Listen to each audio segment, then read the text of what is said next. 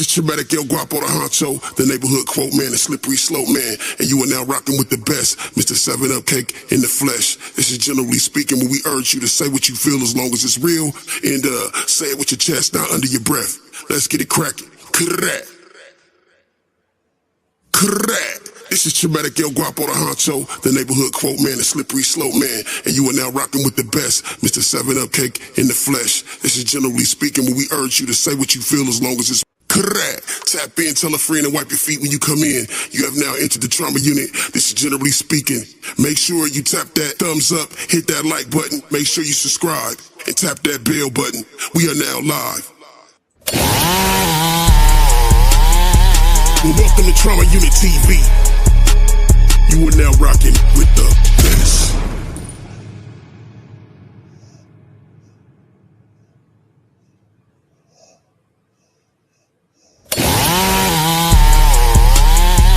Well, welcome to Trauma Unit TV. You are now rocking with the best.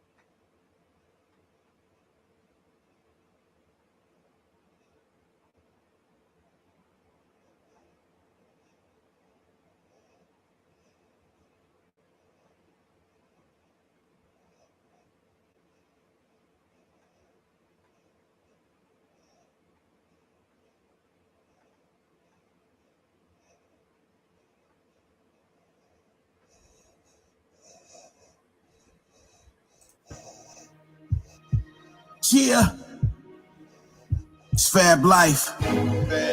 Welcome to the Trauma Unit. Trauma. I got a feeling I'm the realest nigga ever in the booth. Cause I keep it funky, fuck nigga, I'm the truth. I go hard like OG Bobby Johnson for the goose. Make him wave the white flag, now he wanna call it truce. It's the general salute. 21 shots, ask Big City D about me, I been hot. Word a steady local boss, niggas better parlay. Even Smurf Luciano, no traumatic, don't play. No way, Jose, I get it how I live. Ask me, Coleon, and that nigga J Diggs. From my nigga Chillest Illest to that nigga Too Short. I be on my boat jack, like I'm playing two sports. Something like the main course, I ain't gotta pop shit. I don't need a fork or a spoon, just the chopsticks. All my niggas eating. You mad cause you starving. What's beat to the beast, leave a messy like Marvin. Margin in the bank, made a nice deposit. You niggas too emotional and I'm just being logic. If I wanted, I cop it. You just call the cops, got the K's and the 9s, K9s in the spots. Gotta keep it cool cause the block's getting hot. Took a trip out of town, I'm OT getting guap. 8 balls on the table, I ain't playing pool. I done played a lot of games, but I never played a fool. Never bite the hand that feeds you, that's the golden rule. All my little niggas hungry and you looking like food. Bon appetit, guess what's for dinner? Pray to God for forgiveness, Lord knows I'm a sinner. I will not lose. Traumatic is a winner. I can run the point guard, shooting guards in the center. Every day's a holiday, every day we celebrate. Might as well be my birthday the way I'm getting cake. Allow me to demonstrate, I got a big ego. Hollow tips in the 50 cal Desert Eagle. And we know this nigga sweet and low on the D-Lo. Heard back in the day, used to fuck with Tito. This is all facts, you niggas all fiction. It's money over bitches, I'm all about my business. Let you little niggas run your mouth like bitches. Run up on me and you getting knocked out like stitches. I'm hitting home runs, swinging for the fences. In the kitchen, I'm a chemist, make them do the dishes. I ain't never scared, I be marinating chickens. I don't drink packs, but I always keep the blue ribbon. Then I got the biscuit, come and get your 3 beats. Back to back to back, like a nigga about to 3 beat. I'll be on my bullshit, you can get a sneak peek. You don't wanna test me, the nigga keep the cheat sheet. All my words cuckoo, all my words truthful. I'm the real deal and you motherfuckers fool. We are not the same, I ain't what you used to. I just ride a track, I can make the train choo-choo. And all your bars boo-boo. Niggas stop doing all the gay shit. We the type, we ain't even gotta say shit. We just pull up on a nigga with Febreze cans. We don't make threats, just air it out and leave fast. Probably see the speed pass, looting the pigs. It's still Trillville, let them know what it is. It's super villain theme music and they letting us in. And this is none of your concern, this is faculty biz. You practically hid, thought the game was practically his. But that dream got cut short like amputating your legs. Then it's off with your head, let him bleed till he bled. Had a whole street covered in red. Heard what I said, I go hard in the paint. We ain't playing no Nerf hoop. And ain't no way you stepping on this turf and we don't shoot. Can't catch them all, gotta make some examples. So if they ever try it, you can hand out samples.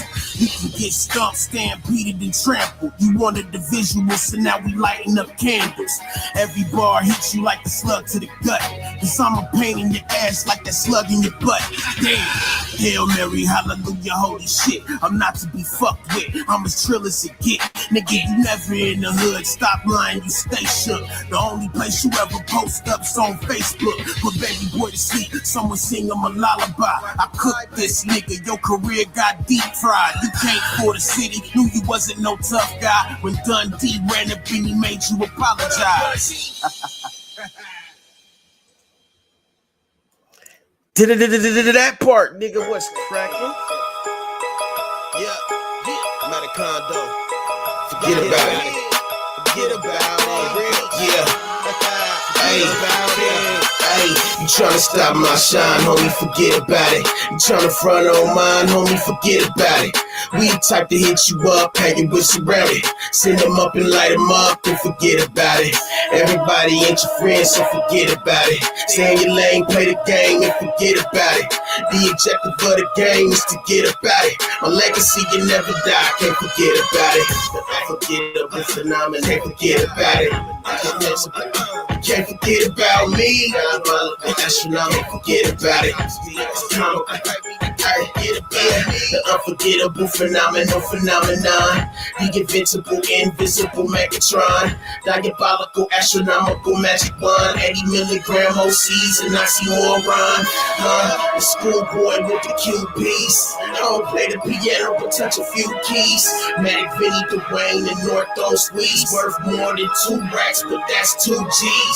Yeah, better ask about me. I keep a couple shooters like the baskets around me.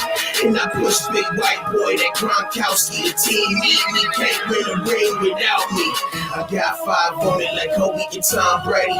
Tryna play me, blow your back like Tracy McGrady. Hey, all I do is ball out. Best friends with the money, we will never fall out. Loose lips, sink ships, talking get you drowned, dog. I'm above sea level, but bleed blue around y'all.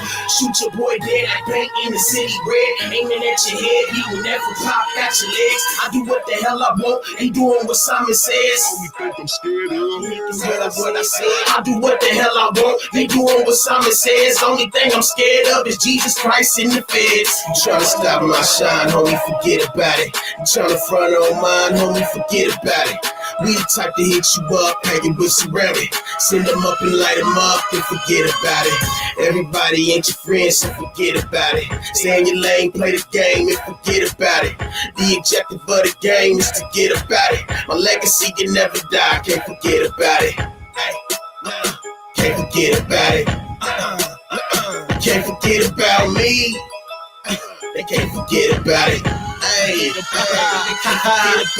boys so funny, I forgot to laugh. I planned on robbing the bank, but forgot the mask. I ain't even got permission if I whack your mansions. Boy, yes, I made man, who I got to ask. Scrap talking to me like, who I got to blast. I'm like, quiet little man, told you not to ask. Like, Nas, hope you got yourself a gun. Cut the cake with the ether, better get you some. Yeah, I moved a little weight, got at least 2 tons. Get your vote, and the baby getting at least 2 sons. Keep your eyes on your chin and watch what your mouth say. Even body language get you pop, say the wrong thing. Said he wanna bang, found out he joined the wrong gang. I'm a capital G and you a lowercase K.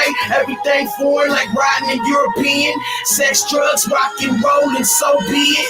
Flow cold like North Pole, let's go skiing. So hood, you can't spell good without the ODing.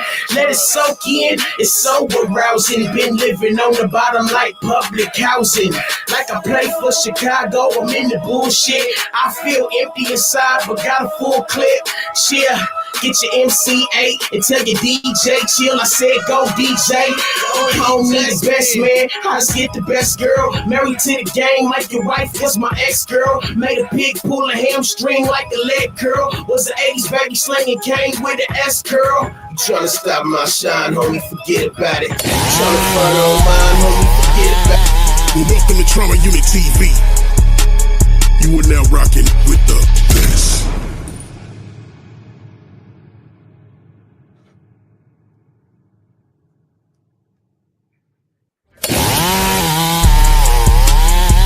Well, welcome to Trauma Unit TV.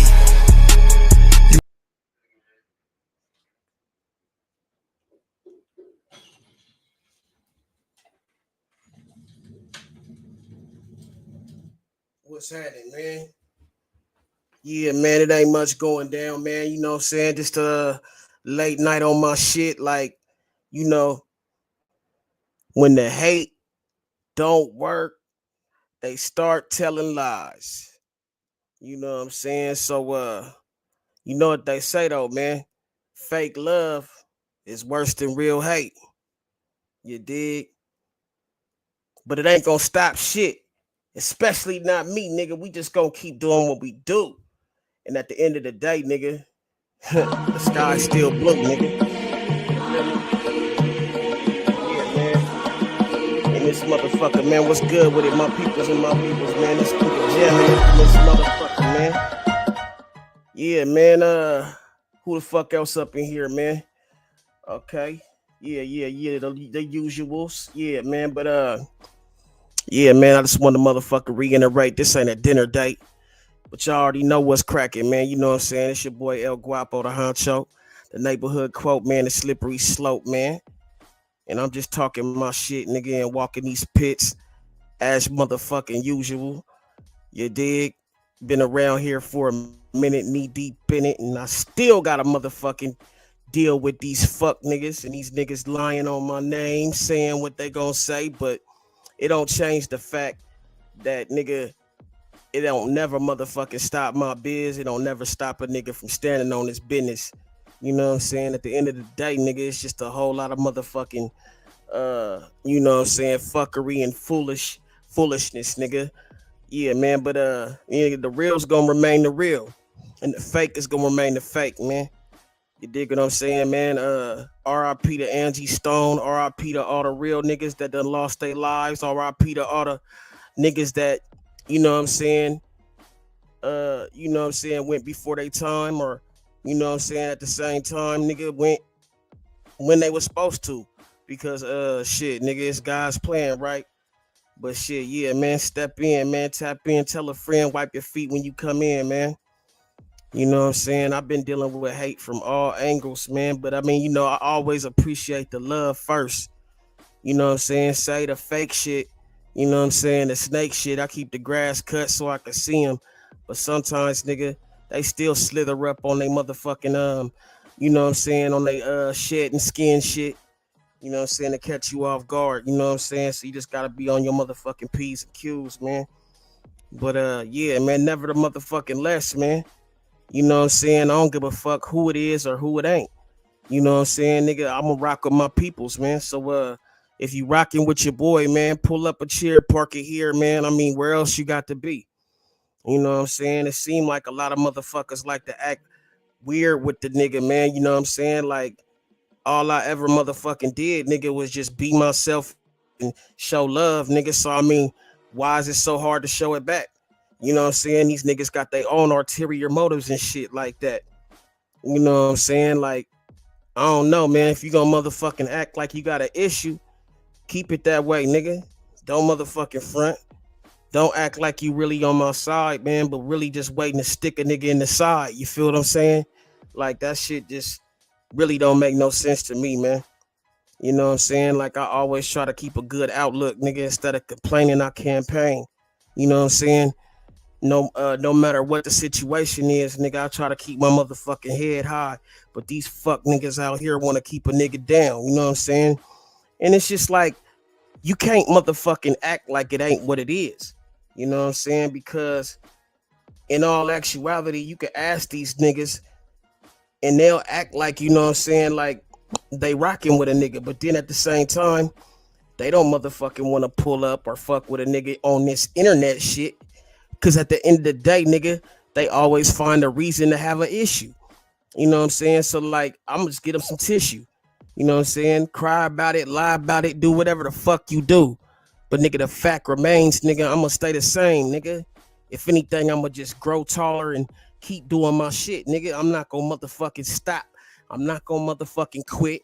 And I'm not gonna cry about spilt milk, nigga. If anything, nigga, I'm just gonna fill up another glass, fuck, nigga. Period, nigga. So let's get this shit cracking, man. Hey, man, share this out, air this out, all that good shit, man. When I looked at the motherfucking screen, I didn't see nobody else live. So, if you got somewhere else to be, nigga, go there. But shit, nigga, I'm just doing this shit, nigga, on my own terms, nigga. Really, I'm just rocking out. So, I mean, nigga, I was like, what the fuck I'm gonna do? You feel what I'm saying? I got these niggas questioning the nigga. You know what I'm saying? Like the police. You feel me? Like I'm in interrogation. Like, bitch, question your motherfucking mama, nigga. Question your daddy. Question anybody, but nigga, I don't answer to none of these niggas. If anything, nigga, I just gonna keep telling my motherfucking story, nigga. But it ain't for motherfuckers to just play with it, nigga. I'm a motherfucking stay on my shit, nigga. I ain't gonna fucking stop, nigga. I've been doing this shit too long to stop, nigga. You feel me? Niggas is caught up between a rock and a hard place, man. Who that there? That chairman, Blue Nitty. Okay, what's cracking with it? He said, okay, KK, the chairman, Blue Nitty, 765, Indiana. Let's see what the trauma unit about. Yeah, man. These niggas be trying to rewrite history, my nigga. You know what I'm saying? Nigga, in all actuality, man, a nigga been out. I mean, come on, bro. Nigga got the chronicles. That's why I think these niggas wanted to get rid of my shit because, nigga, that would have told the whole story. I mean, you feel me? Like, you know, I mean, shit, but you gotta abide by the guidelines, YouTube, and the way they do their shit. So, I mean, shit, you know, respectfully, you feel me? I'm gonna do what I gotta do, man. But shit, if anybody got any motherfucking animosity, nigga, you know what I'm saying? Keep that shit over there. You know what I'm saying? But nigga, if you rocking with a nigga and you want a motherfucking, you know what I'm saying, get on the motherfucking winning team, nigga. Yeah, man. Pull up a chair, nigga, and park it here, nigga. Cause it ain't no motherfucking no hate on my end. You know what I'm saying? At the end of the day, nigga, what you bringing to the table, nigga? Cause you know, we got a whole lot of motherfucking items and things to bring to this bitch. And we ain't coming to this motherfucker empty-handed. You know what I'm saying? So yeah, if you got something to bring to this motherfucker, man, bring it. You know what I'm saying? That's all I'm saying. But shit, nigga, I'm just talking my shit, nigga, and walking these pits as usual. You know what I'm saying? Where all the beautiful women at? If you in your bed, if you laid up, if you stayed up, you know what I'm saying? Come rock with your boy, man. I ain't been just motherfucker. I ain't start this shit just yesterday, nigga. I'm new to this. I ain't new to this. I'm true to this, nigga. Excuse my French, nigga. Yeah, man, but it's just a motherfucking crazy time, nigga, to be alive, man. You know what I'm saying? You got a lot of, you know, a lot of shapeshifters. You know what I'm saying? A lot of shapeshifters, nigga. Let's just call it that. Jamin, what's good with you, boy? Yeah, man. You know, niggas that, you know, they tuck their tails and and shed skin like snakes. These niggas transform, you know what I'm saying, in the blink of an eye, you know what I'm saying? But shit, hey man, I'm not gonna motherfucking worry too much about the weirdos. I'm just gonna motherfucking do what I do. But yeah, man, I'm just trying to keep my shit, my head above water, you know what I'm saying? Because, you know, if you don't, you gonna drown in this bitch. Yeah, man. So you know, we been in this deep sea, nigga, deep ocean. Around this motherfucker, man. Ain't shit changed, nigga. You know what I'm saying? Yeah, man, but how y'all motherfuckers feeling, man? I know it's kind of late, you know what I'm saying? But shit, if you're still up, nigga, blaze up. Yeah, man, when I say, nigga, when the hate don't work, they start telling lies, man. I mean just that. You know what I'm saying? Like, but the truth will remain the fucking truth. See, the thing about the truth, nigga, is the truth don't change. The truth stays the same. Lies, nigga, they fucking metamorphosize. You feel me? A motherfucking lie gon', like I said, shape shift. It's gonna go from one one way to another. It's gonna always be, you know, instead of motherfucking like staying solid, it's gonna motherfucking liquefy. It's gonna drain out. It's gonna do everything but stay the motherfucking same. You know what I'm saying? So that's all I'm saying, man. You know what I'm saying? I don't really see a lot of motherfuckers fucking with a nigga right now. And I'm feeling like, nigga, you know what I'm saying? It is what it is. But nigga, like, hey, y'all motherfuckers, nigga, think what y'all want to think. Cause I'm gonna just be me. But shit, I look at it like, damn, nigga, like, is it some motherfucking fake shit going on on your side of the fence? Cause you know what I'm saying? I still pull up and fuck with my people. Yeah, man. And I be hearing shit that really don't be making no motherfucking sense, man. You know what I'm saying? Niggas talking about traumatic stealing beats. Why the fuck would I have to steal a beat? Nigga, come on, man. Like, oh man, I'm like niggas want to just put my name in they shit to get they shit popping or to get some views. Like, bro, let's keep it motherfucking 100, man. Like, bro, I don't need nothing from none of these niggas, bro. You know what I'm saying? And then niggas will sit up here and say shit like, oh, I don't support my supporters, nigga. Well, where the fuck is my supporters, nigga?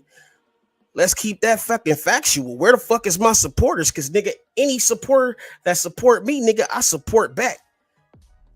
And I always give more than I motherfucking take, nigga, on some motherfucking real shit.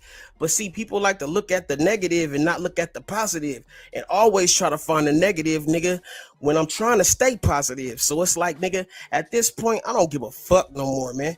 Niggas can, you know what I'm saying, nigga, either get with it or get without it, nigga. I don't give a fuck, nigga. Suck my dick if you don't like it, nigga. Because at the end of the day, nigga, you know what I'm saying, these motherfuckers on this internet shit be fake anyway, nigga. You know what I'm saying? Like shit. In my real life, you know what I'm saying? I could count on my hand how many friends, how many real people I got. You know what I'm saying? But on this internet shit, nigga, I don't know who the fuck real, nigga. Cause nigga, a lot of these niggas, man, is not keeping it 100, nigga. But at the end of the day, nigga, I'ma still rock with you, nigga, if you rock with me. And like I always said, nigga, that's what it's gonna be, nigga. Straight up. You know what I'm saying? So I try to offer a motherfucking I try to lead with my best foot forward. On some real shit. My shit is genuine. I'm a genuine person. So, but at the end of the day, nigga, it don't seem like there's too many genuine motherfuckers on here, man. You dig?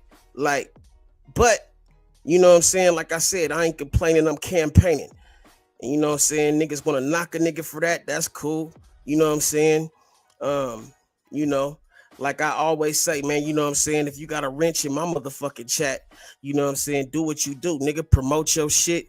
You know what I'm saying? Say what you say, do what you do, nigga. But shit, nigga, I'm gonna motherfucking do what I do. You know what I'm saying? Promote my motherfucking shit. This is my team, nigga. This is my motherfucking trauma unit shit. This trauma gang shit. Yeah, this is what it is, man. I mean, shit, nigga. Are you entertained, nigga? Because if you not, nigga, I mean, shit. Maybe, nigga, this is not your entertainment, nigga. Maybe this is a motherfucking different part of the game, nigga. I just want motherfuckers to realize, you know what I'm saying? Like, shit, nigga, we all supposed to bring something different to this motherfucker. We ain't all supposed to be the same. You dig? So, yeah, man, niggas telling lies, man. Them lies ain't gonna motherfucking work, man. You know what I'm saying? And the truth remains, man. I ain't never looked at another nigga and worried about what's going on with that nigga, man. You know what I'm saying? I'm too busy worried about what I'm doing. I'm too busy worried about my motherfucking life. So, yeah, man, all that fuck shit and that fake shit, man, that shit out the door, man. That shit out the window, man. You know what I'm saying? Like, nigga, hey, man, actions speak louder than words, nigga. If you fuck with me, nigga, fuck with me, nigga. Don't fuck with me, though. Don't fuck with me like you fucking with me. Are you fucking with me or you fucking with me, nigga? Like, nigga, real niggas get it. Are you fucking with me or are you fucking with me? You dig? Yeah, nigga. Real talk. You dig? Motherfuckers don't want to motherfucking make themselves known. You know what I'm saying? Like this shit, a game or something. Yeah, jamming in the motherfucking chat. I know there's more motherfuckers listening in and tapping in, but motherfuckers won't even motherfucking say something in the chat. Nigga, like niggas want to act like they don't fuck with traumatic or something, nigga. Like, nigga, what's the fucking problem, nigga? What did I do to you niggas to make you feel such a certain way? I just want to know, nigga. Like, obviously nothing. You know what I'm saying? Niggas want to inquire on my motherfucking life, nigga. Obviously, nigga, you motherfucking thinking about me. Cause I don't know what I did to make you motherfucking have any type of feeling or feel some type of way that's negative. Because nigga, 1 minute a nigga want to say he want to be my co-host, he want to rock with a nigga. Then the next minute, nigga, you coming at a nigga sideways, bro. So it's like, I don't know what you want. I don't know if you want my attention or what, but nigga, get some attention from your bitch, nigga, because I'm not the one to motherfucking pay attention to grown ass men. You know what I'm saying? But shit, nigga, hey man, why can't niggas just keep it 1,000 out, nigga? If they really want to rock, if they really want to do some music, if they really want your motherfucking support, why can't niggas just say that? You know what I'm saying? Instead of doing fuck shit. You know what I'm saying? Like, what's wrong with niggas, man? Why do niggas have misplaced anger issues, man? Is it really me that you mad at? Are you really upset with me? Do you really have an issue with me? Or do you have an issue with what I represent? Or do you have an issue with my confidence, nigga? Or is it your lack of confidence, nigga, your incompetence? What is the fucking problem? Niggas can't even fucking tell you at the end of the day. You know what I'm saying? You gotta be a new nigga or an ugly nigga to get some motherfucking love out this bitch. Yeah, man, but shit. Yeah, man. Shout out to my nigga Born Rich, man. Yeah, man. Shout out to all my motherfuckers out there, man. You know what I'm saying? On these YouTube streets, nigga. Getting it in, nigga. You know what I'm saying? Even shout out to Lil Bandman, nigga. Yeah, man. Yeah, bro. Who else out there, man? I should shout out everybody. What's up, Shalonda? Where the fuck you been at? No, I don't know. Shay Shay. Where the fuck you been at? Sugar. Where the fuck you been at? You know what I'm saying? Who else, man? Big Talk. Okay, I heard your bars. I heard that shit. You be spitting. I heard that. What's cracking with it? Courtney, what's cracking with it? Gigi, what's cracking with it? All these motherfuckers. I should just start naming all y'all motherfuckers that I don't see no more. But I see, but I don't see. You see what I'm saying? Not that it's a problem, not that it's an issue. I'm just saying, you know what I'm saying? Like, where the fuck y'all been at? Where the fuck y'all at? But shit, if you're not sleep, you know what I'm saying? Shit. Cause nigga, what happened to Angie Stone, nigga? Let's talk about that. Who the fuck sent the hit? Who the fuck you know what I'm saying, sacrificed her allegedly? You dig? You know what I'm saying? Like, let's get to that. Who the fuck struck Kev? Let's get to that. But shit, not that I'm saying I'm mad at the person who did. I'm not saying I'm happy about it, but I'm just saying, who did that? Who didn't do that? You know what I'm saying? There's some new niggas out here, and there's some old niggas out here. You know what I'm saying? And there's some in-between niggas out here.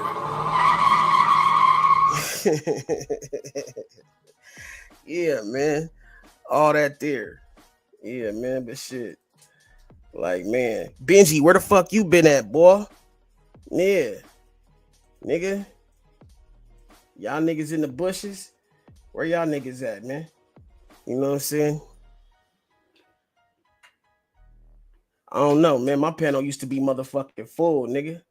Niggas hate though, but niggas also show love in some cases. You know what I'm saying? But like, nigga, either way, nigga, I ain't mad at you, nigga. Got nothing but love for you. You know what I'm saying? Got nothing but love for all of you niggas, man. You know what I'm saying? Like, shit, nigga, I'll reach out, nigga, and help out anybody I can, nigga. If a nigga asks for a helping hand, you know what I'm saying? And yeah. Where all the beautiful women at, man. I hope y'all living and having good sex and, you know what I'm saying, a healthy motherfucking life, man. I hope you are, man. You know what I'm saying? I try to offer some motherfucking insight on some real shit. Nigga, if you look at my motherfucking lives or you peep my shit, man, a lot of that shit, man, you know what I'm saying? I be trying to really touch on some real type shit, but it seems like motherfuckers only want the bullshit. Motherfuckers only want the fuckery and the dumb shit. You know what I'm saying? The bickering and the barking and all that. That's what they want. You know what I'm saying? So shit, nigga, like at the end of the day, nigga, you can have all that, man. You know what I'm saying? But shit, let's keep it motherfucking balanced on this scale, nigga. Not just one motherfucking way, man. Yeah, but don't let me get to rambling and shit, popping my shit, man. But yeah, niggas want me to mention their name and shit. You know what I'm saying? I be feeling like it's a motherfucking catch-22, bro. Like I don't want to motherfucking make a nigga the subject of my conversation. You know what I'm saying? I got too many other things to talk about. Nigga, to be talking about a nigga that ain't motherfucking doing shit. You know what I'm saying? Like these niggas be real cops. Like, man, who does that nigga look like, man, on the front of that thumbnail? He look like somebody. Nigga, you want to question a nigga? I don't know. But shit, nigga, hey, man, I ain't motherfucking want to talk to the police. You know what I'm saying? Yeah. I mean, shit, I ain't mad at them. I mean, y'all do what y'all do. Y'all fight crime and keep the streets safe, whatever, nigga. But yeah, man, we don't motherfucking snitch on ourselves and on our partners, nigga. If anything, nigga, we gonna look at you like you stupid. You know what I'm saying? So yeah, man, let's just keep it G, nigga. That's all I'm saying, man. Stop acting like you don't know how a nigga get down. You feel me? We don't do that clown shit. We don't do no suspect shit. And we ain't motherfucking asking for approval. And we ain't motherfucking seeking validation from none of these fuck niggas. You know what I'm saying? Like, it's like these niggas always want you to prove something to them. Prove that you motherfucking this. Prove that you that. Nigga, hey, man, prove something to your kids, nigga. Prove that you a good father, nigga. Prove that you a good human being, nigga. Good humanity, nigga. That's all I'm saying, nigga. Make it count, nigga. You feel me? Make it motherfucking count, nigga. Shit. Like, what really matters in this bitch, nigga? Yeah, man, but shit, man, I got a whole lot of motherfucking shit to motherfucking live for, man. You know what I'm saying? So, you niggas trying to get a nigga to crash out to motherfucking prove something to y'all, y'all got me fucked up, bro. You know what I'm saying? If I do crash out, nigga, hey, man, shit, nigga, we got airbags that deploy quickly. And, nigga, you dig me? Take it how you want to take it, nigga. Yeah, man, it's the mouthpiece, the beast, capiche? Why the fuck would I stop what I'm doing for another nigga that's hating? Ain't got no reason talking to me unless you motherfucking talk about some money or, nigga, we gonna motherfucking build. Period, nigga. But don't blame me, nigga. I ain't the problem, nigga. You know what I'm saying? I'm the problem solver. You feel me? Yeah, man, but life's a bitch, man. And then you die, man. You know what I'm saying? Mac Dre said it best, nigga. You feel me? You know? They don't show you no love until you motherfucking, you know what I'm saying, dead and gone. You know what I'm saying? Then niggas act like they give a fuck. But while you here, nigga, all you get is the motherfucking same treatment, the same bullshit. Niggas act like they can't even talk. They can't even motherfucking say what's up half the time. But shit, nigga, you know, I'm gonna give you the same motherfucking spirit that you give me, nigga. I'm gonna give you the same motherfucking energy. But in real life, nigga, this is motherfucking real life, nigga. The only difference is, nigga, we don't see you niggas in real life. That's the motherfucking difference, nigga.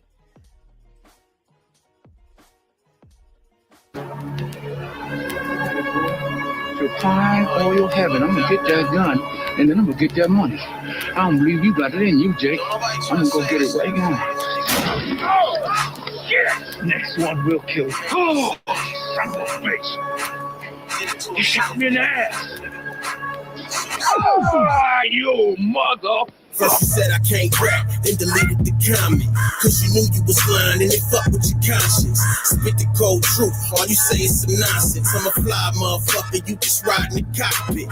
Boy, you should've known better fucking with cuz. Mask on, mask off, you need a band-aid blood. Left the town like the bitch, you enemy of the state. Now the only future you got is on your license plate.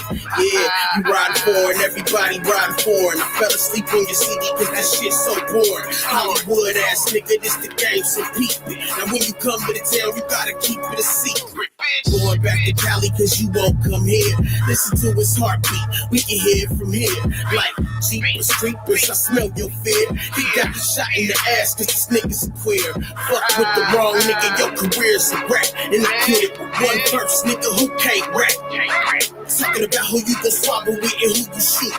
You only 80 pounds when you wet and wearing boots. Don't think you safe cause you moved out of town. This big homie don't play that, this nigga's a clown. Fuck nigga, I'm a big dog. You just a puppy, like I'm Vince Lombardi, and you Sandusky. How you claim to be Muslim? You should be murdered. You ordered the bacon double from the stupid burger. You accused me of sending you subliminal shots and posted screenshots. These niggas the cops. Fuck Malik Jabbar, pussy, yeah, I said it. Who reads the tabloids? Call this nigga a medic.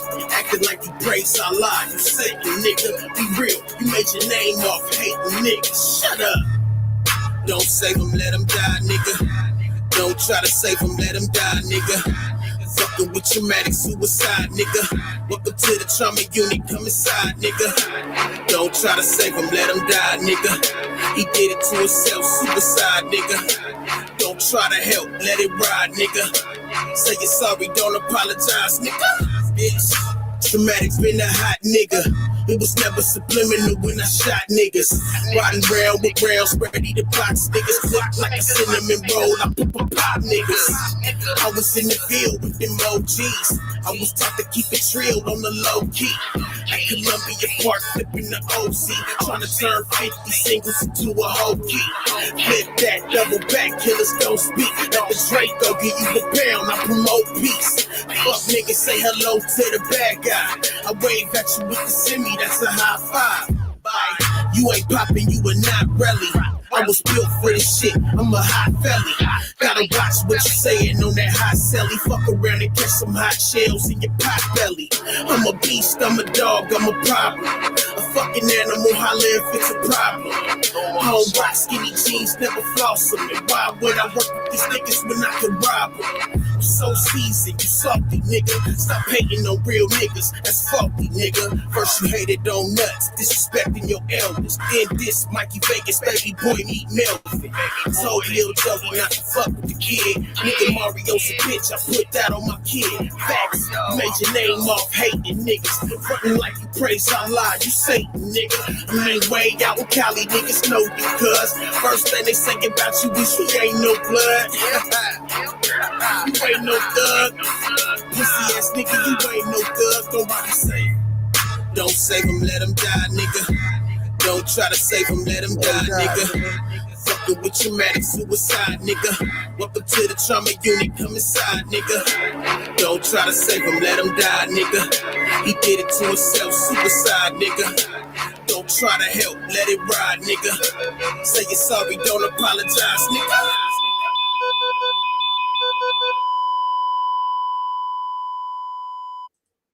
Flatline niggas, bro. You know what I'm saying? Like, hey man, you know how much motherfucking heat a nigga got, nigga? And I'm talking about music, nigga, not just motherfucking guns. I mean, not guns. Hey man, yeah, man, these niggas want you to incriminate yourself. You dig? But yeah, man, I ain't got nothing to prove, but everything to lose, you dig? Like, bruh, motherfuckers just gotta make a situation out of a, you know what I'm saying? They want to make a situation. Yeah, man, a situation, man, when it really ain't no motherfucking situation. You dig? But nigga, we all for it, nigga. You feel me? We all fucking for it. I think a lot of these niggas really is cops, though. You know what I'm saying? I really think they pigs, bro. These motherfuckers is working for you know what I'm saying? They working. These niggas working, man. They got badges. And yeah, these niggas is working. They gotta be, bro. Because nigga, the shit that they be saying, the shit that they be trying to do, who banging on the internet, bro? What type of niggas is banging on the internet, bro? What can you prove, nigga, on the internet? Can you prove, nigga, you shoot niggas on the internet? Let me know. Cause I mean shit. I thought social media was supposed to be for niggas to socialize and motherfucking nigga, you know, chop game and shit like that. Why do niggas act antisocial on social media? That's some weird ass shit to me, nigga. You feel me? I mean, shit. I mean, I got conversation for days, bro. But shit, nigga, what are we talking about? You dig? Like, nigga, if I wanted to be an asshole, a nigga could really motherfucking get on these niggas' helmets. A lot of these niggas, but I be really trying to just chop up game, motherfucking keep it kosher. You know what I'm saying? And hopefully, you know what I'm saying, like, we can motherfucking talk business. You know what I'm saying? Because that's what the fuck we standing on. You dig? You know what I'm saying? Nigga just ain't about running this motherfucking mouth, nigga, for no motherfucking reason. You see what I'm saying? Because honestly, bro, like I said, man, these motherfuckers really, I feel like they really go to church to pray for a nigga downfall. What type of nigga go to church to pray for a nigga downfall? Ugly ass nigga. Type of nigga does that, bro. Niggas go to church to pray for a nigga downfall, bro. Like, what type of shit is that, bro? If that's the only reason niggas go to church to pray for another nigga downfall, bro, you down bad. You know what I'm saying? Like, shit.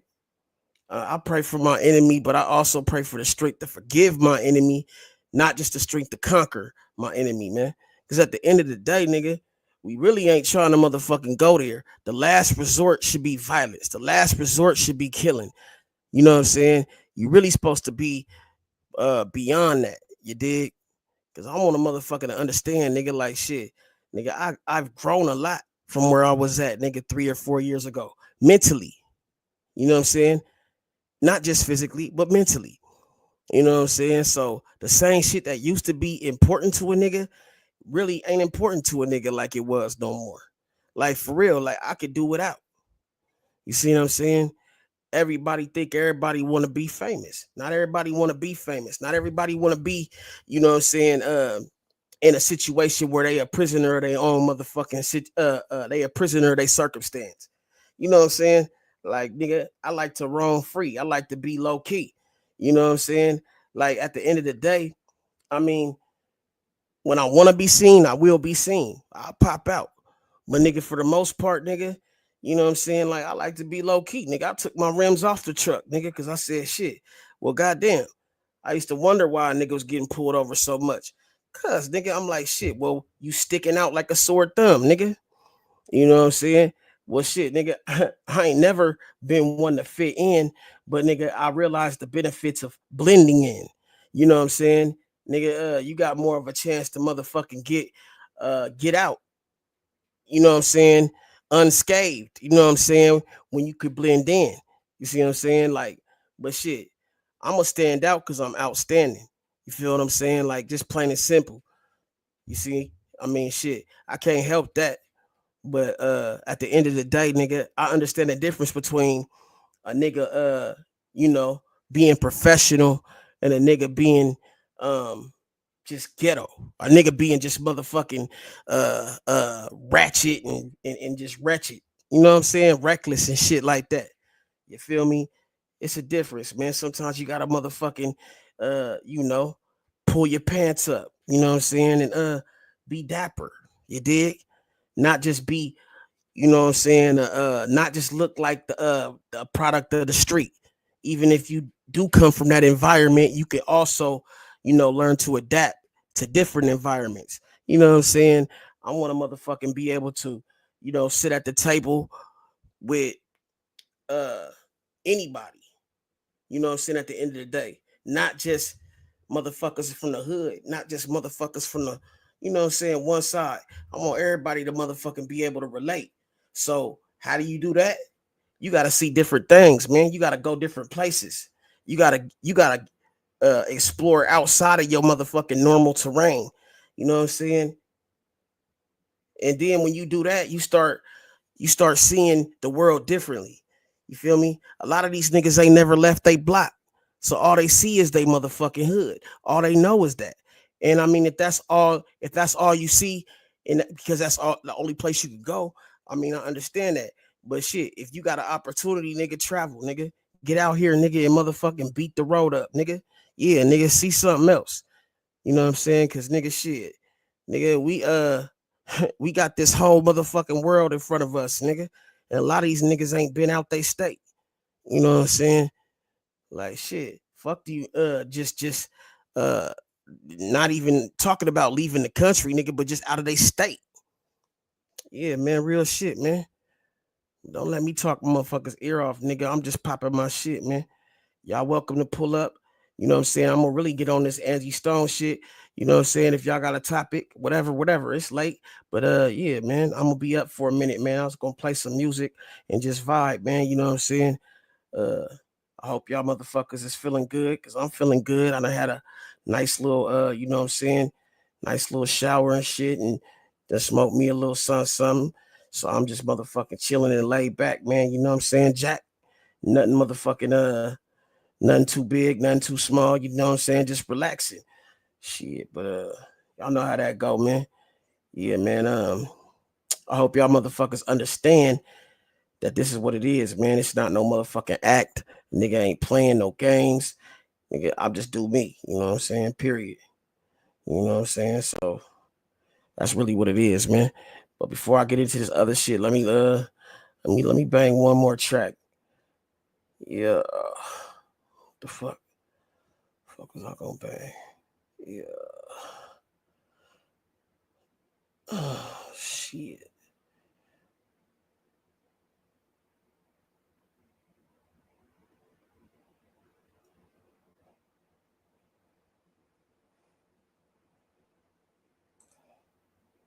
They say life's a bitch, and then you die. Might as well get drunk and high. While I'm here, this is my time. Don't worry, I'm spending mine. I say life's a bitch, and then you die. Might as well go all out for mine.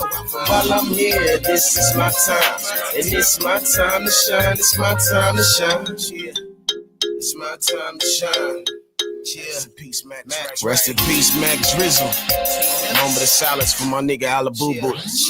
Yeah, it's my life, my right to live it. If you ain't in it, then stay the fuck out my business. But it ain't that simple between the judge and critics. These niggas coming at my head like a custom fitted. Damn, I got a big head, but I better snap back. Cause I'm with the shit and stay strapped and that's back. But it's survival when residing next to rivals. When niggas reach for the strap, no need to grab in your Bible, oh Lord. I pray make a way to make it out. I'm seeing demons in my rear view disguised as friends, but in the end they don't want to see me win. All these devils want to see me in the pen, but then again it's all part of their plan to see me boxed up. But if God's on our side, they can't stop us. Since they can't roll, they want to rock us. Started at the bottom, but they still can't top us. So I keep my head to the sky. Life's hard, but a nigga push a hard line about mine. Time's limited, we only get so much. So while I'm here, I'ma live it up. I got my mind on my money on my mind. It's my time to shine, I'ma ride for mine. I got my mind on my money on my mind. It's my time to shine, I'ma ride for mine. They say life's a bitch, and then you die. Might as well get drunk and high. While I'm here, this is my time. Don't worry, I'm spending mine. I say life's a bitch, and then you die. Might as well go all out for mine. While I'm here, this is my time. And it's my time to shine, it's my time to shine. This can't be life, this can't be love. I think I need another drink and some stronger drugs. I said this can't be life, this can't be love. I think I need another drink and some stronger drugs. I'm buzzed, I'm in no condition to drive. Don't know how I made it home, can't open my eyes. Car smelling like tree, pistol under my seat. With a trunk full of coke, mama praying for me. Penitentiary chances, I'm taking too many. Plus I'm popping these perks, I think I'm taking too many. Not giving a fuck, I almost OD'd. I'm at the red light, nodding off, falling asleep. Is this a cry for help? I'm losing my grip. My paranoid Mac Dre said life is a bitch. Just a cry for help. I think I'm losing my grip. Paranoid Mac Dre said life is a bitch. And then you die. And then you die, my nigga. Then you die. Think about that for a minute. Yeah. They say life's a bitch, and then you die. And then you might as well get drunk and high. While I'm here, this is my time. Don't worry, I'm spending mine. I say life's a bitch, and then you die. Might as well go all out for mine. While I'm here, this is my time. And it's my time to shine, it's my time to shine. I got blue dreams stuffed in the bag of green. A military issue in the pack of lean. A mango fan sitting on the back of beans. Try me and get your issue, read your magazine. My sacks make them relapse, turning back to fiends. Not even Dr. Phil the Jesus to keep him clean. Throw him in jail, we get out and get his meds. But who am I to judge what he do to clear his head? Man, they said they got you just to get you. Say they never forgot you, they forget you. Say who shot you but try to twist you. Let's subscribe to the page, then judge your issues. If only lies weren't in disguise, and thoughts weren't hidden deep inside the mind, then maybe we take time to find that everyone was meant to shine. My mind playing tricks, cause a trick can never play me. I was tripping when them niggas used to call me crazy. Now I embrace it. You can say I got the juice, hold my dick Tracy. Them fucking coming in the booth, running with them ghetto boys, got my face scarred. Watching Scarface, charge it to my face card. I'm traumatic the general, who the fuck are you? These niggas dead lies, you can say I'm living proof. I ain't gotta pull holes, my chicks push whips. These niggas bills coming up shorter than Bushwick. I ain't gotta pull holes, my chicks push whips. These niggas bills coming up shorter than Bushwick. I'm in a state of mind behind enemy lines. I'm in the winning wear, save you the wedding wise. Damn, what the wear, polo or Calvin Klein. Tommy Hill figure hate niggas, so I cut the ties. I don't mean to bust your bubble with these steak knives. I make the director yell cut, tell him take 5. You can't catch them all, make examples out of chumps. Hit them with the MC hammer, the pumps and the bumps. You heard? Real shit. It's life's a bitch, and you die. So you might as well. It's my time. It's my time, nigga. Motherfucking general. On the grind, nigga. Team Illis.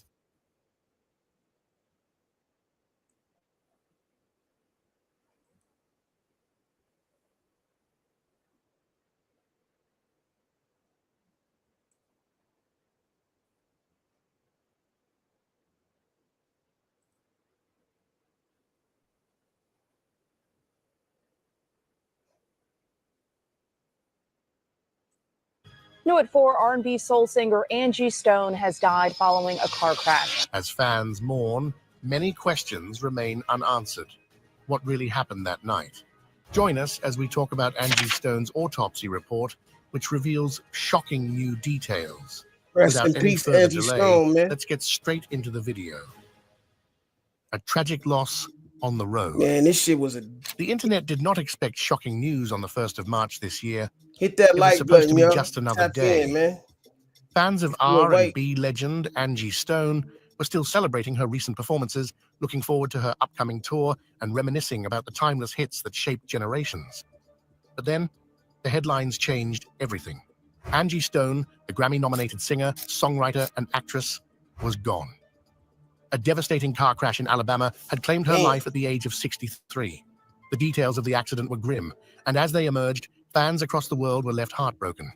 How could this happen? Why her? And what exactly went wrong on that dark stretch of Interstate 65? It all happened in the early hours of Saturday, March 1, 2025. Angie and her band were traveling from Mobile, Alabama to Atlanta after performing at the Mobile Area Mardi Gras Association's Grand Marshals Ball. The group was packed inside a Mercedes-Benz Sprinter van, likely tired but excited for what was ahead. Then came disaster. About 5 miles south of Montgomery, their van was involved in a violent collision with a semi-truck.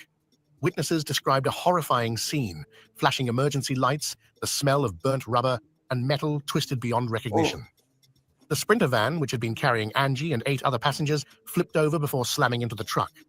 The impact was catastrophic. Lieutenant Jeremy Burkett of the Alabama Law Enforcement Agency later confirmed the tragic news. Angie Stone did not survive the crash. She was declared dead at the scene. The other passengers were injured, some critically, and rushed to nearby hospitals. The driver of the semi-truck, remarkably, was unharmed.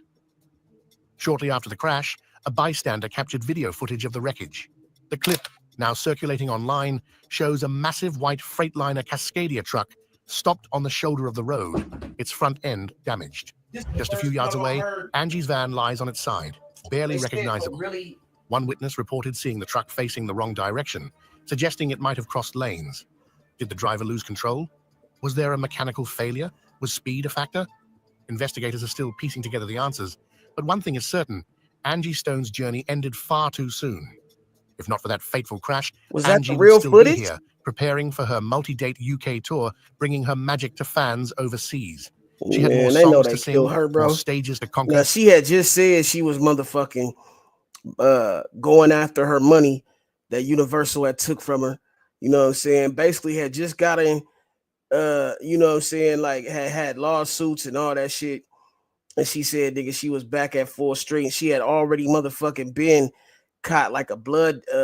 They had gave her like a somehow she got like a blood infection or something like that. She almost died from that. So this ain't no motherfucking coincidence. And more stories to tell. But life, as it often does, had other plans. It's a painful reminder of how fragile everything is.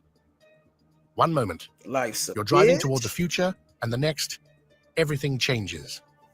The journey Now, of how a did star. now there was 9 passengers, maybe 10, and she the only one that died.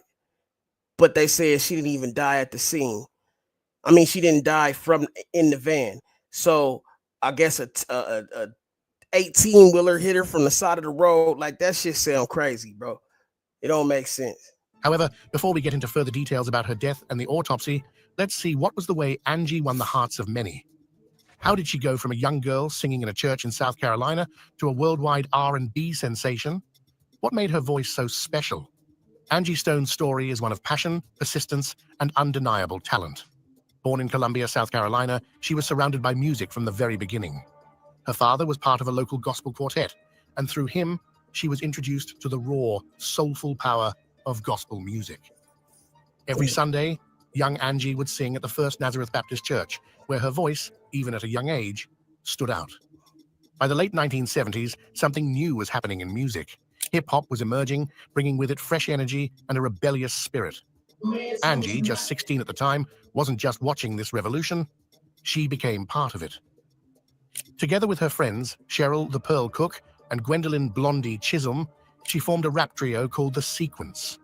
They were young, fearless, and ready to prove that women had a place in hip-hop. Their big break came when they got the opportunity to audition backstage at a Sugar Hill Gang concert. Sylvia Robinson, a powerhouse in the industry, saw something in them and signed them to Sugar Hill Records, making them one of the first female rap groups to land a major deal. Their debut single, Funk You Up, was a game changer. It wasn't just another rap song, it was a statement. The track climbed the charts, reaching number 15 on the US top black singles list. It later became one of the most sampled songs in hip-hop history, with artists like Dr. Dre and Bruno Mars using elements of it in their own music. For a few years, The Sequence was unstoppable. They released hits like Monster Jam and Funky Sound, Tear the Roof Off, collaborating with rap legend Spoonie G and performing all over the country.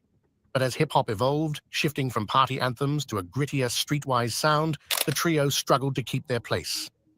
By 1985, The Sequence disbanded. But this was not the end for Angie Stone. It was only the beginning. After The Sequence faded, Angie didn't give up on music. She reinvented herself. She experimented with different sounds, first joining Mantronics, a hip-hop and electro-funk group, and later becoming the lead singer of an R&B trio called Vertical Hold. Their song, Seems You're Much Too Busy, became a hit, and the group released 2 albums, A Matter of Time in 1993 and Head First 2 years later. But Angie wasn't just a singer. She was a songwriter too, and a great one at that. It don't matter if there's one person. Her writing skills caught the attention of other artists, and soon she was working with some of the biggest names in the industry. She co-wrote songs for D'Angelo, contributing to both his critically acclaimed albums, Brown Sugar and Voodoo.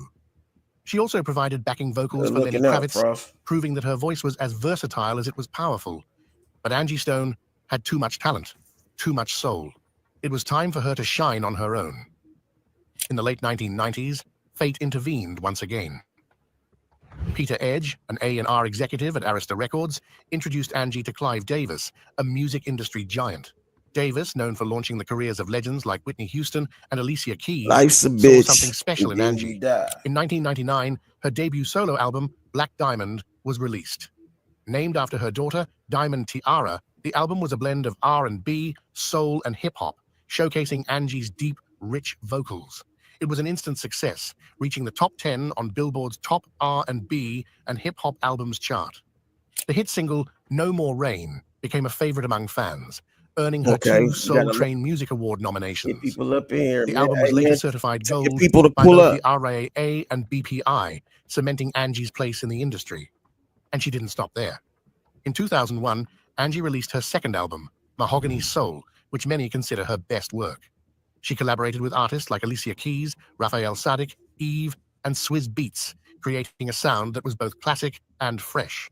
The album featured Wish I Didn't Miss You, a song that would become her biggest hit. The track, built around a sample from the O'Jays' Backstabbers, reached the top of the Billboard Dance Club Songs chart and became a global sensation. To this day, it remains one of the most recognizable. Let's keep it 100, man. Swizz Beatz has been one of the top paid producers for a while, right? You gotta remember, this nigga's motherfucking produced for DMX, The Lox, Dipset, countless people, nigga. He even did shit for Nipsey. He has to be close to them. He's got to be over 500 million. He has to be, bro. He's got to be. All the motherfucking residuals and royalties he's getting for them beats. Yeah, that nigga got to be fucking paid, bro. R&B songs of the 2000s. With this album, Angie earned her first Grammy nomination for her duet with Calvin Richardson, More Than a Woman. She was finally receiving the recognition she deserved. Angie was a performer in every sense of the word. In the early 2000s, she dipped her toes into acting, appearing in TV shows and films. She played Madame Mambuza in the comedy The Hot Chick and starred alongside Cuba Gooding Jr. and Beyoncé in The Fighting Temptations. In 2004, she released Stone Love, featuring collaborations with Snoop Dogg and Missy Elliott. The album was another success, debuting at number 14 on the Billboard 200. Her single, I Wanna Thank Ya, became a chart topper in both the US and Europe. A new chapter in career. Already after decades in the music industry, Angie Stone had cemented her place as one of the most influential voices in R&B and soul, but she was far from done. Even after achieving critical and commercial success in the late 1990s and early 2000s, she continued to create, inspire, and evolve. By 2006, Angie Stone was no stranger to reinvention. That year, she surprised fans by appearing on the VH1 reality show Celebrity Fit Club, where she openly worked on her health and personal growth. Though she didn't lose the most weight, her presence on the show revealed something deeper, her determination to take control of every aspect of her life. That same year, she signed with the legendary Stax Records, a label known for its deep roots in soul music. It felt like the perfect home for her. Her fourth studio album, The Art of Love and War, was released in 2007 and quickly became her highest charting album. It debuted at number 11 on the Billboard 200, proving that Angie was still a force to be reckoned with. The lead single, Baby, a heartfelt duet with Betty Wright, became a #1 hit on the adult R&B songs chart and earned her yet another Grammy nomination. With this album, Angie showed once again that she wasn't just I'm gonna come back to this because nigga, we gonna get to. I'm trying to get back to the real facts of what happened to this woman. She was instructed to sit down on the side of the road by a white person. Right. And then she was ran over. Exactly. By a white person. Sound like a hit to me. And see, I told y'all, the story they told us, it didn't make sense. Out of 9 people in the van, how was Angie Stone the only person to die? See, we have to use our common sense. It's been 10 whole days. We haven't had any investigations. The truck driver, you had no update, no mugshot of the truck driver. The people in the van, you have no interviews. No one is saying anything like it never happened. Make it make sense. And then I said, wait. Early in the video, dude said it was a Caucasian woman that helped Angie Stone out of the van. And then I found this video of the woman. Check it out. Now, on the side of the interstate. I have pieces of the fender in my hair. I have y'all think she lying? All over my body. I'm gonna clean this up and I'm gonna get back to telling the story and I'll show you the footage. After driving the 6 hours home, showering, and processing it all, here's the story. About 4 a.m. on Saturday morning, me and my daughter were driving to Charleston, South Carolina for her Sweet 16 birthday getaway. We came up to a truck with a trailer and its flashers were on, so we slowed down some. And that's when I noticed there was an overturned vehicle in the fast lane. And it looked like it just happened. I pulled over I put my flashers on and I told my daughter to stay in the car. And I ran over. It was a van, and I ran over, and there were so many people in this van, and they were just trying to get out. And I asked if they'd call the cops, and they said, we're just trying to get out. And they were helping this woman out off the side of the van, and I grabbed her hand and I helped her get down, and she seemed out of it, and I was holding her hand and she was wobbling around, and I said, baby, you got to sit down. And then the next thing I know, I flew and I fell down to the ground, and it felt like something not ran over me, but brushed over me. Hold on. Who did she just say something brushed over her, but she flew? My nigga. Like something just swiped over my body, and I got up and I could hear screaming, and I just focused in on one screaming, and it was my daughter. And all I could do was run across the highway and tell her to get back in the car. She had to move the car because if somebody else hit us, it could hit her. So she moved the car farther up the interstate, and I called 911, and they said they were on their way. And then all I could think to do was get to my daughter. And that's all I could do at that time. And when I was walking to my daughter, we're really running the best that I can do. I was in so much pain. My chest felt like an elephant on it. My legs were so hurt and sore. And I looked up, and there was an 18-wheeler there to cross the median into the other into oncoming traffic, and I knew that's what hit me and ran over and brushed over me was the 18-wheeler. Okay. And see, that's why I love TikTok. TikTok will show you what mainstream news don't show you, what they trying to hide from you. So I went to her account, and she's from Louisiana. Her last post was February 28th, the day before the accident happened, and she deleted the video. So I'm like, wait, let me read these comments. And then I saw this comment. The comment was from someone named Nancy. Nancy asks, what happened to the video? Courtney, the woman that helped Angie Stone, she said, the 18-wheeler video accident post? Then Courtney said, if that is the video you are referring to, the family asked to take it down. Out of respect, the video is now private. So it all makes sense now. That's why no one is fighting back. That's why it seemed like they rushing for this funeral to happen. No one is trying to fight back and figure this stuff out. You even see her daughter. Her daughter was online begging for cash apps. I'm like, damn, you're not trying to find out how your mother died, because what they told us, it didn't make sense. The van flipped. Now, how does a 18-wheeler brush past you? Now, everybody know, nigga, if you standing in front of an 18-wheeler, anywhere near 18-wheeler coming towards you, just the motherfucking wind alone is gonna motherfucking like be like coming towards you. Like you're gonna feel that. She said that shit brushed past her. Like, I don't understand how you would have, okay, for one, if you just been in an accident, where's your antennas at for you to be standing on the side of the street where somebody could hit you? Wouldn't you think that they would be like, she would have gotten to a place of safety? And then too, like, how did this happen so fast that you don't remember? She said something brushed past her and then she flew. Like, come on, man. If something is going fast enough to hit you, for one, an 18-wheeler will kill you. Like, there should have been blood everywhere. I'm just saying, bro, this shit don't make sense, man. It seems like it's a lot of inaccuracies to this shit, man. I ain't stupid, bro. Flipped over, then the truck hit the van, and she was the only one to die. That didn't make sense.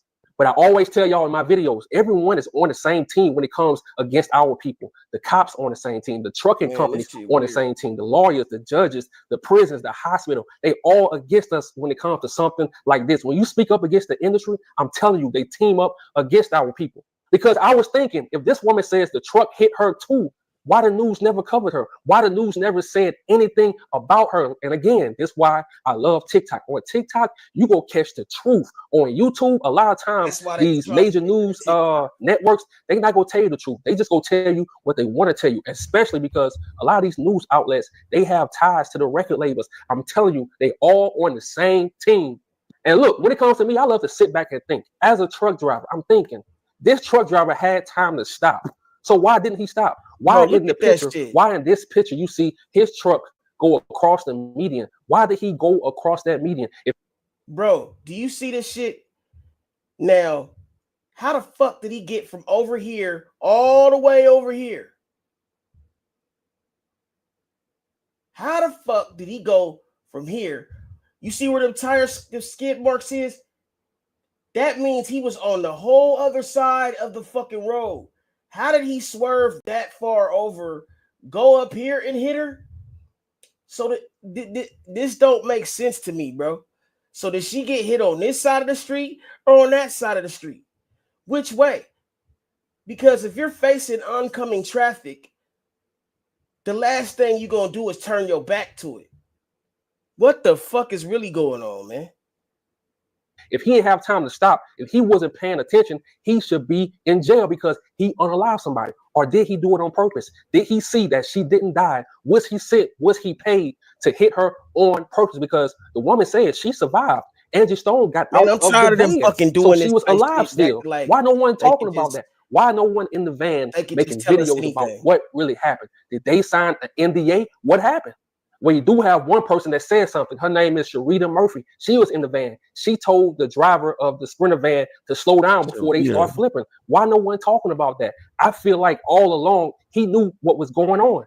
And like I said earlier, the truck driver drove for a company called CRST. Why is no mugshot? Why is no updates? Me as a truck driver, if I was to come through Alabama and hit and run over and unalive a legendary Caucasian singer, I'm telling you, I would not make it out of Alabama alive. They would arrest me and they would say, oh, something happened to him while he was in jail. I'm telling you how it goes. My mugshot be everywhere. Now, for one, you could tell by that windshield. Why would that windshield be broken? Would it be because when he hit, he flew into the windshield? This to me looks like the driver hit the windshield. Like the impact made the driver hit the windshield, right? But see, what doesn't make sense is the grill is in perfect tact, is intact, but this side of the fucking shit is all fucked up. So why is this part of the fucking vehicle not fucked up? Like, if something hit, it just is. It's a whole lot of bullshit. It seems like this was just like a cover up almost, bro. Like, I don't know. They will make videos.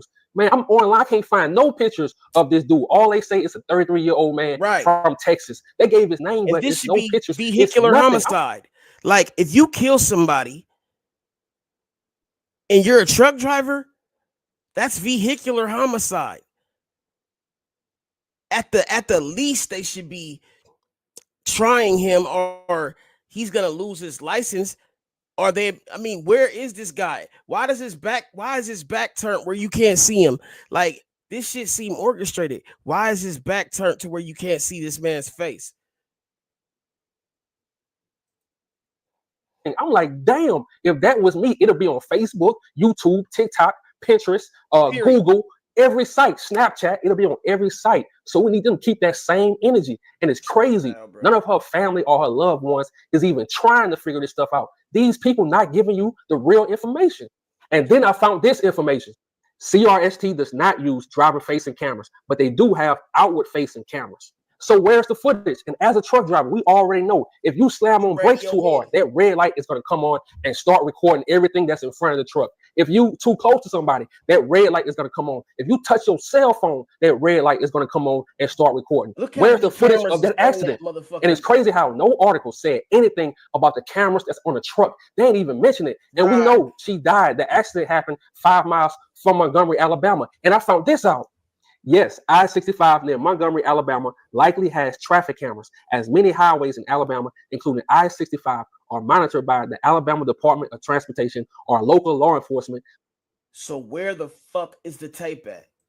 With live traffic camera feeds available on Alabama DOT's traffic website. So again, where's the footage? It's 2025. Y'all see everything else. When that shooting happened in Florida with Julio Fulio, the rapper, y'all recorded everything. So this is Alabama. Yeah. Where is the footage? It's 2025. You have cameras everywhere. You didn't even mention the footage. That's crazy. Make it make sense. And see, a lot of people don't know that company, CRST, that truck driver that unalived Angie Stone, that was the same company that tried to unalive Tracy Morgan, the comedian Tracy Morgan, and they had to pay him $90 million. And see, it's 2 trucking companies I really hate. CRST and Western Express. At CRST, I'm telling you, they steal money from the drivers. They don't fix their trucks. They scam their drivers. Ask anybody who ever drove for CRST or they drive from now. They steal from the drivers. They pay them late. Mike they G are real driving criminals. it. The dispatchers, the owners of CRST, they are real life criminals. So I sit back. I'm like, who would they pay? Did they pay CRST to do this? Because why did their truck driver have to cross over the median to, have that accident? If it was an accident and he was falling asleep or he was on his phone, he wasn't paying attention, he should be in jail. We should have a mugshot. But see, everybody just crossed over that. Nobody even thinking about that. Like I say, this happened Mardi Gras weekend. This happened the next day, the Oscars award. See, they want to keep us. If you drove over that medium, it would have been a potential that truck would have flipped over, because that's a big ass dip in the middle of that shit, bro. Like, yeah, man, this shit ain't adding up at all, cuz like distracted. But me, I told you on my channel, I let nothing slide. Make it make sense. And then you have to sit back and think. We have no professional pictures of the accident scene. The only proof we have. Now look at that shit, bro. You got okay. And why every picture they showing gotta be, it's like at a weird angle or some shit. Like, I don't know, bro. This shit seems staged, bro. It seems staged, bro. I was born at night, but not last night, my nigga. You got to get up earlier than that to get one over on me, cuz. And I'm just saying, bro, this shit seemed like some weird, yeah, it just seems there's some weird shit going on, bro. We have is from people passing by and recording and taking pictures on their cell phone inside of their car. Why don't we have professional pictures? Make it make sense. It's crazy. And I'm telling you, the game is cold. Angie Stone just announced she was going on tour this year and next year in the UK. She announced that. And I step back and I say, damn, Michael Jackson did the same thing. In February, I think it was like 2012. I forgot the year, or 2009 when he passed away. But in February, he announced that he was going on tour in the UK also. And months later, like 18 days before his tour date started, he was unalive. Make it make sense. I'm telling you, to my people that's creators, you content creator, you are a singer, a rapper, a painter, whatever you do, photographer, whatever you do, you don't have to sign to these people. You don't have to sign over your rights to make more money, to get more attention. We live in a new day and age. We have YouTube, you have Facebook, you have Instagram, you have Snapchat, you have TikTok, you have all these outlets now. You don't need to sign to these people and sign your life away, because I promise you, once you sign to these people, they own you. They gonna pay you money up front because they know you broke. They know you need the money. Don't accept their money. I'm telling you, all money. You know how many contracts, man? Man, real talk. I've been probably offered like I say at least 11 contracts. I'm like, fuck no. Not unless it's some life-changing money. Because I feel like, man, like exactly what he said. They selling their souls to these companies, bro. And they be having death clauses and all types of shit. They don't give a fuck if you die, if you get fucked up, because nigga, they're gonna just keep eating off your royalties, bro. And you don't have no control over that shit. You know what I'm saying? They owed Angie a lot of money, bro. She had a lot of dough coming her way, bro, and she was on it. You know what I'm saying? They underestimated her intelligence. Well, she didn't know, but then she started figuring it out, and all of a sudden she comes up dead in some mysterious ass accident after she already had been released from the hospital, having a blood infection, a mysterious blood infection. Like, yeah, man, they was trying to get rid of her, bro, and they just found a way to do it. Now, this 18-wheeler that just went over the medium and supposedly hit her, was he there to finish off the job? Because this doesn't make any sense. Money is not good money. So shout out to Angie Stone. We love you and we thank you for speaking up and exposing these people. And here's a little clip from Angie Stone. I'm out. And mainly is to show you that I will not go down without a fight. I'm going to continue to roll. Like, I didn't go to the Grammys, not because I couldn't go and not because I wasn't invited. I didn't go because the industry is set up in such a way that the elite, if you know what I mean, the elite get front row seats, front consideration, first thought of. The ones that are the underdogs are the ones that don't get invited. Elite mean, right? You're not conformed to the way of the industry. And my thing is, I've been so blessed to maintain all my life. I promise you, I will give it all back because the power in my life lies in Christ. At the end of the day, if I had none of it, it wouldn't change my heart for Christ. Why? Because those things don't make me. I make those things. And when I say that, I don't say it in a bragging rights way, but you've got to find a pivotal way to sustain your joy. You got to find a way to find the creature compass of life without selling out.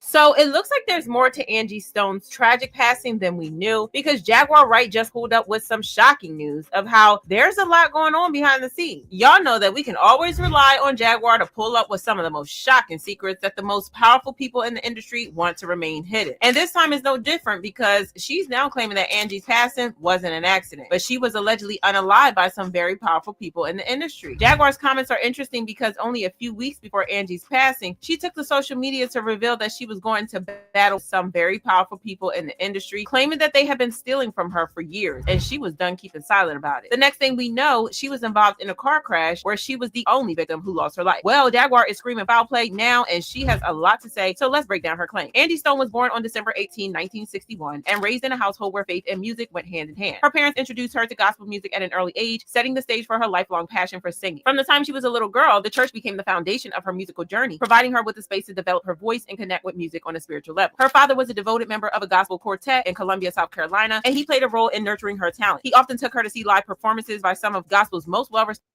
for her the way they should have, and the label took full advantage of that, allegedly pocketing millions while she kept working without seeing the money she had earned. It was like she was out here grinding, pouring her heart and soul into her music, while everyone else was sitting back collecting checks off of her hard work. That one of the biggest companies that I was with, Universal Music, it's the second part of the ugly truth. We began to research things to check on my royalties and my statements and things that of that nature, only to find out a lot of my publishing, a lot of my royalties, my mechanicals, they have all pretty much been stolen. As I begin to find out things that I never had to look into, because when you hire a team of people that to some degree supposed to have your back, you're thinking that they're getting it all together for you. You know, that's why, you know, I respect Oprah Winfrey in that respect when she said, do your own research. Just on the celebrity, that I let a lot of important things slip through the cracks only because I didn't know any better. I worked very hard to take care of my kids as a single mother, and I'm being transparent. My kids' fathers just were not doing what they're supposed to do. So I had to step up and go in and do everything that I needed to do for my family, which is why I worked so hard, which is why I traveled so much, which is why I did shows, because at the end of the day, after 40-something years in the business, I'm like, well, why? Where are my royalties going? Because I'm not getting this. Come to find out, Universal Music has been receiving all my royalties, all my mechanicals. They've taken pretty much everything. They've stolen, I won't say stolen, but they have taken all the monies that were due to me. They have basically absorbed in that company. And even though there's several class action lawsuits, people that were working on my behalf never even registered the songs. All the songs that I've done, I'm only coming to find out they were not properly registered by the companies that I signed over to. People that were supposed to do their due diligence. So I'm truly a walking testimony that God has carried me all this time, because if you only knew how much money they have taken from me, how much they have stolen from me, money that I'm supposed to be, I should have been able to retire 20 years ago with the money I've made, supposedly. But there are key people that have been driving the ships. And what they've been doing is improperly representing me, improperly stealing from me, taking things in their own hand, changing and switching lanes because they knew I didn't know that part. See, I'm not an attorney. I don't know everything. What I learned how to do was go out, work hard, get paid, come home, pay my bills, take care of my family. That part. The legal side, when you hire attorneys and managers and agents, they're supposed to make sure the gray area over there that they are in the driver's seat for, they're supposed to make sure you're taken care of. And even though they were taking care of Yeah, themselves, they thought very little of taking care of me. Air this out, man, so many people can get it as possible. And I know up to the because I've algorithms, seen, motherfuckers can see what's up. I've seen it with my own eyes. So I'm just here to let you know, one way or the other, Universal Music, you're gonna have to give up my coins. The fact that Angie was so vocal about calling out the people who wronged her has left fans with a lot of questions, especially about whether there could be any connection between her accident and those unpaid royalties. Because let's be real, it wouldn't be the first time an artist mysteriously met their demise after challenging the powers that be. The music industry has a long history of swallowing up artists who dared to fight back, and with Angie preparing to take legal action, some folks can't help but wonder if her situation was more than just an unfortunate accident. Now, people can't help but raise eyebrows over how devastating the accident was, yet somehow she was the only one who didn't make it. And to be clear, no one is out here wishing for more casualties, but the math just isn't mathing for some folks. There's even speculation that Angie may have already been gone before the crash happened, which only adds another layer of mystery to an already suspicious situation. According to Jaguar Wright, there is certainly a lot more going on than we know, because she is claiming that Angie was allegedly silenced because she was on the brink of exposing some powerful people. What do they want? What do you mean? They want their payment. They want their pound of flesh. They want you to keep feeding the system. Doesn't matter how hard she worked for it. That's not her money. That's their money. That's what they do. They've been robbing me for years. Hey, get it in blood. They stole more money from me than they stole from Angie. That's I can't stop thinking about Nick Carter. Get it back in blood, nigga. That's what they did. And Aaron Carter, I can't stop thinking. Brother in the Illuminati, brother not in the Illuminati. Brother in the Illuminati commits all kinds of heinous crimes against women, and he's okay, but his brother's gone. And all he wanted was his money so he could push on. Like, how many of these things have to happen in front of the public? Of course they're going to attack, I'll be sure. Of course they're going to attack me. Of course they're going to attack anybody who's interested in the truth. Of course they're going to come at us really hard for that first 72 hours, make sure we stop posting, or at least get us flagged from being able to go live so nobody thinks about the details of the fact that we just watch Angie Stone get moved around in real time on her son's. Child, this is crazy, but considering the things we found out about the industry and the powerful people who run the industry, I guess we shouldn't be so surprised. But anywho, y'all let me know how y'all feel about this in the comments, and then check out this next video. You ain't gonna fake the funk, nigga. This song, speaking up for black men, she wasn't bashing us. She wasn't kicking us while we was down. She was breathing life into us when she made that song. So it's only right that we speak up for her when she's not here. But before we break this story down, check this out. Anyway, what happened 2 days before my show? Whew. But God, I'm trying to keep from crying because the devil was very, very, very particular in targeting me. But anyway, I was rushed to the hospital because I wasn't breathing so well.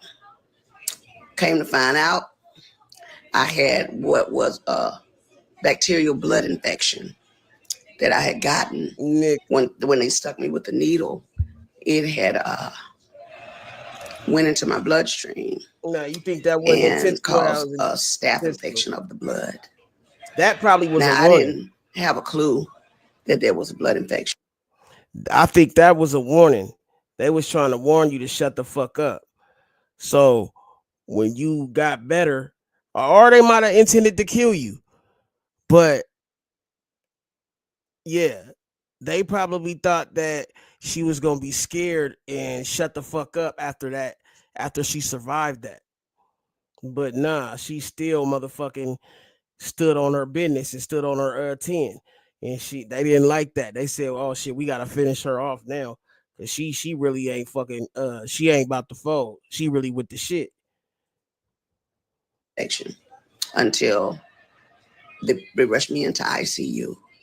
I went into ICU and I went to use the restroom and I passed out in the restroom. My oxygen went all the way down and rendered me basically unconscious.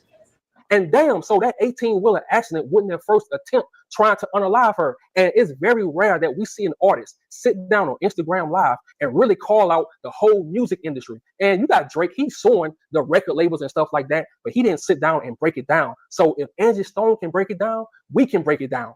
And look, I need y'all to do me a favor. I need y'all to watch this full video because at the end, I'm gonna have a powerful short clip from Angie Stone. And let's get right into this article so I can show y'all how dirty, how racist, how cold these people really are. This article is by Montgomery Advisor. It was published March the 2nd, 2025. Grammy-nominated singer Angie Stone dies in Alabama interstate crash. Authorities release official details on the fatality, which involved 2 collisions.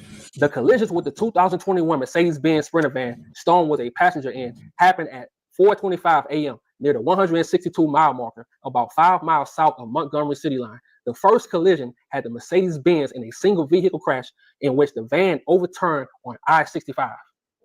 And look, this is my question. What caused that van to overturn multiple times? And if that van overturned multiple times, where's the cameras? I-65 has cameras on it. I've been driving trucks for 10 years. I took that route so many times. It has cameras. Where's the cameras? After the van overturned, Alabama law enforcement said it was struck by a 2021 Freightliner Cascadia driven by Jared S. Wilkinson, 33, of Skidmore, Texas. According to Alabama law enforcement, it is believed that the second collision unalived Stone. The driver of the Mercedes-Benz, Lethal Carter, 66, of Atlanta, Georgia, was injured and transported to Baptist Medical Center South in Montgomery for treatment. So look, according to them, a truck driver from a sundown town in Texas on Mardi Gras weekend and an Oscar award weekend, they wanted all the distractions so people wouldn't sit back and put two and two together. You telling me out of all them people in that van, she was the only one to be unalive? First the van flipped, then a truck come out of nowhere, ironically, and hits the van. Make that make sense? On I-65, I-65 is the easiest interstate to drive on. You telling me a truck driver didn't see that van flipped over? Make that make sense? And then I said, wait. Why is the only pictures online of this accident is people driving by? That's the only pictures. You see no clear pictures. Usually it's a professional photographer that goes on the scene and takes pictures of the accident. You don't see no professional pictures. All the pictures you see is from people in their cars driving by. All the videos you see is people in their cars driving by. Why is no professional pictures? And look, I found the driver of the Sprinter van. His name is Lethal Carter, 66 years old, from Georgia. I went to his Instagram page just to see if he said anything about Angie Stone, like a rest in peace, anything. I saw nothing. And then I found out he was a felon. And I'm not going to put that on him. I'm not going to say, oh, he's a felon, he did this on purpose. But it's some questions that we need answers to. Did someone pay you to do this? Did they threaten you? If you don't do this, you're going back to jail? What it was, we need answers. And in that video I posted earlier, Angie Stone already said when she was in the hospital, the only people that had her back was her kids. And none of her kids was in that van.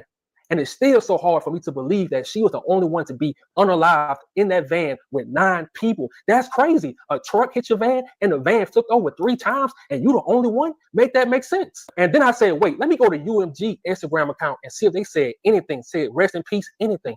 I went to their Instagram account. Nothing. They posted nothing of Angie Stone. And look, like I mentioned earlier, as soon as you call these record labels out, ironically, you're unalive.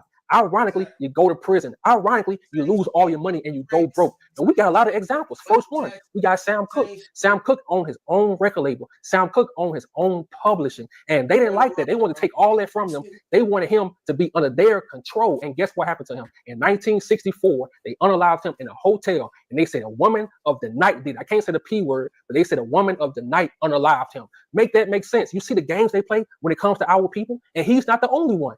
You got Lisa Left Eye Lopez. After she exposed her record label from stealing money from TLC, guess what they did to her? The same thing, the same exact thing they did to Angie Stone. She had 8 other people in the car with her, Left Eye, 8 other people in the car with her. And ironically, in the car crash, she was the only one that died. And then you got Aaliyah. She was on the plane after she ended her contract with Jive Records and went over to Atlantic Records. Guess what happened to her? It had 9 people on the plane. You see this? All 9s. It had 9 people on the plane and the plane crashed. Make that make sense. And look, with these stories, I can go on and on. And look, Angie Stone was on her way before that accident happened. She was on her way to go perform at the CIAA game. And I said, what's the CIAA game? Check this out. A CIAA game is a basketball game played between teams from historically Black colleges and universities, HBCUs. The CIAA stands for Central Intercollegiate Athletic Association, which was founded in 1912. It's the oldest and longest running African-American athletic conference in the U.S. And look, I believe Angie Stone this year was really going to expose UMG. And they was afraid of that. She was about to go to this game. You don't think she was going to get on that microphone and really say how she really feels. And these record labels, UMG, they need Black artists because that's what's keeping them rich. Over 50 years in the game, and she still has to perform shows back to back. 63 years old because they've been robbing her all these years. She has to perform back-to-back shows. Make that make sense. And look, I'm going to say this, in 2025, if you're trying to get famous through these racist, evil Caucasian people, you're tripping. If you don't see the signs, look at what happened to Angie Stone. She trusted these people with her money, and all these years they've been stealing from her. They stole her royalties. Damn. And look, I'm gonna say this: if you're black, you're talented, and you're gifted, stay independent. Take care of your own money. Do your own research. You cannot trust these people. Everybody that ever lived, that was somebody that was famous, that made great music, they got robbed. Just do your research. You think you gonna be different? No. And look, we don't have to cross over. If you're making the music for the people go support you. And I know we have a lot of people that act just like this. I can't say the word, but you know what I'm talking about. We have a lot of those type of black people. Don't focus on them. They just mad because they really don't love their people. They really don't love their people. They love racist Caucasian people. They feel safer. They feel like Caucasian people will never do them harm. But trust me, if you're really for the people, they really will support you. You don't have to sign to other people that's not really down for our culture. You don't have to do that. And rest in peace to Angie Stone. Thank you for making music that spoke to our soul. We will never forget you. And just like I promised y'all, here's a short clip from Angie Stone. I'm out. I just want to put some things in perspective and in check. Now there's this media company that's trolling my page, things that I was sharing with my fans for my fans' benefit, only regarding my dealings in the industry over 50 years and things I wanted to share for the benefit of my fans and me in the industry. And of course, you know, I've had a lot of association with a lot of people, but I'm not one to drag anybody's good or bad beings. However, they say if you don't have something good to say, just don't say anything. You're editing and taking stuff. They're trolling my page, taking interviews day after day after day and piecing them together to make the world believe that, oh, Angie Stone's out here dragging this one and dragging that. Never that. I would never do that. But just like they told y'all I was a dead girl and I'm very much alive. It's because they're looking for numbers and they want you to pay for that information. Why you got to pay for it and I'm giving it to you? Don't waste your time or your money. As a matter of fact, I'm gonna need for y'all to stand for something and quit falling for anything. Okay, on that note, y'all have a blessed Sunday. Oh, and trust and believe, they're gonna take it down shortly. I promise you that. Peace and blessings. Love you much.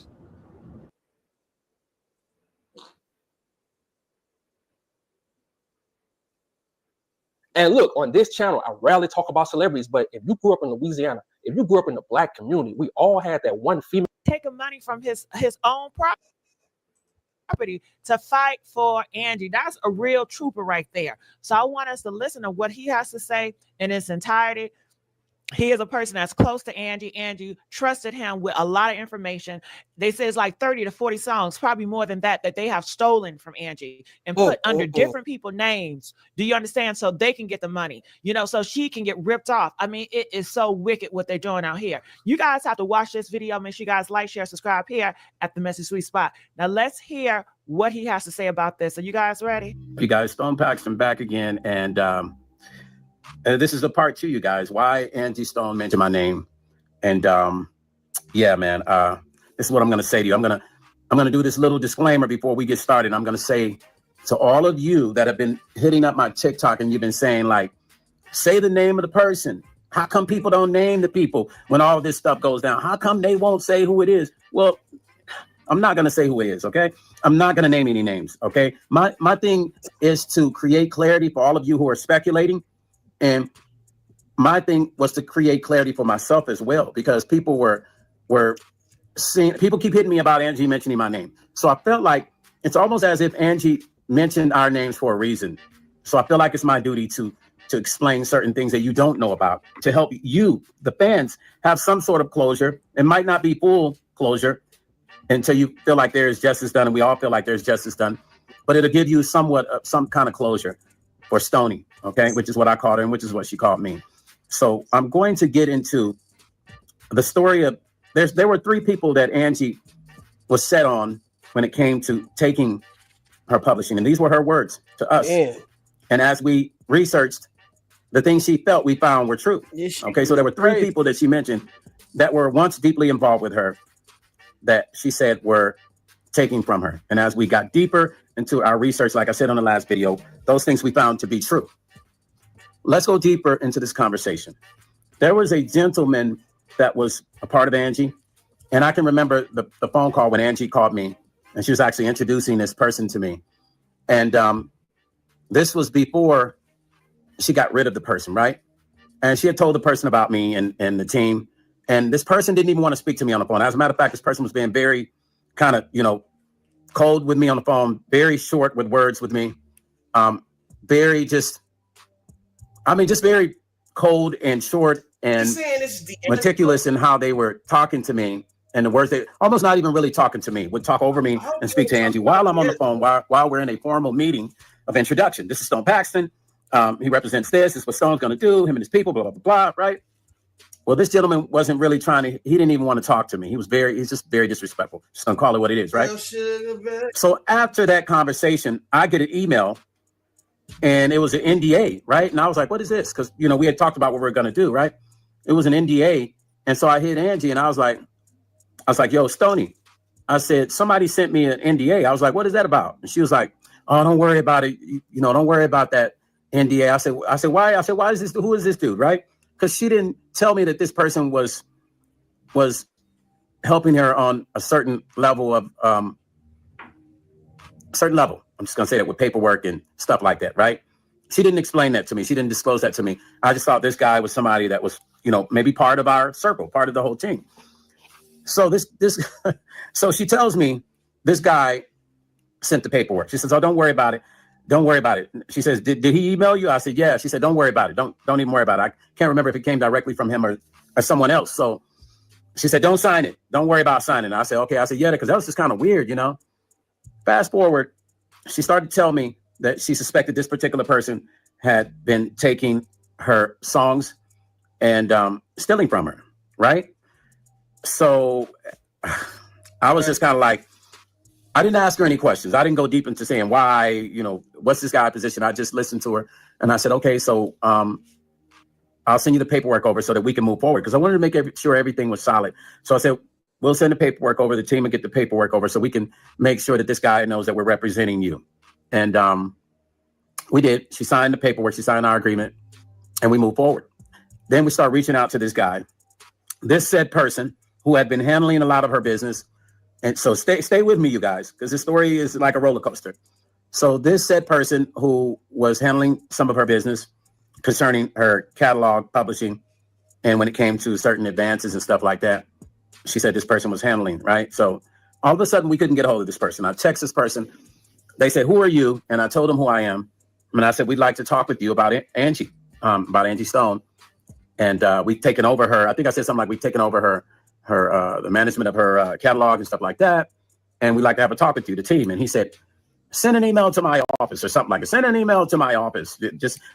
I'm wording what he probably sounded like because, I didn't hear him verbally say it, but he texted. So I'm just visualizing the way he said it because through the text, I could feel that's the way he was saying it because he already knew who I was. So I felt like he was extending that energy again that he extended on the phone call initially. So I said, okay, cool. He said, and I'll get back with you. So I sent what he needed. I sent the paperwork. We sent the paperwork to him to show him that we had taken over representing her. And he never responded. A month later, he never responded. But the day afterwards, when I initially sent him that message, Angie called me the next day to go backwards. And she said, did he respond back to you? Did he call you back? I said, no, he didn't call back. She said, yeah, he's probably not going to call because he busted, right? That's what she says to me. And I said, wow. I said, yeah, well, I'm just going to keep on trying. She said, yeah, he's probably not going to call you, Stoney. I said, well, we're going to keep on trying. I'm going to keep hitting him up until I get a response, until he talks to us. So he never responded via email and he never called back ever at that time. So we're making it through November and Angie's going through different situations and we're talking. There's things that she needed handled and she didn't want to go on the road. She said, I don't want to go back on the road to have to financially take care of certain things. And I said, well, the sooner we're able to get a calculation of the songs and the value of everything, Ange, then we're able to get you a check, right? So Ange said, well, she said, I calculated and I'm owed about 50 million between here and overseas. This is what she said to me, right? And I'm only telling you what she said. And I said, okay. I said, well, I mean, I'm sure we can get you in advance. We just need to do an evaluation of the publishing and make sure that everything is in one place so we can evaluate all the songs at once. That's what I say to her. I said, okay, Stoney, we're going to get all that together. So Angie's team in Atlanta and us, and we all came together and we went on a mission to do that. Now, as we went on the mission to do that and we're unveiling these things, we start to see these songs in this person's name. Mind you, I've been trying to reach out to this guy for the longest, this said person, to get a conversation as to what's going on so we can get an understanding and then why you're not calling us, right? And this person's not responding. So as we started to see songs show up with this person's name on it, many songs, we started to go, okay. And then Ann Stoney, she really started to like freak out because she was like, wow, so is that why I'm not getting a phone call back? And I mean, you know, if it's black and white, it's black and white, right? If it barks like a duck and quacks like a duck, it's a duck. So I'm kind of, at that point, I'm with her like, okay, yeah, this is not making any sense. He's not returning our phone calls. And finally started to get things transferred over in her name. Some of the songs started to move them and looking up and seeing 10 songs with this person's name on 15, 20, 30, and you know, 40 songs or something like that with this person's name on it, right? And their name on it in publishing. Still no call. We can't get a call. We can't get an interaction. It didn't even matter. This person just never would respond, right? We tried him one more time and I sent a text. I try to be calculated with the text and say something like, to get him to respond. I think I said something like, hey, sir, we're just trying to figure this thing out with Angie. We just need your help. I said something to, I'd have to look at the text, but I said something to the tone of that, like just trying to say, let me go a little bit neutral. Maybe this guy will respond. He still did not respond. When Angie passed away, the morning she passed away, this guy hit up her family member to give his condolences and literally said, I'm here for you guys. If you need anything, hit me up. I'm here. I thought that was rather insulting. As a matter of fact, I felt like if Angie was here, she probably would have told him a few things. You know what I'm saying? She would have been highly upset. I get a call and I'm told this from the family that he hit. I said, what? They said, yeah. I said, and we start comparing phone numbers. And I said, let me get that number, right? So I hit him up randomly with somebody else on the team on the phone. And he answered the phone, right? And I said, oh, he answered the phone. I was like, oh, cool, we can have this conversation. So he answered the phone. And I said who I was. I said, this is Stone. And I said, who else was on the phone? I said, listen, we're calling about the Angie situation. And the meeting began. So I sat back and I'm listening. And we're going back and forth and the situation gets heated. And at some point he actually says, when we're just, you know, saying, my people were talking and they're saying, well, Angie said you were stealing, right? I didn't take nothing. And then I say, well, excuse me, sir, can you just explain why your name is on all of these said songs? Now, remember I told you there's 3 different people that Angie said were taken from her, okay? Those names I will not mention. 3 different people that Angie said was taken from her when it came to publishing. This person was one of the persons she mentioned, right? So he says immediately, I don't have it. He kept saying, no, I don't have it. I don't have her publishing. And I said, well, how do you explain? I said, hey, I'm just telling you what we found. And our research, we found your name on all of these songs. I said, I got a copy of it. I can send you the copy. We got it. We found it, right? He actually says, well, somebody did that. Somebody setting me up. This what he says. And I'm only repeating what this person said. He said, somebody must have done that. Somebody must have put my name on there. Now, granted, there's 2 different names that were on there, right? He had one name one way and he had the other name the other way, and they were LLCs, but they're both his names. They were both his actual names, right? So we're just listening to him, right? And then my people are on the phone, so they start back talking, and we kind of let him talk, and he's just talking, and he's going into all these variables about how he paid for Angie's mother's funeral and all this. He's just going into all these other variables, you guys. And we're just listening, right? At this point, we're kind of just like, let him talk, let him get comfortable. And he started talking about personal stuff with Angie's life, and we didn't want to hear that. We just want to know, where is her publishing? Where is her money at? We didn't care about nothing else, but we let him talk. Sometimes you got to let people talk so they can reveal. There's a revelation in the conversation, right? So with him revealing, as he was talking, we were hearing what we needed to hear. It got to a point where the conversation got kind of heated, and he was actually saying things like, I don't have to tell y'all shit. I don't have to give y'all shit. Now, these were his words to us on the phone. And the conversation seemed like it was about to go somewhere else. Then it got tapered off, right? And we brought it back. It came back, right? Now, initially, he was saying he didn't know anything about the publishing, right? He didn't know where it was. He didn't know anything about it, right? By the end of that conversation, before we got off the phone, this guy actually said some of the most unpredictable, well, he said the most unpredictable thing that we didn't expect he was going to say. He said to us, he said, no, this is what he said before he said that. He said, I don't have to give y'all shit. He said, first of all, before I tell you anything, I need you to send me, I don't know, I don't do on the phone stuff, he says. I don't do this verbal shit, he say, right? He said, I need y'all to send me the paperwork to show that you were representing her. And my people said, we sent you this a long time ago. Then I say to him, yeah, I emailed it to you. We text you about it. You had multiple emails of us trying to get a hold of you. and you never trying responded. to figure out who. So now you're telling us to send it to you again when you already have it. Powerful. So he was kind of, he was saying that I don't do nothing verbal on the phone. I don't do all that verbal stuff. After he had already said, I don't have to give you shit. Now, at the end of that conversation, this same person said, right before the conversation was over with, I kid you not, I'm not even making this up. You can't make stuff like this up. This is like a freaking movie, man. It's just unfortunate that we lost Angie Stone, our sister, man. It's unfortunate we lost her. This is like a bad movie, man. So by the end of the conversation, the same person is saying this. Well, okay, listen, I do know where the publishing is. And, you know, once y'all send me that paperwork, I'll connect you with the people that's got it and y'all can yell at them. This person's exact words. And we all were in shock. I was in shock. I actually couldn't believe it, right? So I say to him, do you mind if I call said person and get them on the line too? Because that way we can get all this clear and out and open. My exact words, right? He said, sure, go ahead. I click over, I call Angie's family. We get a few people on the phone. Everybody's listening and talking.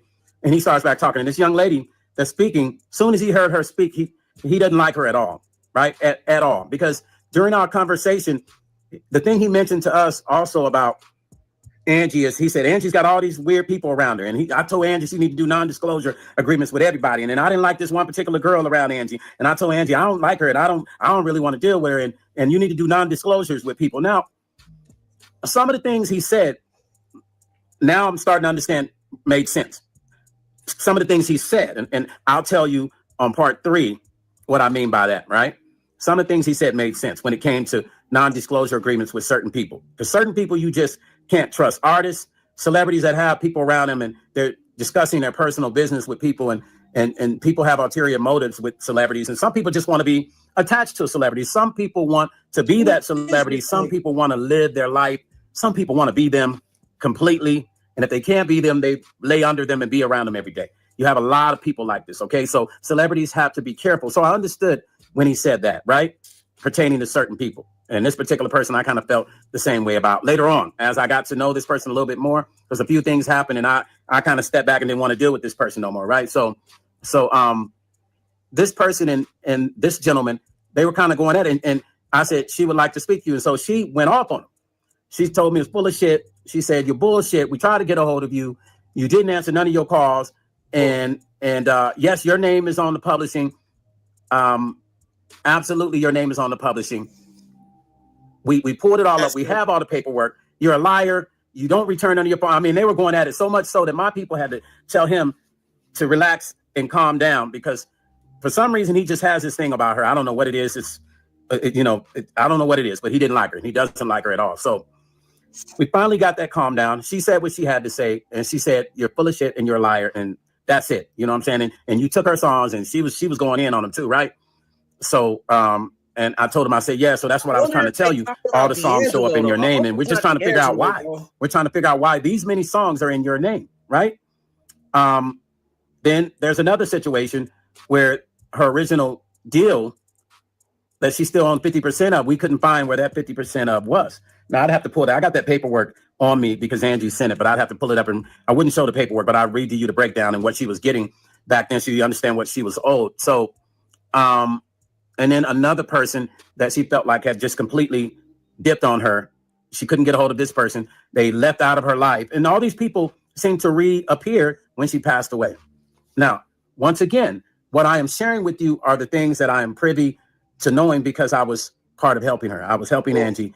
And these things I had to deal with. These things I had to be a part of. These things I had to help figure out how to solve to make things better for her so we can get her some money. It got to a point to where, you know, I wish that everybody that had never met Angie could meet her, because this woman was an amazing lady, man.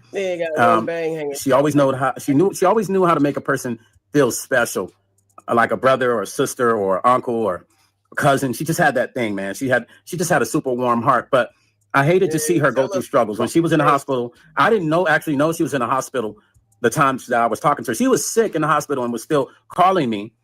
And I didn't know she was in the hospital until after she was out, when she told me all that time she was in the hospital dealing with that situation with her kidneys. I didn't even know, you know what I'm saying? So I told her, I said, you know what? I said, even if I have to borrow equity from one of the homes that I have interest in, I'll give you the money to cover your bills until we close on this deal. That's how deeply invested I was in believing in Angie and what she was owed, and wanting to see her not go through anything remotely close to having to deal with any sort of struggles. This woman is one of the most valuable women to soul music and neo soul. The most valuable. There's no reason she should have been any such. There's no reason. I'm sorry, because I'm thinking about so many things. I might get tongue twisted here and there, but there's no reason she should have been dealing with any sort of struggles when her music is worth so much money. When her music was generating so much money for her, she should have never had to go on the road. Which is, she didn't want to. She didn't want to be on the road. If you knew Angie, she was all about taking care of her family, and she was all about taking care of people. See what I'm saying? You know, Angie would bring people in literally off the streets and help them out. You know, she believed in everybody. You feel me? So that situation with this gentleman, that was the last conversation he had with us in the last call, was him saying, I know where the publishing is. And when y'all give me the paperwork to show me that you guys are really representing her, I'll connect you with the people that have it, and you can yell at them and mess this up. And we ended that phone call in complete disarray as to what had just happened, because you know what I think, man? It was shocking to hear after hearing the person. I'm thinking they had her on in a 360 situation to where multiple people were eating off of her, and they put it in like a situation like that so one person couldn't be the corporate. So like, you know what I'm saying? So like either way she goes, she would have to go through one door to get through the next. So I think they had her in like a triangle situation. Like nigga, like maybe had like 3 people that were all like fucking up her contracts. You know what I'm saying? I mean, not her contracts, but her royalties and shit. Signing off on her shit. I think that's what they was doing. They had her in like a fucked up ass like a fucked up ass deal, bro. Not a deal, but a fucked up ass circle, like a situation where she, either way she go, she's gonna run into another wall. Like I feel like that's what they was doing. They was playing her for dumb, like playing her and getting and eating off of her, because she's made so much motherfucking music. She should be so fucking paid. Nigga, this is crazy, bro. Like that's nasty work, bro. How they do it? Not talking to you, not responding, only to finally get a hold of them, had to trick that person and call them and get their new number and call them, and they answer, and we forced the meeting. That was pretty much a forced meeting. To only hear the person act up and very rude with you in the beginning, only in the end of that conversation to say they know where the publishing is. I don't know, you guys. That just really had me blown away. And you're hearing this firsthand. Once again, I'll say this is not something that I went on YouTube and brought to you from somebody else's channel. It's not something that someone told me and I'm sharing with you. I'm sharing this information from my experience, my conversation, and helping bring Angie's situations back to her norm is what we were trying to do, and get her money funded in her hands and in her bank, and her family smiling, her happy, like she should be, and enjoying her life like she should have been. Okay? So that's why Angie Stone mentioned my name, you guys. And I'm going to do a part 3 to this. And it's not the narrative that they want. They are going to try to push these false agendas and false propagandas out here on YouTube.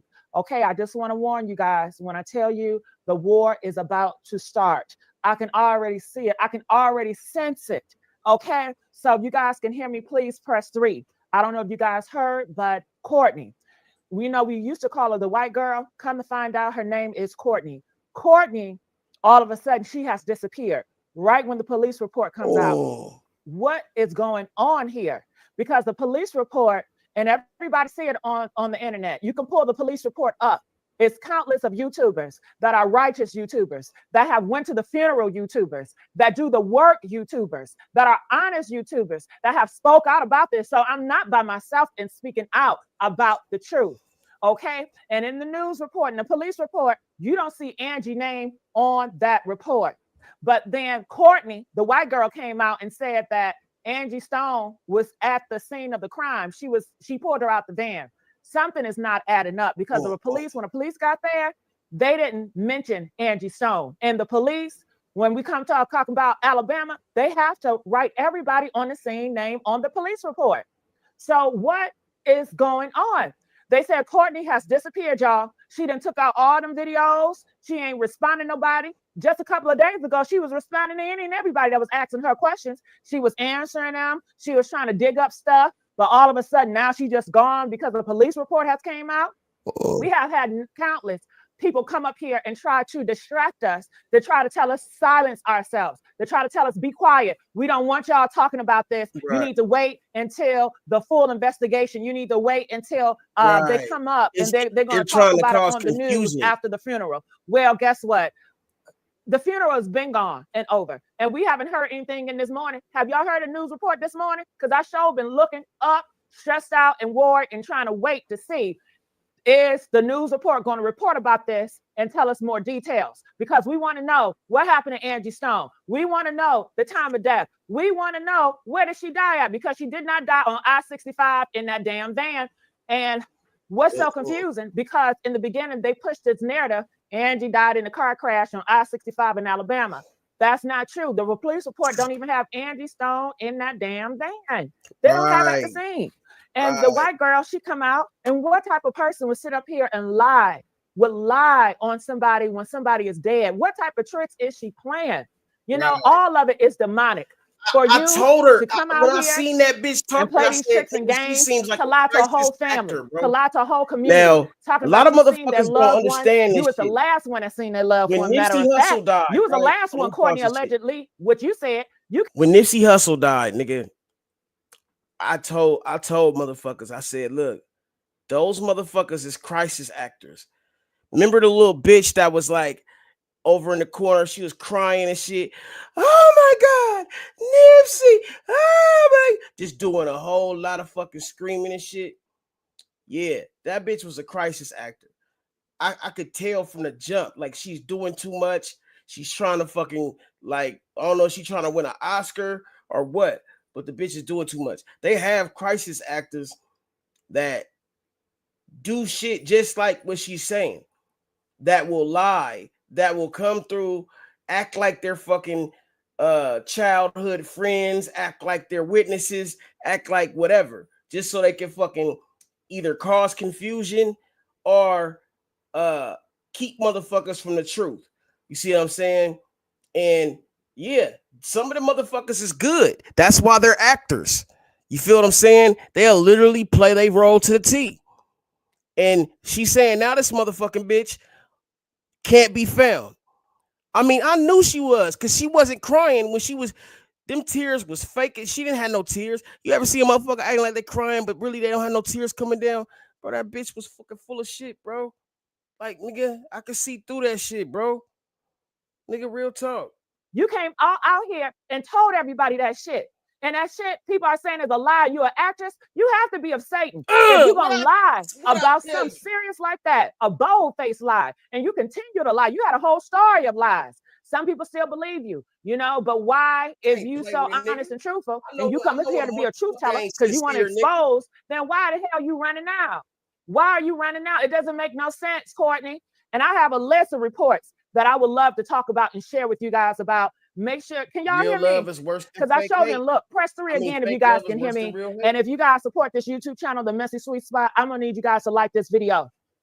Please like this video, because I can guarantee you right now, they're not liking what's coming out here. They're trying to defame this YouTube channel name, and I will not have it. I would not stand for it. I've always said this is a people channel, and people can come up here and voice their opinion about what they think and what they feel in their heart. Okay. And they want to take that away from all of you all. They don't want you to have a voice. They don't want you to have a free thought in your mind. They want to steal your thoughts away, and they want to plant what they want in your brains. They want to think for you. Okay. And they want to give you all this bold-faced hocus and pocus. And you know what? Shout out to the real YouTubers, Tough News. Who else? It's a lot of them. Paperwork, you know, for making them calls. I heard Paperwork was making them calls, and he called Ashton. I didn't see it, but I have numerous people that are party crashers that have came up here and heard it and watched the video. And they said he called Ashton, which is Angie Stone executive assistant. Now he's supposed to be in charge, and that's her hip. You know, he knows everything. And they are saying that when he talked to Ashton, you can just hear the guilt in his heart. You can just hear the guilt in his soul that he know that he was doing wrong, that he know a lot of stuff. And honey, he is trying to live with himself. And I don't know how he's going to do it. I guess the money must be real good, or Hollywood got a big gift for him, because I guess he want to be a singer. He want to be some close to in the entertainment, honey. So we will see how that goes. But then they say Ashton got mad and then he hung up. Okay. And there's been another YouTubers, they say, been calling and figuring out stuff, finding out this is a criminal investigation. And hell, they have to do the work, because these news outlets and the powers at B, and I can't even say it. You know, they told me I couldn't even say elite. Did you know that? They got it on YouTube now. I can't even say elite. They don't even like me talking about. I can't call them that, so I have to figure out some nicknames to call them. Anytime we have a name for them, they just want to ban the name. They want to censor the name. That's how they want to control stuff.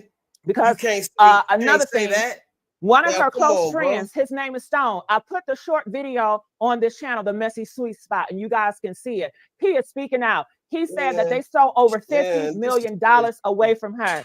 50 million, over 40 to 30 songs they stole from her. God gave her a talent. Do you know when you sing, you know, that's a God-given gift. Everybody can't sing. Everybody don't have the gift of singing or to write music or to have taste. You know what I'm saying?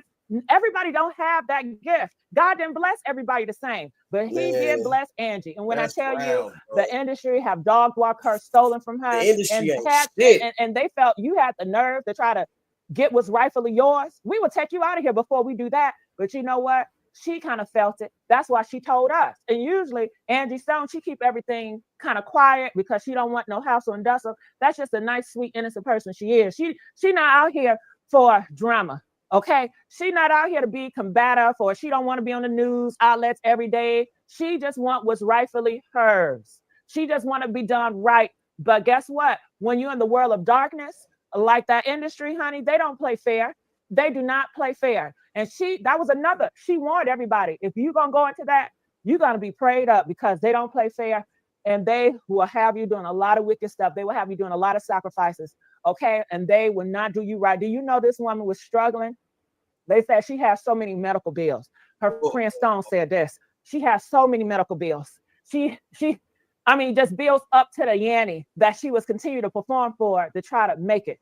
And when I tell you that lady, she got on this internet, she got on that stage, you would have never known she was struggling, because she didn't wear it. She surely did not wear her struggle on her. You know what I'm saying? I mean, how big her smile is, how warm her heart is, how graceful she was. I would never thought that she was struggling, or she had any horrible illnesses or health issues if it wasn't for her telling it. You know, got a good spirit, and that's just how transparent she was. She wasn't hiding nothing, and she let us know, you know, she was struggling. But we didn't know she was struggling that bad. But she let us know a little bit that she was struggling. She didn't hide. And it's sad that you have all these people in this industry and all these so-called fake friends that got all this money.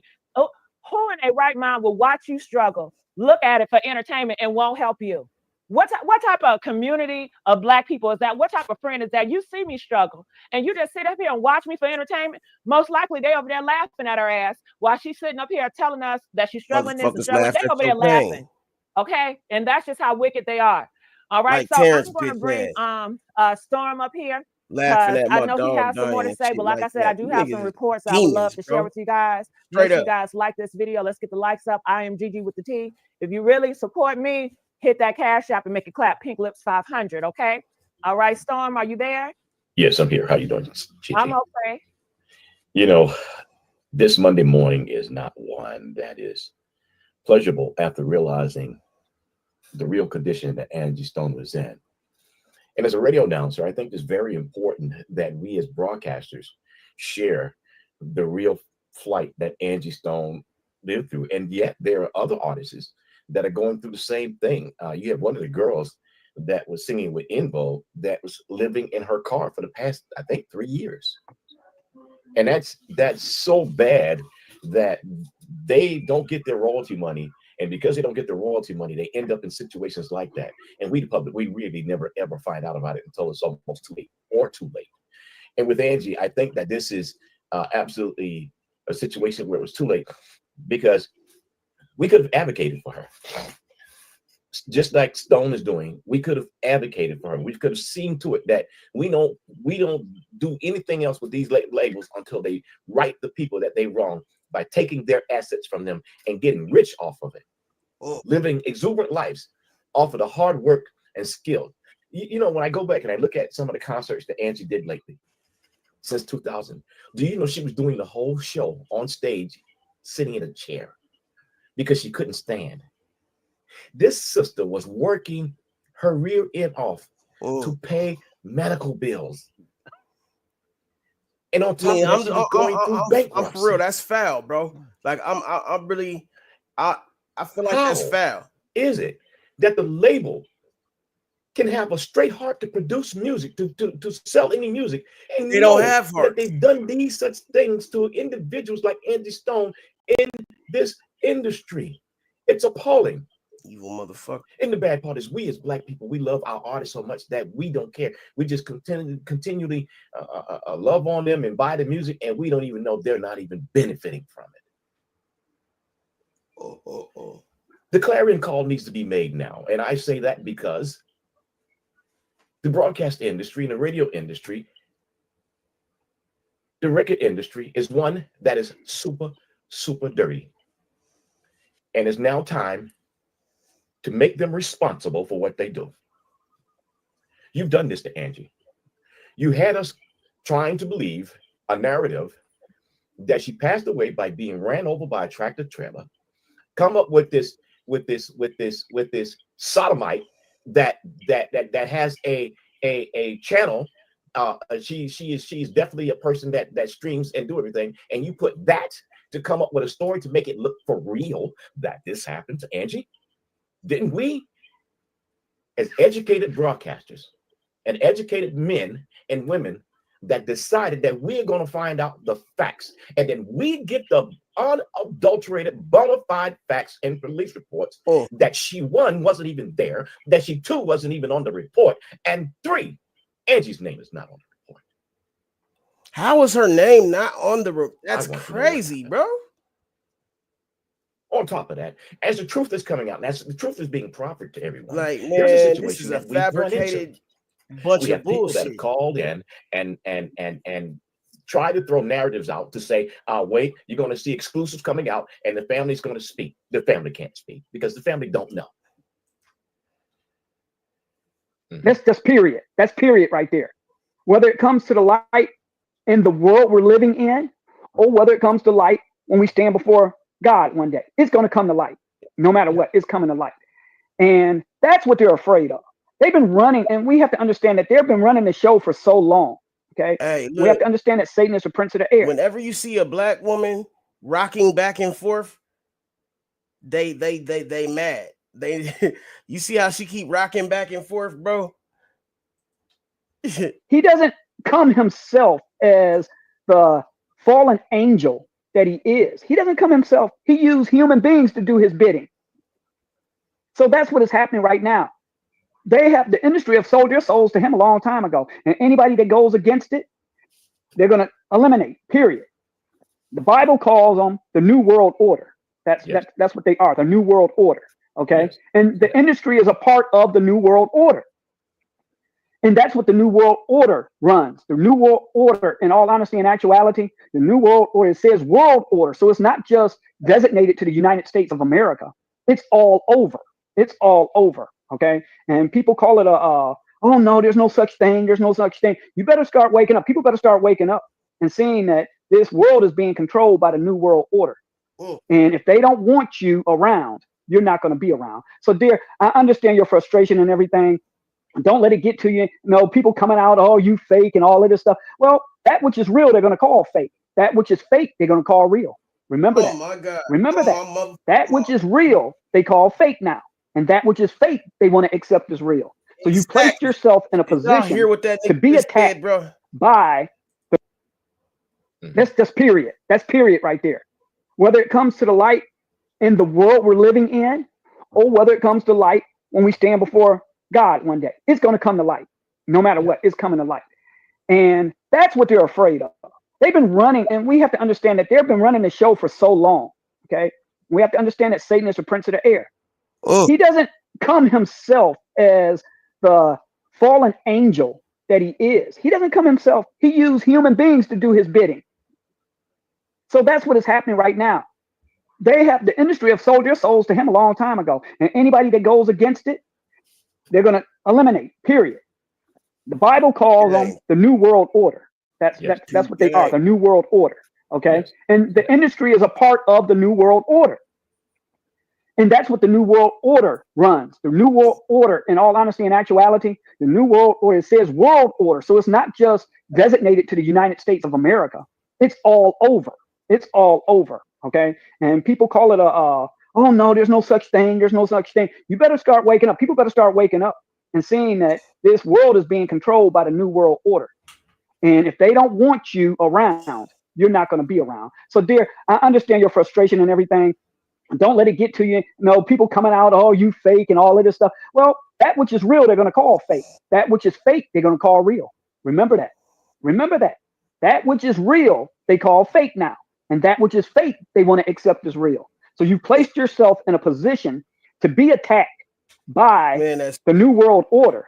And they probably unalived her even before the accident. If not, they unalived her after the accident, and they took her somewhere on the way to the hospital or whatever. But it doesn't take. We talked about this the other night, if you guys can remember. The time frames do not match up. The time frames do not match up. No, and for the guy to be out for 2 hours, what was he doing out for 2 hours? Was he getting high for 2 hours and forgot what he was doing? I mean, everything doesn't match. But with the police report, I saw the police report and everything, and I listened to Stone Paxton and everything. I listened to him and everything. Wow, the truth is out. The truth is out. They unalived Angie before she even got in that van. If she was in that van, if she wasn't, every single person in that van know what happened. Every person that was in that van know what happened. And I believe in my hearts of hearts, and the Holy Ghost is showing me this, that all of them got paid. All of them got paid. All of them got paid. Every last one of them. I don't care how close they were to her, but every last person in that van, they got a paycheck coming. See, now, I mean, I said that I feel in my heart, bro. It was not just a couple of people. It was people that were close to her that got her motherfucking money, and you know what I'm saying, played a part in that shit. Because how the fuck does 9 to 10 people in a fucking van, only one motherfucking died, and every one of them survived? I knew it was some bullshit. And he said that the motherfucking Holy Ghost told him. Now, hey, man, you know, if whether you believe in spiritual or don't, or, hey, bro, that shit's real, bro. And when you got discernment in your heart, man, you can motherfucking, you know what I'm saying, basically, you know, you can see those type things. And I truly believe that too, bro. It was an orchestrated motherfucking hit. And them people are all benefiting from this shit because they definitely know more than they're fucking putting out there. And that's why this big ass the smoke is so thick, because they want us to be confused. That's why they keep putting shit in different places, and it's not matching up because it's not meant to match up. You know what I'm saying? In the midst of confusion, you know what I'm saying, you can't find the facts. They got a paycheck coming. And I hate to admit it, but that sounds a little credible, because there's no need for them at this stage to have such a high profile lawyer. Why would actually such a high profile lawyer like Rhonda Wills? Man, that's not the bottom of the food chain. You're talking about someone that's very intricately tied into the entertainment business. She That's like getting Johnny Cochran, as well as a lawyer, as well as a judge. For watch this, one that is a contributor to Court TV. Yep. Bingo. Bingo. Bingo. Why would you need such a profile person? If this is an accident doesn't warrant a person like that. But how did she even get in on this? Those are questions. How did they even contact her, or did she contact? You know, it reminds me. I hate to go back to it. It reminds me of the Nipsey shit again. Remember when Eric Holder, they appoint, all of a sudden he gets I forgot the lawyer's name, but this high-powered lawyer. You know what I'm saying? How the fuck does he get this lawyer? Because, nigga, it was a part of the fucking play. You see what I'm saying? This shit is deep, bro, and it's fucked up, bro. Like she said, why would they tell this woman she can't say the word elite? Because they don't want her telling the truth and exposing who's behind it. And that's who's behind it. You know what I'm saying? Like, this shit, wow, bro. But, hey, fucked up game, man. Them. How could she contact them this early? Here's the thing.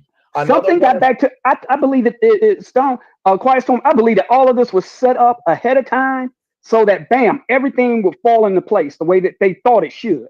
I believe that that's how it was set up. Here's the thing.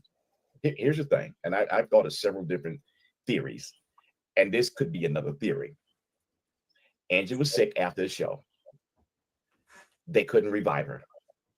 They had to make up a reason for the excessive not paying attention to her for liability purposes, and they come up with this accident. But even if you give it that, you still cannot explain Courtney being involved in it unless Lethal contacted Courtney and said, "Come on, I need you to work with me. I'll pay you some money." You know, Courtney looked like she's 2 snacks away from a snack. So I mean, you know, I wouldn't doubt in my mind for 1 second that she did that. But where she made the grave mistake, where they all made the grave mistake, that they had us to believe a truck was the cause of this infraction. Exactly. And then when the police report come to find out, the truck was not even involved. Not involved at all. The truck was a second accident to avoid the first accident. Exactly. Exactly. And that is the facts. That's why there are 2 investigations. Yep. One there's for the 2 first accident, and second for the second accident. Now the coroner has ordered an investigation. Well, let's go back for a second. Let's call it ace of ace and a spade of spade. Why would a coroner need to order an investigation if everything was what it was? An investigation comes in when there's a doubt. When there's a doubt, that's when that happens. It's a cover up. That's exactly right. So we know factually that the truck had to avoid the van in order of causing some serious death. Exactly. In my eyesight, that truck driver done one heck of a job. But I am sure that he is mentally wrecked by knowing what was in that van. Mm-hmm. I'm sure that young man's life would not be the same. And I'm sure that young man is so concerned that everybody has put the onus of her demise on him. When in fact, that didn't even happen. And he as of now, he's quit his job and he's gone ghost, which I don't blame him. I do not blame him. What would you expect a 33-year-old to do? Well, yes. He's still a baby, right? He's still a baby. His mind is just probably gone. His mind is probably gone right about now. Not only that, if you really put yourself in his situation, if he knows anything about the Black community, you don't mess with someone like Angie Stone. Yep. And think you're going to walk the streets and somebody's not going to get you. Yep. Exactly. You see, in fact, you know what? I'm glad I said that. People, if you have that on your mind, please take in consideration that this young man did not have anything to do with her demise. Yeah.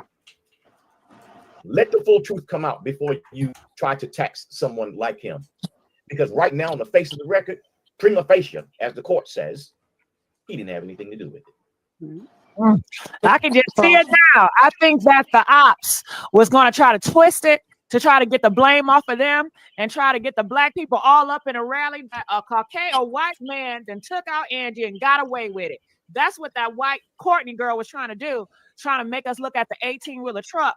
And I can just see it now, but that did not work. Now, think tank, honey, I enjoyed you yesterday. I would love to hear what you got to say about this. Join us. I appreciate it. Thank you. Hi, everyone. I just want to go to a couple points with is it Quiet Storm? Yes. Okay, you mentioned. Well, first of all, I want to find out who said the truck flipped, the van flipped over 3 times. We kept that in our minds for a couple of days, and then until recently, Who said that first? I don't know who said it, but I can tell you that was an emphatic lie. It didn't. Okay, That came even if it was, that but they came said out it, right? right. That came out first. That came out first. That's the very first thing, that the truck had nothing to do with it, that it flipped over 3 times and he avoided it and landed on the other side, correct? Yes. And there was no Courtney in the whole picture for a couple days. She pops No, up there was not. third That's right. day 3. For a week there was no Courtney involved. Okay, well, that's what I'm saying. Courtney wasn't even in the picture then. Then she pops up. So here she employs herself. Either she's nuts or she was paid to do it, right? But you don't hear nothing from the daughter. Who would leave their daughter on an expressway during an accident? But she kept mentioning her daughter and her daughter's safety and just some things that didn't make any sense, right? Well, in the meantime, we got 2 hours of Angie Stone missing and lethal missing. Exactly. So I don't think we should rule out white people. I don't think that at all. I think the trucker, under normal circumstances, if it wasn't racism, should be pulled to task. We should know who he is. He should be questioned. We should have that public knowledge. We should know exactly who he is and hear from him. Oh, I'm going to finish my sentence. And know exactly what he says and hold him until the investigation is over. He's not going to get off that easy. And we don't know if that Courtney's is his cousin. We don't know nothing about the 2 white people. So we're going to keep them both. All right. We're going to keep them both involved. We're going to keep them both involved. Okay. Because it's easy to erase them and then it can cut the fat off of the investigation on what was Angie even there. Okay. So now we got, if she stays around, we're going to ask her, were you sure that was Angie? Maybe that was another. Maybe that was a backup singer. We're going to be asking her that. That's the next question we're going to ask. It could have been anyone. It could have been. Yeah, It could how have do been we know anyone. that was Angie? So now she got to disappear because they know we're on it. Like Angie wasn't even there. Now where's Courtney? So we can ask her, what did she look like? What kind of wig did she have on? We're going to give her the 3rd degree. Now she got to disappear. The daughters never came forward. The trucker's out the window. Okay. No. Can I say that? Can I respond to what you're saying? Yeah, about that coroner first though. I hear what you're saying.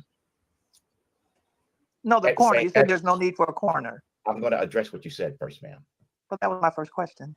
Okay, I'm going to address what you said. And what you said, have you seen the police report? No. Before you continue what I said, I had the first question to you. Ma'am, I'm asking you, have you seen the police report?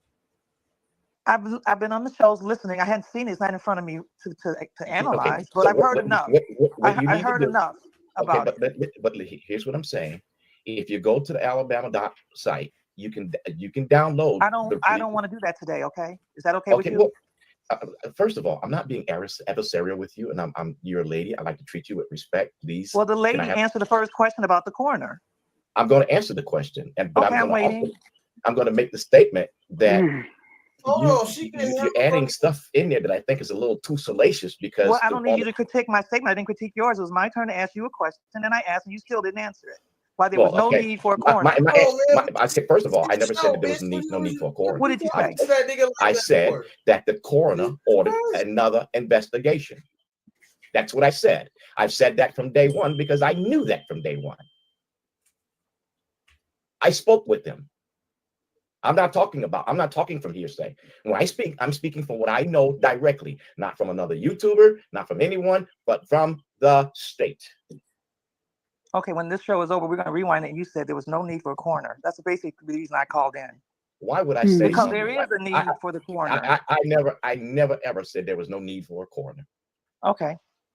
You heard somebody else. You didn't hear me say that. No, I heard you. I may have misheard you. What about an autopsy? Is there a need for an autopsy? Of course, there's a need for an autopsy. Okay. You have to know what's going on. Okay. But who orders the autopsy? The coroner. Right. Okay, so obviously that's the only way you could tell the truth. There's no way possible that this case should ever be let go and there's no autopsy. That would tell me definitely 1,000% that there's some horseplay here. You gotta have an autopsy in order to get a report. In order to get the report, you have to see what there needs to be investigated. They have decided that this needs to be investigated, and it's being investigated. So by saying no fatalities, how does that affect ordering an autopsy? No. Okay, first of all, it said no fatalities at the accident from Unit 1, which is the van. Right. There are no fatalities from the van. Okay. There's no report that says there wasn't a fatality on that morning. It says no fatality from the van. Okay. And didn't Courtney go to the van saying that she was alive? That's what she said. But she didn't. We don't know if it was Angie, so-called allegedly Courtney helped out of the van or not. We don't know if it was Angie or one of the backup singers or one of the females that was in the van. So Courtney's statement matches the police report, yes? Negative. Did you say no fatalities in the van? You just said that? I just said there's no fatalities. Okay, I heard you again correctly then, huh? So yeah, Courtney's statement matches the police report, yes? No, it does not. What is it? How's it different? And well, here's a major difference. Courtney is not listed in the police report. Who else is not listed? Well, see, this is what I'm saying. There are things that you. That's why. No, that's you why read it. Why don't you help us all out? We got listeners. I've been helping out. I've been clearly stating the facts all along. So is the truck driver listed? Of course, the truck driver is listed, but not in that report. That's another report. That's another report. And I said that. So on the no fatalities, is the trucker listed? No, he's not, because he wasn't part of that. So the trucker and Courtney's not listed. No, they're not. Interesting. The trucker is listed. There's two reports that went out. No, we're talking about the one. We got to that part. Fatalities. No, you got to have them both. You got to have them both because the story is salacious enough to add them together. So you can't, you can't say we don't want to know about. No, you have to know. I'm trying to communicate with you that the no fatalities report matches what Courtney says, and the trucker's not listed. So neither of the white people are on that first one. No fatalities, correct? Correct. And it does not match anything of what Courtney said. No, but it says that she's alive, that Angie's alive, though. It does say that. No, it does not say that. No, it doesn't. Well, there's no fatalities. No, Angie was there. Oh my God, do the math. Ain't no do the math. I'm not going to go and put things out there that doesn't exist. I'm going to state the facts, and that's not the fact. The fact I stated, and the fact that's on the record, is there were 9 people in the van, 9 injuries, no deaths. Angie Stone, so she didn't die in that van. She died outside the van. So therefore, how's that? So when she walked out the van, there was Courtney waiting for her. Listen. I'm not adding nothing to the story that don't belong. Okay. She wasn't part of that report. Courtney was not a part of that report for the van. Unit 1. She was not part of that report. If she's a part of any report, it would have to be Unit 2. And we have not gotten the report from Unit 2 yet, which Unit 2 would be the tractor trailer, which is a whole completely What if she separate died when they put her in the air? What if she didn't die until they got her to the hospital and put her in the ambulance? I didn't say it was true. I said it matches. So it gave her a little time to get on TikTok and come through as a character, an actress. No, it did not match that at all. No. Oh God, I disagree, Doctor. Am I correct or not? No, you're not. Did not match. It did not match, and it didn't even make sense. The only thing he's not understanding what I'm saying. Hopefully, somebody does. If the first report says no fatalities, and then a lady, white, black, purple, or green, says I helped Angie when she was outside of the van, that means nobody died. She didn't say it was Angie. Still talking. She didn't say it was Courtney Angie because she I didn't helped know it Angie was Stone Angie. On the sidelines of the van. That means it matches the police report. No fatalities in the van. There's 9 people in the van, so which made herself a week later a character, an actress that they slid in there for us to believe for a few days. Exactly. That's all I'm saying. Is that you have to watch the character. You don't let the white people off the hook. Off the bat. I think I don't think anyone is letting the white people, Caucasian people off the hook. I don't think anyone is doing that. I understand where you're coming from. I really do. I understand what you're saying and where you're coming from. But I don't think anyone is allowing the white people off the hook. But the facts of the matter is that when the report first came out, it came out saying that the 18-wheeler ran over Angie. It's saying that the 18-wheeler hit the minivan, into which is coming out that the 18-wheeler did not hit anyone. It was trying to avoid hitting anyone or anything. But the way that Courtney came across as though the 18-wheeler did hit Angie Stone. That's how her story came across. Like after it brushed by her, Angie obviously was either in front of her or something, and the truck hit Angie Stone because after that she said she heard screaming and everything, and all she could do is get up and run to her truck, and she didn't look back to see what was going on or anything. And she supposedly have a video of this that was posted or whatsoever, and she talked to the family, and the family told her to remove the video, whatever the case might be. So that's how that went down right there. So I don't think anyone is basically removing the white people out of the scene or anything. It's just people were were going after the truck driver because they thought that the truck driver was the one that hit Angie and hit the minivan. So they were going after him for fault. And who controls the media in Alabama? We never got a press conference. They didn't line up a bunch of people with specialists and microphone for a big star like Angie Stone. They just didn't show us nothing. That's Alabama. We found out That because also- somebody that's some said racist just over shit. 3 times. That's some The racist trucker drove by and may have hit her. And even if Courtney never said she seen Angie get hit by a truck. She never said that. She said she almost got her crazy story. She hit her stomach, her breath went back, Louisiana and the heat of the and truck. Alabama. An 18-wheeler did that, just skimmed you. Okay. Okay, so I So think I'm gonna finish the sentence. I think actors like the truck driver and Courtney need to stay on the table. We're not giving them no free ride. nobody's giving a free ride. What are you talking But you about? said the trucker need to be left alone and Ma'am, mind his you know, business. you He's know what young. you need to do? Get on with his life. You need to get you a hot cup of coffee and relax. I'm not. I don't like that. I don't like when we act like we need to check that, bro. We don't. We don't. With black people. One of our queens got murdered. Okay. And that's what we're trying to do. What we're trying to do is put the pieces to the puzzle together, and we're trying to eliminate. We're attempting to eliminate that which is obviously a lie. That's obviously a lie. That way, it's easier to put the pieces to the puzzle together and finish the puzzle once the lies are eliminated. Okay, I want to step in for 1 second. I want to Ty. This is Think Tank. I'm gonna put you on hold. Okay, Ty. This is Angie Cousin. And before I read Angie Cousin, this is Angie Cousin, and he said that he has a relationship with Stone, and Stone is the guy that's close to Angie, and he spoke out today, okay, about how Angie was robbed $50 million in so many songs. And I see people in the chat, y'all like, DD, stop here, say something. Listen, Can you imagine being robbed? I was raised in Detroit, okay? I'm used to family going back and forth, having arguments, and then hugging it out at the end. These are grown individuals. You don't need to go to blows. They ain't cussing each other out. It was no need for me to step in. Hell, that's just how I'm a family. We can disagree, we can argue, we can debate, but we love each other at the end of it. It ain't no we can't even argue. We can't have a debate. We can't have a disagreement. We just gotta agree with everybody. What somebody say? Agree to get along. Agree some shit. Agree to disagree. Yeah, I don't know. They're saying it like the get along game. I don't know. Mr. Brown, what's his name? He's a YouTuber. He made that up. The get along gang, something like that. But you should be able to have disagreements and be passionate about your disagreements and still love each other. That's how I was raised. Exactly. So I didn't see any issue with them going back and forth as long as ain't nobody calling each other names or taking it personal. You know, they remind me of my family. You know what I mean? I know some of y'all not used to that, but yeah. But Ty said this. He said, "Good evening, DG. Me and Stone was chatting today, and he enlightened me to so sickening information about Angie kids. So there goes. I was not talking about Angie kids for a while. At first, I was looking at them, but then I stepped back. But here now they put Angie kids back into it, and it's Stone doing. So Stone, I would love for you to come back up. Ty, get Stone to come over on this channel to talk about it. Can you do that, Ty? Okay. You know what?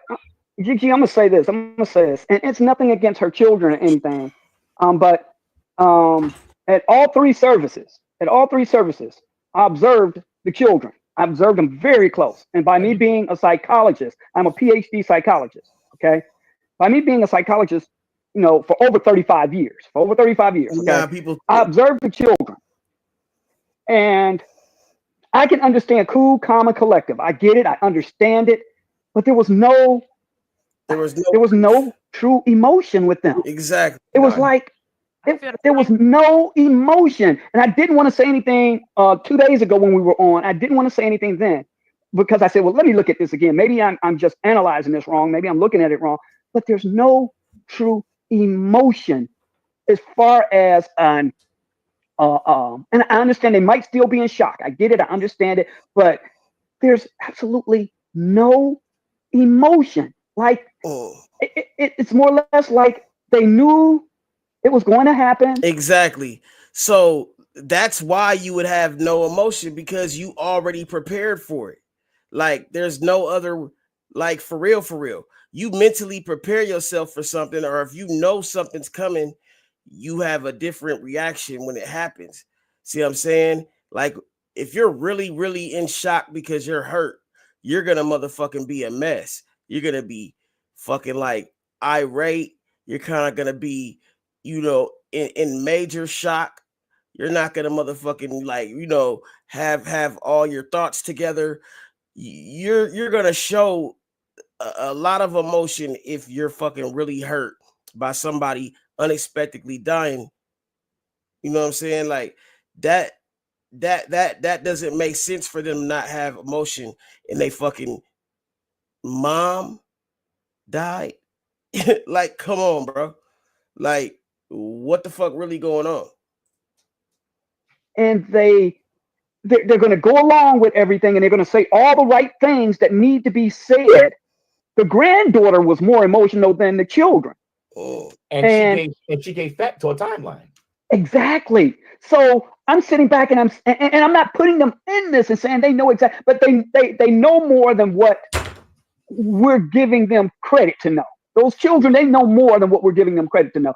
But that'd be fucked up, bro. If they really had was their relationship with their mom what people in our minds we want to say, oh, they were ace boon coons and they were cool and they were talking and and all of this and all of that. We want to say that in our minds because that's how our minds want us to think of a family unit and as a mother and her children. We want our minds to think like that and to say that, but by observing their behavior and their speech, it's more or less like it was a relief to them. I hate to say it like that, but it was like it was a relief to them that they no longer had to deal with the burden. Yes. And I'm sorry. I'm sorry. That's what I saw. You guys can call me whatever you want to in the chat. I don't care. But by observing it and just analyzing their speech and things that they said and just analyzing it, something's not right. Something is not right there. You right. The husband said you right on. Go ahead, Storm. And here's the thing: when the baby got up to say her speech at the service in Columbia, she got up to the podium and she says, "My mom woke me up at 6:00 a.m." And she said, "When my mom woke me up, she said we got to get dressed, we got to go."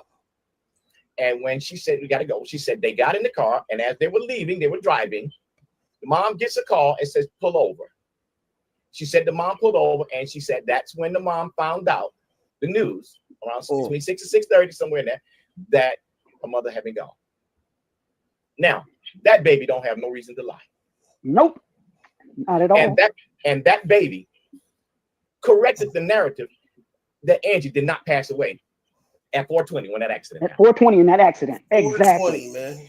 And if the mom got up at 6:00, and I'm sorry, Storm, but if the mom woke her up at 6, people, please understand this. If the mom woke her up at 6 and said we have to go, and while they were yet driving, she gets a phone call at 6:30, 6:32, whatsoever, and tells her to pull over. Where were you driving to when you woke your daughter up at 6 in the morning? Where were you driving to then? Exactly. So the mom jumped the gun. The mom jumped the gun a little bit. Because where were you taking? Why would you wake your daughter up at 6:00 in the morning, tell her, get dressed, we got to go. And then at 6:30, you pulled over to get the news that your mom passed. Ooh. That's all I'm going to say to that. That's all I'm going to say right there. You guys put the piece in there. Put the piece in there. And you'll see. With that being said, Ashton is at the vehicle. Ashton is Angie's executive assistant. Ashton has her daughter and son's phone number direct. What happened with those 2 hours? You see, that confirms the baby confirmed the 2-hour gap of the whole situation. The baby confirmed the 2-hour gap of the whole situation. The baby confirmed the 2-hour disappearance of the time that no one can explain by saying that we got the call. See how that is not lining up? It's not like, again, if you listen closely, I know a lot of you guys aren't used to this. You're not used to this, but if you listen closely to the time frames, nothing is adding up. Nothing is adding up. Somebody knew something. And Lord, if I'm wrong, just forgive me. I repent if I'm wrong. I have a question. So when they got up at 6:00 and they was rushing out, were they rushing to the hospital to see Angie? See, the mother jumped the gun. I believe the mother jumped the gun. I believe she jumped the gun because if she didn't get a phone call until 6:30 and she had to pull over to get the news, what was you doing up at 6 o'clock?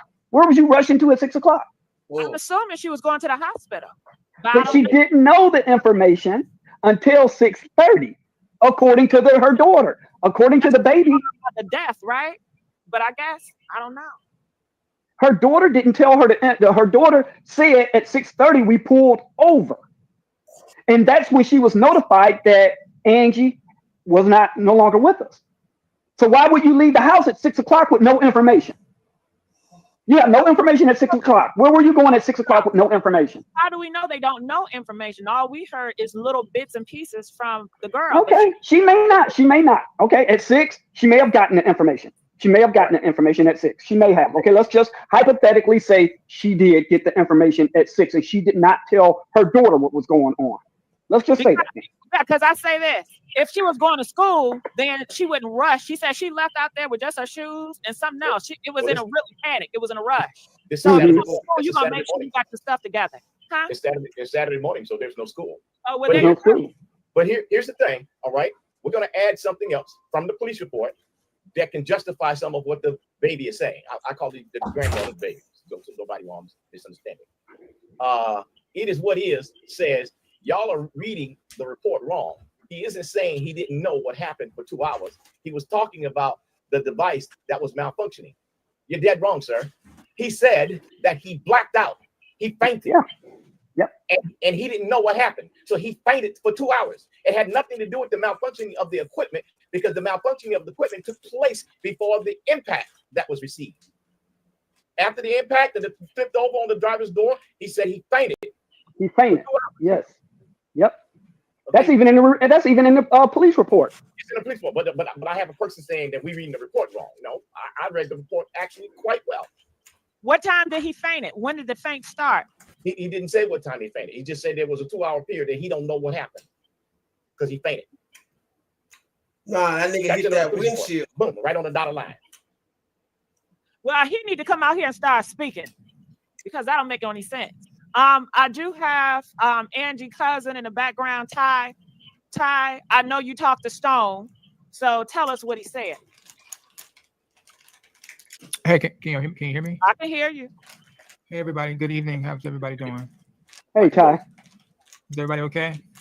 No. Mr. Love, I did check out your show. Your show definitely soothed the soul the other night. Great show. Beautiful music layout that you had. Came up there as Catwoman, man. Give you kudos in that as a former radio DJ myself. So you guys got it going on over there. So just wanted to let you know.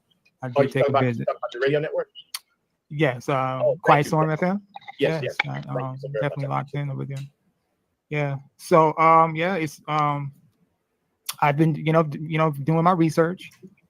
Matter of fact, Mr. Love, if you can, I want you to take this name down for me real quick. Matter of fact, do your research real quick. You ready? Well, it might be the Black Panther. Black Power Ranger. Right, take this name down right here and do your research on it quick and tell me what you come back with. It's Kalen with the K. You spell it Kalen.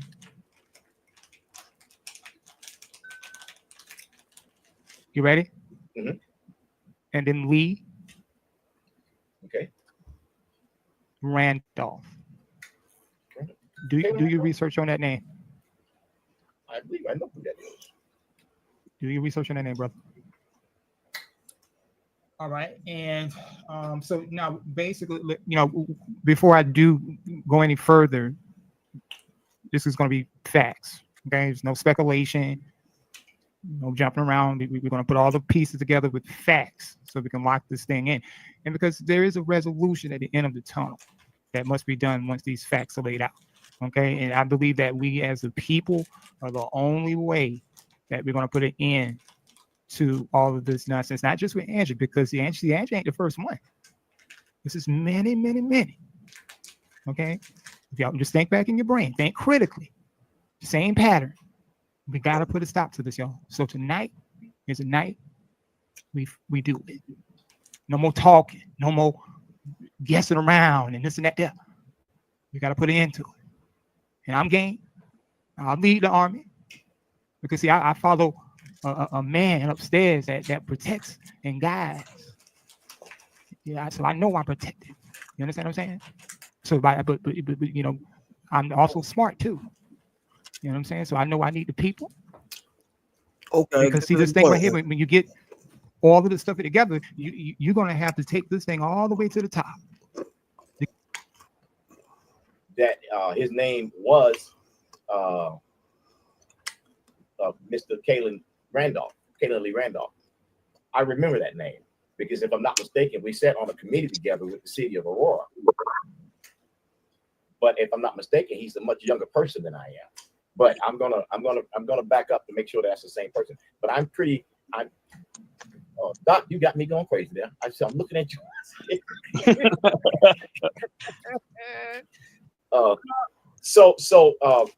Mr. Randolph, if I'm not mistaken, is in the healthcare business, and so I'm trying to.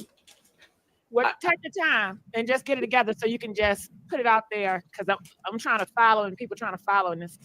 Okay. But this is one thing that they can follow for sure, and they can take this one to the bank. I don't care who they hire at this point. They're going to need to pull Johnny Cochran out of his grave to get out of this one. Okay, Stephen, when I try to pull you up, it's a bad audio feedback, Stephen.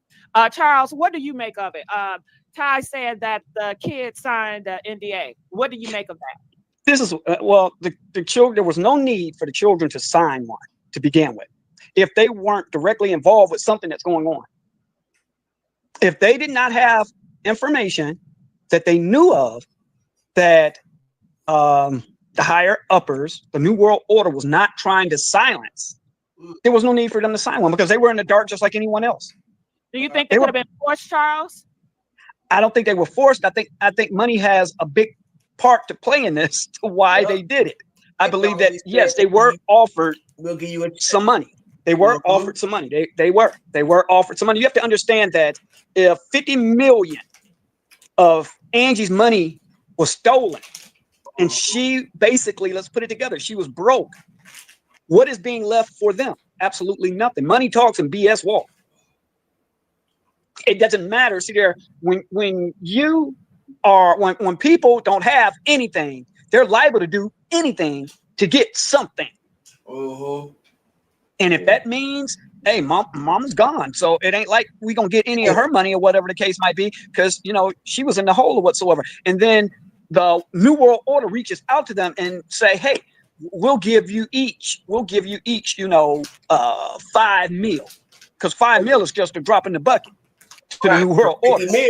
We'll give you both 5 mil if you sign this, and if you say nothing about this, don't talk about this, don't say anything about it whatsoever, we'll give you this amount. You're set for life. 5 million, a person could be set for life if they invest it the right way and don't blow it. That you set for life with that right there. You're set for life if it was just 2 million, if it was 1 million. I mean, so we have to look at that perspective right there. But I believe in my hearts of heart that they reached out to the children and got to them. They got to the children, and the children aren't babies. They're not babies. This is a grown young man and a grown woman we're talking about. They know more than what they're saying.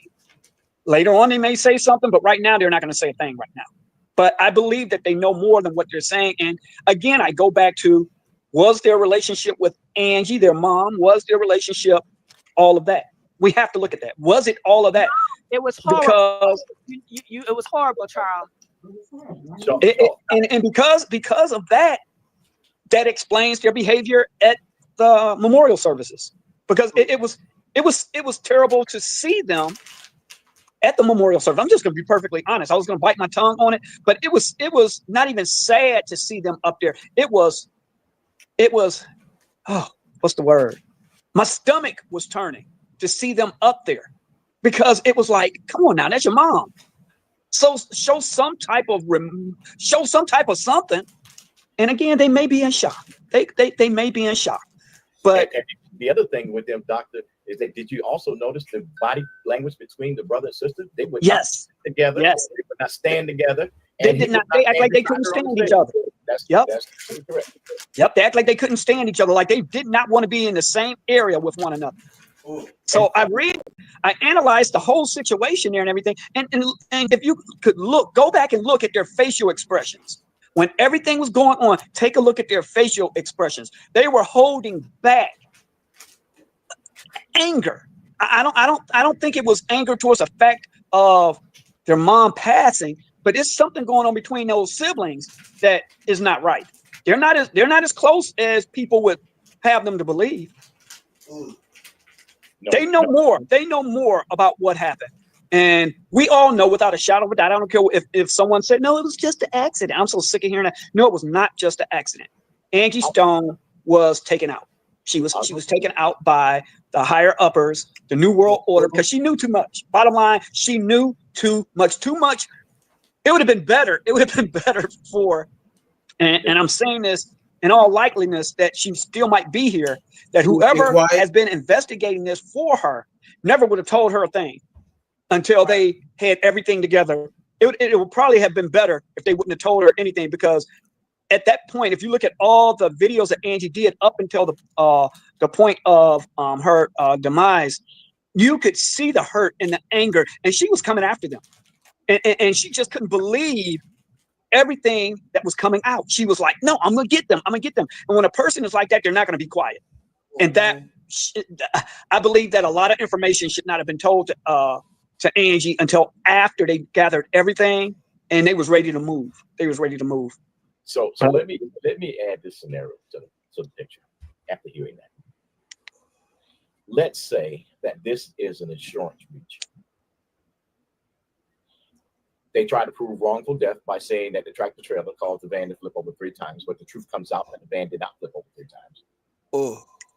The victims inside the van portrayed themselves, some of them portrayed themselves as being seriously injured, and they're showing in the public that they don't have those substantial injuries because they're bending, moving around like nothing is wrong. Okay. What if this really is an insurance breach? And we're not catching it. It could be. This may be an insurance breach because that van would not have enough coverage to coverage the amount of injury for all of them on that van.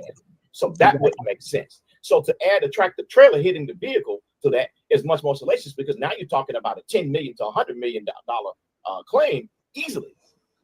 And if you look at if you take and add the net worth of the artist to what the potential earnings would be, 100 for the rest of her life living, because she still was touring, that's a lot of money for the kids. Bruh. So is this an insurance? Man, you know how many motherfuckers could die over that much money, bro? I believe that everyone in the van, if they didn't know everything that was going on, they know a lot of information that could really sink the industry. Don't be surprised that something, and I'm not hoping anything happens to them, but don't be surprised that one by one, or a few of them, something happens to them, to send a message to the other ones to keep your mouth shut. Even if you're thinking about it, this might happen to you. That's why they are saying, don't say anything, because it would jeopardize the settlement of an insurance claim at the end of the day. Let's say that the music industry had something to do with it. They would gain that way. If the music industry did not have anything to do with it, then this is an insurance claim incident. And if this is an insurance claim incident, then you went about this the wrong way. Totally wrong. Wrong. Because this would never settle in 20 years. With the gaping holes in this situation, you can't account for somebody for two hours. 2 hours. 2 hours. You can't account for someone. How does that happen? 15 minutes would cause enough not to pay a claim. 2 hours? Come on, now we're talking 2 hours here. And nobody knows how she got to the hospital. Exactly. No. But I think Lethal and Courtney do know how she got to the hospital. Because I think they took her. Yeah, because if EMS took her, that would be in the report. And that didn't happen. That didn't happen. No. That didn't happen. Only 2 people were transported to Baptist. Well, the person that knows is the hospital. So paperwork, I need you to get on your job. I need you to call the hospital, figure out what time did Angie Stone get to the hospital and who took her. And paperwork, I need you to get on your job and get on them camera footage of the hospital, and we should see them roll up because I'm sure Definitely. now, the Magnificent, how you doing? And I want to know, it's still background in your background, Magnificent. It's always like that. I was hoping it got better today. You still hearing something in my background? Yeah, it's horrible. That's not my background. It's your background. Really? But I'm gonna try to deal with it. It's the audio is just not great. Oh, okay. Yeah. The white woman, Courtney, why is she silent? Why all of a sudden she took everything off Instagram and she's gone? Why? What are your thoughts? I'm thinking because she's being harassed by people all over, and they probably, her lawyer probably said just take everything down because they're starting to harass her and everything. And she's probably We're not going to use that word harassment. Are you serious? She Well, out here messing with us, lying, Magnificent, and you're talking about you trying to make her a victim? See, that's why we whatever. Back up here. How could you make her as a victim? And people, we messing with her. We asking her questions. She the one that brought it up here, Magnificent. Hell, we didn't know she was even there. She brought it to our table. She put it in our face and put it in our face. We are holding her accountable. Of course, we have more questions. Magnificent. If she said she did that to your mama, okay, allegedly, when you have more questions, and then she just want to shut the door and tell me I can't talk to you no more. You want to know more about your mama. You don't want to know more about your loved ones. And then you keep asking her. Now she's saying, well, you harassing me now. Motherfucker, let's not play the motherfucking game. What you doing, my mama? No, ho. Okay? No, but I think that I think she talks to the family, her kids, but she's just not talking to us. She talked to Diamond and Michael, I believe, but she's not talking to us. If she talked to Diamond and Michael, they just said Michael and Diamond are compromised. So therefore, she's on the dark side with them. She talked to him because they asked her to take down the video at first, and that's why she took down the video. So they know everything that happened. And what you was thinking about earlier, you was probably thinking about the same. But she lied then because in the police report, it proves that Angie was not in the van. It proves Angie was not on the scene. So it goes against everything that white woman said, Magnificent. Angie was in the van. It says 9 fatality, 9 injuries. Do you see her name on there? So the ninth one, it could be Bobo, it could be Ray Ray, it could be Boo Boo. You don't know who is in that goddamn van. Yeah, but is any names on there? I don't think any names is on there, or is it? Yeah, it's names on there. Yeah, all the other names is on there. Yeah, it ain't Angie Stone name on there. Oh, okay, probably because she's a celebrity or something, It might be Magnificent. No, you must be working with the that would be more of a reason to have that would be more of a reason to have her name on there. Oh, Magnificent. Go ahead, Charles. That would be more of a reason to have her name on there because she is a celebrity. Courtney. I took him off right quick. I put him on pause. Courtney. Courtney. It was Courtney's plan to media publicize this whole thing the whole way because she likes the likes and she likes it. That's what she. She's in the business of doing this, so this is what she intended for it to happen. And she tried to look like she was crying when it was all an act. Come on now. She thought that she was going to monetize off this situation just on social media alone. That's why she attention. TikTok. She enjoyed the attention while the attention was good. Oh boy, what's the word? And she enjoyed everything while it was going her way. But when people really started trying to contact her and the pressure got to her, that's when she decided to back up off of it. She enjoyed the intention while it was there. But when the negatives started coming out and people were saying, hey, you lying. Hey, no, there's some holes in your story. Hey, how did this happen? Hey, how did this happen? Hey, why don't you just go? Why don't you send me the video? Hold on. Why don't you send me the video? And I promise I won't put it up. When real questions started being asked to her, she couldn't handle that. She saw that it wasn't all what it was going to be cracked up to be on her podcast or whatever she does. It got real. Let's put it like that. It got too real. It's real now. It got real. And here's something else that I want people to take in consideration. Anytime the news, national news, release a story, if it's dealing in death, they have to vet it because they can be sued for errors and omission. Yeah. Okay. So now they were not able to vet this story.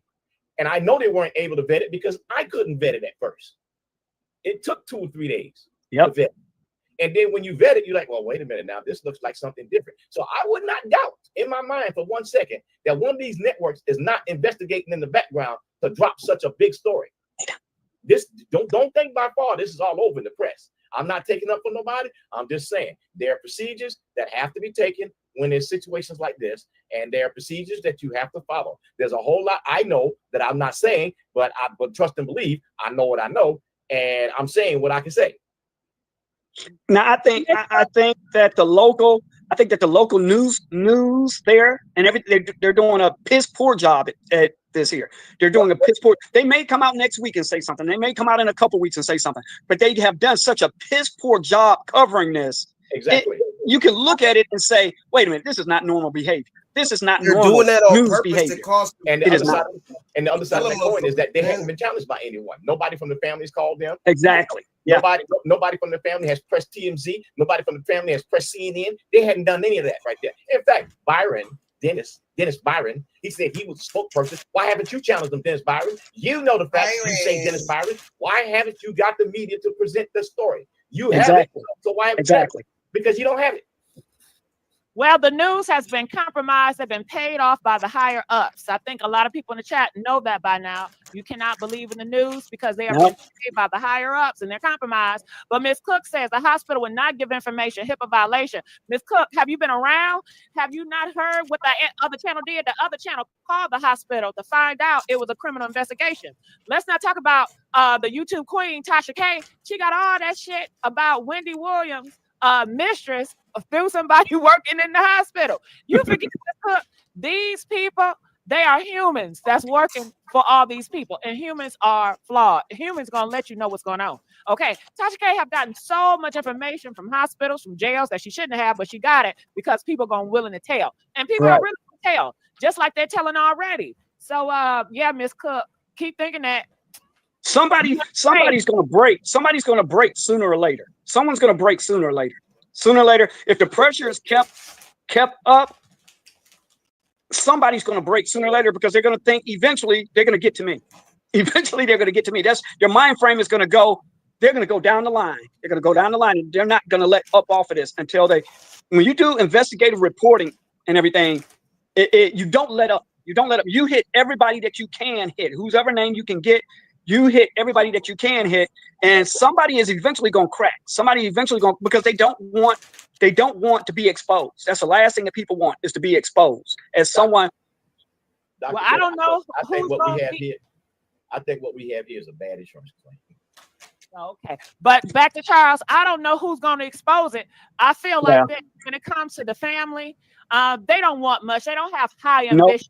They're not hard workers. They're very lazy. So any money would do. And then they feel like, well, shit, my mama brought it on herself. We told her to shut up. Why she have to keep on doing that? She brought that shit on herself. See, the more you talk, that's what's going to happen. That's not going to happen to me because I ain't saying nothing. I'm going to take my money and then I'm going to still try to get in Hollywood and I ain't saying nothing. I'm going to take it to the grave. So that is how a lot of people think, you know? So exactly. I believe that I believe that Stone Paxton, I believe that he needs to be very careful,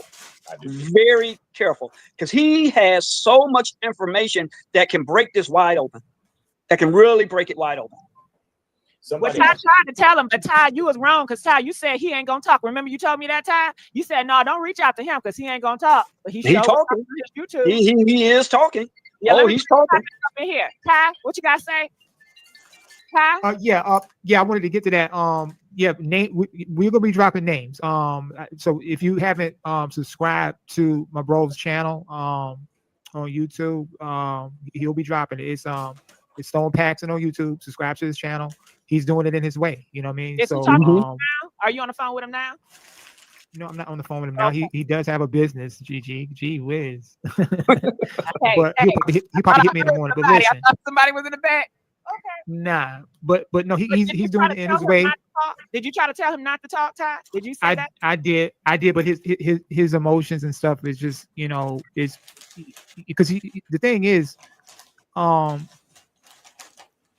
see, when Angie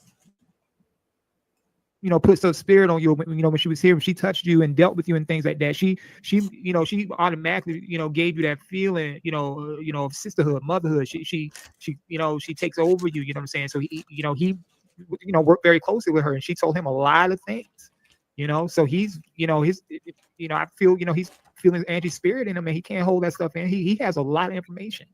And so we just, be patient with him. He's going to deliver. Is he He going will. to? He's going to be dropping. Well, he said he's going to be going dropping to. names. Yeah, He he's going to said be dropping he's going names this week.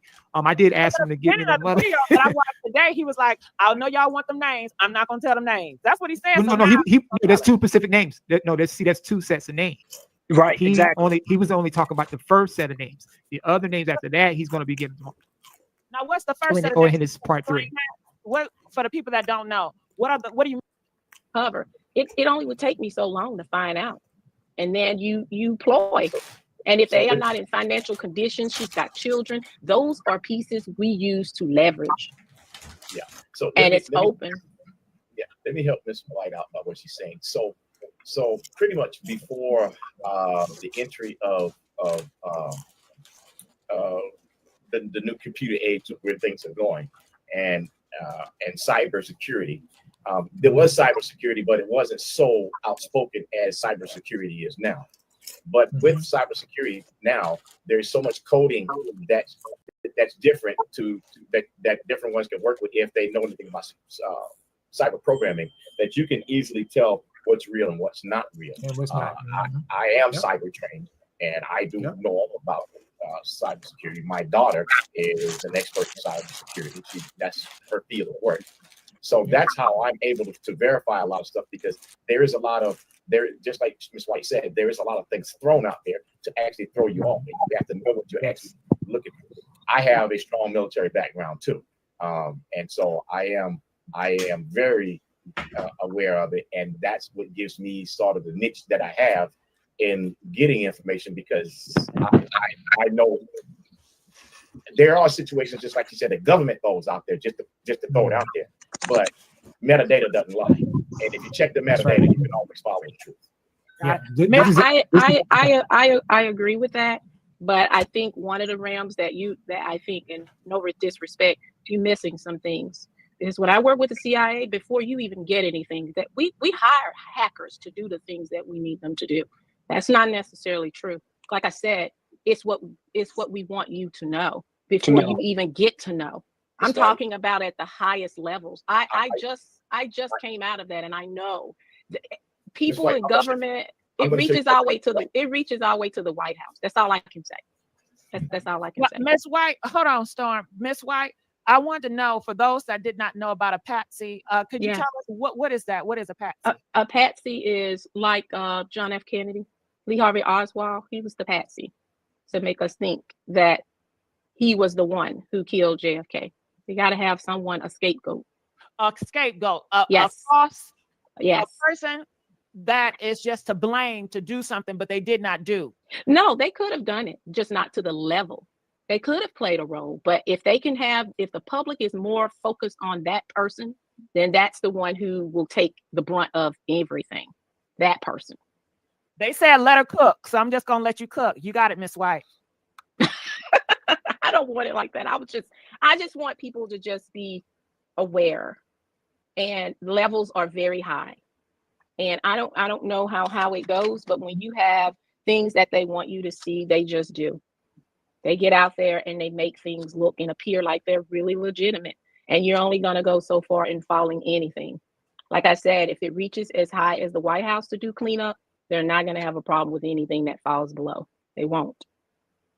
Well, let me ask you something. The question of the day is, the white lady, why did she end her account? I mean, they said she took out her whole TikTok account and now she can't be found. Why is that, Miss White? Was she real? I don't know what you mean by that, Miss White. Here y'all go with the question. Was she really real? I don't know what that means. Meaning, remember I told you the other night when the pilot crashed and they had served together, they had trained together, they had been on that tour for years. He knew him. And when the plane defect went down in that F-15, they was like, wow, it was pilot error. He crashed it, but he really didn't. They had you him, the guy who really knew him. He saw him get in the plane. He saw him do the maneuvers. The plane went down, and then he died. And he really testified that he really saw his friend die, but it really wasn't. It was an imposter all along. Well, do you guys see Courtney, the white lady, her husband? Usually, mothers, they have pictures of their kids, of their husbands and stuff like that. Did y'all get any of those pictures? What other than that video does Courtney have out here of her profile? Do y'all have anything on it? So you feel like she wasn't real? I never said she wasn't real. I mean, people have, like you said, you alluded to, people have history, pictures, things, how they have connections to other people. Got it. So I'm gonna ask you again, Miss White, why did she delete her account, in your opinion? She got spooked. She got spooked. Someone spooked her. Somebody spooked her. Somebody scared her. Somebody scared her, or either she had a role that she needed to do and move on. Okay, let me ask you another one, Miss White. Why wasn't Angie Stone named on the police report, Miss White? I believe Angie Stone wasn't even there. Oh, I don't believe she was there. No, I don't believe that. Where was she, Miss White? That I don't know. That would cause for me to speculate, but I don't believe she was there. The way that crashed, a little I've seen some things that come to it, it just doesn't. It don't add up. It just don't. And we all know when you do police reports and people come out, EMTs, it's a big thing. And her being as legendary as she is, definitely, it would have been out there. People, you only can keep the secret in so long. Remember when he died, the people that were there that were taking pictures, that Vanessa was going against them because he was in that plane crash. Remember that? People that would have been someone that would have spoken. It's hard to keep a big secret when so many see, unless so many don't see. So why do you think none of the people are not speaking out? The passengers in that van is not speaking out. People are saying that in that van, you saw so much band equipment in that van. They said, no way. Angie Stone is traveling with all those people with that stuff in the back seat. She's a star. Why would she be grouped in with all those people and all that equipment in the back seat? They wouldn't expect you. I would think she would have been in a lead car. She would have been in her own. She's legendary. Why would she ride with drum equipment and microphones and things? She wasn't supposed to ride in there. Remember Aaliyah? Remember she rode in with all the equipment too, remember? I told you. All that equipment. All the equipment she rode in with, the way the plane down. It just makes you cause to think. And when I just heard it, not knowing a lot of details, one person killed out of many. That was it just struck to me like, wow. I didn't even have to know a lot of details, just one. Yeah. But people had their roles. That's what they told us. And Yes. that's what made us believe that she passed away in the car accident. Come to find out, the police report don't have her name on the police report. They got everybody else in that van but hers. Ain't that off? Yeah, it is. Gonna make me speculate. Someone did a messy job. Someone who was part of the plan, they did a messy job by not having her name in there. And you all are staying on it. Someone messed that up because her name should have been on it. There's some holes in it. They left some leaks in it. And they was just being honest because her name was not accounted for. Well, yeah, I mean, it didn't reach to the level that it was going to reach to because they're so used to us getting information, controlling the narrative, and we all go with that. This group of people are just too smart for that. No one's just going to take that lane down. That's not true. No one believes that out of that. Think about it. Even if you don't know a lot, she's legendary. She's riding with drums and all kind of equipment. She's in there riding along with all the people inside of the van. It's jam-packed in the van. And then all of a sudden it turns over and she's nowhere to be found. She's not thrown anywhere. She's not listed anywhere. It's a Sherlock classic. Did she want... Well, she's not in that van. She wasn't in that van. She wasn't in the van. No. Okay, so why do the family send investigators to come to this platform for days to push a narrative that she passed away in the van and the case is closed? Damage control. Got to do damage control. If, like I heard someone say, if they got a good little amount of money, whatever they offered to them, or whatever they chose to believe, if you're in a desperate situation or something's not happening, you'll feel that's where you go. Remember, imposters come in to try to control the narrative. That's the goal. That's why we have a lot of these unsung, all of our legendary people that get killed, and they're not no longer living with us. They leave this big gaping hole of information. And only thing that they're right now is buying time. Time is too fresh. Month passed by, 2 months passed by. It'll die down. That's the way they look at it. It'll just die down. It'll be another story that's passed. Well, it's one person that is fighting for her. It's not nobody in the family, but this guy named Stone. He says that they stole over 50 million. He has a name. He is the one that is putting Walter really out there because he knows. So I don't know. Should he lawyer up with somebody to help fight to get justice for her? Unfortunately, we don't have Johnny Cochran no more. That would have been a great thing. We don't have him. But yeah, he has to be careful who he chooses to be the lawyer. Not himself. It seems like he's a long wolf. You know why? Oh yeah.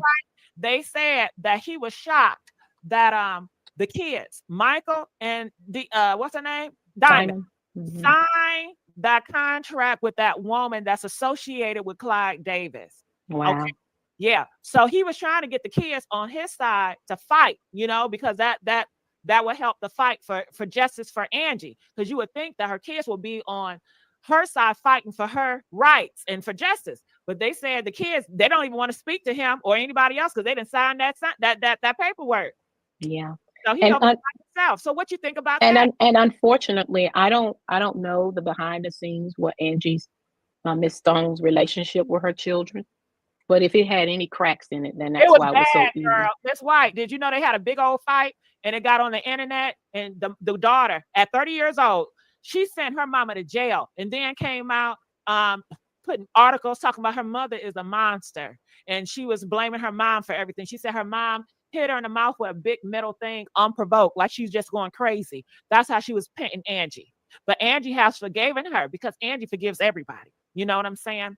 And they said that son Michael of hers, honey, he feels entitled. He felt like Angie should have been got him, big to be a star because he's a rapper and producer. He's been trying to do a song with Angie to put it out so he can get up there. And he want to connect with D'Angelo, but D'Angelo don't seem like he gonna have shit to do with him. You know what I'm saying? Wow. So yeah. And you know what this reminds me of? Angie on that. They blame Angie. Michael blamed Angie for his messed up relationship with his daddy. He blamed the mama. You know how some of these sons blame the mama. That's the reason why daddy don't come around. Use the reason why daddy X, Y, and Z. And then they say that daughter Diamond, she was over there calling Angie all types of uglies. And it's just sad. So they had a lot of animosity. That's still and you know what this reminds me of Joseph in the Bible. We shouldn't be surprised. The brothers. What did they do to him? About Joseph, can you make it real short and sweet? Yeah, just real short. Joseph had a dream how he was going to be a leader and his brothers were going to be subservient to him. And his father gave him a coat of many colors. When Joseph told them this dream, they tried to kill him. They sold him into slavery, his blood brothers. So it kind of reminds me of her own blood children that would turn against her even in death. That animosity or whatever they had, it ran so deep to where they sold their mom out. And if that's true, that's really disheartening because you would never think that your children, no matter what goes on, good or bad, that they wouldn't sell you out. But as again, greed, the love of money, the root of all evil is loving. They got something out of it, not just to sign a document. There was something to gain. And they feel like she owed them even through death. And that's really sad. Very sad. They want me to ask you about the 2-hour gap. They want to know your opinion. They said Lethal, the driver of the Mercedes van that Angie was allegedly driving in, he left, or it's 2 hours accounted for that he don't know. They said he don't know what happened. I guess he had a concussion. He said, what are your thoughts about that? Why would he say some shit like that? He had a concussion. He said, is that what you said? Let me bring Charles and somebody up here. Charles, do you remember what that man said? Wow. Yeah. He said, no, he said he fainted. He didn't have a concussion. And he said he fainted. I've never seen someone faint for 2 hours. No, me either. He said after the accident, in the police report, it said fainted. etc., etc., etc., etc. Because you know what etc. means, right? Yes. Okay, so they didn't even put in the rest. What does that mean? They didn't put in the rest because he just kept babbling the same thing, basically. And it's just like saying and yeah, and. Okay. So he's saying that he fainted. He fainted, and he was fainted for 2 hours. You can't faint for 2 hours. There's no way you can faint for 2 hours. You faint, somebody give you some salt, throw water on you, whatever. You waking your butt up. It's that simple. So I think that's a lie there. I think he's lying right there. That 2 hour gap is a mystery. The 2 hour gap is a mystery. I think in that 2 hour period of time, that's when whatever happened to Angie's body at that time, whether it was on the van or not on the van, that 2 hour gap is where something went on with her personally. Something was going on with her personally for that 2 hour window to be there. Something was going on. Cover up. Yeah, sorry to cut you off, Charles. So, Miss White, what are your thoughts? Do you have any thoughts? They want to know your thoughts about that. The 2 hours that was unaccounted for, I think it was to be prepping for staging because she wasn't there. They had 2 hour window to get everything in place while she wasn't there. The guy, of course, that's what the logical thing that he would say. And of course, you could go down a more rabbit hole on him, blood alcohol, did he have a chauffeur's license? And, you go do background, but that 2 hour window, that was to get everything ready. Look at the timing of where everything is when most things are still and sleep and not much going on around those hours. It was time to get it ready. So those 2 hours, Mrs. Stone, I believe, she just wasn't there. They were already doing what they needed to do with her. It was just to go ahead and get everything started and get that scene prepared. I've seen where my brother did my brother's a merc, and I don't hardly see him that much, but they'll go in and prep up, stage it up, get it all readied up. So when the public finally get around in the first crack of daylight, that's what you see. It's a staging. It's a preparation. It's very high strategic, but it is planned. Yes. So that's what that 2 hours was for. I believe that. And let me clarify that. They said that he said he fell asleep. They said he fell asleep and then fatigue. A young lady just posted it. She just posted it. But it's in there. Said fatigue. He said he fell asleep, sleep, fatigue, and it was something else that was said. Sleep, fatigue, and something they said. But I mean, come on now. What? That's the stupidest thing I ever heard. That is stupid. And I agree with you 100%. That 2 hour window is when everything took place. The 2 hour window is when everything took place. And if it was a murder scene, this was said by Quiet Storm, and this we've all said this, that if it was a murder scene, there was no tape to tape anything off or anything. Well, let's say somebody died. Normally when someone passes away or whatever the case might be at that scene, they take that area off. No area was taped off or anything. So that's another reason to think that, hey, something's not right here. No, something's not right. There was no taped off, nothing taped off whatsoever. So I agree with the young lady that just spoke. That 2 hour window was their window to get everything done that needed to be done. All right, Ms. White, I don't know what happened to you. Come back up. But Magic, how you doing? What are your thoughts about all this? Magic, I don't know if you heard, but Courtney, the white girl, she done deleted her whole TikTok. What are your thoughts about that? That's the question of the day. I'm glad that I'm recapping from the other day when we spoke, Gigi. I did express to you that I felt that she was one of the, actors, the props. She was basically there to do what she did, but little did she know, okay, because see, sometimes they underestimate our intelligence. And when they do that with people like you on your channel, and when they do that to your followers, we got to check them. Because see, you know what? When they say when you dig one hole, dig two, baby, she fell in her hole. Because I'm going to tell you something. She did not know that she was going to get the rap that she did. She had no idea. She thought she was just going to be a crisis actor. And we was going to sit back and watch the show like we watch for so many of our other families. And I would say our families, which is our people from our nation, our people that are talented, that have gifts from the Heavenly Father. And we could go down a list, and we could go from Sam Cooke. We could go all the way to Prince. When Prince had when they got Prince, I myself, I was traumatized. I was crying for weeks. I had a friend come over to see me. He came through. He had to take me to out to eat to a vegan restaurant, take me to spa. I was frozen because it hit my heart. But see, these are triggers that these people do that are in these powers that be situations that already have it orchestrated from day one, going back to the 60s and the 50s. They steal our gifts. And then they want to say Merry Christmas when there's no Merry Christmas. We have the power in our hand to shut things down. And like I said to you, DG, the other day, I want everybody that has talents and gifts to hold it. Hold it, keep it to yourself and only share it amongst your people. We set up our own things so that the money is flowing within us. And we do not invite anybody to the party. We don't invite anybody to the lunch. We don't invite anybody to the cookout. It's just us. Guess what? We do beauty pageants where we allow our dark-skinned girls to be center front so they know that they're beautiful and they're not put in the back behind a light-skinned one. We value them behind their brains, behind their beauty. But what hurts me the most, and what I told you the other day, Gigi, when we spoke, I told you, I said she's a crisis actor. She didn't know that we were gonna figure her out. She had no other options but to get off of social media because we were asking questions. She talked about the oil in her ear, in her hair, and on her body. She talked about she was swept away. Ma'am, if it's an 18-wheeler and it smashed on somebody, how come you would have got caught up in just the wind of it? Just the width of it. You would have gotten damaged. There's no way she would have came out of that. So my take on it is that they say, damn, she failed. So what they're going to try to do is, she's hidden now. They're going to try to come with another scenario. But guess what? Like I said, I feel that they did something to our heavenly sister, Angie, after the show. She never made it on the road. They probably slipped something in her drink. They did something to her after she got off that stage. Angie was never on the road. She never made it on the road. And even if she was, why would she be riding in a Splinter? Are you kidding me?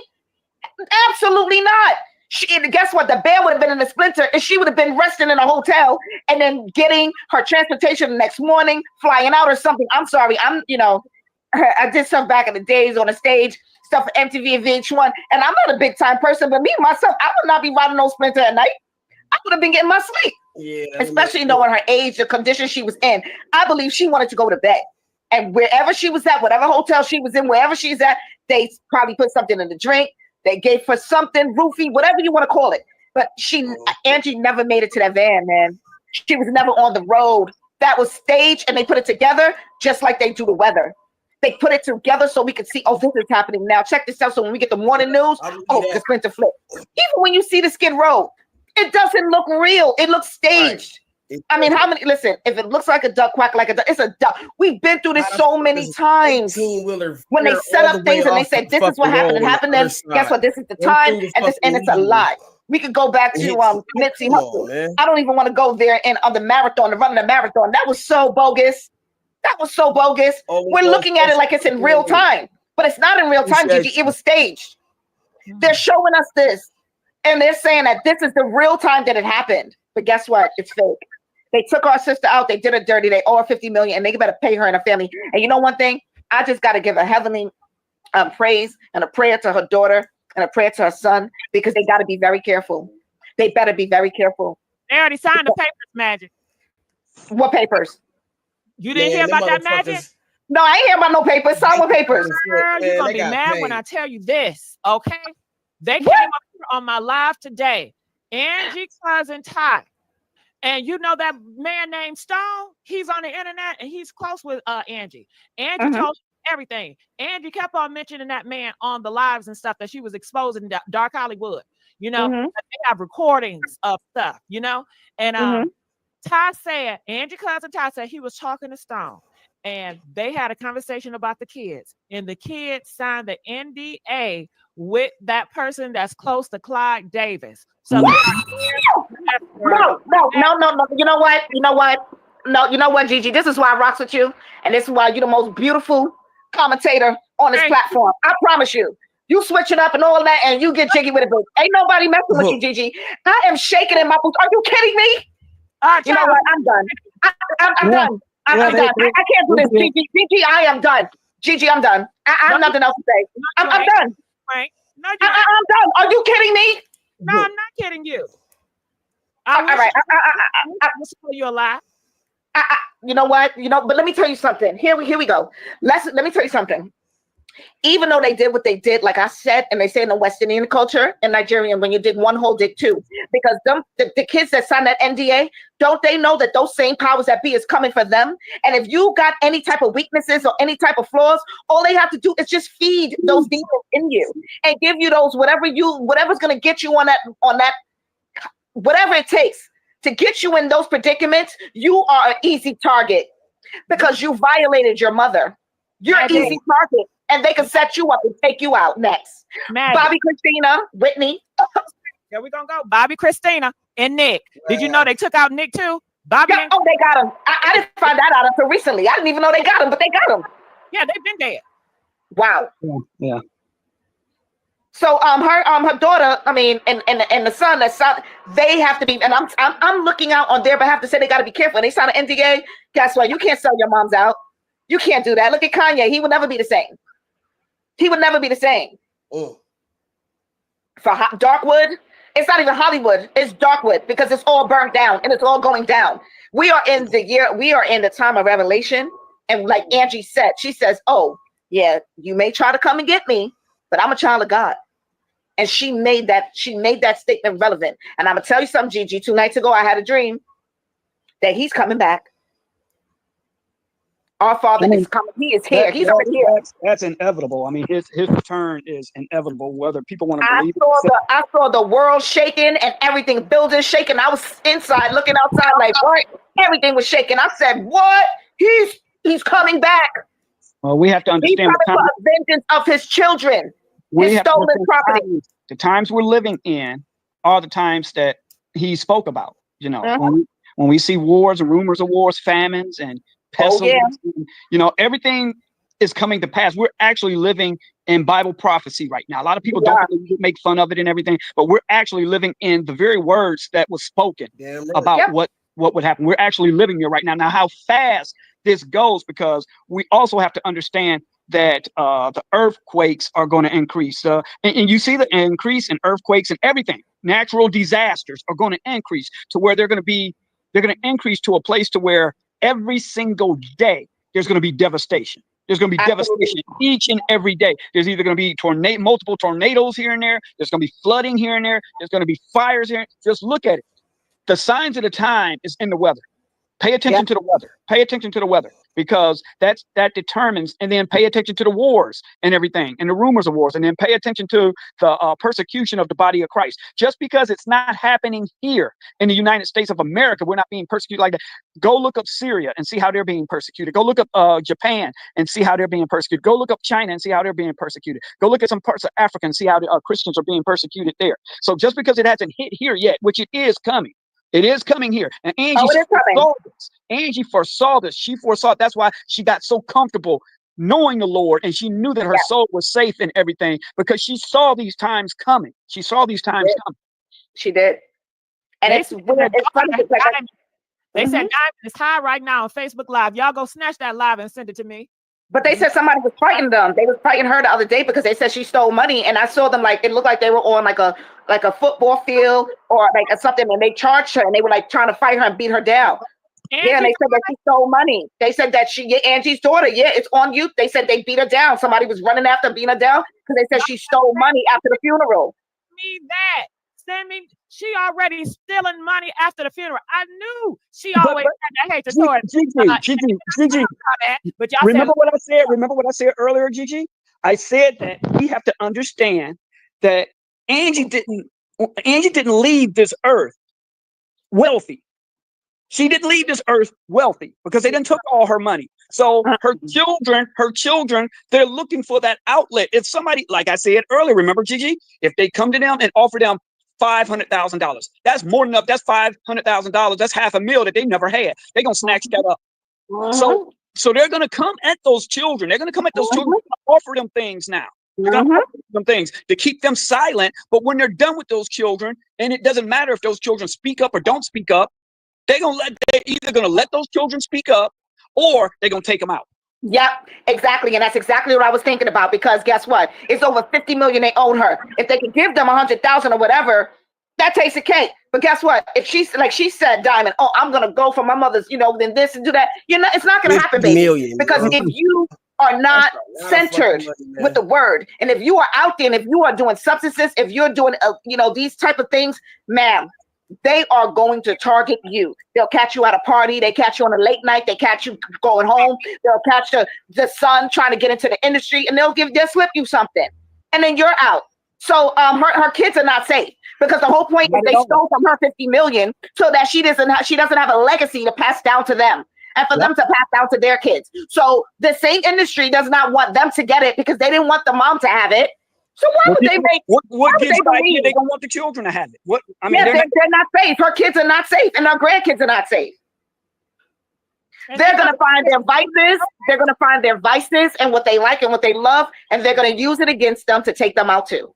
Yeah, Miss White said that if she was on the other side, she'd befriend them real quick and just take them down, because it's so easy. And for Diamond to be out here, you smoking that smoke on Facebook Live right after, and then they're saying that Diamond was stealing money from that damn funeral. They wanted to put pause on her. Yeah, they did put pause on her. Gigi, it's online. It's on YouTube. They ran up on her at a certain. They did like a ceremony somewhere, and they ran down on her and was putting hands on her. They said she stole the money.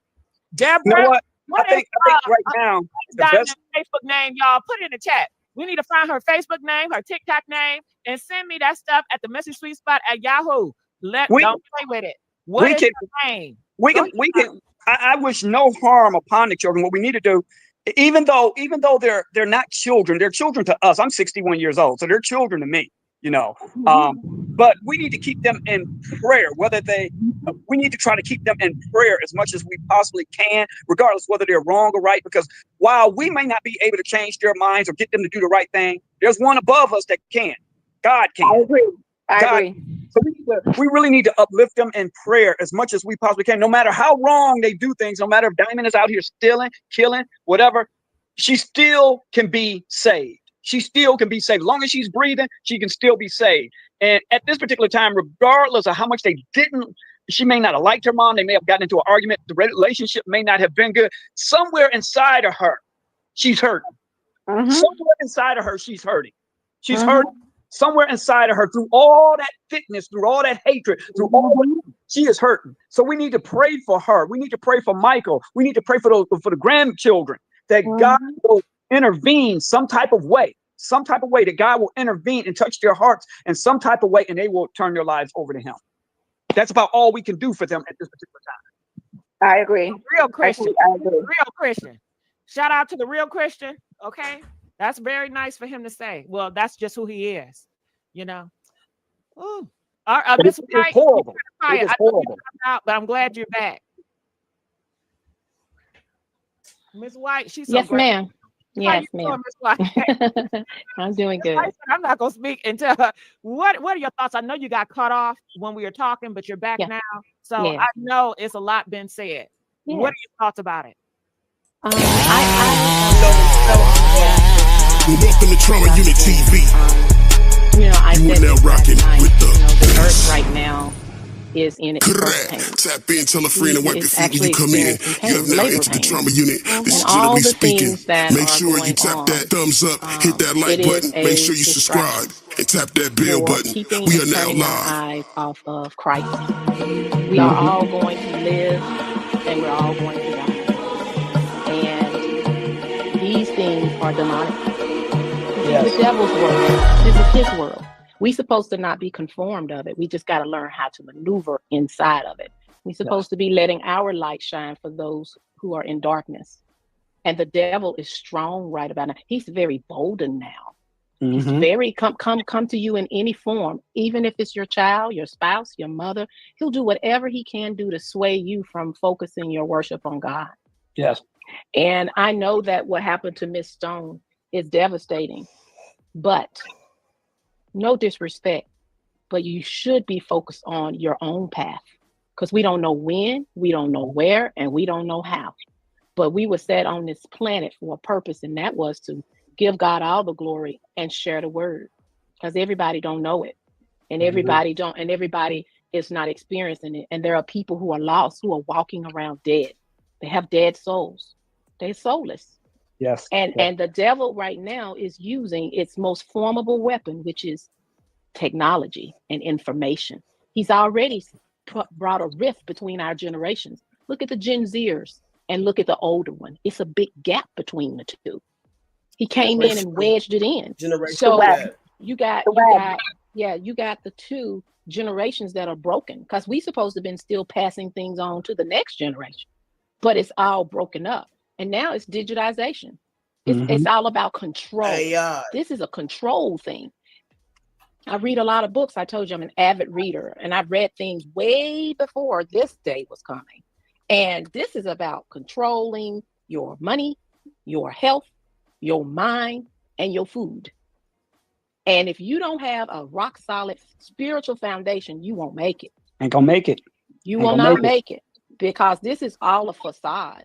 This is all to get you rammed up. If anything, if we're going to do any uniting, we should be doing uniting about Christ, not about the events that are around us, because we already know this world and what's going on with it, it has to fulfill itself. Yep, There's nothing we're going to do to stop it. It's prophecy. It's already been foretold.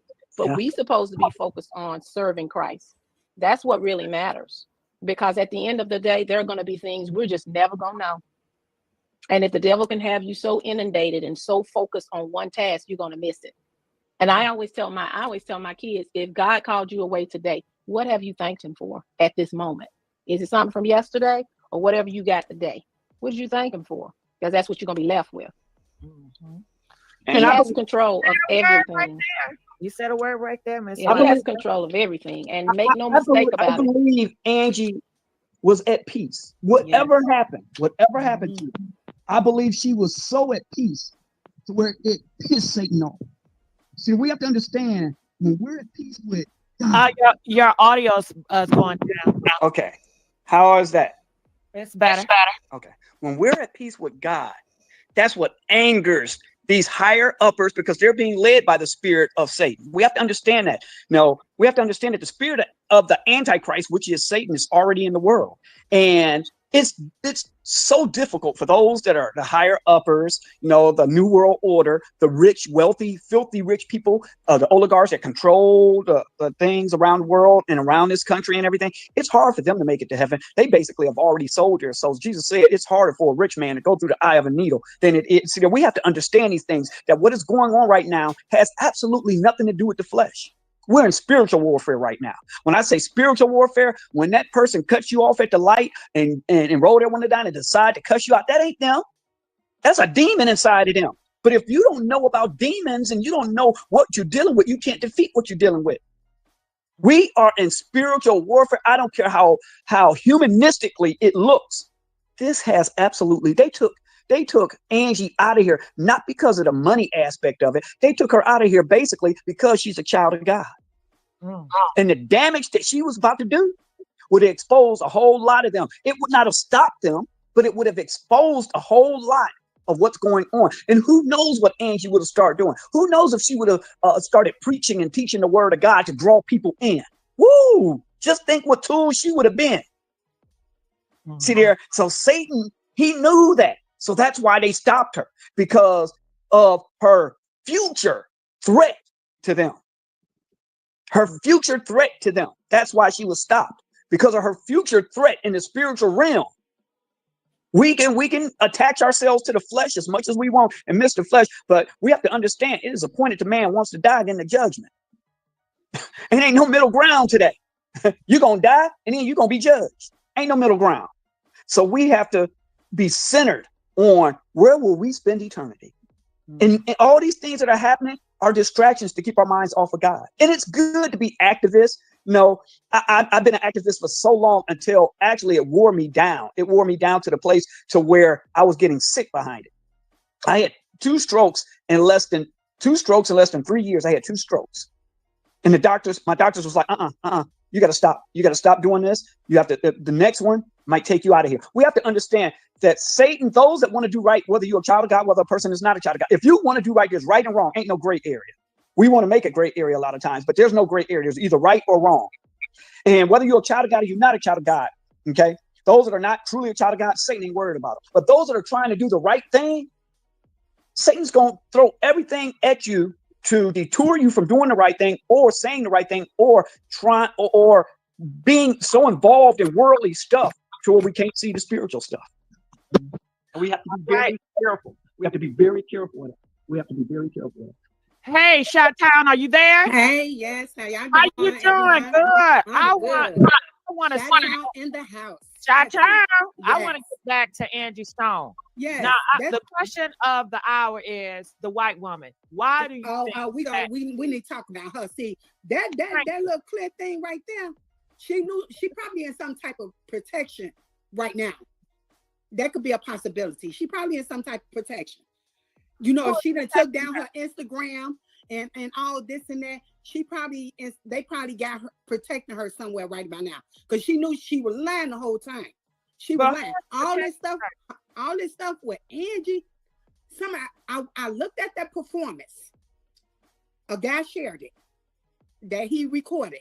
He was singing more with all her songs than her people was up there singing. He knew all the songs. And it just looked kind of a little odd too while they was walking off the stage. She was kind of walking a little slowly. So that goes to tell me, like, when she left out that back door, what transpired? Since her name is not in that crash. That lady was taken out of here. She was taken out of here. I don't care what they say. And whatever her kids got going on, they looking at dollar signs. They looking at, but you know what? What's crazy? Because I tell people, it's in the Bible, the days we living in, mothers against daughter, daughters against mother. But no, baby, it can be that. But some of these kids are disrespectful.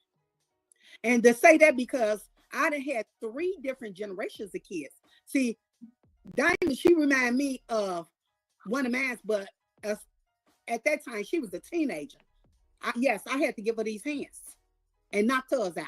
Because one thing you ain't going to do me, it do to me, and you going to try me. But see, in Chicago, DCF feds, they let these kids get away with, they think they gonna let them run your house. Hold on, let's get back to Angie. No, that's what I'm saying. That it's still with Angie because of, you know how Diamond put her mother out here, and she really ain't feeling her mother because of her putting them hands on her and had to knock them teeth out.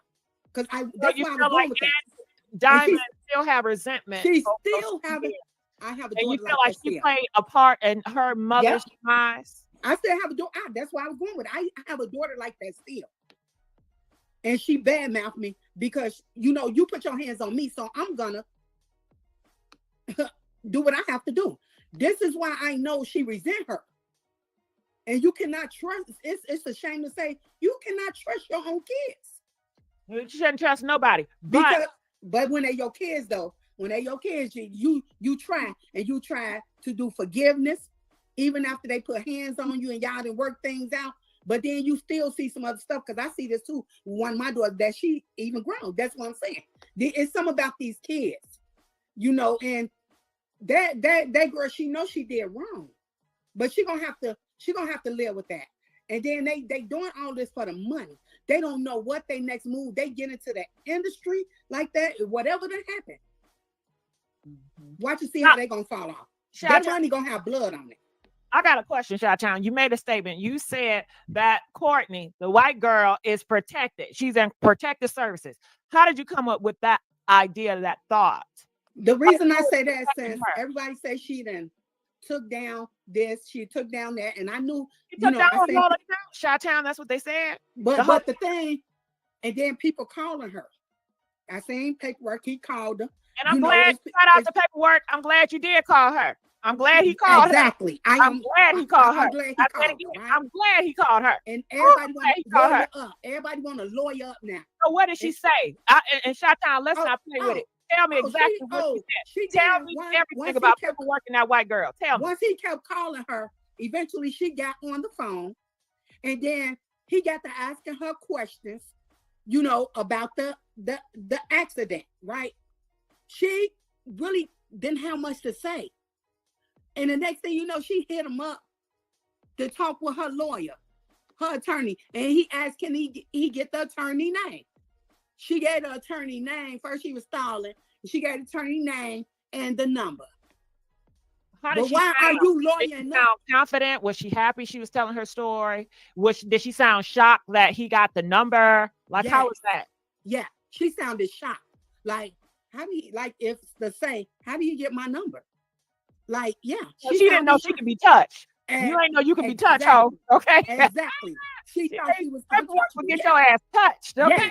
Yes, you playing around with a celebrity, baby. And if Diamond was a real one, since she like to fight, she'll be hitting that girl.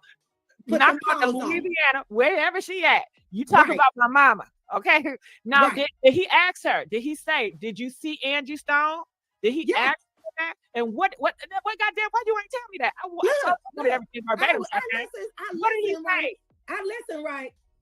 And she really didn't have really too much, because then therefore what did he ask you her? knew her story was a lie. Okay, what did he ask her? How did he ask her that about did you know Angie Stone? Did you see her? How did he say it?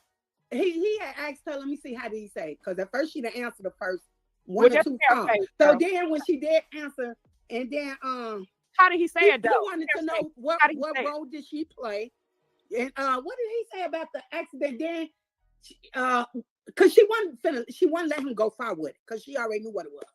So how did he stage the question about Angie Stone? Oh, he wait a minute, how did paperwork go to her? He said he called her name, Courtney, and then he said the accident. I want to say he said the accident that took place, the car accident, and you said you helped out the lady Angie Stone. So she then said, wait, God dang, I should have recorded. But I don't like to record.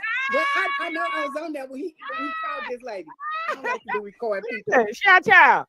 Girl, I was struggling with you. I'm like, God damn it, she gonna do it. It was like, but it just been a struggle. It was just her, how she was replying back that she was on something else, like people now contacting her. And I want to say, I don't believe nobody else was contacting her before he did. Okay, by the phone, do you believe that she was at the scene, or you think she just made everything up? Oh, let me put this. Come on. I don't know. You know what? I don't, because the story she told about the daughter, they was going to South Carolina for a 16, but my thing on that, I didn't think that was true, because why? You said you had a son or something at home, and your husband. From the recording, just from when the interaction that you heard with her in paperwork. What were your thoughts? I want to say, to me, she might play part in it, because Gigi, I wrote it in the thing. Did y'all hear her say she claimed I told her daughter to move the car up before they get hit again? Before we get hit, before somebody hit us again. Yeah, but that could have been a lie too. Like, how do you know she has a daughter? People that might not be real. I don't believe that was a real person like that time of the morning, Gigi. Her and his daughter. They and say other families. Okay. Somebody put in the chat that she said that it's supposed to be in the report that she was taking her to school. Wasn't no school on Saturday morning. What school? She made it clear. Okay, birthday, right? I'm gonna put you back on hold. Okay, I appreciate you. Hey, Dan. Hi there. How are you keeping? Good. How you doing, Dan? I'm great. Shouting out from England, London.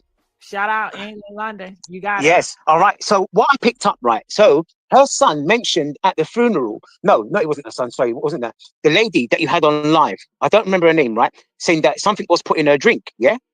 Okay. That something could have been put in her drink. I believe something was. Do you know why? Why is it that they were in such a hurry that there was no autopsy done on her body? Yeah. They need to resume her body, bring it back up, and have it examined.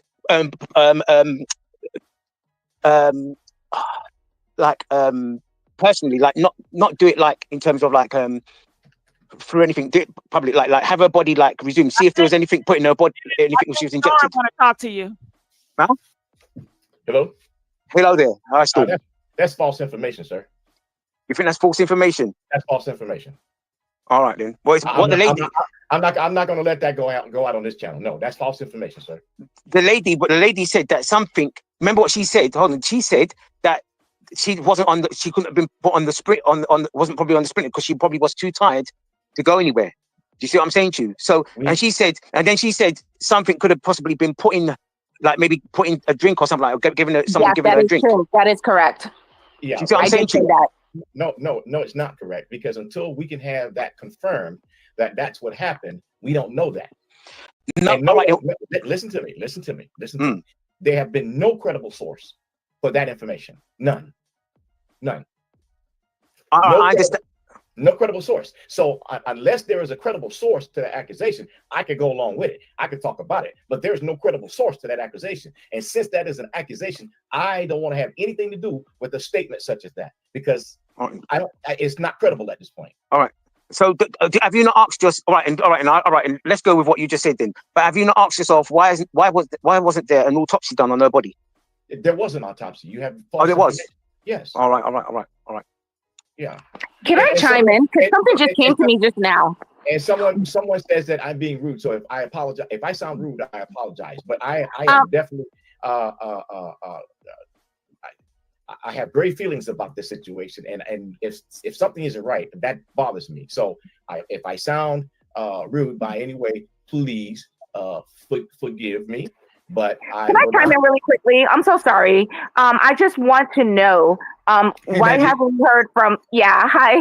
Why haven't we heard from the people that saw her right after the show? Why don't we have any witness statements? Why don't we have anything leading up prior to this to basically give us a ground-breaking testimony to what happened after she finished the show, where she was heading to, and this and that? Why don't we have any witness statements? There should be statements leading up to prior to this situation, and we have nothing.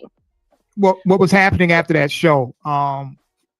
Apparently, what they were telling me is that, are we speculating? Are we speculating? No, or do we know this to be okay? All right. No. I only speak facts, my sister. Trust that. Okay, I always know that when I come on here and I waste my time, I'm always going to be speaking truth. So I always know that. Okay, I don't even have time to speculate. I don't have time to lie. Okay, so listen. When they left that show, the whole plan was to get to the Atlanta airport. That's where Mike and Diamond and everybody was at because they needed to get to Baltimore. That's in fact why they were actually. That's why they were on their way to Atlanta. Yeah. Did you just hear that? Mike and Diamond was at that airport. Okay, keep going. Because I thought they was at home. Wow, this just threw me in a loop. He said they were at the airport. That is something to know. Wow. Because they're supposed to take the plane flight to Baltimore. Yeah, that's the real truth to that story. Oh, here we go. How you doing, Dan? How you doing? Woo, I love it. I love it. Done it again? I'm nice. Have I done it again, I am Gigi? nice. Gigi, have I done it again? You ain't lying, and I love it. Wow. Okay. Yeah, that's it. I love it. Why? Well, actually, I thought you guys already knew that. That's not how. I thought you guys. Obviously, Storm didn't know that because he's about to fall off the chair with his headphones. I thought you guys already knew that, Gigi. Slide to the left. Hold on a second. Let me tell you. Hey, Magic. Hold on a second. Let me I thought you guys already knew that. Y'all didn't know that? Wait a minute. Hold on. Let me say something. Magic. Be respectful when you come to me. Okay. I'm gonna be respectful going to you. Someone thought that I was speaking rudely to someone else, Massey or whatever. I apologize immediately. But one thing I will not tolerate. Don't come at me like that. Here's what I do. I report the truth. And until I know anything else, anything speculative, I don't talk about. Because I don't know that to be the fact. There is. Okay, I'm so sorry, Storm. My apologies. Yeah, don't I apologize. I do. I apologize. I'm a broadcaster. Wholeheartedly, I apologize. I'm just trying to make fun out of something I thought I discovered. But if I was wrong, I apologize wholeheartedly. This is not no magic. It's just that we're journalists and we take our jobs very seriously. When we bring forth information, yes, we do take that very seriously. So that's why. All right. So my apologies, and just take away what I said. My apologies. I'm sorry. Yeah, it's okay, Storm. Calm down. Hey, Storm, go get a cup of coffee. Calm down. She didn't know. Here's the thing. What's factual is that we don't know from the time they left the venue. We don't know what happened till the time of the accident. Now, someone said earlier while I was off that the instruments fell all over the place. That is a lie. Okay, if you're in the music industry and you're traveling on a tour, most musicians know that they don't carry drums anymore. They don't hardly carry keyboards anymore. The bass guitar player may carry his axe, or lead guitar player will carry the axe. But the rest of it is put in a rider so that those that are putting up the stage where they're going to perform at provide those things on the stage as part of the rider for the concert. So know your facts about what you're talking about before you speak that. And that's all. That's all I'm saying is that, you know, I could go with what's factual, but me personally, I cannot be part of buffoonery, and I cannot be. Do we know where that came from, Mr. Stone? Do we know where that came from actually about the equipment being in the van? Where did that come from? Because I think I've seen that on some blogs too. I hear people talking about it, but it's not true. Yeah. It's not true. They were not carrying band equipment in that van. If anything, they would have had an additional. Someone said real not perfect. I challenge you. Come up, real Stone, real not perfect. Come up. No, but that's what I heard online. That's why I repeated what I saw online, because they said, why do they have Angie riding in this Splinter van with all the equipment when she should have been like, you know, VIP? And that's why I like, yeah. There was a lot of people in that van with her. Yeah, it was a lot of people. The people that was in the band with her was, if she was in the band, were the people intimately close to her as the band members. However, they did not have an additional trailer trailing on the Mercedes carrying equipment, because pretty much nobody has to do that anymore. Whenever you get booked for a show, one of the things that is normally worked out on the contract is the artist singing by tracks. Yes or no? No. If the artist is performing with a live band, they give you a what is called a rider, and that rider tells you what equipment and the brand of equipment that the band wants, because most drummers won't play on certain sets, and most keyboard players will not play on certain brand keyboards, and that's what they expect you to have. If they don't have that on the stage, they will not perform. The only thing I can see equipment-wise being on that van is there were producers on the van. You know, they possibly could have had their laptops, perhaps. You know, certain DJ equipment. That might be the only thing I can see. Ty, I want to go back to you, Ty. Now, tell us what happened. And so Diamond and Michael, they were at the airport waiting. Yes, that's what the trip from that last show. Go back a minute before and tell us everything. Can we start from? They're packing up from the place. Do you know the name of the place they performed that night? What was it? Friday I don't remember off the top of my head. I don't remember off the top Friday of my head. The only thing I have on that key stringing of that trip itself, it was just they were supposed to be on their way to Atlanta, because this is out there. She was supposed to have that next show in Baltimore, right? That's where she was going. And yes, Mike and them, they were at the Atlanta airport, supposedly waiting on her at that airport. So that's why they had the stories out there. Why is she going to Atlanta? And well, that's why she was going to Atlanta. Because we thought she was going to Baltimore. Remember that? But that's it. But see, I just filled in that gap for you right there.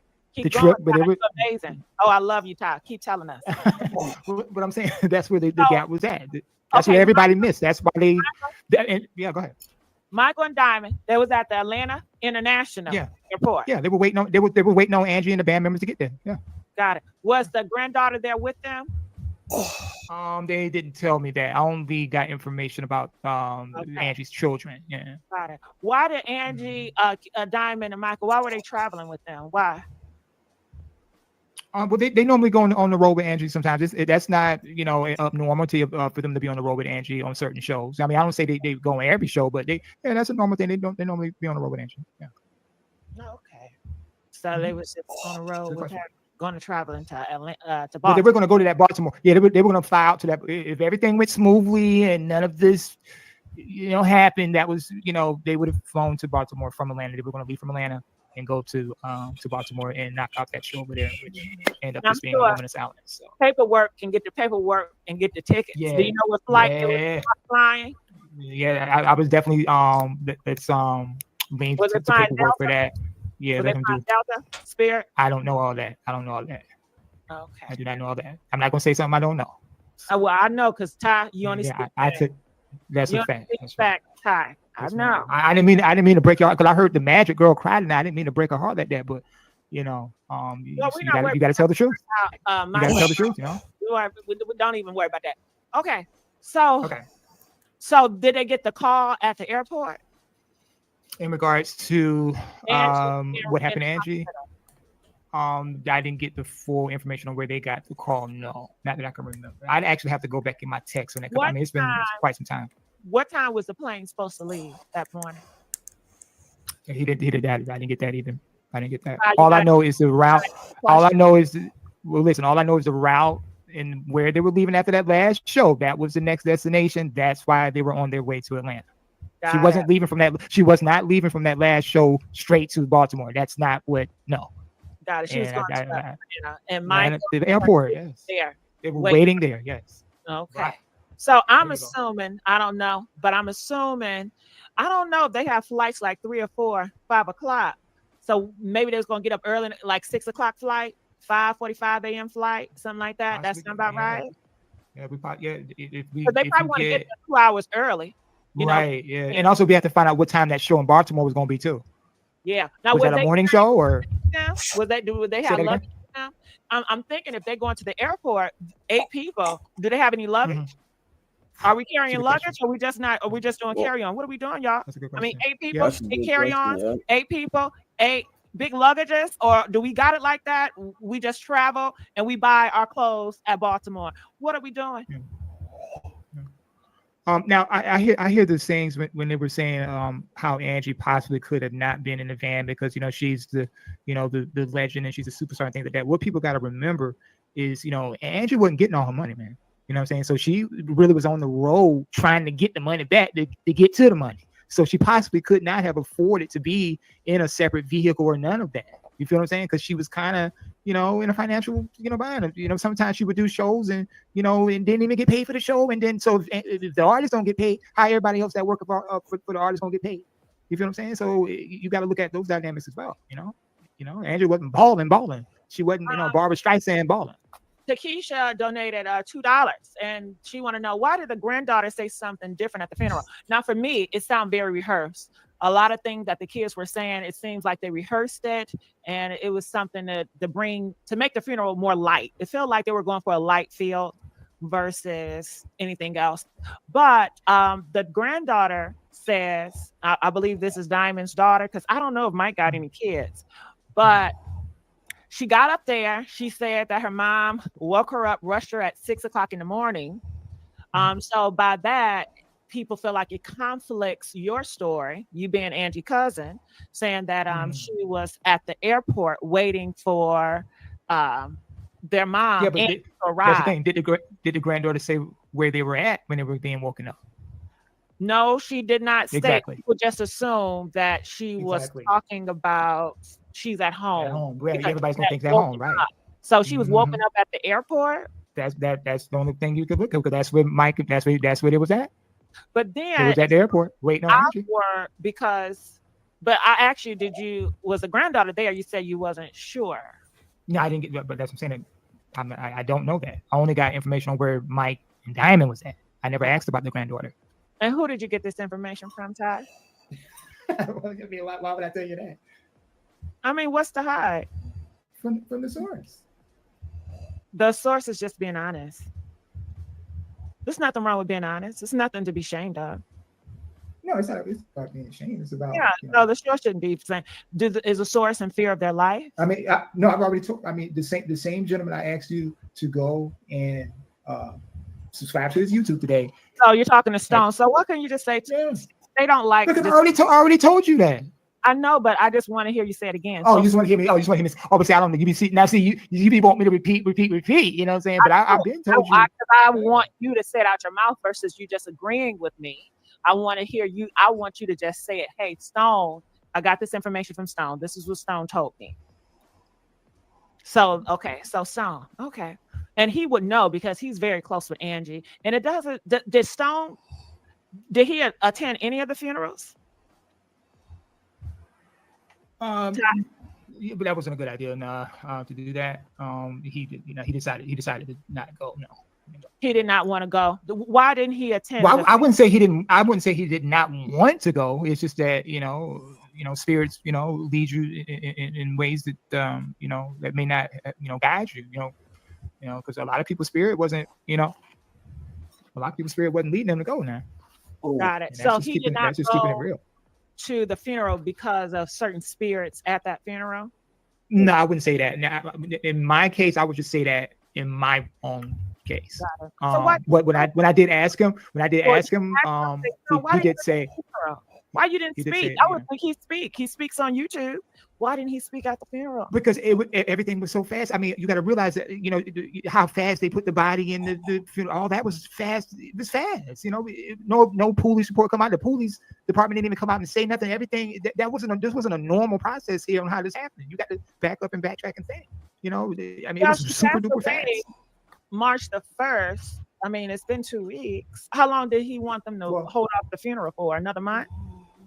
Well, I'm saying when I say fast, I mean in regards to information.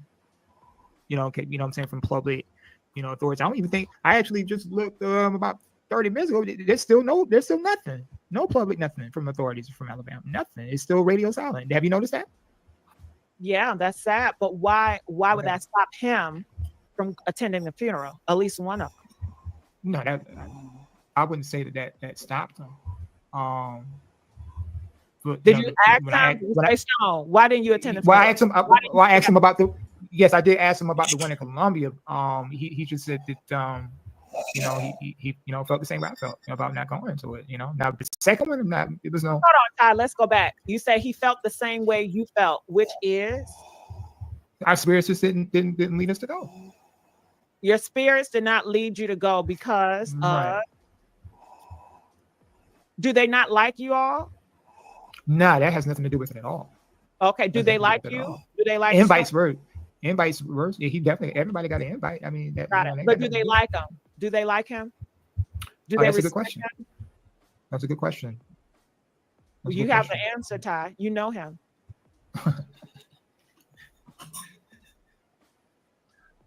All right, paperwork just saved you. Paperwork, donate another $50. I hope paperwork can come up in here. Paperwork said, breaking news. I have missing reports. State troopers just sent it to me. Fatality. I will be live at midnight tonight. Let me read it over real quick. All right. So now they look like they have changed the report, y'all. Ain't that something? First, it was we just talked about the modification. Now it's a fatality. So now they're going to say that she passed away, I guess, in the van. Ain't that? Let me go back and look. Hold on. Yeah, I gotta hear what Magic gotta say about this. Magic, are you there? She just talked about that. Magic just mentioned that. Magic. Miss White did too. Magic. Okay, maybe Magic. She ain't here right now. Yeah, Magic is back. What's up, Gigi? Did you hear what just happened? I heard. Well, which part? Ooh, wasn't it a lot, girl? It was a lot. I just need to make sure I'm on the right page. All right. I love Magic. Okay. Now, paperwork just came in here. He said the report, I guess, been added or changed, but it's a fatality. So I'm assuming, I don't know, I'm going to speculate that this is going to be Angie Stone's, death in the van. That's what they're putting out. Come on, man. You know what? These people really, you know what? I'm going to just tell you like this. I'm just going to say it like this and just sum it up. I was born at night, but not last night, okay? Okay? So right now, they are really trying to really insult our intelligence. All of a sudden, we have a mysterious, mystic type of form that comes with names on it that was not there before, and now it's done after the fact. I'm sorry, let's go to Memphis to talk about the first 48. I'm sorry, let's just get on the strip when things happen in Hollywood. Are we that desensitized that we do not know when we are looking something in the eye of a tiger that we can't see what the hell is going on? Come on, man. They trying to play, you know what they're doing? They're looking at your stuff, Gigi. They're looking at paper, this dude. They're looking at everybody's. Listen, YouTube is the new news. Nobody watches TV anymore. Nobody is fascinated by anything that's going on. I can tell you what I'm doing. The only thing that entertains me is Gigi, and I can point out the other so-called people on the YouTube that I follow, which is very few. But come on, man. This what they doing now? Gigi, this how low they going now, Gigi. I can't. Well, now we know why Courtney. Now we know why Courtney's missing. Okay, make it make sense, think tank. Put it together. Exactly. Like yesterday, I said that they're going to say she had pre-existing condition, cardiac arrest. I said that yesterday. You did say that. So putting it together is the attorney, going back to this attorney, Rhonda Mills, and we're saying that that's Clive Davis's friend. Actually, she is the top 5 injury attorney plus a judge. And she'll be on the scene legitimately to not do 2 things or 3 things, to put a shush on the other passengers that did survive, and then she would have the 2 kids under contract also. So she's doing her job. She's on her money. She's going to be the lawyer. Has nothing, again, to do with the thing they always throw at us, Clive Davis. Angie hasn't been with Clive Davis since 2005. Let's talk about the other people talking about they're trying to help her get her royalties and this and this and that don't even have the power to do that. The only person who has the power to do that is Rhonda. So I think what happened here, we're never, like someone said, we're never going to know what happened. It's already swept and cleaned, the scene, everything's done, and we're going to just take what they say tomorrow. There'll be a news flash, and then we'll just sit back like we did a lot of greats that have been taken away from us. We'll never know. All right. We can watch those people coming after those royalties, though. They're not going to get it. It's going straight to primary wave. Where Luther's royalties are there, Prince's royalties are there, and her kids are going to be taken care of by primary wave. Look up primary wave. That's where her stuff is going to be. All right. Thank you so much. Magic, Ty, your thoughts? My thoughts is that it's sad to say, but this has to stop. It has to. And I feel that we have the technology, we have the internet, we have the web. And what I feel is going to start with the next generation to come. We see what have happened thus far with the other generations that has passed by, and what is happening now. They're cleaning up with this music industry. Hollywood is burning. Everything's going underground. I feel that we have our star seeds that are coming in, right? Anytime we have a new birth, it's another star seed coming in. So what we can do now, we can look at the past and we can look at what happened to everyone that was in our starseeds families and what they did to them. So we can definitely be able to orchestrate something to project it to go into a different phase where it comes to the development of the music. When you're able to identify a child and they have that artistic ability, guess what? Let's horn that into ourselves, within our communities, within our families. Let's come closer together as a unit. Let's do that, and let's create our own. And guess what? We don't have to go outside of ourselves to these people, to these universal records. We don't have to go there. We could keep this within our communities, within ourselves. It was happening before. I remember growing up in the 70s, my older sister in those times, and then me coming up in like the late 70s, early 80s. And I had a piano teacher. I had a ballet teacher. Like, we had things in our communities. If you wanted your hair done, you would go upstairs to Nana. Like, we had a community. Can I cut you off, Magic? I understand. Magic is all about community. We love that. Okay, I'm going to put you on hold. Now, Ty, what were your thoughts about paperwork? I don't want to not get on this hot topic. I want to stay on this topic. Paperwork just came in and talked about it's going to be a fatality. What do you make of that, Ty? The brother is on point, because I actually just got it as well, baby. I'm actually reading it now. I'm reading it now. Matter of fact, I want to know about the fatality, that the police report now is a fatality. Yeah, so what they're saying now is that as of March 17th, they're saying now that her death, let's see. Well, get back to me, Ty. I just want to know your thoughts about it. Okay, I'm going to put you down so you can read it. It's okay, yeah, we'll talk about it. Yeah, come back with some thoughts. Okay, maybe Storm have saw it already. Have you seen the report paperwork is talking about, Storm? I haven't seen it. Got it. Okay, he said he just got it. What do you make of that? I don't know, because I haven't seen it. Got it. Well, I'll tell you what he said, and you can just tell me your thoughts about what he put out here. He said that they have reached out to him, and it is a fatality. Yes, I know that's what he said, but I haven't seen it yet, so I don't. I'm waiting to get it based on what he said. What he said. Okay. Huh? I'm sorry. You don't want to give an opinion based on what he said. Right, until I know the details, because he didn't give details. He just said there's a fatality. So is that fatality generating from the second unit, whatever, because it wasn't from the first unit, or did they amend the report from the first unit? So I don't know yet, because I haven't gotten my copy yet, and I'm looking now to see if it's. Well, actually, I got one more place to check. I haven't gotten it yet, so I can't. I don't know. Okay, that's fair. All right. Let me see here. Chi-Town, you still with us? Yes, I'm still. I know paperwork. This is all full of it. I know paperwork. Your boy. You heard what your boy just said, right? They watching. They listening. How you gonna come up with some day late of fake? That all supposed to be 17 days. 17 Yes. days, girl. 17 days. Yes. So long, Chi-Town. That is bull crap. They listening. They listen. Just like the other lady them said, what would come about? That's fact. And the tag guy, I was writing in the chat, right? So he was talking to me back there. He put shot time. He said he's kin to Angie on her father's side, right? But he said the kids are nowhere possibly related to him. How? Anything Angie helps is kin to you. I don't understand. Child, I want to stick on this fatality. I know, Y'all but keep I'm going just everywhere else he was but the doing fatality. some stuttering for me. So I didn't understand that part. But no, they listening to your Okay, hold on. Y'all want to talk about everything else but that. I want to talk about that fatality. R2 Facts donated 25. Thank you so much. As student with a degree. Okay, emphasis in criminal behavior. I see things. The whole funeral was playground. Really? Can you come up here?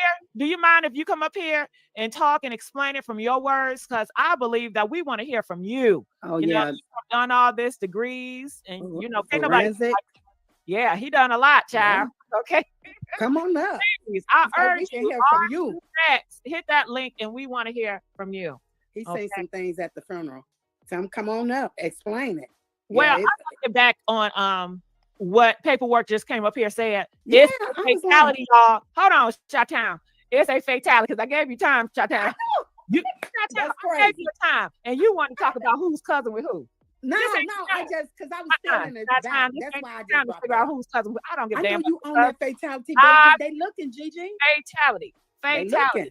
They I don't watching. know everything yet, but you guys know I will be talking about this tomorrow. But right now, in my mind, I'm thinking about they are accounting Angie as a fatality. We didn't heard it's a second report. It's a second report. So I don't know if they modified this report or they didn't put this report out yet, or they trying to listen to figure out how they can fix it to make it sound legit so people can stop talking about it. We do know they don't want people to talk about it. We do know they want it to be silenced. They want to be wiped away and gone because Angie was wiped away, gone. So I think now the only person they have out here they're looking at is Stone. And Stone didn't even go to the damn funeral. Stone is the man that's speaking and exposing them. Yeah. And Stone didn't go to the funeral. But don't you find that weird, like days later? I don't know. I guess Stone didn't want to be around. I don't think they like Stone. And I know they don't like Stone now because he's doing all this talking. They're supposed to have that on them documents that day. There's no way you come back and you then decide it's a fatality weeks later. All that's supposed to be documented right then and there. All right, Chi-Town. I'm gonna put you down for a minute. Okay. All right. I'm gonna go back to Steven. Steven, are you still there? Yeah, I'm still here. Yeah, anything else you want to add? They just came back and said it's a fatality now on the news report. Oh, believe me, I'm listening to everything. My take is that it is like the lady who said her husband didn't know what she was doing for 15 years. They're trying to clean it up, and it's too late to clean up. And like Magic just said, they're watching. So everything that's being said on your podcast right now, they're listening to, and they're picking up on it, and they're trying to put. I'm not trying to curse, but they're trying to put things together. You know, they're screwed. We can shut us up so we can be satisfied. And they say this is Steve.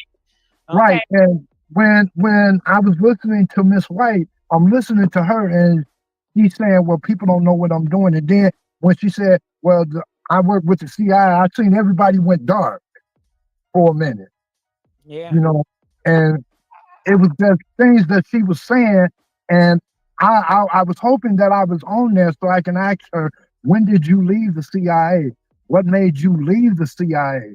Because see, that like what she was saying was like she knew more than what she was saying.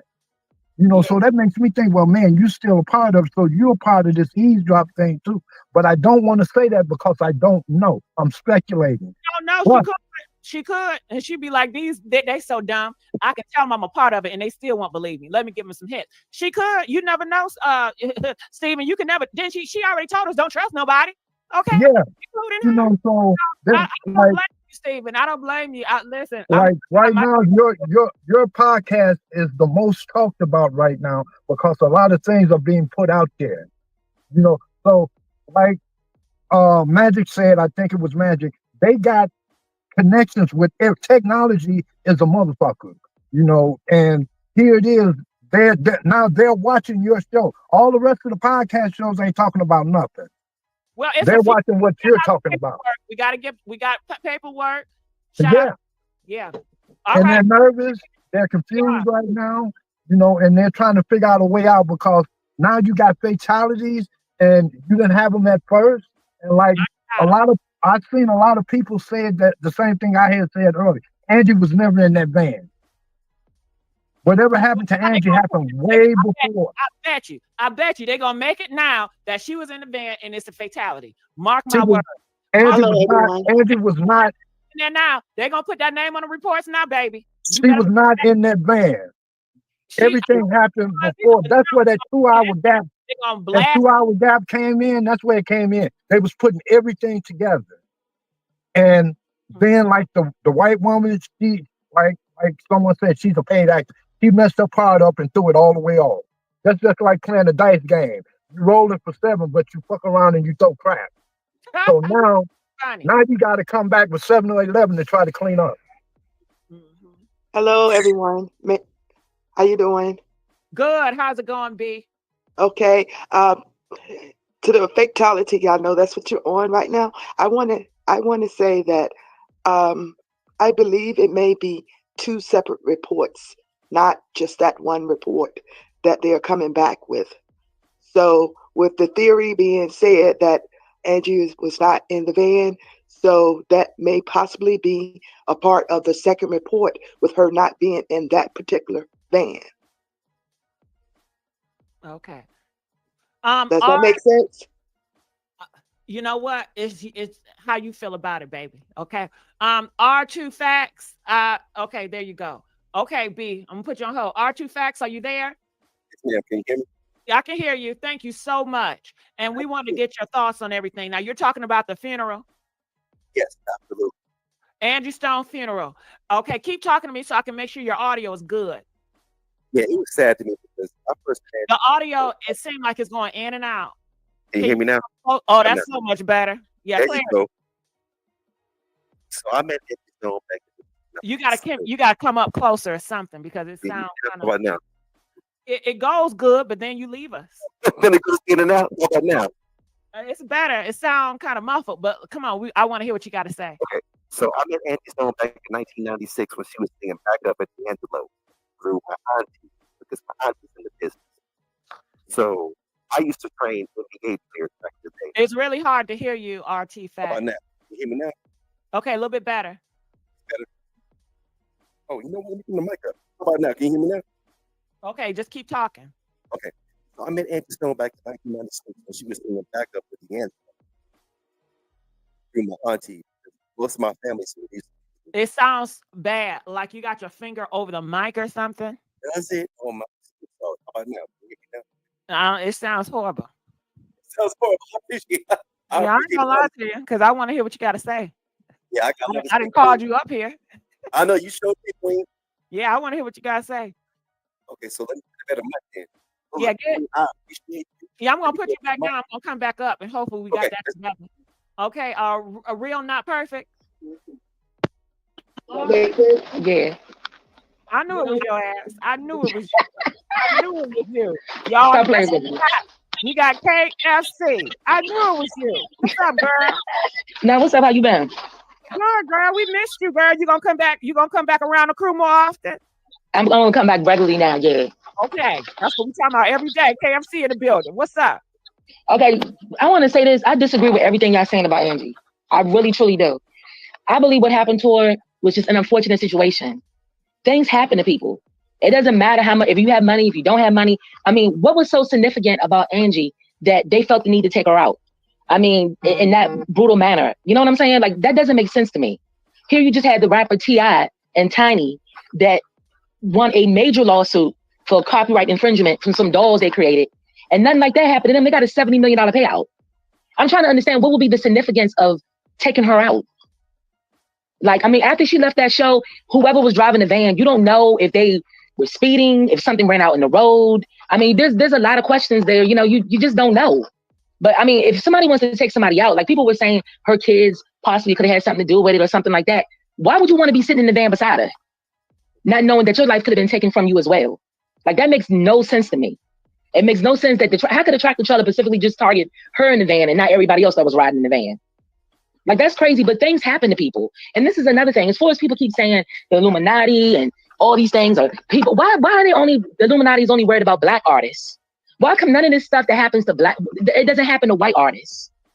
Like, why come the Illuminati doesn't follow around white artists, setting them up, taking them out because they're about to expose or say something or what they know can't get out or they being ripped off? Why is it always us? Why come it's just always us that they targeting us because they're not paying us and this and this? Because that wouldn't make sense to me because right now in this country, black people are 235 years behind white people as far as wealth. So how much money can black artists really give the Illuminati?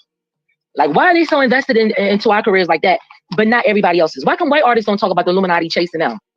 Or them being set up, or someone's putting a hit on their life. Why is it always us? I mean, even in one of those videos, Angie Stone said that her son was like had road rage, he had an attitude problem. Like that time of morning, you don't know if somebody was impaired, you don't know if something ran out of the road or they were trying to swerve to do something, because the most deadly hours to be on the highway is like after the hours between 1 to 6 a.m. So I believe look what happened to the comedian, was it Tracy Morgan? A Walmart truck ran in the back of them. It was an accident because the driver was drowsy. And some people, unfortunately, lost their life in that, but he survived. Like, things happen to people. It doesn't necessarily always have to be because it's conspiracy related. I mean, I'm trying to understand when Angie before this happened to her, no one was talking about it.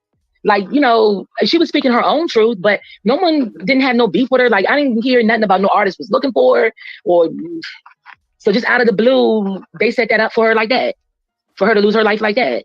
That doesn't make sense. And as far as her being the only one in the van, you don't know Angie's health. You don't know, like people live through trauma. Everybody knows if you've been involved in a car crash, sometimes you might survive the crash, but then it's the next 24 hours after the crash that determines whether you're going to make it or not.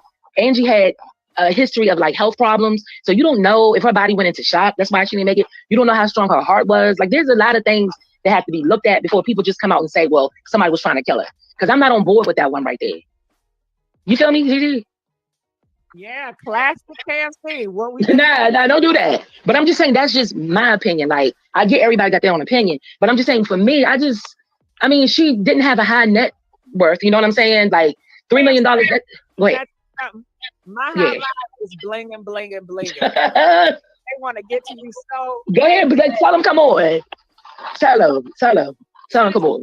First, finish your statement. No, I'm just saying when I look at Angie Stone was a gifted musician, right? It's just like this. When you go to work, an average person goes to work. Sometimes your employee doesn't pay you for everything you do, right? Sometimes you get ripped off because you don't get your overtime or whatever like that. Your employee doesn't go around putting hits on you. But I'm saying for Angie Stone to be in the business for as long as she has been in the business, why now? Why would they let her be this old in life if they've been doing her wrong? And now why would she take that? Where she didn't want to speak her truth or people were ripping her off. And then all of a sudden, that night after she got done performing, they performed that. Like they could have got her at any time.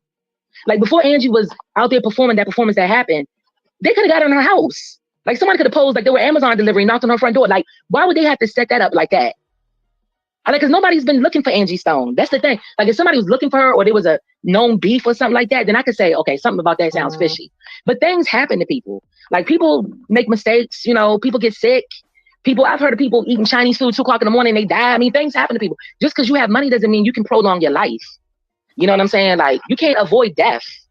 I'm not saying that was her time, because I don't know. Like, you don't know if she had her seatbelt on in the van. She could have been the only one because she was performing. It could have been laying down without her seatbelt. She could have hit the impact, could have affected her differently. You know what I'm saying? There's things that happen in your body when you receive, take a hit that don't show up right away, but a couple of days later, your lungs and stuff could be affected. It could be so many things. Like, why does it have to be someone trying to kill her? Because at first they said her son had something to do with it. If I'm trying to set my mother up, why would I want to be sitting right beside her? Like the tractor trailer is what did they know where to hit her at, where she was going to be sitting at in the van? Like that does not make any sense to me.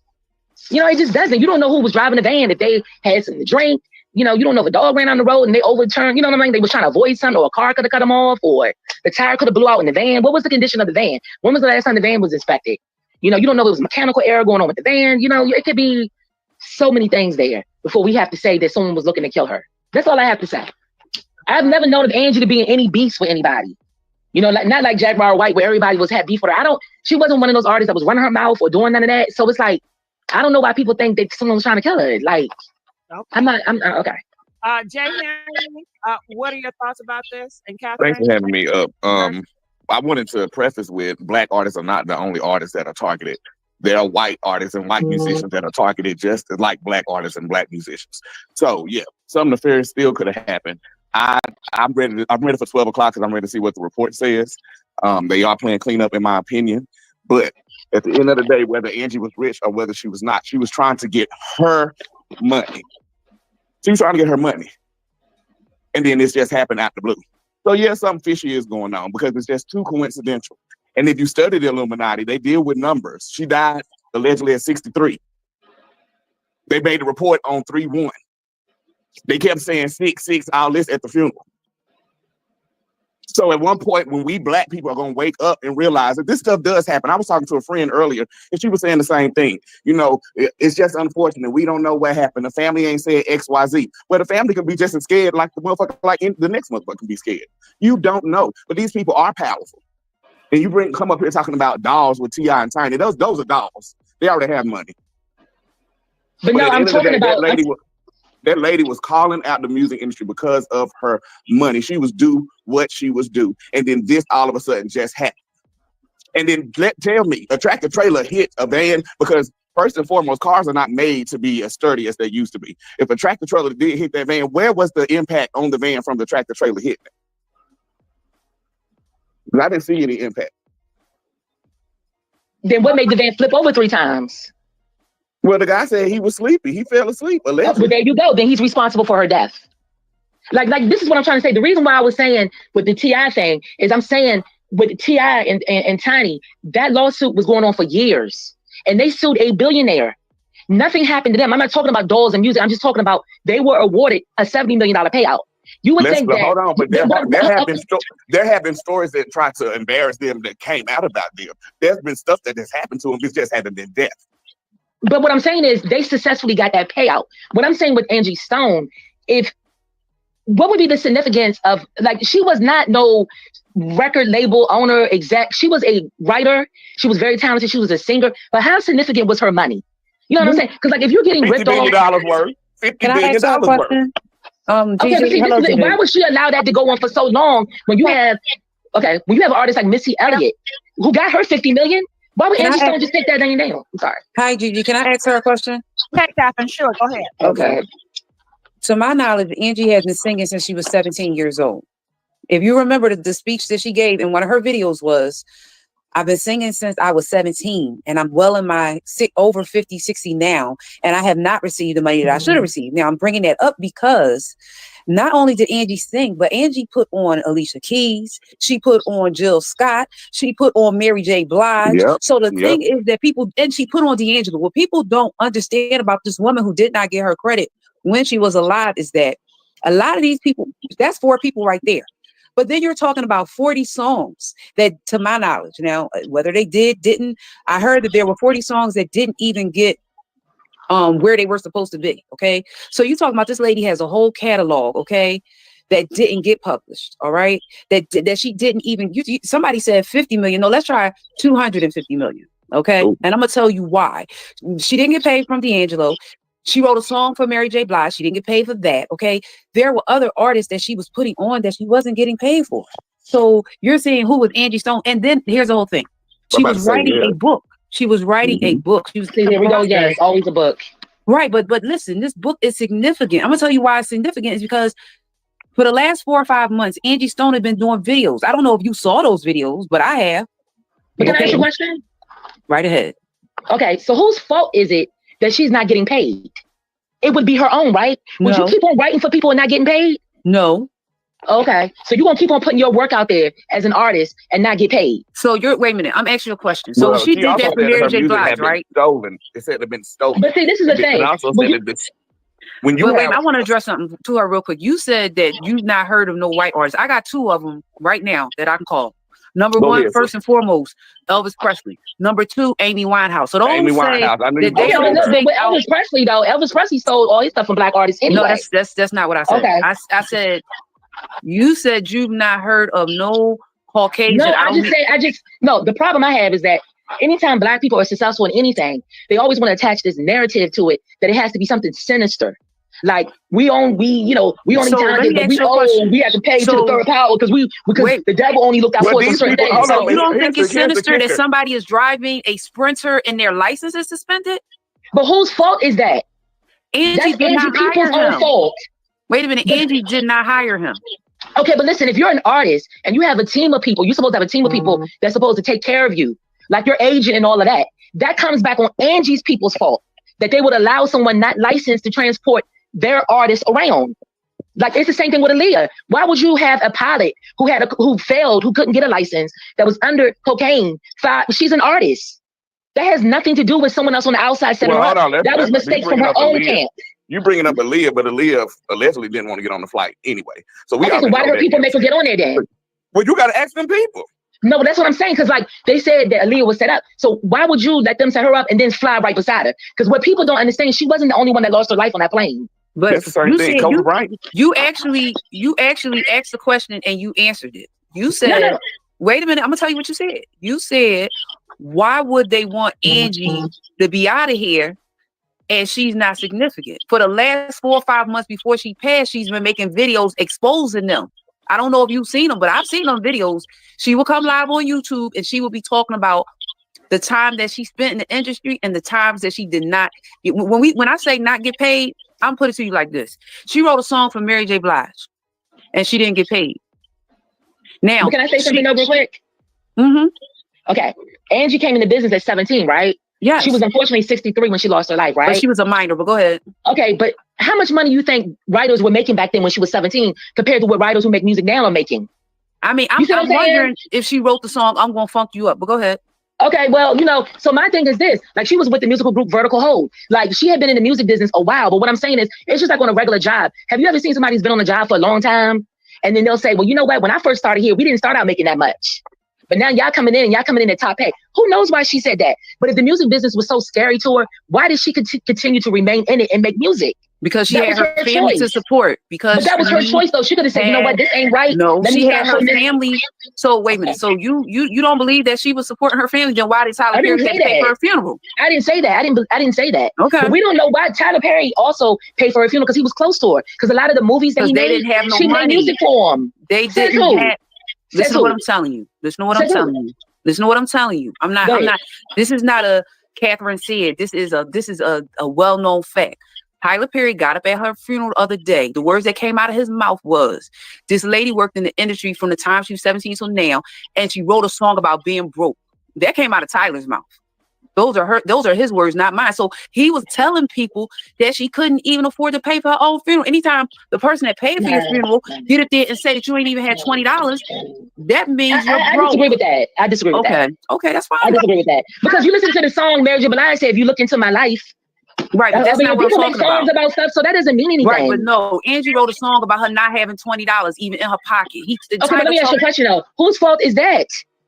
Hold on, whose fault is that? Oh, I'm gonna put you on hold. Stay right there. Now, Catherine, I wanted to get your thoughts about everything, what's going on, and thank you for riding for Angie against KFC. You did it a great job. KFC wilding. She wilding.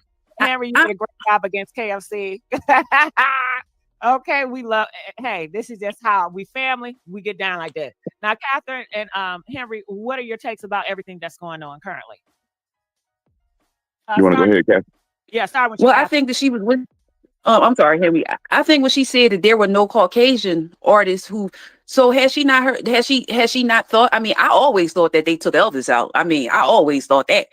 I never thought that he just went out the way that, but that's the way I perceived it. I always thought that they took out Amy Winehouse. She was only 27, but that's the way I think, and that's the way I see things. But when you're talking to somebody else, they may not see it that way. Like she don't really understand the significance that Angie Stone had on the music industry. She don't understand that the people that she put on really did turn their back on her. Absolutely, and honestly, Angie, to me, her level in the music industry, she should be a music executive as such as Clive Davis. She should be on that level because she put so many people on that she have their ear. So to come on here and disrespect her career like that, this is the first celebrity death I literally laid in my bed and kind of teared and cried about. I ain't even gonna say kind of, because this lady did so much in the music industry and her music helped me through so much coming up as a teenager. For somebody to get on here and say that just was very disrespectful. That was disrespectful. But I rest my case. I think it's still some nefarious. Like I said, I'm waiting for 12 o'clock to come on up so I can see what this paperwork say, because it looked like cleanup is still happening, in my opinion. Cleanup on aisle 5. I mean, but tell me what happened, okay? But All Gigi, right. do you realize that Angie Stone was the first? Their group was the first black group. I mean, the first rap group. Angie's group, Sequence, was the first female rap group. Like, you talking about people that are not even recognizing her place in history. Here's somebody that just came up on the panel that said that they don't recognize how significant. Do you know that back in the 70s, you talking about a all-female trio group, first rap group, and somebody just said they don't realize how significant. We ain't talking about Salt and Pepper. They came after the fact. Angie was a trailblazer. Yeah, well, that just means that us and fans of hers have to do a better job putting her out there and promoting, because a lot of the young people may not know, and some people may not know. So we got to let them know. That's all that means. True. But RT Facts, are you back? I'm back. What's the sound? You can hear me now? Keep talking. Keep talking. I'm back. Can you hear me now? I can hear you, but I don't know what's wrong with your mic, I don't know RT what's Facts. wrong with the mic. I tell you what it is. Devil don't want me to say what I got to say. That's what that is. What is it? Oh, you said the devil don't want you to say it. That's what that is. All right. Well, now you sound nice right there. Just keep talking how you was talking just right there. Just keep talking. I first met Angie back in 1996 when she was It goes back down like you're being drowned in water. She's such a sweet person. I mean, she follows me on Instagram. I can't hear you. It's a struggle. Like, no, I can't hear you, RT Facts. I really want to hear what you have to say. But keep talking though. Keep talking. Okay, so how about now? When you say how about now, I really can't really test it, because it's how about now. That sounds good, but you got to have a complete sentence, because it goes in and out. So when you say one thing, it goes in, but then when you continue to talk, it goes in and out, in and out. So I got to test it by you saying a sentence. Yeah, it's not doing it, RT Facts. I'm gonna come back. Okay. Big Mama, how's it going, Big Mama? What are your thoughts on everything? Hey, can y'all hear me? I can hear you, girl. Yes, I can. Oh, okay. So I just wanted to come on, Gigi. I want to say I love you, girl. I watch you. I love you too, girl. Hey, Listen, the chick that was just up there, you understand, like, that was like so ignorant to me. Everybody have their opinion on how they feel, and I mean that's what your platform gives them, where people can come up and talk, and express how they feel. But I'm 51 years old, and when I was young, music was my life. Even when my mom and her sisters and brothers used to go in the basement and stuff and listen to music, I listened to that old music. For her to sit there and say that Angie Stone really she wasn't important. Are you serious? Like, it is people that like Mary J. Blige and other people that didn't even shouldn't made it to the industry, but they had to go through Angie Stone. And then the thing is like, these people, these high elites, they look at people background, where they come from. You look at all of like the black artists, a lot of them come from like the projects, low income, they had a criminal history. These people know how to pick these people out. They know how to pick them out. Then, as far as like they were talking about like Tyler Perry, you understand, that's not what Tyler Perry said. The song that she made, you understand, was basically talking about a struggle, whether it was her struggle, understanding other people's struggle. But for her to sit there and say, you understand, like, she made that because she was broke. Listen, ain't nobody said, we don't have nothing written down to say Tyler Perry paid for the funeral, so we don't know that. Angie Stone worked too hard, even before she started doing her videos, you understand, to not have some money.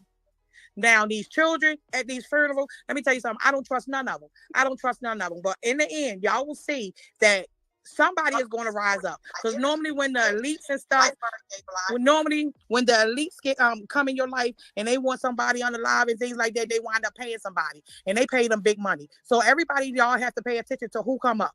Whoever was in that van, whoever start coming up, whether it's them trying to do music or something, just pay attention to who basically start coming up. You understand what I'm saying? Because somebody close to her did this. Angie was not dumb. She was not dumb. Angie knew that these people, it was a chance that these people was gonna come after her. But she had her guards up to that. But when it's somebody that's close to you, that's supposed to love you, that's supposed to be saying about you, got your back. If one of those are the people, or a few of those people, or all of them people and stuff decide to set you up and stab you in your back, you don't have your guards up for that. You don't have your guards up for that. So, you know, what she said, that was totally an insult. Angie Stone was bad and still helping people. I'm waiting for this paperwork to come out. You understand? Like this was done to her. This is history.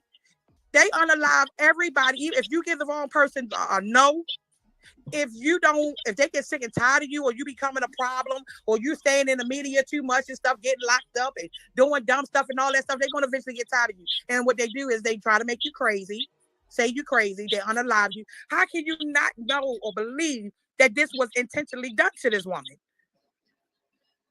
It's somebody that's close to her. Yeah. Well, let KFC tell it. It's an unfortunate accident. It's bad stuff just happened to people. That's crazy. We still working, GG.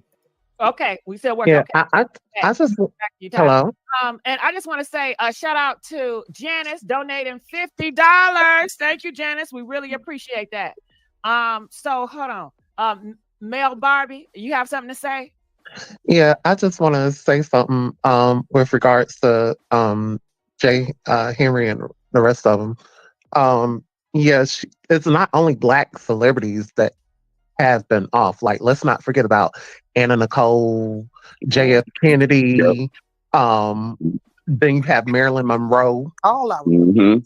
You know, and I was one of the ones who was definitely in my feelings, crying about, you know, it reminded me so much of Aaliyah, because I was in middle school, and I'll never forget, like, when Aaliyah passed, the whole neighborhood was like, did nobody come outside to play? Nothing. But like now, it's like, damn, it's like losing with Angie Stone. It's like you lost your favorite auntie or something, you know? Yeah.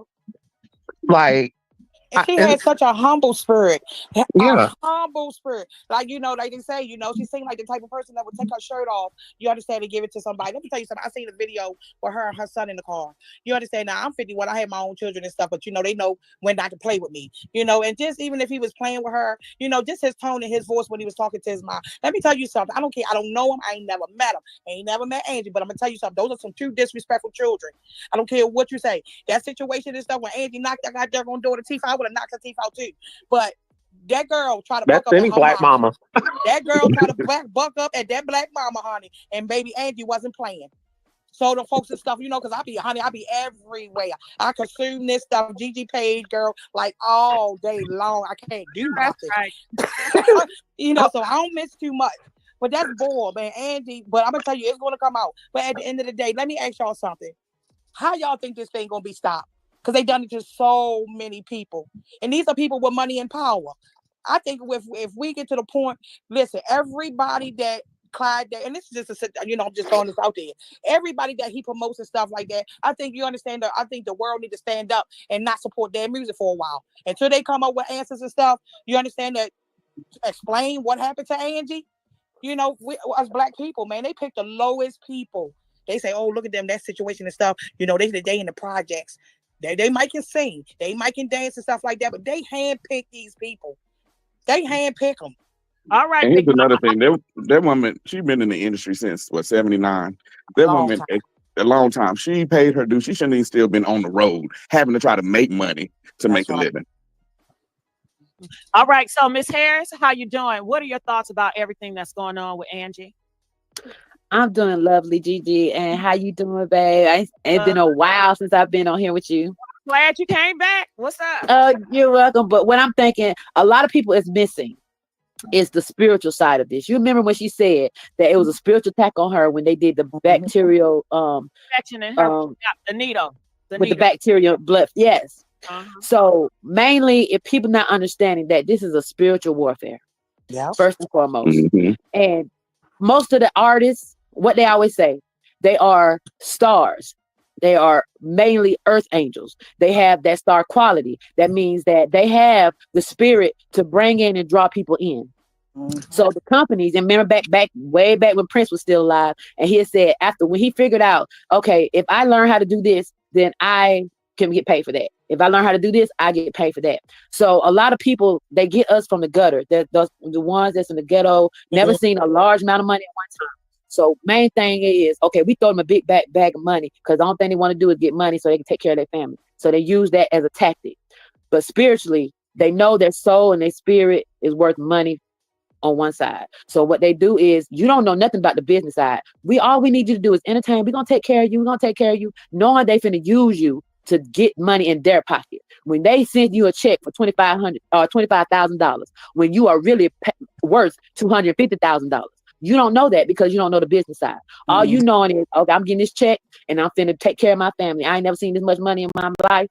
And so when Prince said, once you learn about the money and the business side, you won't need the companies no more. You can be independent.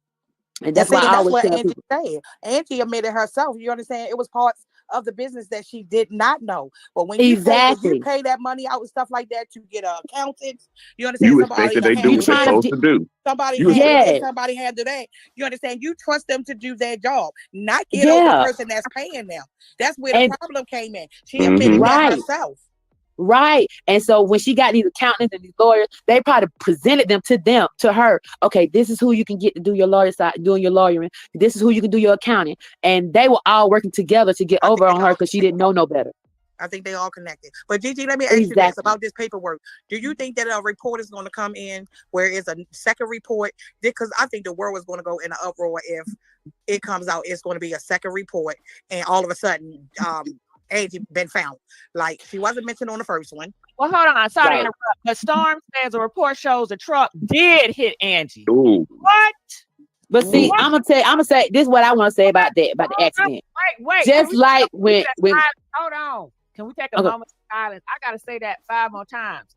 Storm says the report shows the truck did hit Angie. You mean to tell me that 18-wheeler hit Angie? I don't believe that. Ooh, hold if up. they had, I'm put like this. They had an open casket. Ain't no way in the world that truck hit her. Hold on. If they had an open casket, ain't no way in the world that truck hit her. Take this shit in with you, Miss Harris. Damn. Okay. Hold on. I'm sorry. Clean up on aisle 5. Okay. Right. Hold on. God damn it. Shit. Okay. So, okay. 18-wheeler truck. Okay, Storm. What truck was it? Was it an 18-wheeler truck? Was it a Mercedes van truck? I mean, what type of truck was it? I need the specifics now. Okay. An 18-wheeler truck. Well, damn. Well, that white dude, think. What's that goddamn name? Think. Don't let that white man off that white truck because somebody said, Charles said, yeah, y'all need to leave that white man alone. Hell no. Didn't he disappear? And he ain't say shit. So yeah, period. That white man, Jeffrey, whatever your goddamn name is, come on. You hit a black woman, you think you're gonna get away with that like they always do? Hell no. And you a coward because you can't even come up here and face the music. You didn't even say apology to the family or nothing. Okay, if this is true, and this is the police report, and this was Storm, and I believe what Storm says. Goddamn. But what? Let me read it again. The report shows the truck hit Angie. Goddamn. Did y'all hear that? The truck hit Angie. The truck hit Angie. Did the truck hit Angie inside the van, or did the truck hit Angie outside the van? Was Courtney really there? Did Courtney see Angie get hit by the truck? I mean, goddamn. What's up? What is up, y'all? That video I seen of that truck, the way the truck, it was like way before it started swerving and getting off the road. Wait, Miss Harris, I gotta talk to somebody about that. Hold on. Magic, are you there? Ty, are you there? Magic and Ty, they gone. They gone. No, I actually just got off the phone with the Alabama law. Okay, tell me what's going on, Ty. How she get hit? They up in there full of shit. I mean, you can't get no more full of shit. Ooh, but it's cool though. Yeah, you can hear them fumbling around, bumbling around. Can you hear me? Yeah, I didn't know you cuss like that. It says quiet. Oh, I'm sorry. I didn't know my mic was on mute. It shows the rear of the van was hit. So Angie was hit by the 18-wheeler truck by the rear. So was she hit outside the van or was she hit inside the van? Do you know anything, Ty? Well, they told me they would have to contact me in the morning. So if anybody else had something before I did. Well, Storm got it up. Let's see what Storm, can you come back here? We got a big Storm to come back up in here. Okay, we need somebody with some real. Well, no, paperwork got something to. He's gonna have his release in 5 minutes, so we'll see what he Okay, got. that's 5 minutes, but I need to hear what Storm got to say now. Okay. Okay, that's fine. I'm not waiting. I'm not waiting. The women, yeah. Okay, what y'all stay right there. Okay, Magic, you sleep. Magic went to sleep. I know Magic went to sleep. Okay, Storm, I'm gonna put you back down, Magic. You got it, Storm. Okay, Storm. Yes. Okay, you got the floor. Well, I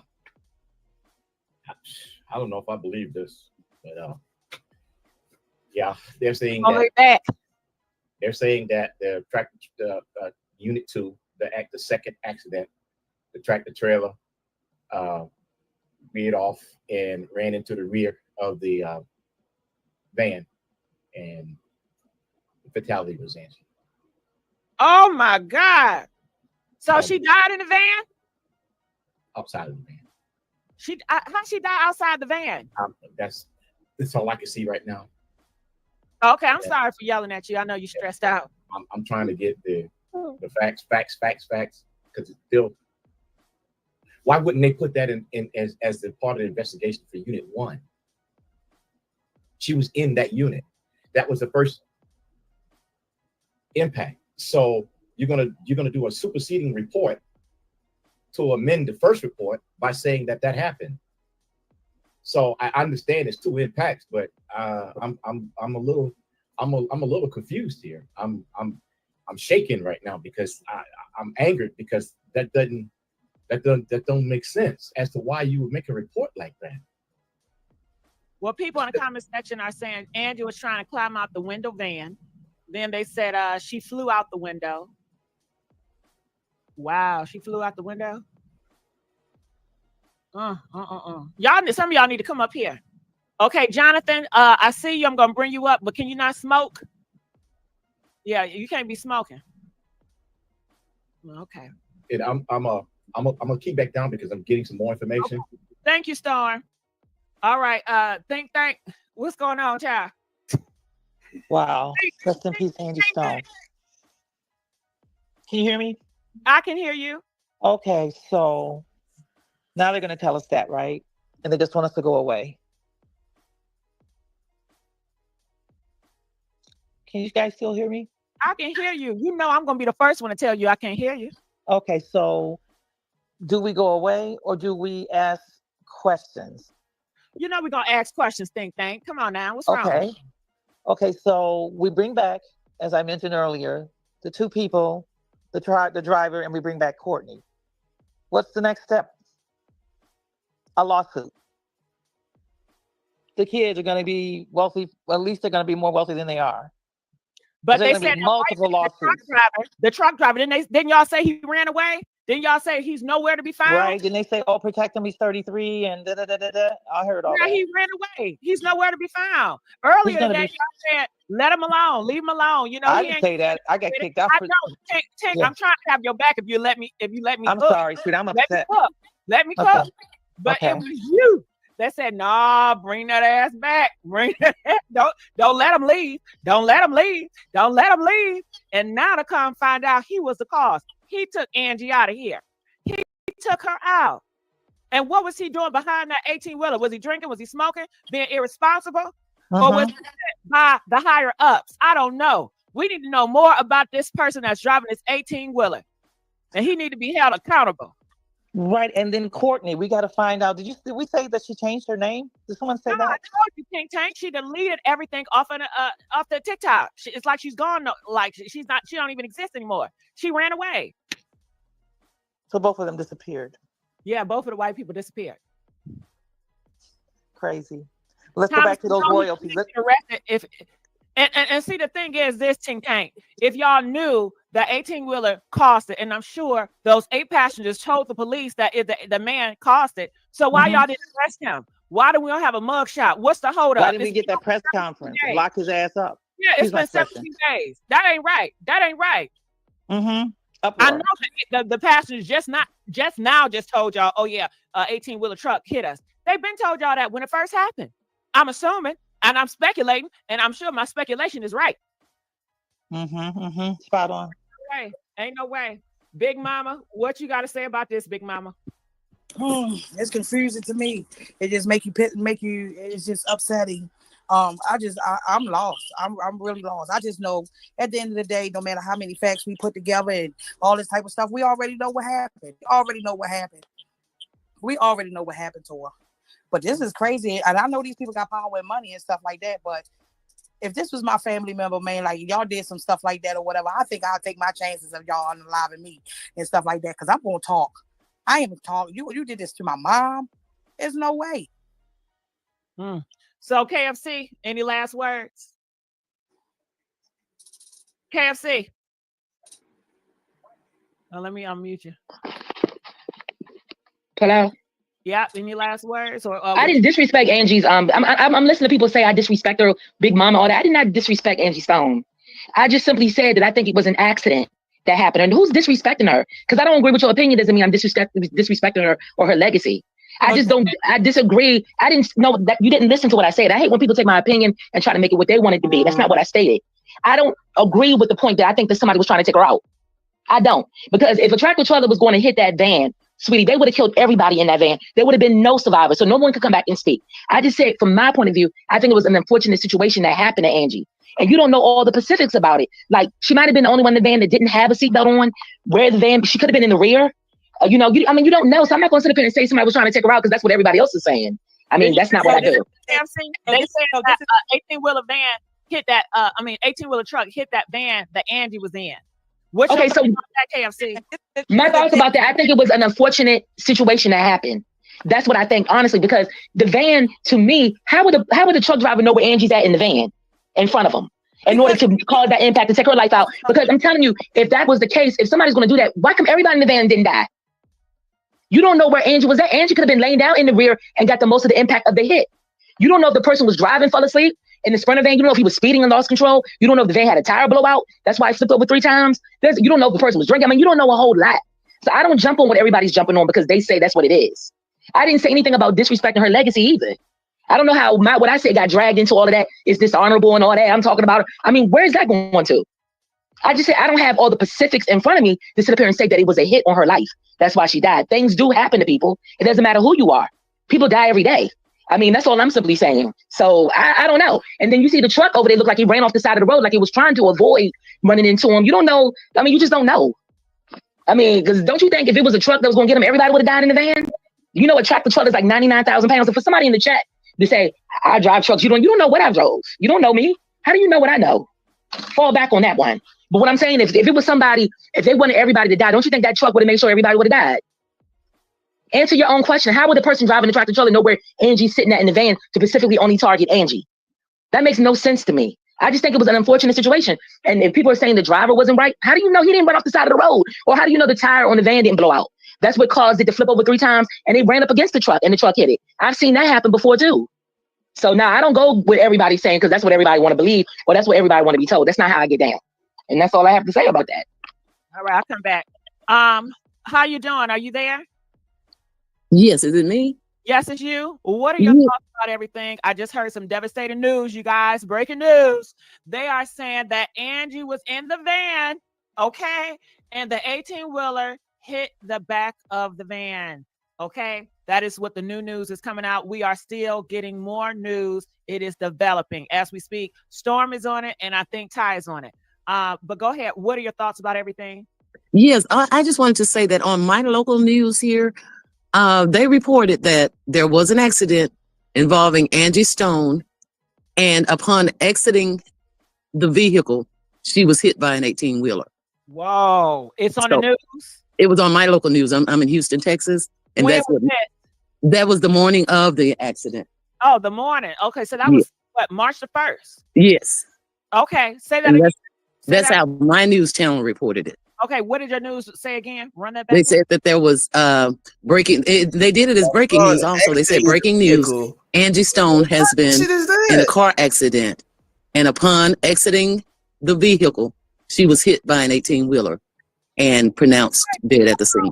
So you're saying she was exiting the vehicle and hit by the 18-wheeler? That's how my news channel put it. Okay, so what was she doing exiting the vehicle? I guess trying to get out after they had wrecked. I guess she was trying to get out. Hold on, child. So the van got into a car accident or Yes. did whatever did, flipped. And as she's getting out, that's when an 18-wheeler hit her. Yes, that's how they put it. They didn't go into details, but that's exactly how they said it. Now, maybe I don't know where the lady came from that helped her out, but that's how my channel reported it. Now, do you believe that? People are saying no way. Not anymore, no. Not anymore, no. Yeah. No. Okay, I'll come back. Man, that's okay. retarded. That shit smell hella retarded. Let me see. Ty, do you have any updates yet? Ty, you went to sleep. Okay. All right, Storm. I'm gonna come back to Storm. I don't know if you're ready. Storm, are you there? Okay, I'll come back to Storm. Okay. Miss Harris, what are your thoughts that just came out? Oh, yes, I was just saying that when it comes to the spiritual side of it, like she said, they try to take her out spiritually. And so with her being as spiritual as she was, and she was a woman of God, and she was coming out of whatever they had her under, she realized what was going on, and she started investigating, waking up, not being asleep no more. And so when she finally got to see what was going on, if she would have got that check and was able to get that, don't you know there would be a domino effect? Yeah. Other artists would start suing, and then they had to pay out more money. So that's why they do what they do, to scare them to stop trying to fight for their money. Okay, hold on, Miss Harris. Birdman, did you hear what just happened? Yeah, I heard when she was saying that the news reported that she got hit. Yeah, that was March the 1st though in Texas. But did you hear what just came out right now? No, I didn't. Okay. They are saying that she was in a van and the 18-wheeler hit her. Dang. What are your thoughts? Do you believe it? People still not believing it. What are your thoughts about all this? All right, so I wanted to go back to KFC saying that Angie was broke. What a lot of people don't understand is that music artists. KFC, where you at? KFC, come back up here. I didn't tell you to go. Come on back up here, KFC. Go ahead, Birdman. When music artists get signed, they get their money up front in a lump sum. So sometimes it's $15,000, it's $20,000, and then everything else they make, they get from touring or from guest appearances. So Angie Stone got her money for signing with the label, but she was working for the label, bringing other artists in and not getting her money for it. So she owns her masters and her publishing. So when her contract was up and she was looking for her residuals to come in, that's when they looked and found out that it was foul play in it. So all the money they was reabsorbing into the company that she was signed with, she was supposed to be getting that back. So they would have had to go way back because she wrote the music. She helped publish the music. She was co-writers with other people. They would have had to pay her for all that music that she made, for all the other artists that she wrote for, that she never got a check for. So her contract was done right. Whenever she put her pen to the paper, they were supposed to pay her that money. But because they didn't and she found it out, it was cheaper for them to get rid of her than for them to pay her. And what people don't understand is that because the case isn't settled, everything that people stream now, the company is still getting all that money now because it hasn't been given to the family. So they still winning, just like with Whitney Houston. When she died, the music label got all that money. With Elvis, when he died, every time it's streamed, every time somebody listens to it, the music company get all that money. So they're still making a profit, and it's hard for a dead person to defend their case. So until proven that they did anything foul, the company's still getting all that money. So it's not that she was broke. She made money off of her tours and off of guest appearances and going on shows, but that's her footwork.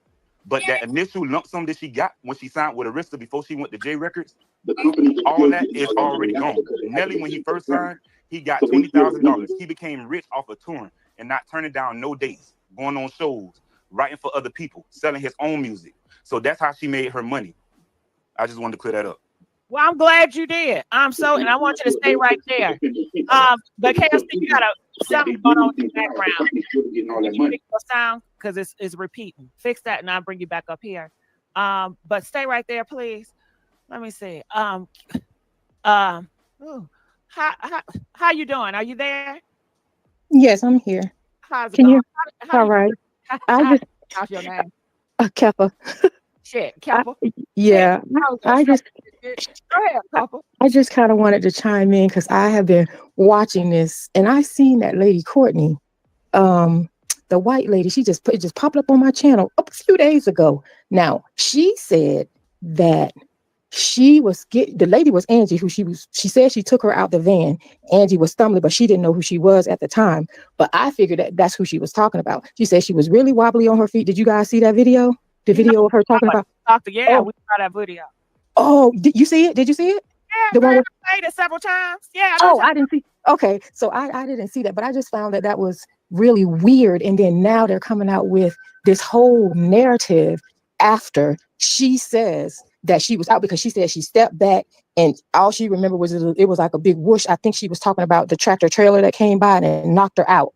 And she said she was knocked out. She was telling, I guess, Angie that she needed to sit down. She said, babe, the way she said it was, baby, you need to sit down. You're a little unsteady on your feet. But this whole thing is just crazy to me. And I honestly really do think they did something to her. And I was listening to another. Yeah, they did. They absolutely did. And I had been following her and watching her videos too. When she was talking, I was like, oh Lord, they're going to get her. And then I watched this other lady, because I've been following it. Alexis Tay Kyler. She said, she did a reading. Now, this lady be right on point, because I've been following her for years now. She's very, very intuitive. Yes, this is what she said. She said that somebody gave Angie a pill. She said she was in the van, but she said, she was sick. She was on medication. And I watched the video. She said somebody gave her a pill. They gave her medication, but it wasn't what she said. She was communicating with Angie. This is what she said now, allegedly. She said that she's a medium. What is she? She's a medium. Okay. And she be on the money. I could definitely say the stuff that lady be saying be true. It comes true. I've been following her for years now. She said somebody gave her a pill. And it was not a pill, because she said Angie was sick. She said, and she was on medication, and it was someone close to her that took her out. She said she was dead already before they got in the accident. She was already gone. Wow. Yeah. Right. That's what she said. She said she was gone long before. She was absolutely in the van, but this is what she said. But she said she was gone already. She was absolutely gone already. And she said Angie knew, according to her communicating with Angie and stuff, she said she knew that they were going to come for her. And if y'all can listen to Salome Bella and get her up, y'all show can give it up for our Black sister, Alexis K. Tyler. That's all I'm going to say about that. Right. Okay. All right. It's going to be interesting to see how it turns out, because I was hit by a tractor trailer truck, and I'm wondering why it was only one person. I was on the side of the road. I live in Arizona, and I was coming from Texas, and I was in a snowstorm, and I was sitting on the side of the road. And so just from the impact, it broke my neck. I fractured a few ribs, dislocated my shoulder. So with all these people in the van, I'm just really shocked.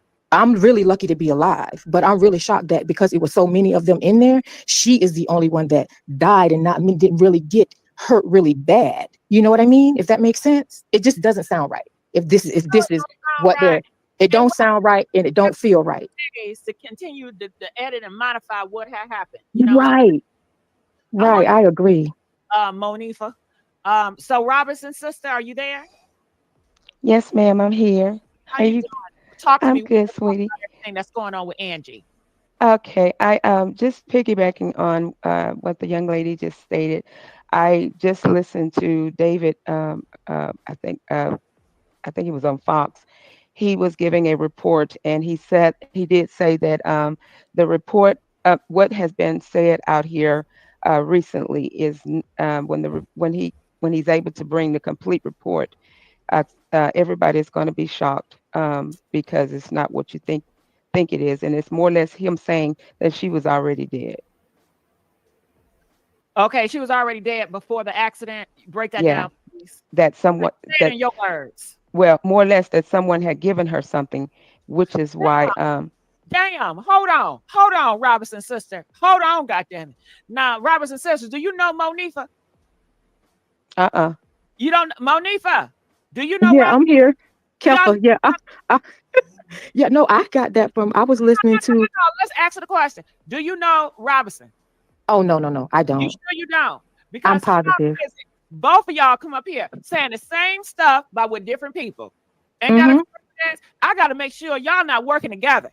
No, no, ma'am. No, not at all. No, not at all. But what is puzzling for me with the whole ordeal, because I was hit by a 18-wheeler, and it knocked my my SUV onto the medium on the freeway. But what I don't understand is why no one is actually in jail, or no one has been detained, and there is more detailed information about what really happened. The reason why everything is so hush hush, for it to be hush hush, is the real reason why everyone is speaking, because you're not giving us any information. But like I said, I listened to David.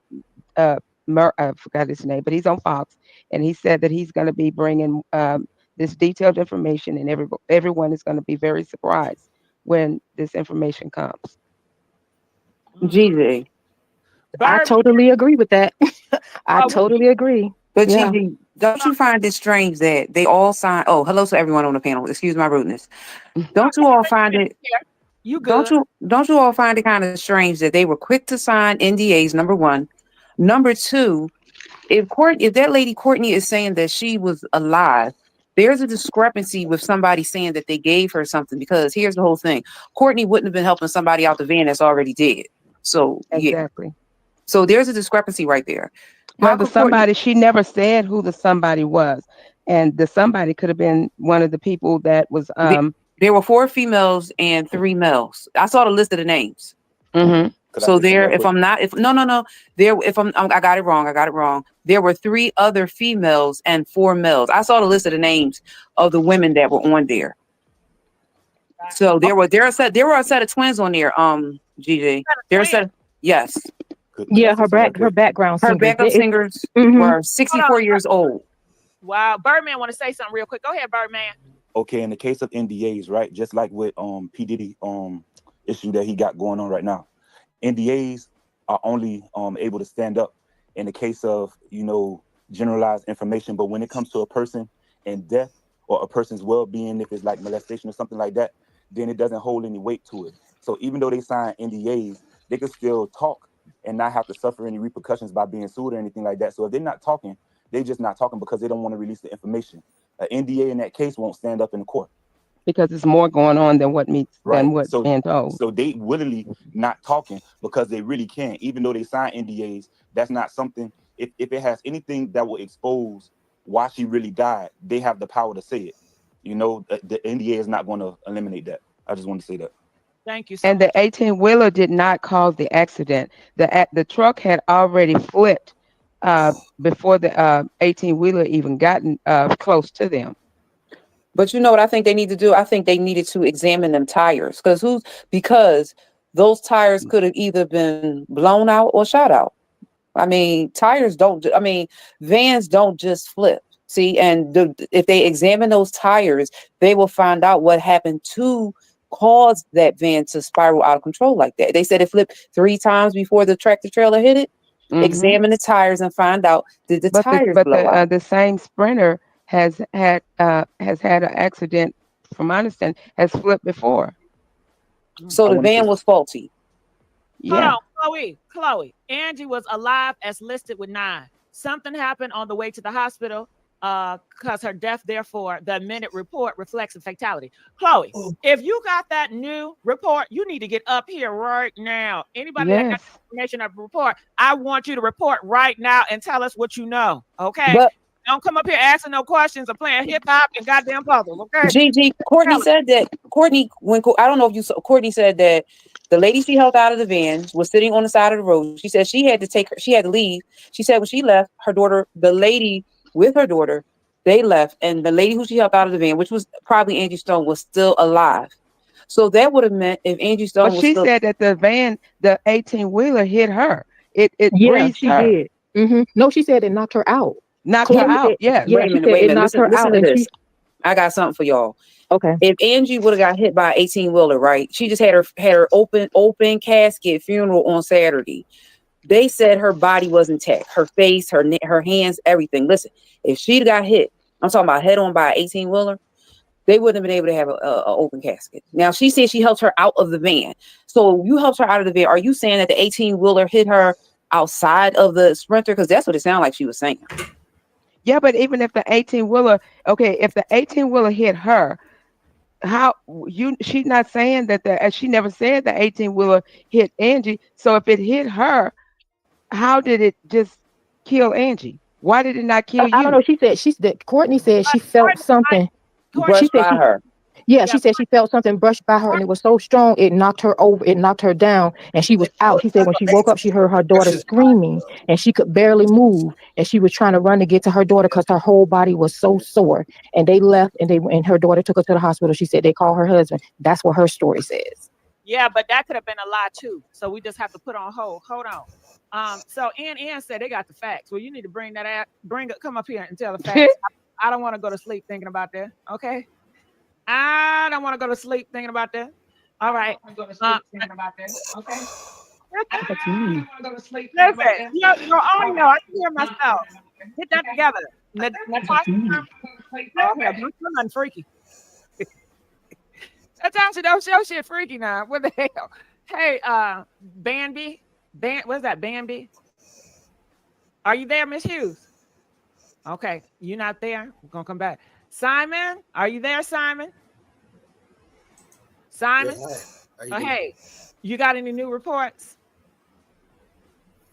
Most of the new reports ain't been released. Okay, so well, you're not gonna get what's up? Talk to me. What are your thoughts? I just think like the whole car crash thing is not new. If you actually look at it, it's been endorsed with most of our people, like in terms of successful people. Got it. Okay, Yeah, hold on. So you're just saying, hey, what we hearing, it's been done, is nothing new. Okay, thank you, Simon. Okay, so Ann said they got some new stuff to tell us. So I piece of tinfoil. We now know it was. He cited the suspects and left. A few hours later, body camera video shows another deputy finding Morales passed out on the floor of a bathroom stall. The report says Morales smoked out of a pipe, then collapsed. The other deputy administered multiple doses of Narcan, and Morales was taken to the hospital where he became conscious again. And the report notes this caused emotional distress to Deputy Morales' partners who responded to save his life. There was a large-scale emergency response, which you can see in this video when our crews were on scene. The report says while Deputy Morales was at the hospital, samples of his hair tested positive for, which they say typically indicates chronic use. Damn.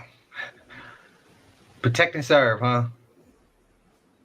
Can y'all spam with y'all thoughts and opinions? This is my city, man. This is my city. It said 2023. It's 2025. I don't know why. It just popped up. So I don't know why this shit's so old. Why they didn't put that out sooner. That shit crazy. Because if it was the other way around and it was one of us in the public and it was one of us, and they would have released certain footage. Certain footage get released. When they ain't no wrong, when something bad happened to us, all types of shit. But it's just like, why that takes so long to come out? But hey, that shit crazy. That part. I'm glad he okay. I don't wish no harm to nobody. But y'all let me know y'all thoughts. The shit crazy, right? That shit crazy. That wasn't his first time either. That wasn't his first time. We covered a lot of that shit. I'll get back.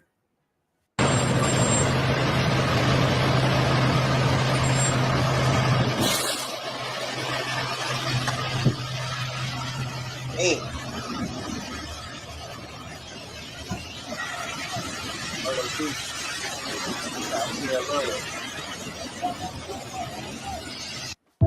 Another damn fire, man. Pray. Bruh, nigga, these fires crazy. Like real revelations, bro. This shit is like the fucking Bible, nigga, like revelations, bro. I'm telling you, bro.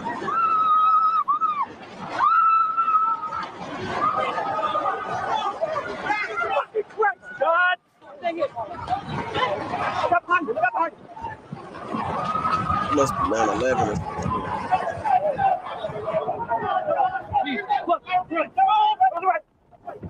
Oh, that's 9/11.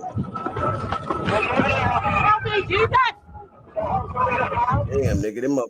Hey, one piece of art war, make them uncomfortable. So this morning, I got out eggs to make for my kids, and man, they gotta fuck, man. First, let me take you to the batch I cooked. Man, you prior. made real eggs, bro. All right. Do you notice this?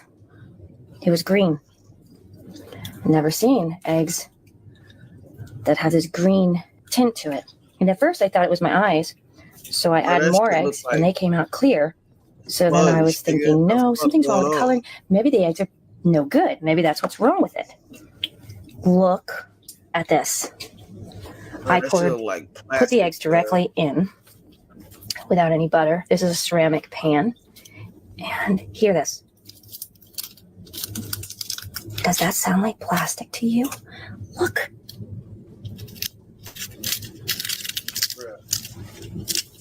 Guys? Cut it the fuck out, bro. What are we eating? I usually get my eggs right from a farmer. These are from Kroger's. I don't know what to tell you, but... Damn, how many times we gonna see these videos of these damn eggs being worms in them, parasites? We got all this bullshit going on. We questioning the eggs, and then we seeing them sound like plastic, bro. How much longer they gonna get away with this shit, bro? Bruh. Damn, and there's somebody out there eating that right now. Who's to say what that shit doing when they touch the inside? The plastic omelet, nigga. That's crazy, bro. But the clip before that, a piece of art of war, man. One of the rules of art of war: make someone uncomfortable. I think they were very uncomfortable that day. Everybody, the people going through it, people running, people watching it, people who was affected by their family members that had to deal with that shit. And that's another rabbit hole for another day. Spam it up, y'all thoughts, man.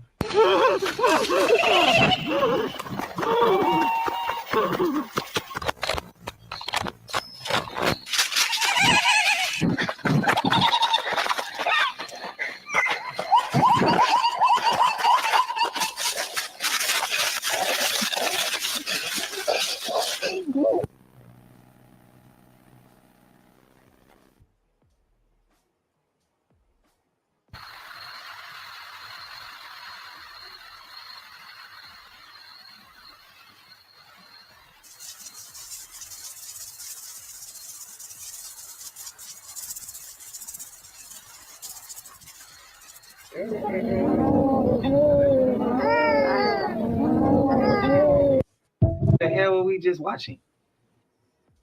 I have been looking for this photo for a long time, and I finally found it. Actual proof that there are organic humanoids that have been in use since 1938, and it sort of connects the dots to a lot of theories that I've had that I've talked about on here, but the videos keep getting taken down, so there's some stuff that I have to leave out. But this kind of connects to this other video that I made about a year ago. Trigger warning, because this is kind of spooky, but I've got one question for whoever took this video. What is the point of having fake humanoids on display in your secret underground tunnel unless you're going to use them to impersonate people? Like, what other reason could there be to have a whole freezer full of these guys just hanging here and ready to be in use? Like, what other possible reason would there be than to impersonate like a famous person, like a celebrity, or even a politician? Like, why?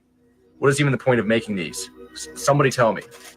Angie Stone just passed away in a car crash at the age of 63. Before I go deeper into this video, I want to say rest in peace to Angie Stone and everyone who lost their life. I don't make these videos to disrespect no one's family. I make these videos to break down the codes in the matrix. I want people to understand that 2025 equals number 9, the year of closure. A lot of things will close this year. Number 9 is powerful. Number 9 is also connected to the woman giving birth in 9 months. I know it's really 10 months, but they say it's 9 months. Stay with me. Angie Stone passes away at age of 63. That's 9. Irv Gotti at the age of 54. 5 plus 4 is 9. Biggie Small's mom passed away at the age of 72, which is 9. I keep hearing people say she passed away at the age of 78. Just do your research. She was born 1953. Do the math. TMZ reported that Angie Stone passed away and 8 other people was injured. Angie Stone make number 1, and the 8 people she got injured is number 9. We keep hearing about all these celebrities passing away at the age of 9. And the year is just beginning. The snake year is always powerful. When they say that we are in a year of closure, they're trying to tell you that it's the hourglass. Time is running out. The hourglass is the Ouroboros, or the snake eating his own tail. There's nowhere to go at in this matrix. The people that control this matrix, they want you to sign all these weird-ass contracts because they know that you are signing your life away. So when you hear about a celebrity dying at a certain age, it's just a part of the matrix. It's a script. It's a program. If you go back and do a history of every snake year we had, it's never good. It always ends bad. They just use these celebrities as a piece to the puzzle to get shit done. Hopefully one day people will stop signing these wicked ass demonic contracts and just live their regular life. You should never sign a contract in Hollywood when you already signed a spiritual contract. I'm not just speaking about her. I'm speaking about everybody. You know what's really weird about this situation? She died at 63.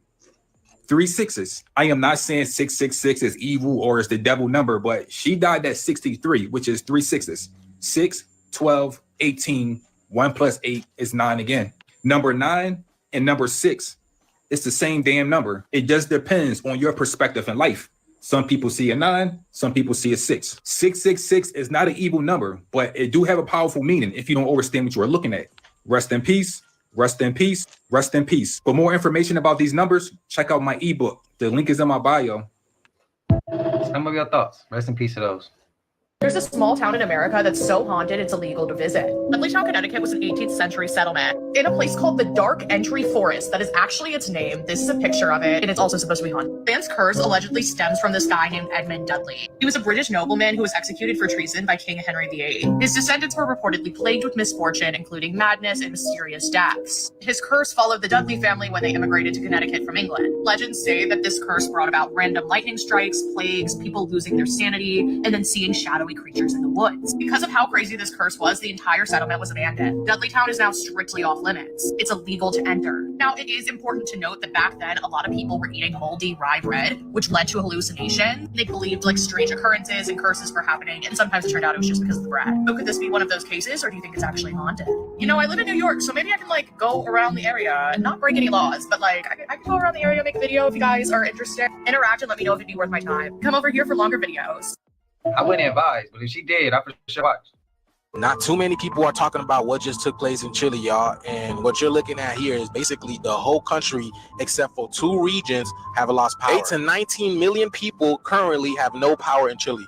Nothing is working. Cell phones, internet service, nothing is currently working in Chile. And y'all see that dichotomy again with the cold and the chili and the snow and the ice. Y'all see this? How do 19 million people lose power? How is that possible? You can also see that the train station, right? Because the train stopped working as well, and now people are getting out and walking up the escalators because the escalators are also not working. The government has declared a state of emergency, and they have no idea where the start of this loss of power is coming from. They're speculating that it's the capital city of Santiago. So y'all remember the light flickering things that were going on earlier this year and last year? People were also stating in the comments that this was happening before the power went out as well. So whatever was happening over here is also happening in other places. It's like it's going around the world, y'all. Y'all see what I'm saying? And once again, they declared a state of emergency because they don't know what the cause of this was. Y'all see the shit's happening all over the world, y'all. Let me know what you guys think about this video. Like, follow, and share for more videos like this. Let's continue to get it. Peace out. It's a test run. That's exactly what it is, bro. It's a test run. So, in my opinion, they're doing it in multiple different places, right? So that they could get a reaction. They're testing our reaction, bro. They notating right now. They seeing, okay, if we do this here, this is what happened. We do this here, this is what happened. We did this here, and this is what happened. So when they do the big one, bro, we screwed. That's my opinion. Not saying we're gonna be screwed technically, but when they do finally do the big one, they're gonna have us mapped out to a max, to a absolute point where it's like they're gonna be able to know us. They're gonna know some of us more than we know ourselves. Some of us we gonna know ourselves. But you know, there's some out there who don't do no thinking, so they get controlled by another entity or person or whatever you want to look at it as. That's my opinion. But I also want to say they saying they don't know where it came from. They did it. Simple. This for entertainment purposes, though. I'm not saying, you know, nothing like that. It's for entertainment purposes. Y'all spend with your thoughts and opinions. I just don't like this type of shit. I feel like it's a test run. They just testing us. They seeing how far. They trying to see who gonna react how in what way. So when they finally do it, they know everything at that point. That's my opinion. Let me know y'all's. Let me know. It was raining money on a California highway today, and lots of people stopped to scoop up all those $20 bills. This is the most insane thing I've ever seen. Someone dropped money all over the freeway. San Diego has shut down. Oh my God. Thousands of dollars in cash fell out of a Brinks truck when the rear door suddenly sprang open. Motorists pulled over and jumped for joy as they picked up the money, just like they won the lottery. Then we only season or not, baby. But not so fast. Cops are warning the money grabbers to turn in the loot. I highly suggest that they come in before we come knocking on their door and just turn the cash in. 2 people were arrested at the scene with the cash they collected, and the FBI is studying videos to find others. In the meantime, people can dream. This is the most insane thing I've ever seen. Y'all see how many people was out there, bro? That was a lot of people. Spam up what you doing. Is you leaving it? Is you not leaving it? Is you going out there and you joining them? Or are you turning it back in and once you got it? Or are you keeping it? Let me know y'all thoughts. Y'all want to know my thoughts? Okay, look. My thoughts is be a good person, and you see some free money, you gotta take it, bro. That's my best advice. Times is hard. They inflating shit. They want to run fires, right? They want to flood shit, right? Okay, well, y'all want to make a mistake and drop this money? Well, take the money, bro. Take back the taxpayer money. Did it go towards something you know for sure it went towards? or did it go towards something they told you it went towards? Hey, that's just repercussions. Mistake, fair exchange ain't no robbery. They doing their thing, got the exchange, we doing ours, and same way. Hey, that's my 2 cents. Y'all let me know y'all's, man. This video is pretty interesting. Was my hardest. I really, because I had my own chickens, and I thought, well, I'm not hurting anything. They're laying eggs right here. I pick them up, they're fresh every morning. But when I realized it was just a fresh menstrual cycle, you know, and when I realized I was eating, you know, like the reproductive waste of a chicken, you know, and I was scrambling it for breakfast or whatever. It's the truth. But I mean, I'm serious. And then I started thinking to myself, would I want somebody to come in the middle of the night, stealing my periods, you know, putting them in a basket, maybe, you know, carrying them away, scrambling them or sunny side up, for God's sake. I actually watched how they're made up inside of them and how everything is collected. And then it comes down that one hole. I mean, I saw this and I was like, oh, we're not supposed to be eating that. There was an orb in Gabby Petito's family photo. Craziest part of all of this is this right here. Look at that. That really looks like a face. There are multiple versions of the photo. Like some are taken from the documentary and others are ones her family members posted. Here it is zoomed in a little more. Here's another version of the photo. Look at the face. And here that is zoomed in. Those photos were taken when her family went to go visit her body or like where her body was found for the documentary. I know. The logical answer is like, guys, that was a lens flare. But even if it was, I still think that could have been a manifestation of her spirit. Orbs are small circular shapes that are often found in like photos or videos, and it's usually like a glowing light or like a little spot. And they're caused by like dust or moisture or light reflecting off the camera lens. Some people believe that this could be a sign of paranormal activity. When I was exploring here, we went to a place that used like dogs as a form of therapy. We took a photo down the hallway, and with the nice camera, it looked like there was an orb. And with an iPhone in the same spot in a different angle, it kind of looks like the outline of a dog. Similar to how people think that's the outline of Gabby's face, even though it's like next to the orb. And what I say to everyone who's like, this is a lens flare, it's clear it's a lens flare, that could still be an orb, can be manifesting through light or energy. So like it can be both, guys. Come over here for longer videos. And Cat, y'all agree? You know what I heard recently? What? I didn't know that birds in the morning, they actually have a purpose for chirping. So you know how like when you wake up, you're supposed to wake up to birds chirping, right? Yeah. That's our natural instinct. That's our human nature to hear birds chirping in the morning. That's how you wake up, the sun setting, whatever, or sun rising, whatever, right? Yeah. Apparently, when birds chirp in the morning, they actually send sonic waves to plants that stimulate that it's morning for them and gets them ready to receive sunlight. So in the same way, did you know like if you played, they played music, specifically like hip hop music instead of birds, and it pretty much destroyed the plants. Damn. So they stimulated in like their own environment instead of bird chirping. Okay. They played the hip hop music and it was literally killing the plants because the sonic waves weren't the same. Oh, yeah. Fuck. So the theory is like with us, since we're living things too, we're supposed to be seeing the sun. Ariana Grande just told us that somebody is messing with her mental, her up top, her brain. They wiping away her memory, y'all. So during the Oscars, a reporter asked Ariana Grande about her anticipated album deluxe to her 2024 album, Eternal Sunshine, where she responded and said she can't remember too much because she's gone through, or she went through, memory erasure. So I looked it up, and now it's kind of making sense. Maybe that's why her appearance is changing. That's probably why she was acting weird in them interviews with Cynthia Erivo. Y'all, this shit crazy, y'all. Look at this. Treatment to me, so I'm having trouble remembering the details. They're foggy because at the Brighter Days Clinic they do the memory erasure, you know? The memory erasure, they erase memory. Her fans like, y'all slow. She just trolling. That's not the case. She could pass it off to y'all like she trolling, the fans, but I know what it is. It's crazy how they can do stuff right in people's face and they be so blind to see that they're telling the truth. She even put it in a music video, but they just like, oh, it's a music video. No, she's trying to explain to y'all what's going on. So in this music video, they're trying to spin it as something with love, like she's trying to erase a person from a memory. But that's not the case, y'all. They removed. That's crazy. They could do that shit right in front of our faces and get away with it. And some people will accept it. Some people will have a reason and excuse. That shit's kind of crazy. But I guess we need those people. I guess we need them. Strap in because this one's going to be a doozy and there's a lot going on here. To set this up, a black woman on February 9th went to attend her first hockey game, the Washington Capitals game. Went there, very excited, was recording videos, really happy about being at the game. And shortly after taking her seat, she noticed a white woman who was sitting in front of her having a text conversation with someone who was saved in her phone as Jimmy. And normally she wouldn't pay attention to something like that, but the text was very large and certain words jump off the page, especially as a black woman. When you see someone texting like black people or blacks, that's going to get your attention. So she started paying attention. And what she saw was very upsetting. And I think when we go through these still shots, you'll see why she was upset. So obviously blue would be the woman's responses. The gray boxes would be Jimmy. Here you have part of a conversation: employment, education, and criminal justice system. Serbia is considered one of the most racist countries. The woman sent him that. Jimmy responds, that's hilarious. So they're saying America is racist because schools in the hood are worse and blacks commit crimes and are too lazy and stupid to get jobs.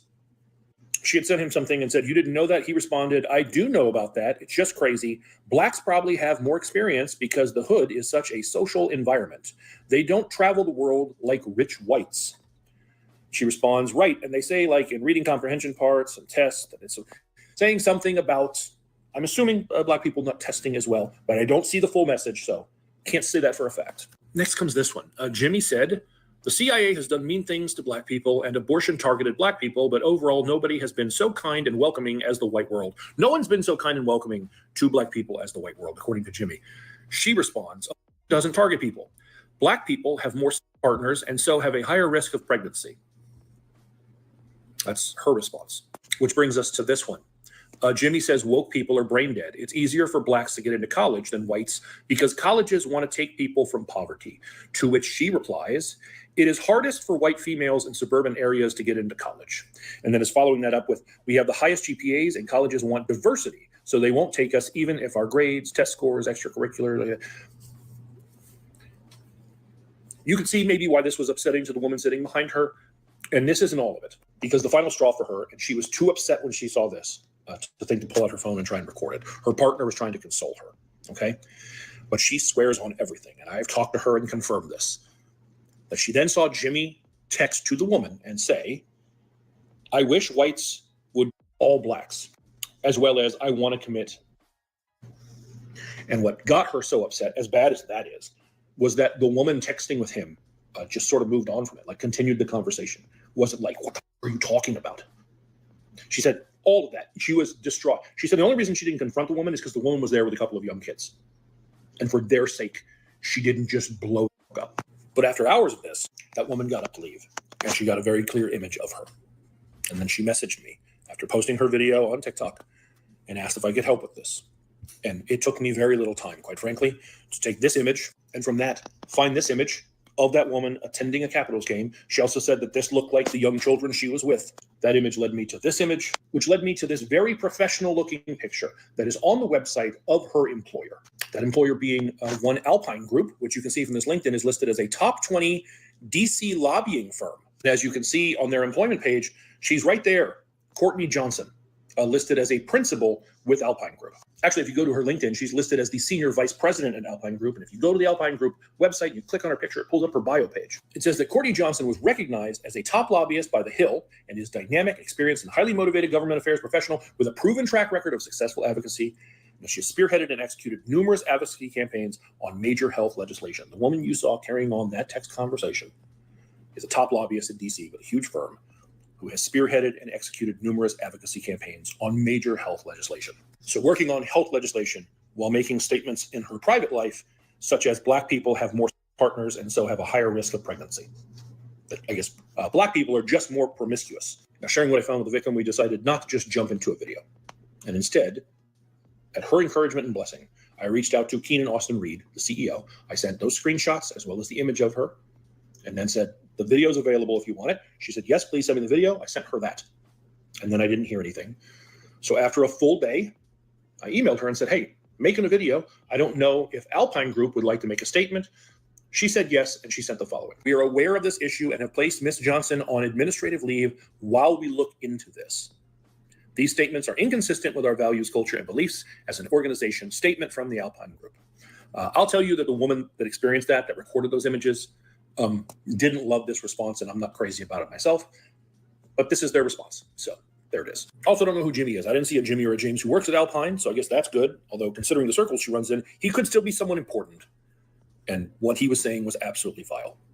So maybe after January 20th, this is just considered not as big a deal to some people. It's still a big deal to me, still a big deal to that woman who experienced it. I think it's still a big deal to a lot of people in America, regardless of their political affiliation. So I will keep tabs on this, and if I hear anything more, I will let you all know. No, I'm not shocked of the messages that there's people out there. I thought it was kind of funny because this shit is like to me, it's old. I understand there is some of this shit in the world. Not everybody, but there's still some of this ignorance in the world. I'm not oblivious to that.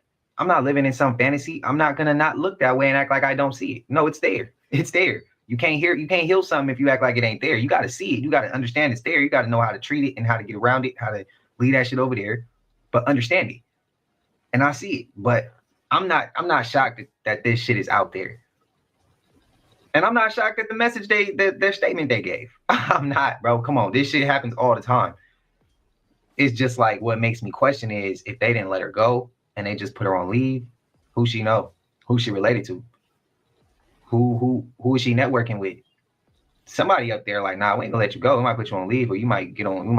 If we let you go, we're gonna put you somewhere else. Like, come on, that shit's crazy. I wasn't expecting. I thought, for that woman to be like that in that status, I would have thought she would have been moving a little bit better. I'm not shocked at how she might see certain shit. I'm not shocked about that. Like, that's not this. Come on, it's like I said, it happens so often. Like you notice the shit's out there and it's numb. It's like, okay, cool. You feel like that, but I'm gonna move perfect. So you can't say shit to me or nothing. And how you treat it has how I treat it. This shit is transactional. Like, that's how I see it.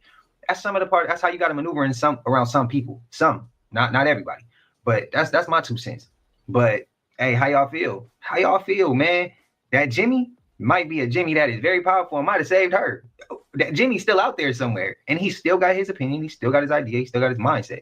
I know a lot of people are not going to say this, but I am. This situation with Gene Hackman and his wife being found deceased is crazy. Let's start with the fact that the dog was found deceased with them.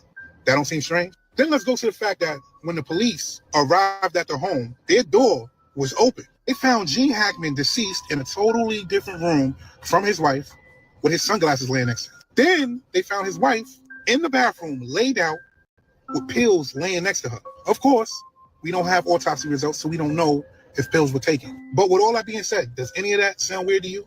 Now, in the video that I made yesterday, I said maybe it could be carbon monoxide that did what it did. But the cops ruled that out. And they said, no, it wasn't that. Now, let's get to the cops. And let's get to what the cops said on national TV. That cop said that it was something strange about everything that was happening. And it doesn't seem like it was natural causes. They also said when Gene Hackman and his wife were found, they were partially mummified. Do you understand what I just said? They were partially mummified. And if you know your facts, you know it takes anywhere from 60 to 70 days for a body to start mummification. So you're telling me that they were there for 60 to 70 days without anybody noticing anything? Shit don't never make sense. Fake fruits caught on camera. So I cut watermelon for my kids, and they're all bringing it right back, saying they don't like the texture. I've seen enough videos of people posting rubbery watermelon. I can't believe I got one. I got a rubbery watermelon. The texture is so weird. Like, you gotta bend it so far before it will break. So my mother was showing me that she opened a banana that she thinks that these are not real bananas. We got it from the supermarket, but when she opens it and she breaks it in half, it gets very tough and doesn't really break. And when it pulls, it's like it's glue. It's very tight and doughy. So I got this watermelon at Walmart, and I like to rinse my watermelon before I cut it, and it's like pinning. Does anybody has problems with their watermelon like this? Man, can't eat nothing nowadays. Штука прикольная вообще. Это мамонт. Типа замерзший мамонт, вот бивень очень. И он, сука, хоботом сидит. Вон он. Волосатый хобот. О, ну он сволочь шевелит. Я даже испугался сначала. Думаю, что это за сволочь? What's her name? Erivo. That Cynthia Erivo, who's playing Wicked, the witch. Right. In Erivo, she said some really disparaging shit about African Americans. And then she ends up playing. Is she British? She's British Nigerian. Okay. If I'm right, I better be right, because I want to make sure if I'm not, you guys can go in the comments and go, he don't even got it right. That don't say nothing right. You know, she said some disparaging shit about African Americans. I want to make sure I quote it right, but if you can get your producer to find it, that would be cool. Mario, because I don't want to say anything out of pocket. And she said some shit about, which is funny how almost every foreigner has something to say badly about African Americans. Even Africans sometimes have shit to say about African Americans, but then everybody comes to America trying to be African American. and benefit off of our struggle and the work that we put in. Yeah. And what's really up is she ended up playing Harriet Tubman. I go, wait a minute, you just talked about and shit on African Americans, and you're going to talk about the woman that did so much for African American freedom? You get to play her? You're playing Harriet Tubman? Are you out of your... Harriet Tubman would have smacked the shit out of you if you said what you said.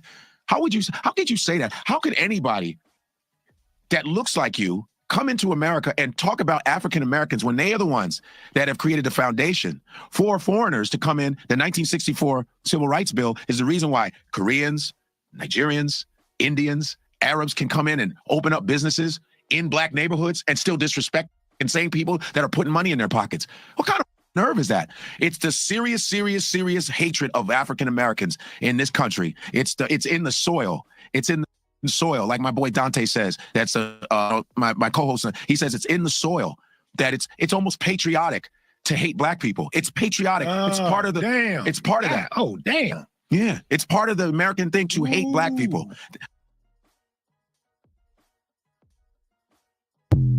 He about to rub some feathers, bro. Shit. There's a song that the slaves used to sing. Swing low, sweet chariot, take me home. The slaves were singing songs about UFOs that they were seeing in the sky. So when I discovered that, I'm like, wait a second.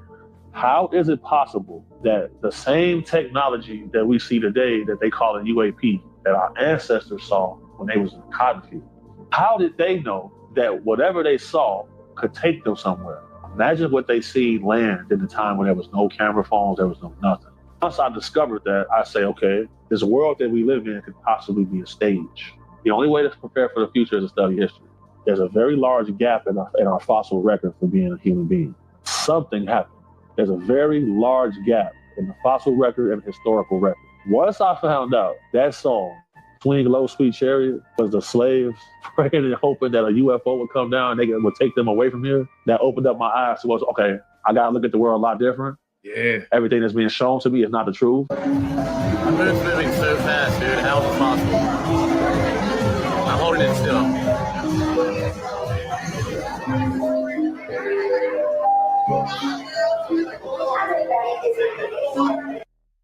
That mug was moving fast.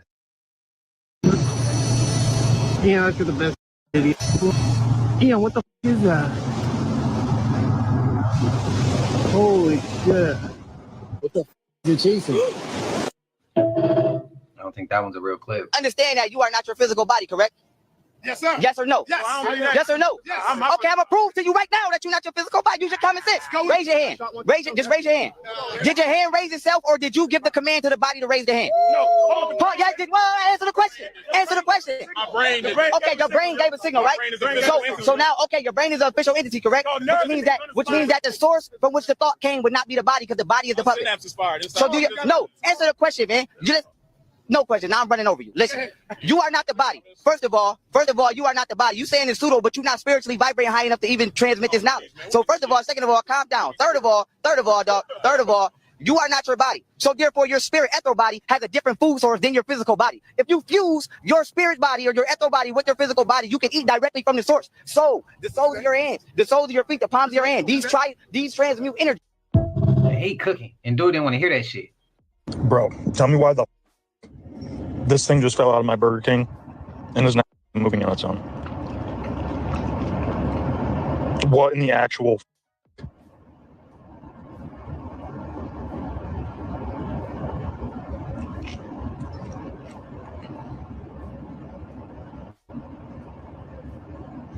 Are you kidding me, dude? What the...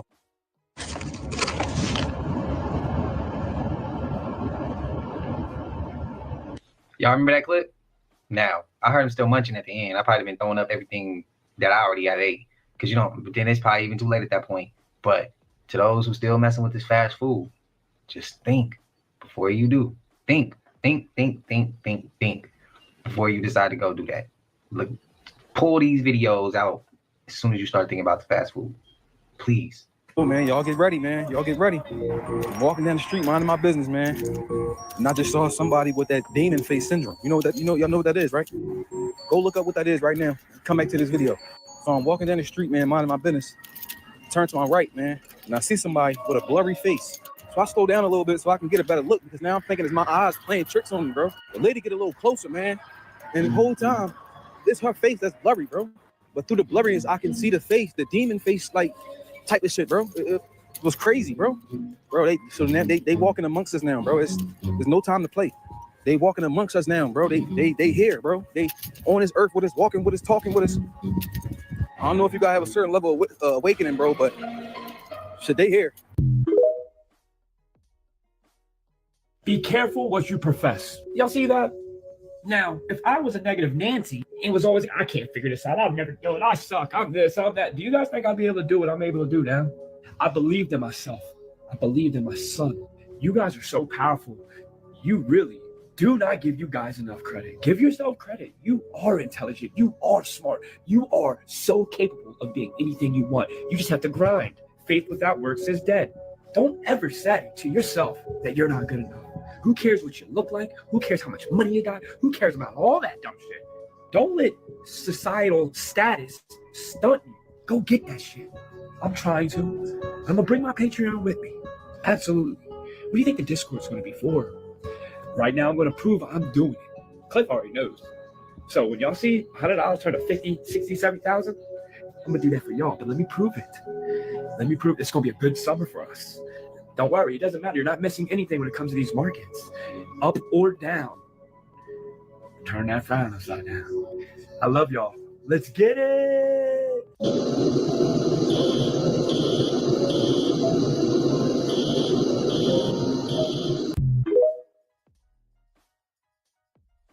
This life is fake, and I'm going to prove it to you. Do this activity with me. Imagine any item, any object, a tree, a shoe, a car tire, a whale, a bird, anything. Now, imagine yourself licking that item. Now, when you did that, your tongue knew the texture and the taste of that item. How is that possible if this is real?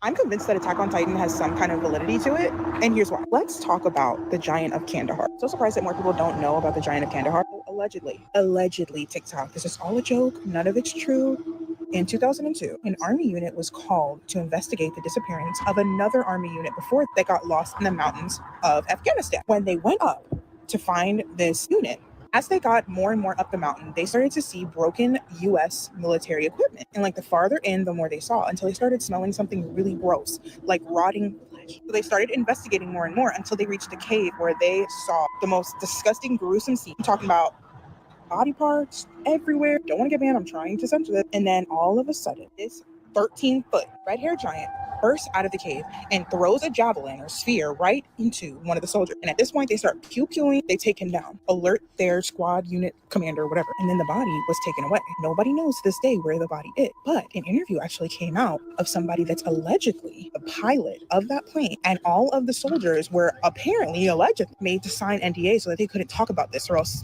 something bad will happen. All I'm going to say is Andrew Dawson. If y'all don't know that story, let me know in the comments. I'll cover it for the 80th time because it's definitely worth talking about. Bad things happen when you see things you aren't supposed to see. But yeah, y'all, no one can convince me that this isn't actually reality. I truly believe that there are way more Nephilim here on this earth and they just don't want us to know about it because I truly believe that they are going to use them as weapons of war at Area 51. I don't know, y'all, crazier things have happened. And you can't tell me that they're not getting these ideas from somewhere. And I'm pretty sure in Shingeki no Kyojin or Attack on Titan, they use the Titans as weapons of war as well. So, I mean, it's right there in plain sight. We just have to read between the lines. As always, make sure you guys like and follow and comment down below if you want more giant TikTok. And we heard about the redhead giants. There's a video I saw too. Yeah, let me see. I think this is just going viral right now. Okay. Hold on, I'm gonna pull it up. They're calling it the jellyfish UAP. So isn't it weird they call it like jellyfish and then it ties in with like the sea? Yeah. But look, it deadass looks like tentacles. Okay. Let me see. So this is flying around and this is caught on military cameras. Wait, when? When was this found? I don't know. So this says this was in Afghanistan. This was leaked footage by Jeremy Corbell. What the heck? But this is real. This is legit military footage of a UAP of aliens. Yeah. Right here. Look at it though. What is that? So it's like silver, round, and has tentacles. But it's interesting because since all of this news of UFOs and aliens coming from the sea, tentacles, where do we see that? We don't see that in the air, bro. Yeah. We only see those type of creatures underwater. Yeah, and what do you call those spiritual things? Serpents, right? Like that's the most like thing. That's true too. That's exactly what they. Damn, he took me for one. Time travel glitch. What do you think? Weird. Watch. I was on the phone with my boyfriend at 9:59, and I looked at the clock and I was like, "Let me go to bed. Let me let you go because I want to go to bed at exactly 10. Lights out. Within the minute, I want to have my eyes closed, everything off because I like to go to bed at even times." And hung up on him. Closed my eyes, and then I was like, well, let me set an alarm really quick so I don't sleep until some obscene hour. Turn my phone back on. I'm setting an alarm. I just happened to glance at the time because I'm like, okay, I want to make sure it's not 10:01 because if it's 10:01, I'm going to have to wait till 10:30 to go to sleep. So I'm going to scroll on TikTok for 29 minutes. Check the time. I look at the time. It's 3:30 a.m. Like on the dot, 3:30 a.m. And I was like, okay, that's not right. So I check my iPad and I check my computer and they both say 3:30 a.m. And so I go downstairs and I check the clock on the stove, 3:31 a.m. I'm like checking every clock in the house. It's 3:30. And I'm like, did I just die and come back to life like 5.5 hours later?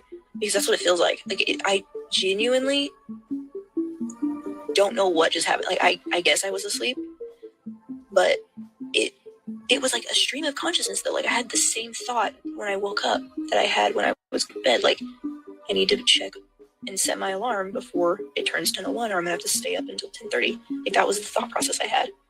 And I literally blinked. Like I literally blinked.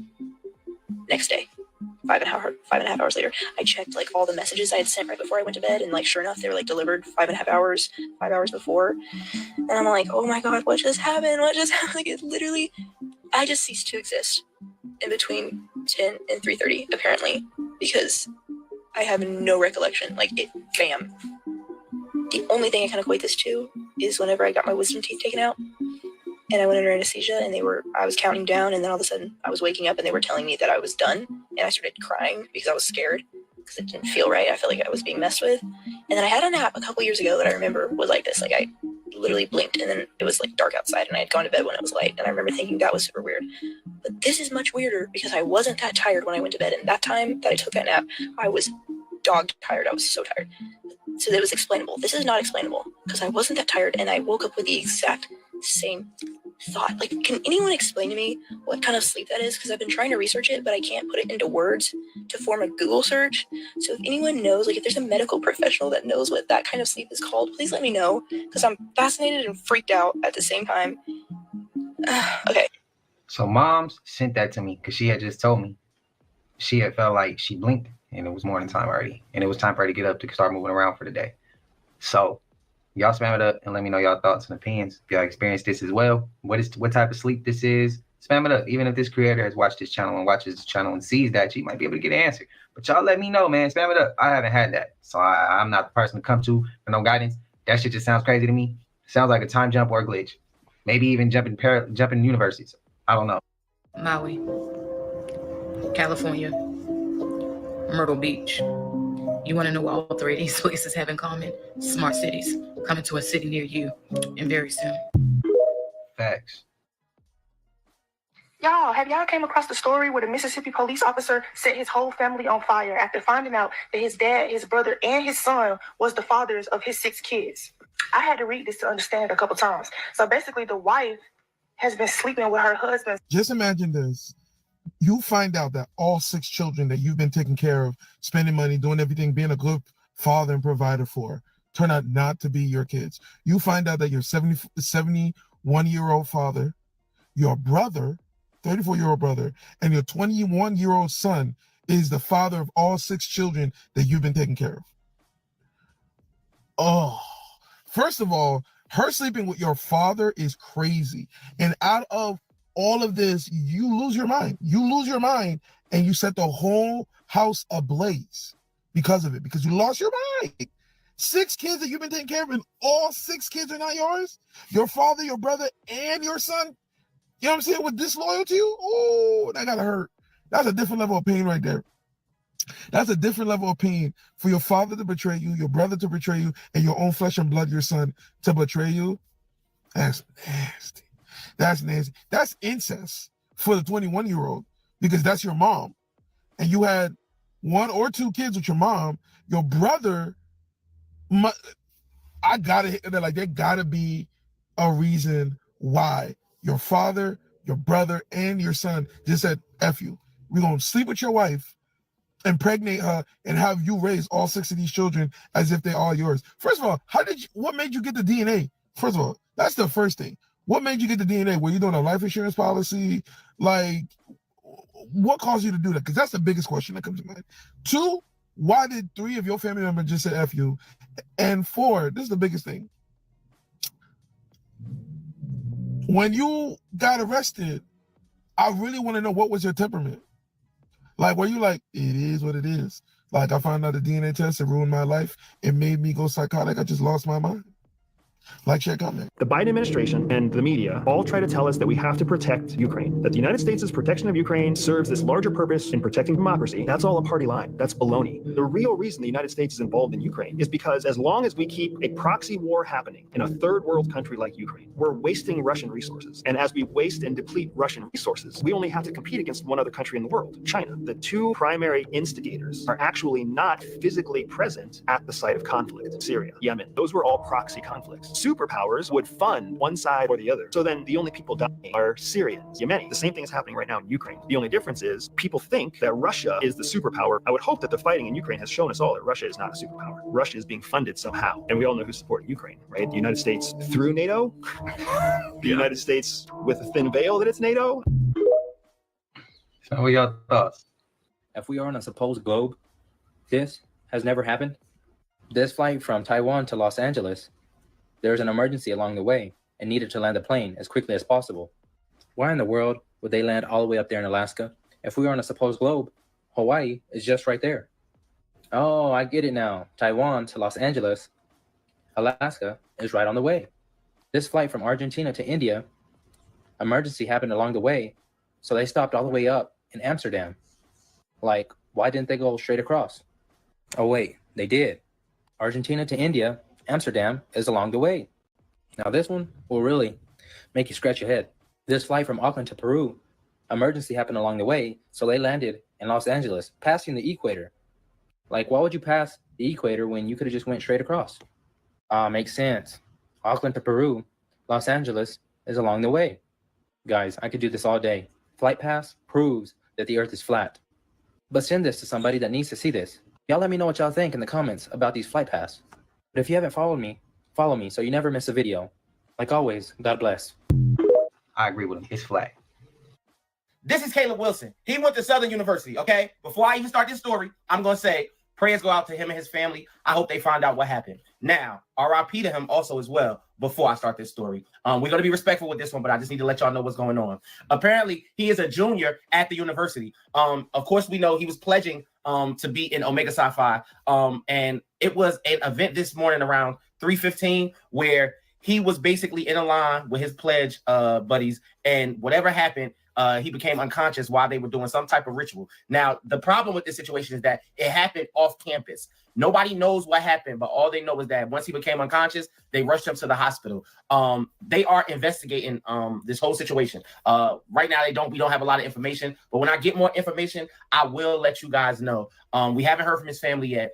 Even the dean and everything on the school campus said that they are looking into this. They want to know what happened. Now, we know how these hazing things go. Sometimes they get rough, and sometimes people do get hurt very badly. A little while ago, they tried to put a law out where hazing couldn't be as dramatic as it was back in the day. But there are stories of people still doing the same type of hazing that was going on back in the day. Prayers once again go out to Caleb. I really hope he gets justice in this situation, because anything that brings you to that, which is basically unalive in a sense. Anything that brings you to this, you deserve justice, and whoever's accountable, they need to be held accountable. That's just what it is. I'm here to just bring y'all the news. I'm just a messenger. This video is geared for entertainment purposes only. It is not meant to be taken as actual fact and truth. You know, when you think about the devil being a jealous entity, and when you think about how God is described in the Bible, it can make you question if Lucifer or whatever that spirit was, it can make you question if he wrote the Bible straight up, to try to convince people that they're worshiping God, but really they're worshiping the devil. And out of that devil, you could actually see how people arrogantly and egoically spout off at the mouth about how their religion is the right way, how they judge other people, right? Judge not lest he be judged, yet people pass judgment. You know, this is the cognitive dissonance and cognitive bias I'll be talking about. But the devil is the only one that can create this type of confusion within society and people, because God is the truth. God is balance, right? Still waters, right? The devil causes the ruckus. Now, when you start thinking about how to keep a soul trapped in hell, again, this is entertainment. Don't take it as fact and truth. But when you think about it, you got to attach somebody to something here on earth. So that's your race, your religion. You got to trick people into believing in these things. And then you got to tell them the truth about what you're doing.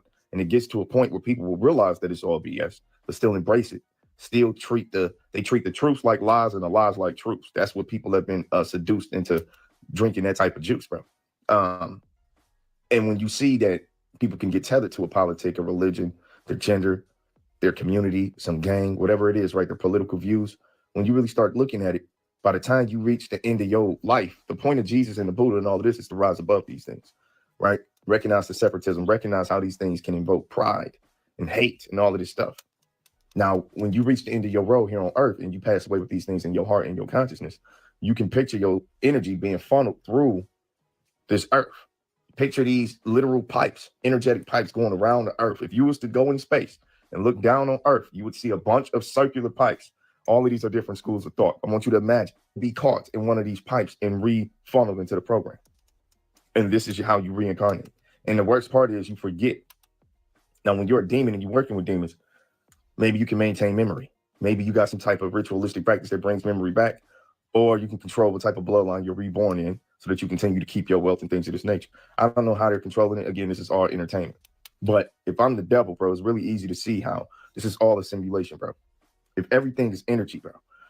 Picture, there was like a little example, a steel ball being dropped on a steel floor, right? And then you got another steel pad pressing down on that steel ball that's bouncing. The lower that top pad gets on that steel ball as it's bouncing off of the steel floor, the faster the ball moves until eventually it collapses and keeps it still. That's you. You're that energy moving super fast, so fast that you appear to be still. This is all an illusion in the testing ground, bro.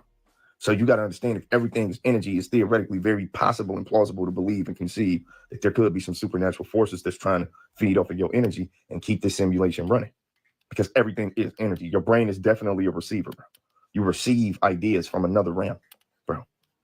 And I want you to look at society itself. It's all been constructed to isolate different schools of thought, keep you in a box with rules and limitations, bro. It's 720 degrees of knowledge, bro. Whenever people start looking at things from 360, you're still missing half of both sides, because 360 degrees is only 180 degrees good and only 180 degrees bad, bro. You only have half understanding, tricked into thinking it's the whole. You're missing a whole other picture. Keep that in mind too. For you religious people, for you scientific people, for you conspiracy theory people, really keep this in mind, bro. This is, you can consider it not like The Sims, but you can consider it, you know, simulation theory, but it's a real program that's being run, bro. And it's called life. All right.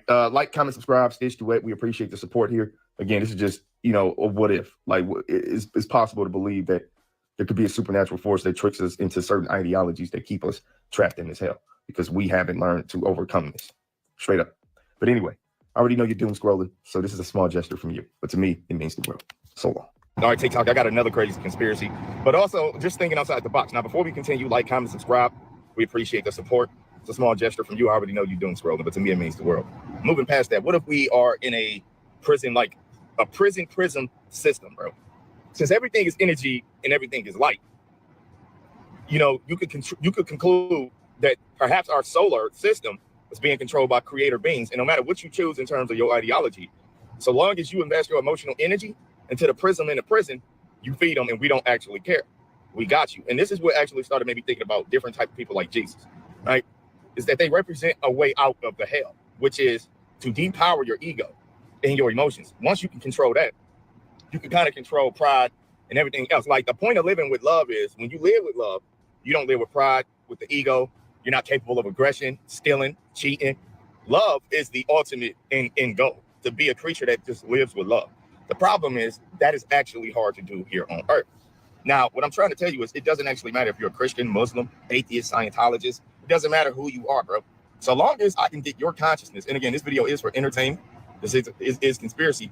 But if I can get your consciousness to magnetically attract to any of these ideas, I now trap you inside of the idea, because you yourself are just a representation of an idea. Everything you are, everything you believe in, the way you carry yourself is all based in ideas. But ideas can change just like you can. And if we're thinking about the even larger agenda, you being potentially made out of something's image, something tampering with your DNA, our existence being a mere shadow of a higher and much larger realm that we can't comprehend, you know, no matter what it is, you are, you know, if everything is energy and solid is really an illusion, right? Because we're all energy, we're always moving, blinking in and out of existence, our quirks. So that means that life itself is simulatory, but also an illusion. Aliens, maybe God and the devil. But before we dive in, like, comment, subscribe. We appreciate the support on the channel. You already doom scrolling, so I know this might not be too much of an effort from you, but to me, it actually means a lot. Thank you. What if our reality was a geometrical sound like matrix, bro? And what if in this reality, it's a God and servant matrix, dog? So you know how they say the 1% is running the world? So these would be what you could consider the controller gods. Again, this video is for entertainment. MJ, what's I'm good just with thinking it, outside man? the box. It's conspiracy, but it's just entertainment. Don't take it too serious. But look, what if over time humans got hit with amnesia? So we forgot the cheat codes to life, right? You forgot that you're connected to the source. Now, when you think about the Anunnaki and demons, for example, what 10%, my bad. What if the Holy Grail was a bloodline? And what if it was a royal bloodline that had the ability to see through the matrix, see through the illusions, kind of like the movie They Live when you put on the magic glasses, but you can see energy. You understand the law of attraction, how to manifest. You understand what somebody's low vibrational NPC. Let me give you a quick example. People that complain about their job every day, but don't quit. You never aspire to be better or do more. You just complain every day and repeat this vicious cycle forever. These people are literally NPCs, bro. I mean, I know I say this is entertainment, but what else are they, bro? Anyway, so when you start to think about the royal bloodline, you start to do these comparisons between people like the Buddha and Jesus, for example. Right? Why you think I say I don't right? complain, I Now, campaign? With the demons, the giants in the scripture intermingling, these things all ran its course. You could conclude to separate you from the God source energy. If we dilute your blood, we dilute your power. Right now, every once in a while, you will see people pop up, highly vibrational beings. They come down to earth and they try to tell you something, just like Jesus, the Buddha, right? The Honorable Elijah Muhammad. What about people from a political level like JFK or even Malcolm X, right? They came down to awaken the people from the slave protocol that is life itself. Now, I want y'all to really consider these echo chambers. Picture them going around the world. I don't know how this came to me, bro. It came to me. And it came to me a while ago. I spoke on this on my other channel. I'm bringing it here. Picture your religion, your race, your gender, all of these different causes going around, energetic pipe going around the earth.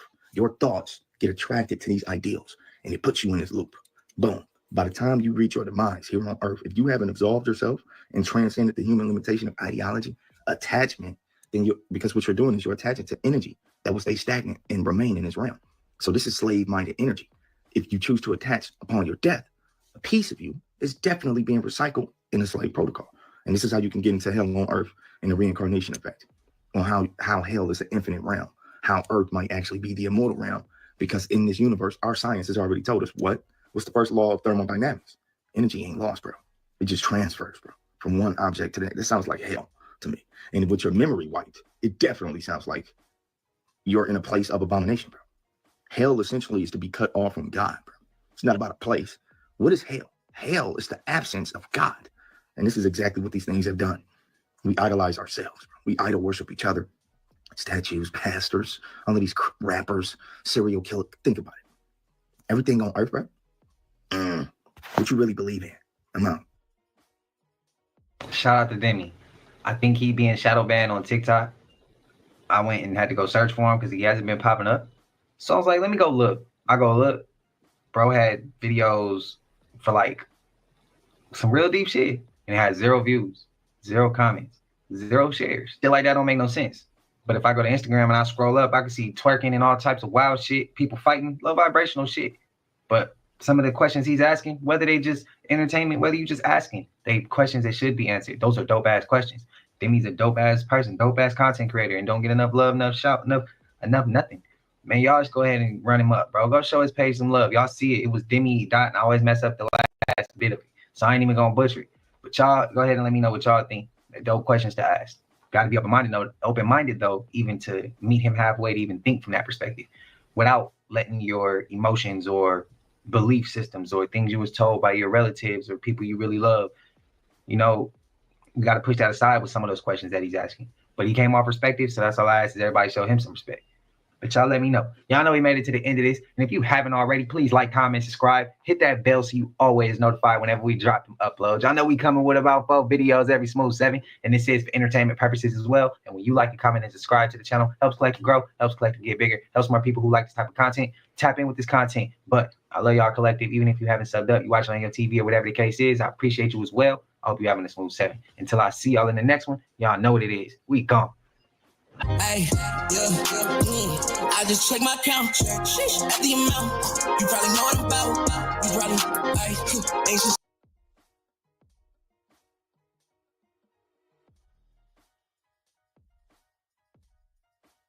All right, Steve, you ready? Born ready, sir. I know, born fighting. If we don't have a fight, why are we populist? If you want, Y'all know we back with another banger, another reaction. I appreciate everybody who been tapping in, running up, and subbing up. If you're new to the channel, please like, comment, subscribe, hit that bell so you always notified whenever we drop an upload. Y'all know we coming with them 4 videos a week, man. And this is for entertainment purposes as well. And when you like and comment and subscribe to the channel, it helps Collective grow, helps Collective get bigger, helps more people who like this type of content tap in with this content. But y'all know what today is, man. Your boy just hit 31. I ain't gonna lie, I'm hyped. I'm hyped, bro. It's been a blessing. Man, life didn't change. Life got real. Life's been lifing. But it's good, though. Life's been good. All I'm gonna say is I'm happy. So y'all know today, I came with some of the most. Today, I was trying to get the newest, and I was trying to get some of the hottest clips that y'all can find, that I can find. And I hope y'all enjoy it, bro. But yeah, today, man, it's at 31, bro. Thank God. Y'all don't even know how appreciative I am to just be here, be able to be with y'all. I thought about going live. Maybe. If I do, I'll put it in the community tab. So maybe I will go live on my birthday. First time we go live will be on my birthday. But I appreciate the Collective. I ain't gonna hold you, bro. Let's get straight to the video, man. Let's go. Oh, you heard, but Papa don't hit me no more. Let's go. Kick in the door, waving the 4-4. Hey, yeah. These are my confessions. Who the fuck is Papa Usher? Did he? You guys know what the owl is? Well, yeah, that's. No. Oh, no? No, we're just walking around and talking. We can walk away, though. We're just trying to learn what's going on with the owl. Oh, really? Yeah. You don't know? The locals were immediately on guard. You know anything about Bohemian Grove? I worked there before, yeah. Worked there? Oh, what did you see? A lot of things that I cannot talk about. Actually? Yeah. Would you give us, theoretically, what might you have seen if someone were to work there? I cannot talk about that. Sign a document? Nope, and I cannot talk about it. Partake in anything? Have a wonderful day, sir. Okay. Be careful, okay? Be careful? Do you think we're dealing with things that are much more powerful? Well, I can say. What did he see? You know anything about the Bohemian Grove? I actually worked there like 10, 15 years ago. Oh, I don't want to be on camera. Oh. What was that? Never mind. Everyone here knew something about the Grove until they saw my little camera. It's probably not a good place to be going unless you know what you're doing. What do you mean? There's a lot of rich, crazy people up there. Trying to get in? My father was in. Oh, he was in the club? Yeah. Who was he? He's a Mason. Oh, he's a Mason. 39th. Did you inherit his will? His Freemason will? I can't disclose that. Okay. Is there anything we should know? Probably not. Probably you want to mess with it? Okay. No, I'm done here. All right. Thanks so much for your time. Appreciate you. What would happen? I don't know. You know anything about the Bohemian Grove? Oh, what's about the Bohemian Grove? Would you like to share? No. Is there some darkness to it? Don't tell me. Hit the road. Okay. I ain't gonna lie, when I first heard Bohemian Grove, I didn't know it was that bad. I thought it was like, I don't know. I didn't think it was that bad, but hey, they know something, bro, because hey, think about how fast they switch. They be cool, right? They be ready to give up information, talk, have a conversation with them, and then as soon as they see the camera, have a good day, bro. Like, they don't want no parts. Dude that said that his father was amazing, man, look, we know he inherited that will. We know that. He just ain't could possibly even be a part of it, but he ain't gonna come out and say that. I mean, come on, would you? If you would you come out and say that? But he knew a lot. He knew a lot. He was about to go deeper. But I think dude kind of was rushing the conversation a little bit, asking too much. Just let him come out and tell you. But he got enough content. And there was multiple people giving up different indications. There's something going on in Bohemian Grove. We already know that, though. We know what's going on in Bohemian Grove. But and they on Diddy ass, bro. I know y'all seeing the headlines. Jay-Z came across the headlines, too. I'm trying to find some videos on that topic. And I'll bring that to y'all. But yeah, they on his ass, boy. Diddy got them boys on him. I think it's just going to get weirder and weirder and weirder. And finally, it's going to be so weird that people are going to have to talk about how weird it is. I look for the invention of artificial life, the cloning of human beings, possible contact with extraterrestrials, possible human immortality, and at the same time, appalling acts of brutality, race baiting, famine, starvation, because these systems which are in place to keep the world sane are utterly inadequate to the forces that have been unleashed. The collapse of the socialist world, the rise of the internet. There is a huge forest fire in Mexico, you guys. This is in Veracruz, Mexico. Now, the fire started 3 days ago on the 23rd, and this is yesterday, y'all. This is as of yesterday. The fire is still going on. And they are having trouble putting this out. This is huge. Look at that, y'all. It's the whole mountain. It's like the whole side of this mountain. Ahí está. Miren, ojalá y alguien nos pueda apoyar, ojalá el gobierno del estado aprecie esto que está pasando, tenga un poco, no sé, mandar, yo no sé, la verdad, si son helicópteros, si son aviones, si traen agua, yo no sé, pero yo sé que alguien de ustedes ha de saber. Miren cómo está y el calor. But yeah, man, y'all see what's going on, and these people are just driving by. I mean, what can you do at this point? What can you do? So many things going on in this world, you guys. You have to find your peace within, because as the world really burns from the outside, you have to have the peace from within in order not to go crazy. You see everybody else going crazy right now. Mental illness is at an all-time high. This goes right in line with the frequency of 4D and 5D that's entering the planet right now. So there's going to be a lot of changes taking place. But yeah, you see the world going through it, y'all. This video is strictly for entertainment purposes only. I am only raising awareness to interesting situations during these interesting times. Let me know what you guys think about this video. Like, comment, share for more videos like this. Thank you for listening to my frequency. Let's get this shit. Peace in. It's definitely the end of the world, y'all. Chick-fil-A is changing all of its chickens, its all its location due to the lack of supply. Chick-fil-A is going back on its pledge to serve antibiotic-free chicken. The fast food chain had adopted that policy nearly a decade ago, but starting this year, the company says it will now serve chicken with limited antibiotics. Chick-fil-A blamed the change on supply chain issues. Antibiotics have long been used to boost rapid weight gain in animals for food production. However, U.S. regulators put restrictions on the practice, citing evidence that the use of antibiotics in animals has led to resistance to the drugs in humans, making it harder for them to help us fight off. Did you catch what she said? She said having these antibiotics in our body makes it hard for us to fight illnesses. I was not aware Chick-fil-A had a pledge. I mean, it doesn't matter to me because I'm plant-based. But at the same time, this is big news because you're literally going back on the promise. So my thing is, why did it take them so long? Because KFC has been serving GMO chicken for some time now. Where do they get their product from? To go from no antibiotics ever to limited antibiotics, which basically destroys our immune system, because you just heard her say this helps us not fight illnesses. And the most profound thing about this is people are still going to eat this. You know what I'm saying? Because this is what the Matrix does. So yeah, does that change your perception of Chick-fil-A, y'all? I mean, like I said, you know, what if you've been eating it all your life? You had no idea. What if they just been feeding you guys GMO chicken all this time, or styrofoam chicken all this time? What if that? What do y'all think about that? But yeah, this video is strictly for entertainment purposes only. I'm only raising awareness to interesting situations during these interesting times. Let me know what you guys think about this video. Like, comment, and share for more videos like this. Thank you for tuning to my frequency. Let's get this shit, y'all. Peace in.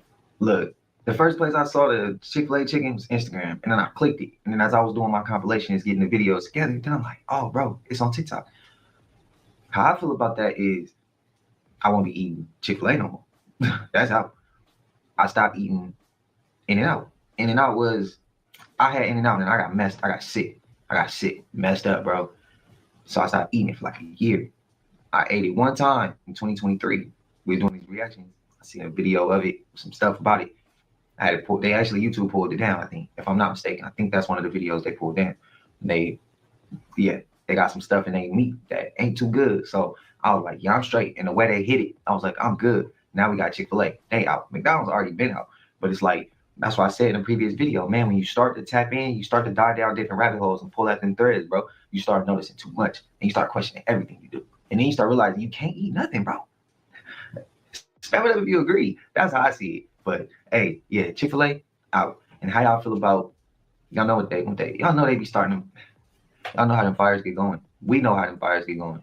Now I do want to ask the collective, can we not vibrate so low? And y'all know, like, I'm talking about off the fear, because I be seeing some of the comments and people be in fear of gematria. People be fear of, you know, let's not vibrate so low because we can't get no work done vibrating that low. We can't manifest what we really want to manifest when we vibrate that low. So my question to y'all today is, can we not vibrate so low and be in fear of everything? Let's be understanding that these things are at hand. It's an interesting time. Interesting topics are occurring. Interesting things we see on camera. But can we think on how to make moves together rather than fearing, because as we fear, nothing gonna work. That's my question to y'all today. Can we do that? Spam it up if y'all with that or not. Okay, so we're gonna first we go inside, right? Then we'll just talk a little. Then Annie will distract Lindsay. That's when we go upstairs to the first bedroom on the left. You got it? Okay, first I rip your clothes off. Now don't rip my blouse. It's expensive, idiot. Then you rip my clothes off. Then we rip Lindsay's clothes off. Yeah, I think I got it. Totally. I don't know. Hello? Hi, Lindsay. This is Paul. Is Annie there? Here she is. Bro, in our face. New Netflix movie. This is a movie project. Watch.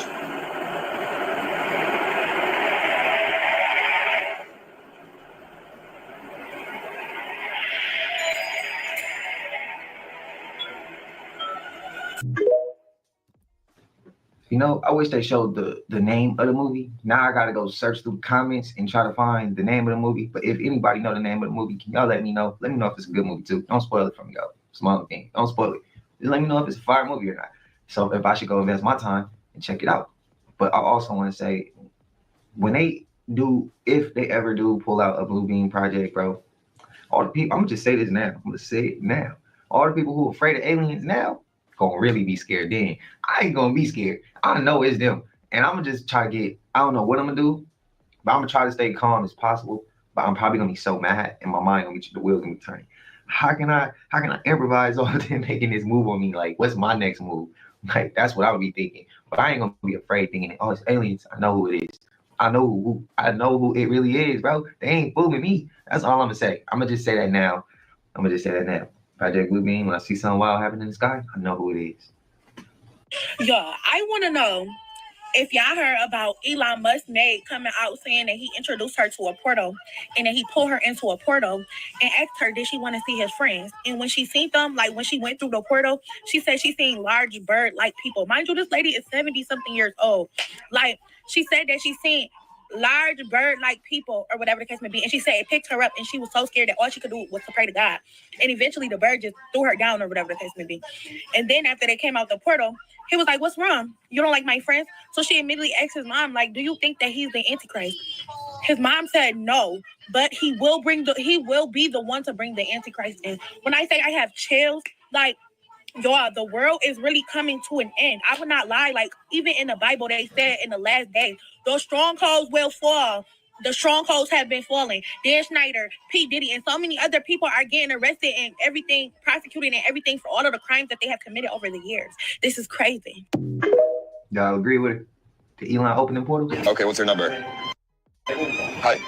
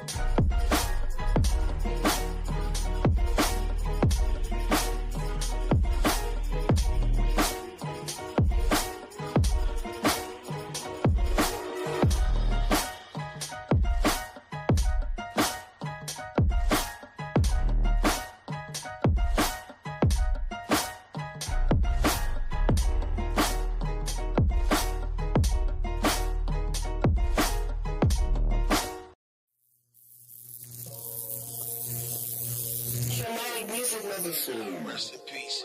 K Slay. Pop Smoke. Pop Nick Bus. Big. So many. Should've known. I should've knew. No, but you love. I should've known. Hey, y'all ride with me right on these bridges, bro. Get a pain in my voice. I should've knew. Shit real around here, nigga. Time. Ride with me. I ain't finna hold ya, I'm a 45 toter. Effing in blower, if I pop it then it's over. I be really in the trenches, cooking in the kitchen. They hating from a distance, but they handling they business. Lord forgive me for my sinning. I'm something like a chemist. First I stir it, then I mix it. With my wrist I'm water whipping. I been getting to the chicken. Baby get your 3-piece. Back on my bullshit, I think I'm about to 3-piece. Why they wanna see me locked up? Throw a lion in the cage so they can stop us, knock us off while you try to get your stocks up. Even kings on the chessboard get boxed up. I always knew that one day this date would arrive when you might feel guilty and apologize, but I never could promise that I'd accept it. Fuck nigga, you did me dirty, I can't respect it. I should've knew.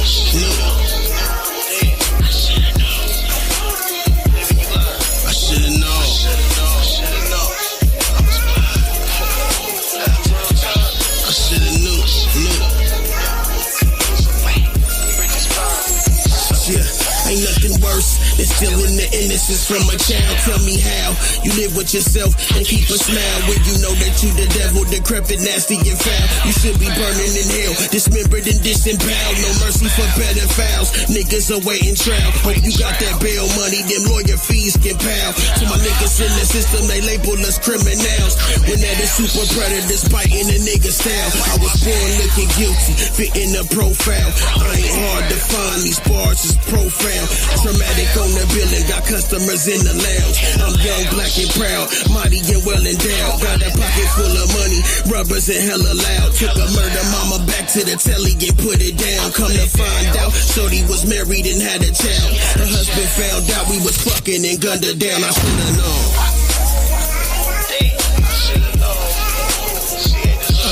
I should've knew.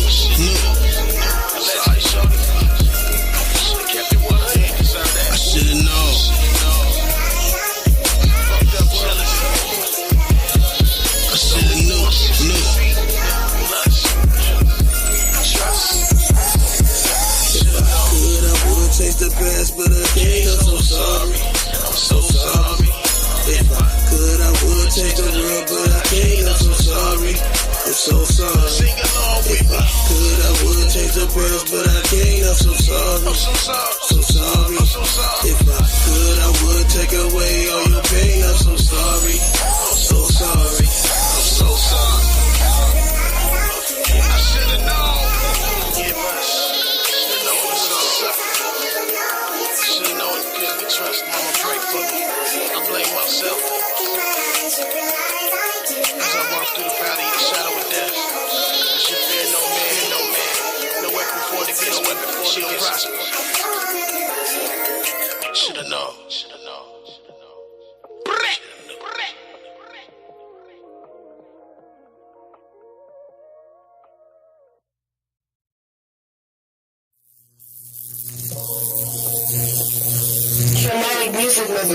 Rest in peace. K Slay. Pop Smoke. Pop Nick Bus. Big. So many. Should've known. I should've knew. No, but you love. Top. Oh shit. Yeah. You know. Super villain. They dirty mackin' my bitch. Dirty mackin' my bitch. Dirty mackin' my bitch. But they ain't talking about shit. I said they dirty mackin' my bitch. They dirty mackin' my bitch. They dirty mackin' my bitch. But they ain't got it like this. They hate my name. They say my name. They try to insult my name. They say my name. They love to say my name. They say my name. They They try to salt my name, stay in your lane. Stop all that dirty macking my bitch. They dirty macking my bitch. They dirty macking my bitch. They ain't talk about shit, I said they dirty macking my bitch. They dirty macking my bitch. They dirty macking my bitch. But they ain't got it like this. These niggas down bad, got the game fucked up. Spending money on the thotty, daddy ain't gon' fuck. You a sucker for love. Shorty know you a simp. She barely gave you a hug. You fed her lobster and shrimp. I met this chick at the club. She was thirsty as fuck. After party at the spot, you can come if you want. All my niggas is lit. All these bitches is drunk. Only thing I wanna know is you gon' suck it or what? Tryna hit it from the back. I can't even front. She was off a triple stack and a couple of blunts. My double cup was full of act. I was ready to cut. Her baby daddy dirty Mac and he be hating my guts. I'ma roll these dice. I'ma take my cut and beat the pussy like Mike. Custom model your guts. I'm a pussy assassin. May I have you for lunch? Lights, cameras, and action to the director your cut. He been hating for months, telling lies, but the truth hurts. All that dirty macking you doing gon' make you lose her. She see I'm a winner, and you just a loser. Broke ass nigga, you crying over a cougar. They say my name. They try to salt my name. They say my name. They love to say my name. They say my name. They try to salt my name. Stay in your lane. Stop all that dirty macking my bitch. They dirty macking my bitch. They dirty macking my bitch. They ain't talking about shit. I said they dirty macking my bitch. They dirty macking my bitch. They dirty macking my bitch. But they ain't got it like this.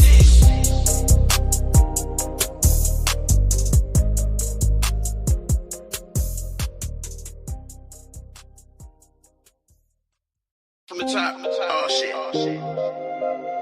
Yeah. You know. Super villain. And beyond. They dirty macking my bitch. Dirty macking my bitch. Dirty macking my bitch. But they ain't talking about shit. I said they dirty macking my bitch. They dirty macking my bitch. They dirty macking my bitch. But they ain't got it like this. Super villain theme music.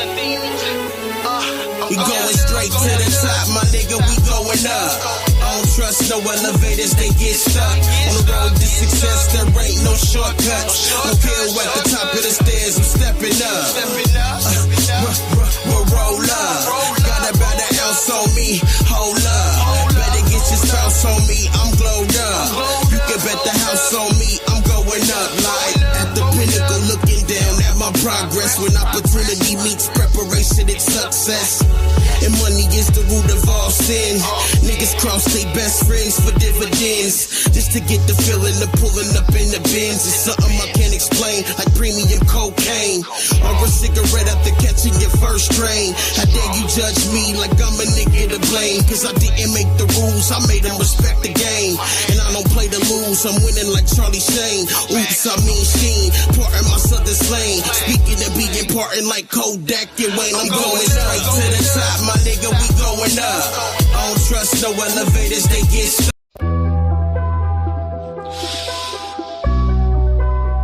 One take, Timmy. Bright lights. You the same. Shit. My nightstand by the bed with a gun lies.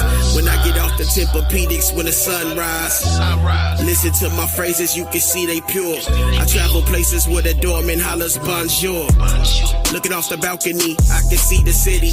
I'm in that penthouse suite, fondling on some titties. No, she ain't a gold digger, but she ain't messing with no broke niggas. And I ain't chillin' with no broke hoes. That's a no-no, damn I'm such a cold nigga. Hard as ice cubes, hard as Ice Cube. R.I.P. Takeoff, that was a nice dude. Started off 3 amigos and that was one left. Offset dipped and Takeoff took his last breath. Damn, I seen jealousy turn to envy. An angel advocates for the devil like he was Benji. Love can get you killed, so I ain't tryna be friendly. Respectfully, I'm just playing defense, so don't defend me. And if you ain't my fan, my man, it don't offend me. Just don't get in my way and we good. I keep this in me. In God we trust from ash to dust. But while we here past the weed and ash to Dutch, the Bible said God looks out for children and fools, and you ain't neither one, so don't get it confused. You see the visuals, sacrifices and rituals, cause losing blood condition is looking critical. In the hospital, physicians is looking pitiful, like an artist under contract with no residuals. Yams that I transport with grams in the Jansport, and it's all there uncut and not a gram short. Land at the port from the land of the port. They call it Portland when niggas killing for sport. The streets need a body, blame it on John Gotti. Hip hop's the new mafia, can't afford to be sloppy. Soon as you get excited, niggas getting indicted. Racketeering and threats, informants and suspects. Soon as you get excited, niggas getting indicted. Racketeering and threats, they wondering who's next. Now they coming after Kanye just because he spoke the truth. If you was looking for evidence, I just gave you proof. See, they wanna take everything we got, everything. Shit in the first place. Our voices, they don't want us to have anything to say. They wanna call me anti-Semitic because I say they run shit. Well, they do run shit. They run the motherfucking world, and I can't be mad at that. I can only aspire to 30 calls about you on my phone, and I'm a gangster, so you better right now before this trouble yourself. You want to ice white, what they like. You better leave now. All right? I apologize. You better leave now. What's going on? As soon as you leave, okay. That's for my shit. I will be gone. You're not gone yet. As soon as you go, I will be gone. Thank you very much for your business. Definitely don't want to the mob. Okay. All right, so there you go. What the hell he do? They on his ass. Yeah, y'all that stayed and rocked with me. Thank you. I appreciate it, man. Shit.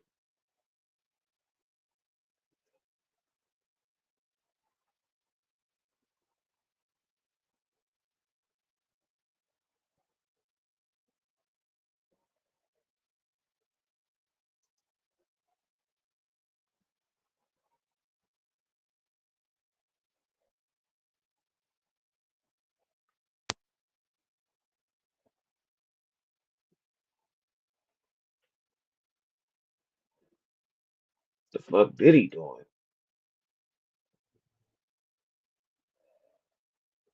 Oh yeah, that nigga looked like he was worried about some shit.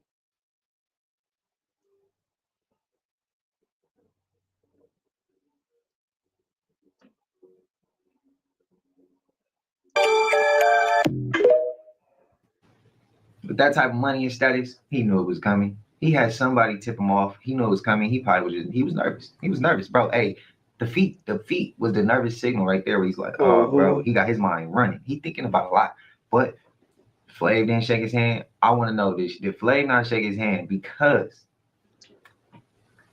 he pissed somebody off in the Hollywood circle? Or is it because Flav know all the stuff he did over the years? Which one y'all think it is? I'm still trying to figure that one out for my damn self. But that's a question. I want y'all to let me know what y'all believe me in on that one. But me personally, I think that Diddy knew it was coming. Diddy did a lot. He got away with a lot.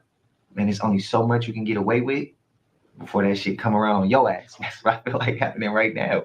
My opinion. And with the mob coming in there asking the streamer to leave, what y'all think the streamer did in order to get that type of reaction from them? Or do you think it's even fake? Or you think it's all fake to begin with? I don't know. I really don't know. I really don't. But I think he pissed somebody off, or he might have made some content prior to that, or years before that. Who knows? Could have. You never know. He could have burnt a bridge. He could have just offended somebody in something he said or something he did, and they could be on. That nigga motherfucking sued the wrong people. Could have caused them to not want him there. That's it part could of have been it. a lot of different things. I don't know. But spam if y'all got any information. But I just know the mob and mafia, they ain't nothing you want to play with. Straight up, at all. You don't want to play with them. The Hollywood viewing point is marked with a blood drop. And people still think it's a conspiracy. They rub it in our faces literally. Subliminal messages are everywhere. Share this to wake up a friend. You had to go grab some shit. Dear world, I have been told by many that the releasing of this truth may pose certain challenges in my life. There are many institutions that this truth will be viewed as disruptive to their system of profit and gains. I want to live a happy and peaceful life, and I pray for longevity. Not just for me, but for our entire species. Know that I would never harm myself nor anyone else for that matter. Nevertheless, my life has to face certain challenges so that this planet can be saved. Please do not let these trials that I may have to face be in vain, and pray for me as I am praying for you. Sincerely, Terrence Deshaun Howard, May 25th, 2019. Just so that it would always be known, I should never walk out there alone or harm myself. So if something happens to me and someone says that he committed and he did, no, I would never ever do that. Know that somebody else did that. This was I'm not going 2019. to allow that We to need to happen. ask ourselves, why is this being released in 2024? They own it. So in a twisted turn of events, I get a text from JD saying, dude, did you hear about the guy in Bakersfield that got caught eating the human severed leg? I said, no, I went and read the article. Wow. But here's the really trippy part. Remember yesterday, I got on a train from Fresno to Sacramento, and it was delayed 2 hours because pedestrian contact with a train. So dude gets hit by a train and cuts his leg off.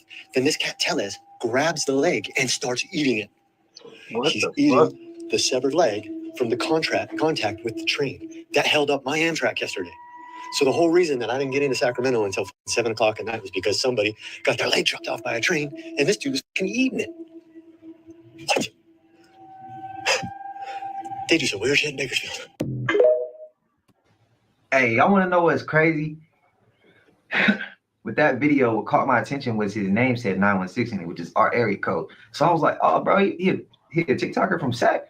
Man, let me check him out. Let me support him. Let me go ahead and react to something. And some of you guys might like what he has and go follow him and then run his page up. So I'm like, yeah, he a local. Let me go ahead and support him. So then when I seen that, I'm like, and his name, first day out, 916. When he said all of that story just now, bro, I never heard that story. I'm not even sure if that even made the news. Of course, as y'all, we would know, like, it ain't gonna make the news. But it's just crazy. Like, bro, somebody leg out. And this man ate it. I don't think that made the news, like actual news. It might have hit online, like you go search the article, but I don't think that made the news where they actually covering it like they cover everything else that just does not need to be covered. That's crazy to me. That's crazy to me. And as far as the subliminals with a blood drop, I've been to LA numerous times. I've never seen that before. But then again, it's always in our face. Sometimes we distracted or don't pay attention to the subliminal messages. And that could be me sleeping, but I never seen that before. So y'all let me know if y'all seen that before. For anybody that live in LA or anybody that's traveled there before, let me know if y'all have seen that before. And if so, how long it's been there. Let me know.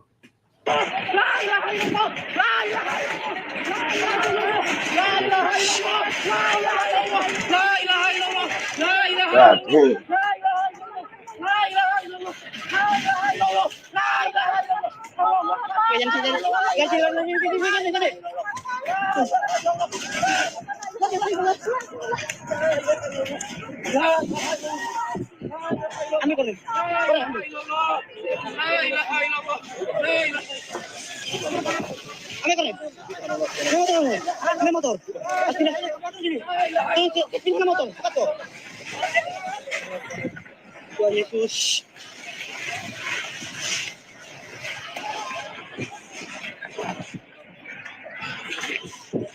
What's up, Yakub?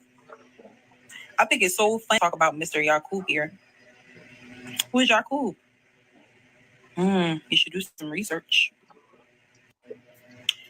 Do your research. Yakub, Yakub. Don't listen to the things I say. Go look up the information for yourself.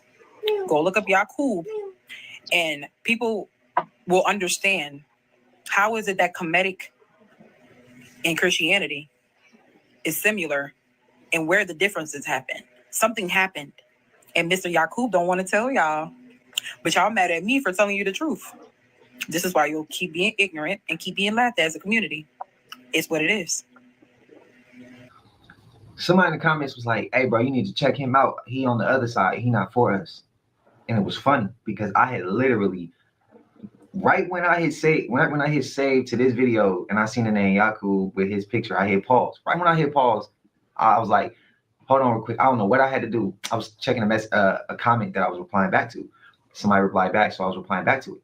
And I see that comment pop up, and I'm like, yo, you telling me this right as I'm saving the video? For sure. I'll make sure I go ahead and save that. So that's when I saved it, and we got that out there. I'll post a little bit more about him, but it's a little bit in there for y'all. I had to drop a little bit in there for y'all. And another thing, with that earthquake in Indonesia, prayers to anybody that's watching from Indonesia, man. Nobody wish that up on nobody. But this is crazy question I got for y'all. Anybody that live in California that's on the fault line, myself included. We see how he just had to jump from one side to the other, and the whole ground damn near looked like What's good, Tony? Swallowing them up. Bro, imagine what the San Andreas fault line gonna do, or the other little fault lines we got that they don't tell us about. Imagine what those is gonna do, man. And I'm in California. Trust me, I'm trying to get out. I got circumstances, got family. Everybody can't get out with me yet. I'm trying to get out. But I'm just saying, that's something for us to think about. We saw that. Imagine how it would be if it was the San Andreas fault line and the ones they don't tell us about. It's gonna be 50 times more worse. So plan ahead of time. Plan ahead of time, man. I mean, it ain't gonna be no way you can plan all the way, but try to plan ahead of time. Try. My dad, like, it was the night of his album release party. Yes. I coordinated the album release party. So what I mean when I say I coordinated it, I mean I found the promoter, I found the club. You know what I'm saying? I found out how much Von want, and I put it all together. Okay. Yeah. This was his album release party for Welcome to O-Block that was released on Halloween 2020. So let me just break this down to you from my perspective, right? As we talked about earlier, King Von had a crazy reputation of, you know, being a street gangster, right? You know what I'm saying? Doing a lot of street shit. Yeah. So when I was a DJ for the short period of time in which I was, I used to be like nervous before all his sets. You know what I'm saying? I used to be nervous. I didn't want to fuck up because I don't know what this nigga do if I fuck up. You know what I'm saying? I don't want him to spaz on me. You know what I mean? Like, Exactly what you mean. He was a very intimidating person. I'm gonna tell you that. Yeah. When he walk in the room, you feel his presence for sure. For sure. I had to make sure I was on top of my game for that shit. But when it came to the night of his album release party, brother, the day I woke up, it felt crazy. Like, it just felt different. It felt gloomy. Like, you know what I'm saying? I don't know if I was nervous, excited, anxious, or what, but I just had like a big knot in my stomach. Yeah. Okay, this the morning of. Yeah. Okay. Now let me share this with you, right? So like I said, I'm coordinating it. So I'm in tune with the promoter. He calling me every 5 minutes. He's so motherfucking nervous. You know what I'm saying? Now he wants me to come down to the club and help him decorate, like put the King Von posters up. He wants to put posters of King Von all throughout the club. He has some O-Block balloons he wants to put up because this is when we promoting Welcome to O-Block. Yeah. Now, all right, cool. I was reluctant to help this man decorate this club. And the reason why I was reluctant to help him is because before I DJ for King Von, I used to DJ for an artist named Cowboy. I'm with the gang, I'm with the mob, what you thinking? Yes. You know what I'm saying? Yeah. That was like the biggest song in 2018, 2019, right? I lost Cowboy job the night in which I had spent the whole morning blasting Cowboy pictures all across the south side of Chicago. And by the end of that night, I was no longer Cowboy DJ. I had lost my job. I was sad, I was fucked up, I was depressed. So when the promoter was asking me to help him post these King Von posters, I instantly thought about the Cowboy shit. I'm like, man, last time I helped him post the posters, shit, that was the last time I heard from him. Yeah. That was the last time I worked for him. I'm like, yeah. Let's not repeat that. I don't know. Damn. But you know what? Come on, bro. You steady asking me. I know, you know what I'm saying? You trying to get this shit done. Come on, bro. And that's just me. I'm gonna always be a come on ass nigga. That's just me. Yeah. You know what I'm saying? If I got the time and the power to do it, I'm gonna help out. So I had to say, man, I help dude post them, put them pictures up in the club, put all the posters up, the O-Block balloons, all that shit. I help him decorate that shit. You know what I'm saying?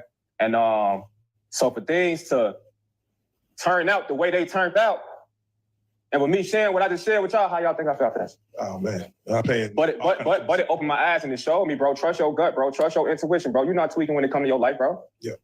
You're not tweaking, bro. You know what the fuck going on around you, bro. You know what I'm saying? Pay attention to the energy around you. Pay attention to the vibrations around you. Pay attention when God's talking to you. There you go. Watch this. I've been to a couple Diddy parties.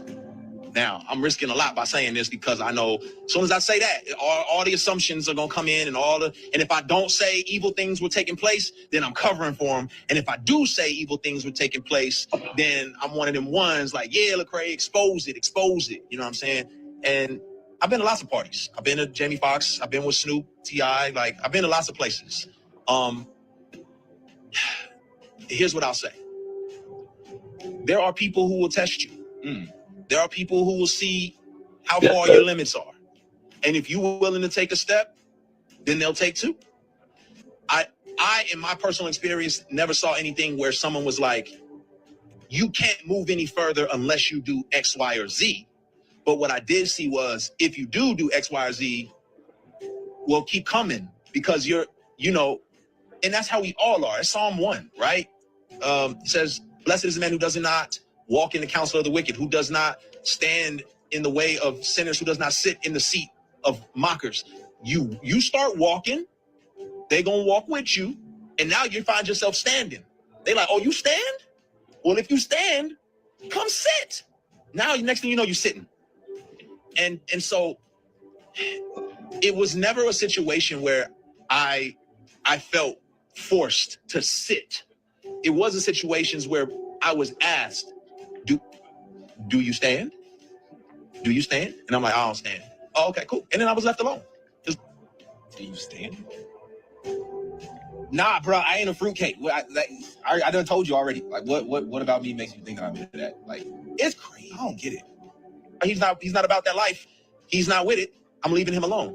And this is what I'll say, and I won't say whose party I was at or what party, but this is a crazy situation. One of these parties, and for me, I'll be honest, there's a mix of work, because this is oftentimes where you go to connect with people, where you go to meet people. And I have met people here, and I have built bonds, and they have said, I have met actors and celebrities who said, man, thank you for being here. I needed your presence here. You're the reason why I know God is walking with me. And we've had conversations since where they're like, man, thank you so much. I appreciate you. Because how you going to be a light if you're never in the dark? Now, if you cannot handle being in the dark, stay up out of certain places, right? Don't play tug of war by yourself. I never went to these events by myself. I was always with people who were walking in the light. Drip was we good always with had a mission.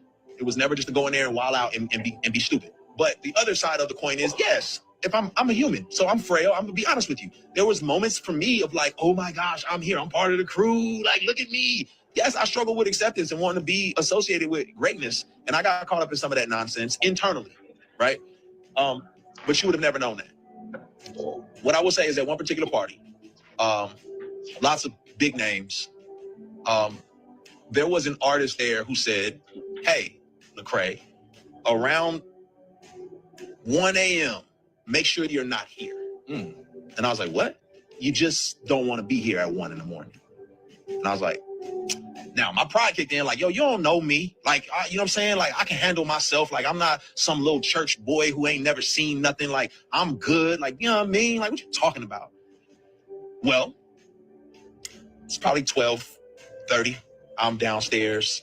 I go downstairs to the studio. I come up out the studio, and I'm headed back upstairs to like the main area where everyone's kind of congregating and hanging out. And the music changed. It was like really hard and heavy at first, and then, like jam and dancing music. Then it was a little softer. It was a little more sensual when I came out the studio and started going upstairs. And on my way upstairs, there was like this couch. I won't say how the couch is designed, because then that may give away whose party and whose house this was. There was a couch, and on the couch, I saw a couple of guys really going at it, hard and heavy. And and I was like, oh, my brain, I'm thinking, well, this celebrity party, people do what they do.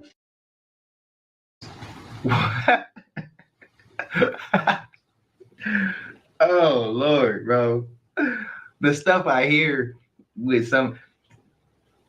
Hey, bro, what y'all doing in that situation? They tell you to go home at 1, you gonna stay? I didn't get into a party one time for some crazy stuff, and then I went to a party and I seen them getting. I seen the whole room. You start with a O. It was the whole room doing it. Bro, you see some crazy stuff, but I'm just saying, like, I didn't see that. My manager told me that dudes will come. She said you will be tested. She did say that. She said they're gonna ask you for that, men and women. And I never got asked from the men perspective. I didn't get that far to see it from that perspective, but I had got asked by the women, and I said no, or I didn't catch the hint, or didn't just do certain things. And music, like I said, performing in LA for Coast to Coast. If y'all know what Coast to Coast is, the calls from Def Jam, all that stuff stopped. It instantly started. Now you self-made. You gotta do it yourself, because you didn't really follow the blueprint, and they don't really. It's weird, bro. It's weird, but I ain't go as far as Lecrae went. Lecrae went to a whole nother level. But hey, he saw something. He said what he saw. I think a lot of people's experiences are different, and some people have similar experiences when you into that type of lifestyle. But if you make music, spam it up in the comments if you got experiences like that. Like when we go live, I always start giving y'all more descriptions and details and stories, because when I start dropping some of it, some people in the comments don't like that. They be like, man, get to the video. So y'all know what it is. When we start going live, man, I'll start telling y'all, like, y'all have questions, go ahead, I'll answer them. Like the first video will be a Q&A probably, where y'all can just go ahead and ask me questions out the ass. Like whatever y'all want to ask me. I'll go ahead and answer it. If that's what y'all want to do, spam it up. And then with the second one we go live, then we go ahead and drop the video. So y'all can know cue the person, not just me reacting. If that's what y'all want, let me know. My people out there, we have an upcoming eclipse, right? Everyone's talking about it. Everyone's talking about it. April 8th, even though I was talking about it in September. But nonetheless, you would say that's the moon, right? Right? Or, pardon self, you've been indoctrinated to believe that's the moon, right? Let me present to you Exhibit A. Yeah. Tree. Oh, Christians don't like that word. They don't. They are the biggest, and I repeat, the biggest offenders of idolatry. Facts.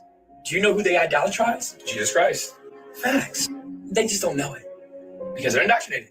It's what they've been taught. You know, their faith is only based on what they've been taught. Just like you have faith in space. You know why you believe there's space and run a spinning ball? Because of what you've been taught. Not because of what you discovered or what you observed, because of what you've been taught. So, what's that say for everything you've been taught? You already know. What's in front of that? What is that? That's the question. What is eclipsing the sun that is millions of miles away, right? But our clouds get above the sun. I can't believe this is even hard to convince. Even, you know what's the funniest part? And I've said this so many times, and it's comical. Y'all believe in theories to be absolute fact. It's disgusting. The theory of gravity is only propped up by two other theories that cannot be proven, but taught in our schools as absolute fact. Just like the state that is not real is taught to be a race and not a religion. You ever think of that? Y'all better wake up. You only know what you've been taught. Peace to guys.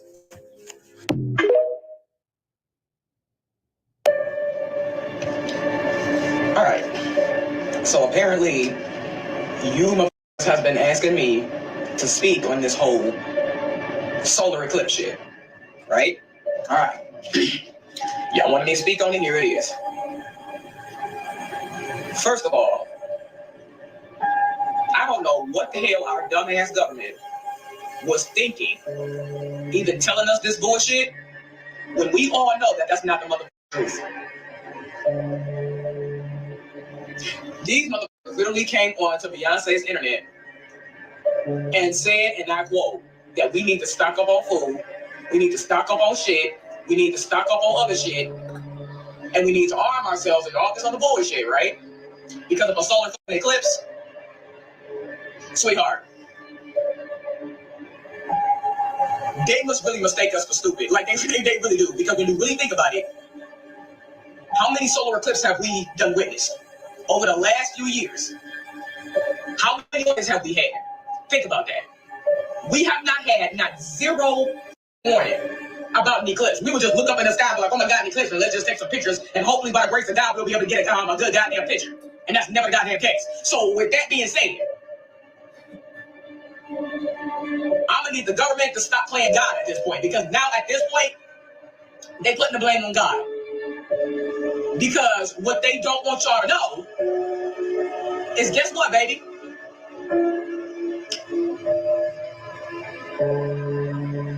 Guess who can buy arms now? No background check needed. ICE doesn't even need to know. If y'all thinking the motherfucker just crossed over here, ding, ding, ding, ding. Let me tell you what a solar eclipse is gonna do, honey.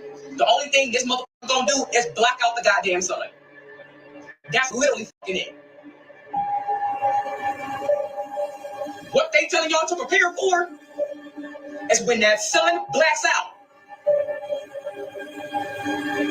them motherfuckers gonna go. Because What they thinking is, oh, if they're not gonna listen to all of the cyber attack warnings that we have been getting left and right about our water infrastructure, about our internet and all that shit getting cut off, because we're having all of this cyber attack warnings, they looking at y'all like, ooh, if they ain't gonna listen to this shit, ooh, we gonna say a solar eclipse did this shit. Bitch, who y'all trying to fool? Really? Really? Girl, bye. Y'all, how many solar eclipses have we had within the last couple of years, and we have not had a warning like this? Now we have cyber warnings up the mother ass. Then they're gonna blame that shit on the solar eclipse, girl, bye. When that sun blacks out, they all go. That's literally all that shit is. Y'all can stop with the bullshit and talk about some solar eclipse is going to wipe this shit out. It's not. The most it's going to do is block the goddamn sun. Miss us with the bullshit. Like I said, they can carry arms now. No background needed. ICE doesn't even know. And then here's the crazy part. Y'all remember when I said, when old boy came out and said, and I quote, y'all are stupid to not know who I am, and y'all will soon know who I am. So what America did was give, and I was being nice. I was being nice saying that there were 500,000 of them that think just like him. Come to find out the actual number is 2 million, baby. So there are 2 million of these motherfuckers, and they called gotaways. They're called gotaways for a fucking reason. Now these motherfuckers can take up arms now. And I'm pretty sure y'all didn't hear about the alerts about how there is an alarming rate of nationals, not from this country, taking target practice, honey. Oh, but y'all want to blame that bullshit on the solar eclipse? Bitch, girl, bye. Y'all ever heard that quote? Never underestimate your opponent. So for them to think like that about Americans or just about coming over here to do such a thing, never underestimate your opponent. I don't think we underestimating them though, as much as they underestimating us. That's all I'm gonna say. That's all I'm gonna say. And like I did bring this point up before, this is our backyard. They only been here for a little bit amount of time, so we know every detail. And yeah, war is battles. It's battles first. They might win a couple battles. They might even win the first one. But I very much doubt they're gonna win the war if it was a war between us and them. We're gonna take some L's though. Our numbers is gonna drop for sure, but it ain't gonna be nothing what we like. Y'all seen the movie Red Dawn? If y'all haven't, go check Red Dawn out. Original and the remake. Check it out. Yo, what the f? What the f? What the f? How long is it going to take to rebuild this, Mayor?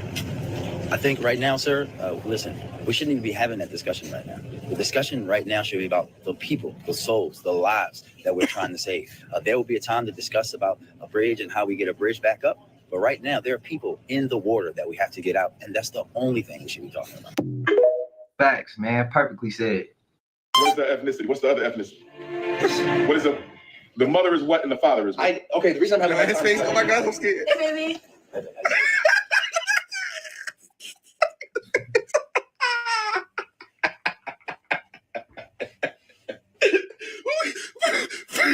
Look at his face. Oh my gosh.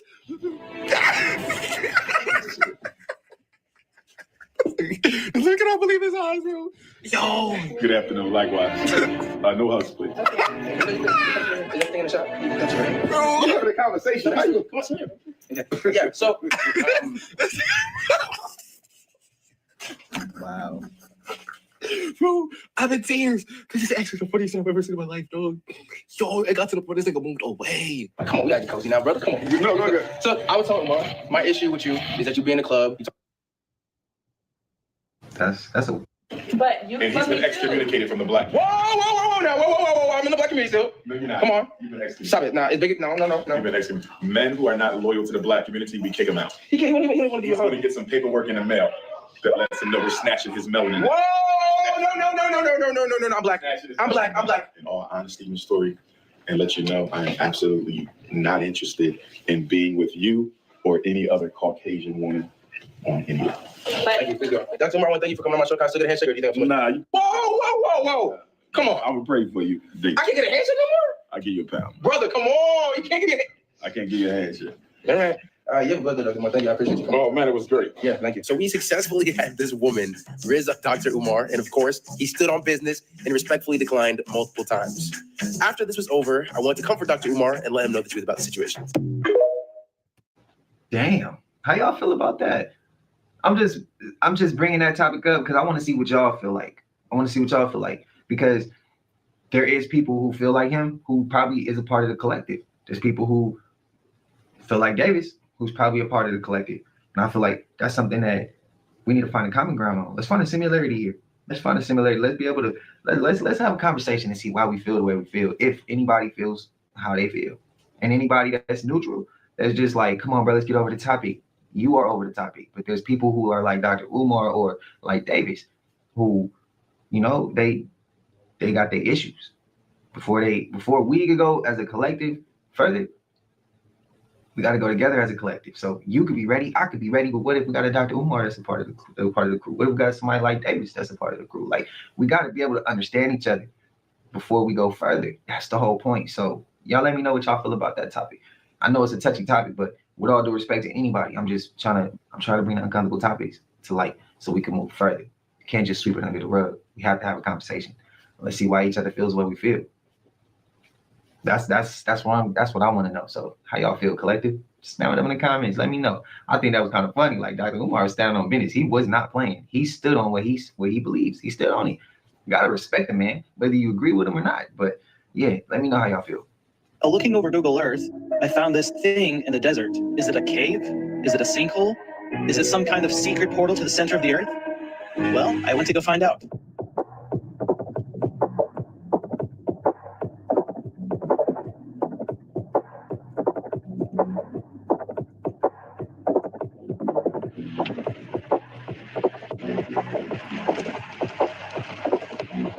Okay, it's right over here somewhere.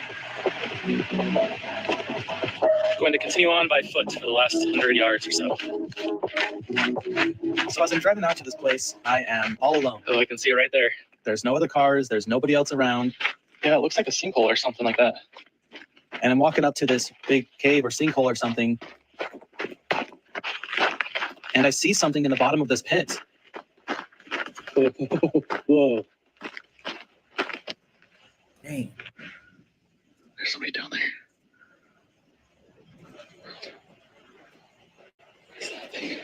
And I think, what is somebody doing down there? And so I started to get a little freaked out. You know, I'm looking around for somebody's car, or is somebody living down there? They heard me coming up, so they're like standing there trying to freak me out. I don't know what's going on, but I know that they're way down there and I'm way up here. So even if they did try to come up and, you know, and get me or something, I would still be able to get to my car in time and just get out of there, you know?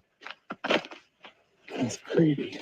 So I was just still trying to figure it out. Plus I was thinking, like, is this like a piece of wood that looks like a person? Hello?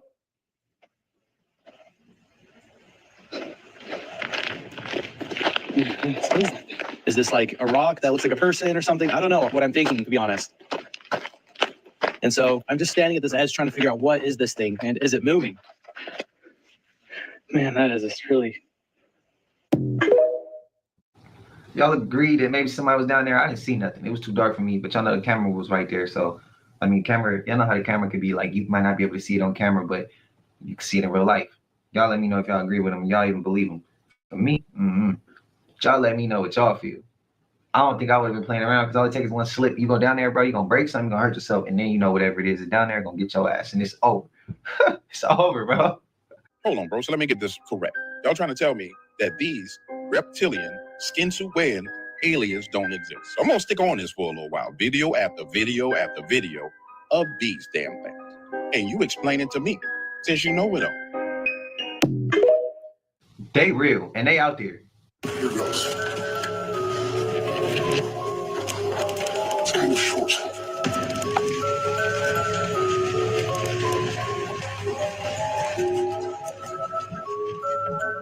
It's gotten pretty dark.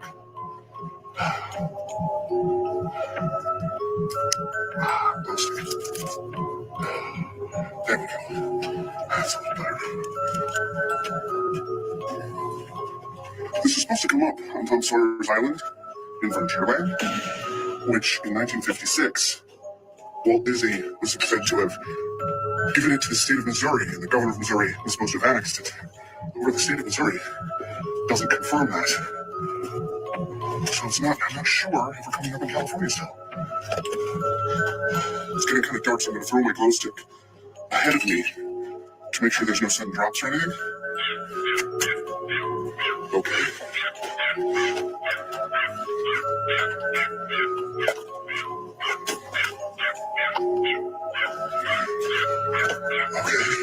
Then.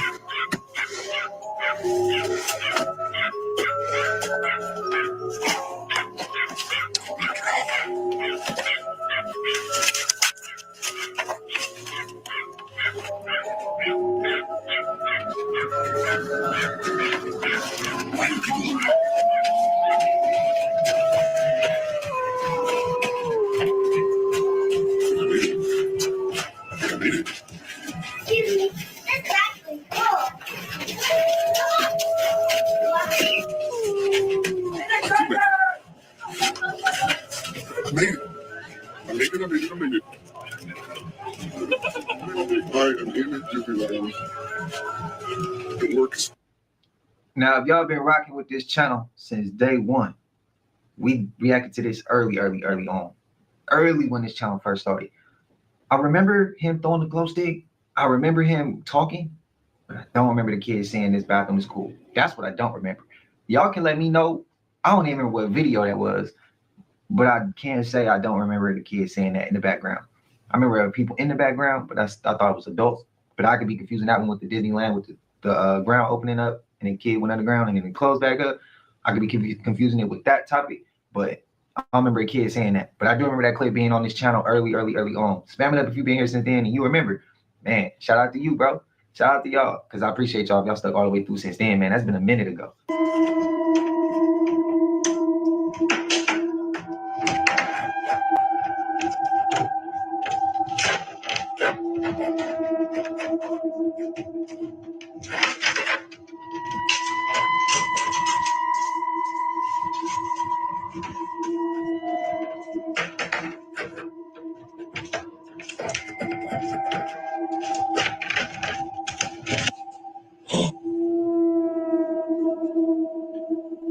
Hello? Hello? Oi! Dang.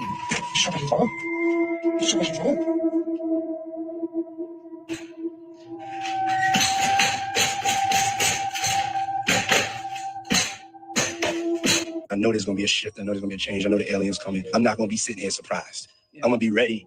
Alexa, is open roofing warranted by police? From CNN.com. The criminal probe was opened after a team of 3 American experts hired by Winfrey gave police the results of their initial investigation, police said.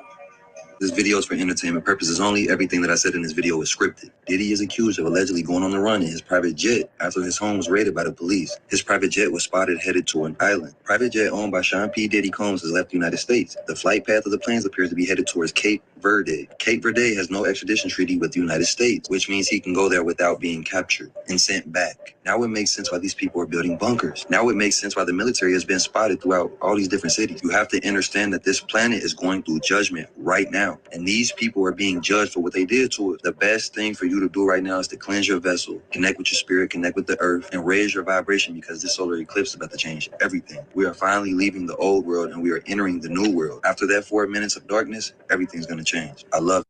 I'm telling y'all, they always hide the truth in plain sight. Sure is. Make a deal with me, kid. You can have the car and everything that goes along with it.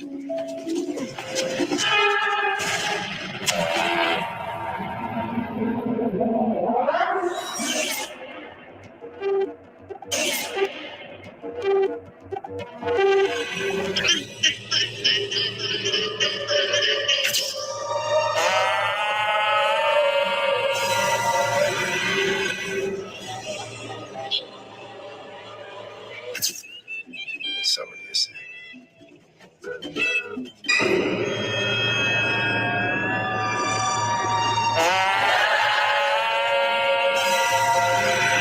Two things. That's a Freemason sign ring. And, wait a minute, that's obviously the devil. I didn't even see I seen the ring, but not the Freemason symbol. Have y'all seen this in Antarctica? Look at that, y'all. I see why they don't want us to go to Antarctica. I see why it costs like $20,000 to go there. And then you also need an escort. But look at the halo on top of that sun, y'all. So not only there's a halo on top of the sun, but this halo is going around and connecting. Look. So what's on top of us? Look, it goes all the way around and connects. Look. What? Look, it goes all the way to the other side of that. What is that, y'all? Oh my goodness. And look at and then there's something reflecting off of over here. You see that? There's something reflecting off of that. But look how beautiful that is, y'all. And over here too. When have we ever seen things like this, y'all? When have we ever seen things like this? There are many names for that, but we know it as liberation or freedom, because it's coming to peel back that firmament, boy. But this video is strictly for entertainment purposes only. I am only raising awareness to interesting situations during this interesting time. Let me know what you guys think about this video. Like, comment, and share for more videos like this. Thank you for tuning to my frequency. Let's get this shift. Peace out. That was dope. In Atlanta right now, you have something called Spelman College. You know who Spelman is, right? That's John D. Rockefeller's wife. Her last name is Spelman. Her last name is Spelman. That's the man's wife? That's his wife. Look at Spelman down south. Man, Google it right now. Google who spelled. Go look this up. Check this out. This is Laura Spelman Rockefeller. Ooh. He intends to spell the symbol of this Laura Spelman. Let's not talk about Morehouse. Let's not talk about, look, all these medical colleges go, look, you think it goes back to somebody that's black? They don't. All these medical colleges go back to subsidiary and basically names or middle names or third grade. These are named after, all these different medical colleges is named after John D. Rockefeller family. And you can trace them back. Just like you can trace back all the presidents to come from one entity, come from one bloodline. You can do the same thing with every medical college. Now, within the last 20 years, there's a bunch of new medical colleges that came up outside of that, which still follow the curriculum, but don't have their name. But when you start studying these names, man, they go back to John D. Rockefeller family, man. They go back to his family names. He owned these schools. That's why if you go and you teach against them, you can get locked up and persecuted, because he sits at the head of the federal directors in the federal Supreme Court. John D. Rockefeller, man, he controlled the damn world, man. Him and the Carnegies. The allegations are absolutely horrific. The parties had a reputation for being filled with drugs, orgies, and suspicious behavior around children. Breaking news. Diddy adopted a white child. You still have beautiful parents, but you're my child also. Come on. Now, how the f did the Me Too movement miss this? Where we hanging out and what we doing, we can't really disclose, but it's definitely a 15-year-old's dream. I don't have legal guardianship of him. I had legal guardianship of Usher when you know he did his first album. I did Usher's first album, but for the next 48 hours, he's with me. So and we're gonna go full crazy. Going crazy. Crazy. How did you make sure that people didn't take advantage of him? My mother used to tell me all the time, you need to stop telling people that you're going to be a big artist. I'm like, why? That's what I believe. That's what I think about myself. If I don't believe it, nobody else would. Though Diddy was extremely controversial, he also gave Usher freedom he never had. Greater than just being an artist, that man helped me understand life. He helped me understand what it was to be an artist. He helped me understand what it was to be passionate about something. At the root of Usher's passion for music was a kid looking for his father. There's nothing like a father's love. I suffered a long time making moves based off of the fact that I didn't have a dad. And I was the kind of kid that, I always wanted the most attention, so I would go over and beyond to make sure that I got it, whether it was dancing, singing, and that actually just turned into my talent. Usher and Diddy started work on the album, and even though Usher's voice had changed, Diddy made Usher feel accepted. You may not be able to rap, you may not be able to sing, but there's something else that you could do. A lot of our young brothers and sisters, there's nobody that's showing them and guiding them through the business. And as he broke free from the control of his mother, Usher found a father figure. Okay. Keep your dream going, baby. As a result of being around that man, I don't sleep to this day. I mean, this is a dude who just never slept. You're writing this song for like 30 months. And that commitment, I picked up. And the winner is Usher. As Usher became one of the most committed artists in the industry, he also became notorious for his sex appeal. I just felt confident enough to tell anybody, this is who I am. Have you or do you make love to your own music? Mr. Steal Your Woman is a long way from the church singer he started out as.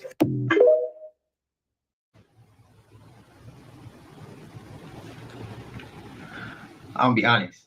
This Diddy situation is getting out of hand, bro. Every day it's something new just coming up on Diddy. This is crazy. Usher, one of my favorite like R&B singers. He one of my favorite, bro. Probably top of the line. Him, Trey Songz. Yeah, they up there, bro. They up there. They up there. But again, see truth for what it is. As far as on the music level, like they personal level, personal things they doing, I can see. As far as the music, Usher make good music, bro. Can't knock that. Can't knock that. But we made it to the end of this. I tried to make this a long video for y'all, man. Y'all be asking for the long one, so I was like, well, it's the King's birthday, so let me go ahead and get y'all a long video. Let me rock out with y'all. I appreciate the collective, man. Thank you. If you haven't already, please like, comment, subscribe. Hit that bell so you always notified whenever we drop upload. I've seen some of y'all say y'all share the videos as well. I ain't even think about telling y'all to share the videos. I'll be forgetting. If y'all do share the videos, thank you for that as well. Make sure you hit that bell so you always notified whenever we drop an upload. We dropping 4 videos a week, man. Y'all know how we be coming. But I ain't gonna hold you until I see y'all in the next one. Y'all know what it is. We gone. This week on Could Have Been Love. Welcome to the Could Have Been Love Ranch. Ladies, me could have been melody. It could have been love. It could have been. It could have been love. Could have been.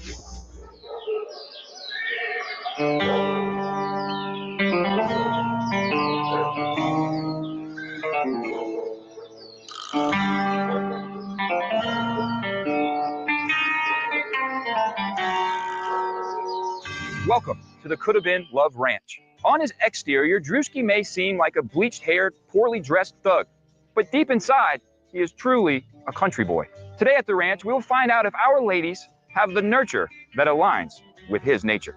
After our last elimination, only 10 ladies remained, and then now, only 9. Nugget this morning went under a very tiny knife for ACL surgery and possibly meniscus repair. For the 9 ladies who are on the ranch today, we have arranged a wide variety of activities. Milking, and more milking. We're gonna milk every single thing that's here, including our contestants, with the cowboy of their dreams. Oh, I love it when you walk like that. I can't lie with that old thing, man. It could have been you, it could have been me, it could have been melody. It could have been love. It could have been. It could have been love. Could have been right across the little thing. Y'all ready to ride the horses? She don't want me, she want Bruce. You never see it, but these guys be choosing. Soon as you turn your head, you a loser. I heard you been in bed with a loser. Now you looking for a man that can. Hi, Drewski. what's going on? It's Nugget. You about to go to the farm? No, unfortunately, I'm not gonna make it to the farm. Like, What you mean? What happened? I thought you just had like a little bruise. I know I did, but whenever I made it to the hospital last night, my kneecap is cracked. A little, my patella, dealing with the kneecap and stuff. Oh, I wanted now I gotta to, but rearrange my thoughts and like. I can't participate though. If I was to stay, No, I understand. I really appreciate your time, Drewski, and I had fun and everything on your show. Thank you so much for coming, Nugget. You know, I love you, girl. I'm gonna hold it down for you though. I got you. Okay, love you, Drewski. Love you. All right.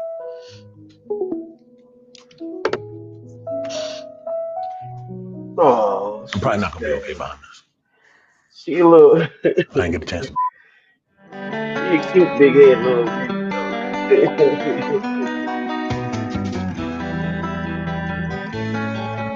Ladies always say they want a country boy. They don't know what come with it. I'm gonna walk it like I talk it. Oh shit.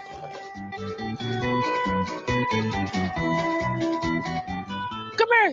What the duck say? Quack, quack, quack, quack. Look at them duckies. I turn that hoe to a bird and eat that motherfucker. My mama, that hoe probably good too, some hot sauce. Them look like turkeys or something. Oh, they look like nugget. So we're at the Could Have Been Love Ranch today. Today is something a little bit different. You know, I wanted to bring them down to my roots, where I'm from, the deep down dirty country.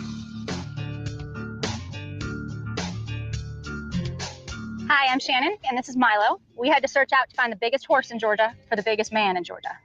So boom, y'all, we here at the biggest, the most greenest shit I ever seen in my life, okay? Like them camels, they look real strong. Perfect. Legs look good. Yeah, legs look good now. Oh, shit. He's all right. She says she knows what she's doing. She does. She seems like she. Look at her. Look at her. She got it. All right, easy. She ain't got that much weight like I got, I guess. You know what I'm saying? You ready to go for a little walk? We ready? Everybody gotta act right. Oh, shit. Hey, you ain't nervous, is you? Yeah, he like, I got the biggest on there. I'm so happy. It's with my man. The horse acting a little funny with my man. I ain't like that. I mean, how they doing it? How they do the sound? Yeah, he ain't like my man. You all right back there, back? No, I'm not. You all right? We almost there. To the bottom of the line. Give me a bat here. Okay, baby, I'm coming. I like the view. Got you back, baby. Hey, not too much, not too much. Right. Come on, back your horse, back your horse. Okay, baby. Back your horse. All right. All right, y'all, he hurting on his stomach. What y'all gonna do? I ain't gonna lie, she let you in there now. There you go. I hold his stomach, I rub it. All right, he don't grab your booty. He don't grab your booty. What you gonna do? He don't grab your booty. What you gonna? Okay. You said I'm gonna choke his ass. You hear me? Okay. I'm gonna tell you like that shit. Oh. It's okay. All right, sorry, my man on here. Get right here. You say, whoa, boy. Whoa. This is Ye. Oh, shit. Oh, yeah, he aggravated. Oh, yeah. He don't like my man or something? What's going on?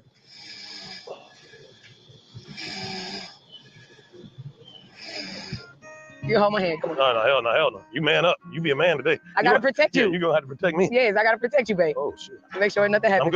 I'm good. Just relax, boo. Oh, shit. The horse don't like that. Yeah. Okay, I need to hold my man hand. He's really scared. Yeah. Let me hold my man hand. Come on, baby. It's okay. Is this horse gonna be calm good? Down, yeah. The horse cool with that? See? Yeah, I'm good. You calm, you good? Yeah. Let me relax you, baby. Yeah. I got your back. He ain't gonna do nothing to you. You wear the drawers in the house, huh? No, not from right now. Yeah. All right. Just He don't like us holding hands. Yeah, okay. If you don't act right, I got you, okay? All right. I love you. I love you too, boo.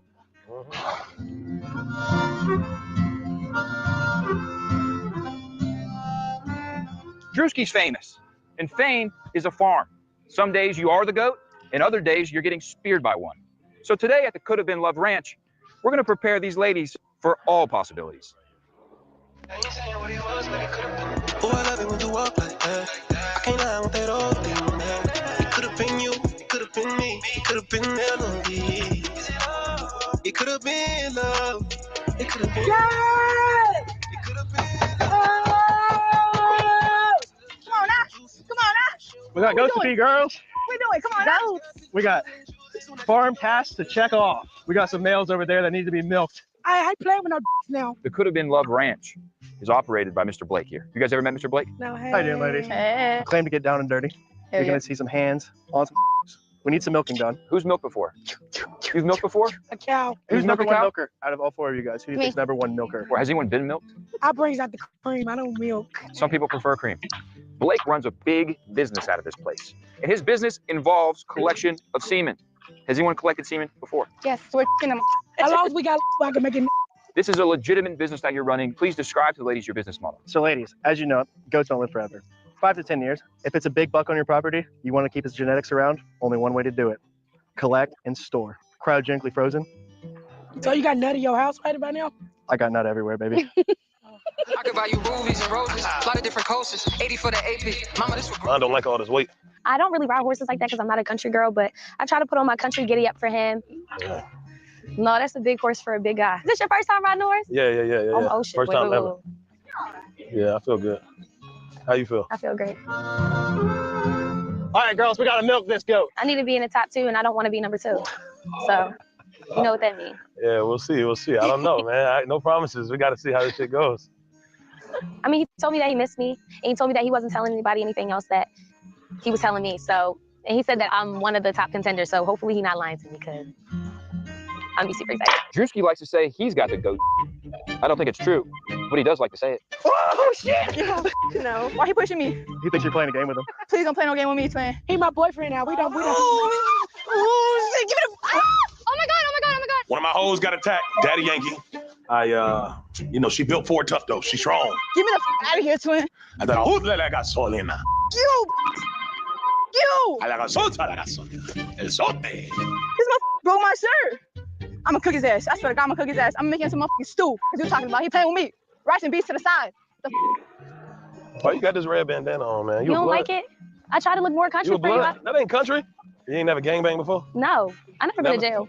You never been to jail? No, I never got arrested, nothing. I seen that channel. I'm really a good girl. girl. Sure you did. Really? Yeah, I didn't know for sure. I look like I got jail tats? These look like jail tats A to you? little bit. You don't know. Sometimes girls fight with all them tats like that. What? Yeah. I only fought once. Bro. It's about to be twice. I'm not lying. You think I'm playing? So ladies, that was a little scary, wasn't it? No, it wasn't. I ain't gonna lie. It wasn't scary. For you. Oh God, he give me here. He give me a little pound to the town, but damn. Is goat nut the same as milk though? Like, is that made out of cheese? Like, the nut is not the same. Like, what's the nut It's for? saltier. What out of what you just saw, what you just learned, are you going to be able to take into your relationship with Drewski? I learned to not touch a goat. or they're gonna hit you in the. All right, ladies. Good job out there. I'm glad we all got out okay. Yeah. Oh, I love it when you walk like that. I can't lie with that old thing, man. Jump, baby. Lift this up right here. They like Oh. I got one. Who's got eggs? Who's got eggs? 3 eggs, that means 3 shots. Protein shots.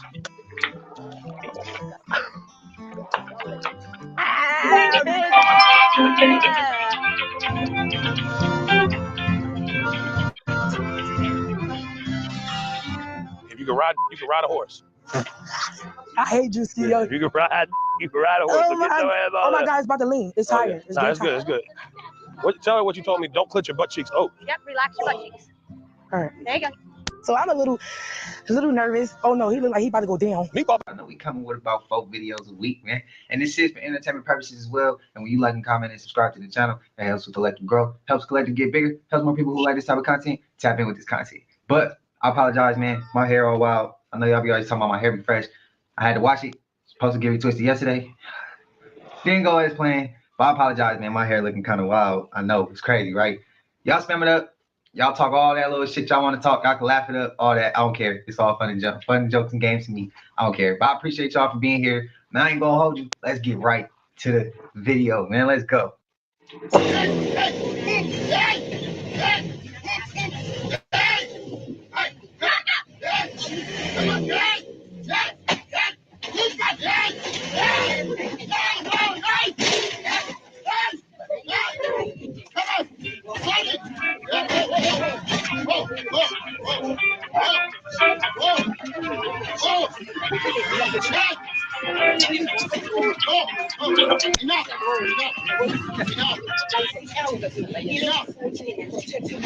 Hello?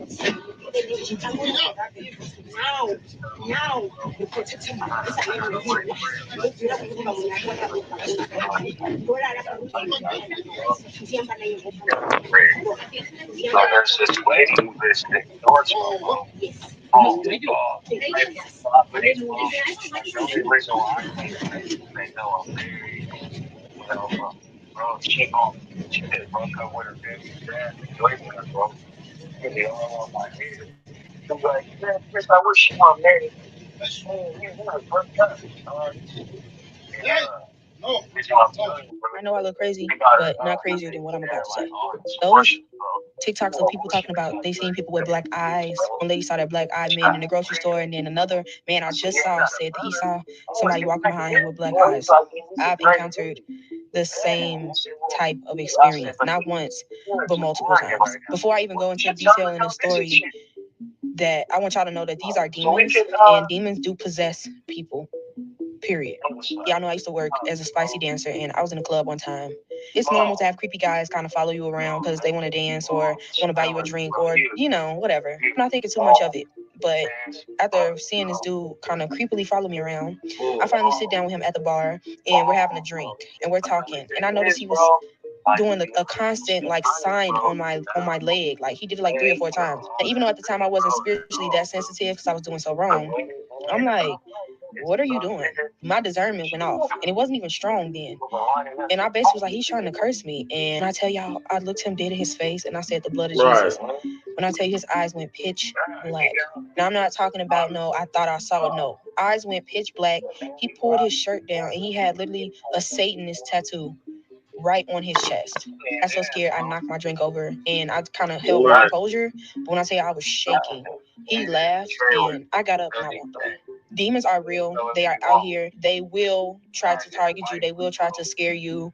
People don't believe when you say you see these things, but these things are real. I want y'all to know this. The spiritual realm is more gangster than the physical, okay? And once you realize that, you will never ever think it's a hallucination or you just heard something. Time is dwindling down into the rapture, and God not playing. So seeing these things daily is going to start happening because that thin line between the physical realm and the spiritual realm is thinning out like super much. So y'all just stay prayed up for real. I love y'all, and so does Jesus. That elephant was coming to kick ass and tear some shit up, bro. That elephant was coming to do the most. But spam it up if y'all know why the elephant was like acting up in that sense. What would be that reason? And I always wondered, when they take those trips over there in Africa like that, why don't they go in cars or something that protect them a little more? Because like, just think, they ducking like that. What if like something wanted to attack them? It would have came straight through the car, bro. You ain't got to go through nothing to get you. What you He's look not like? for it. So why they don't like? It's like them Safari Jeeps. Why they don't give them cars or something? Somebody let me You ain't explain tell that. me. Somebody let me know about that. What she talking about? Y'all believe it? Y'all think she capping? But we have heard a lot of stories about the black eyed people. I've had dreams about them. I didn't really see them in physical form. Like as I'm awake, I ain't seen them in the physical. But when I was asleep, I've seen a couple. Y'all let me know. Also, I know some people be liking to say, bro, your eyes be like tripping me out in the videos and all that. Bro, it's ring lights. 2 of them. One there, one right there. That's it. It's a ring light for better quality. But as far as like when y'all say, oh, you got lizard eyes, come on, bro. Really? Stop playing with me.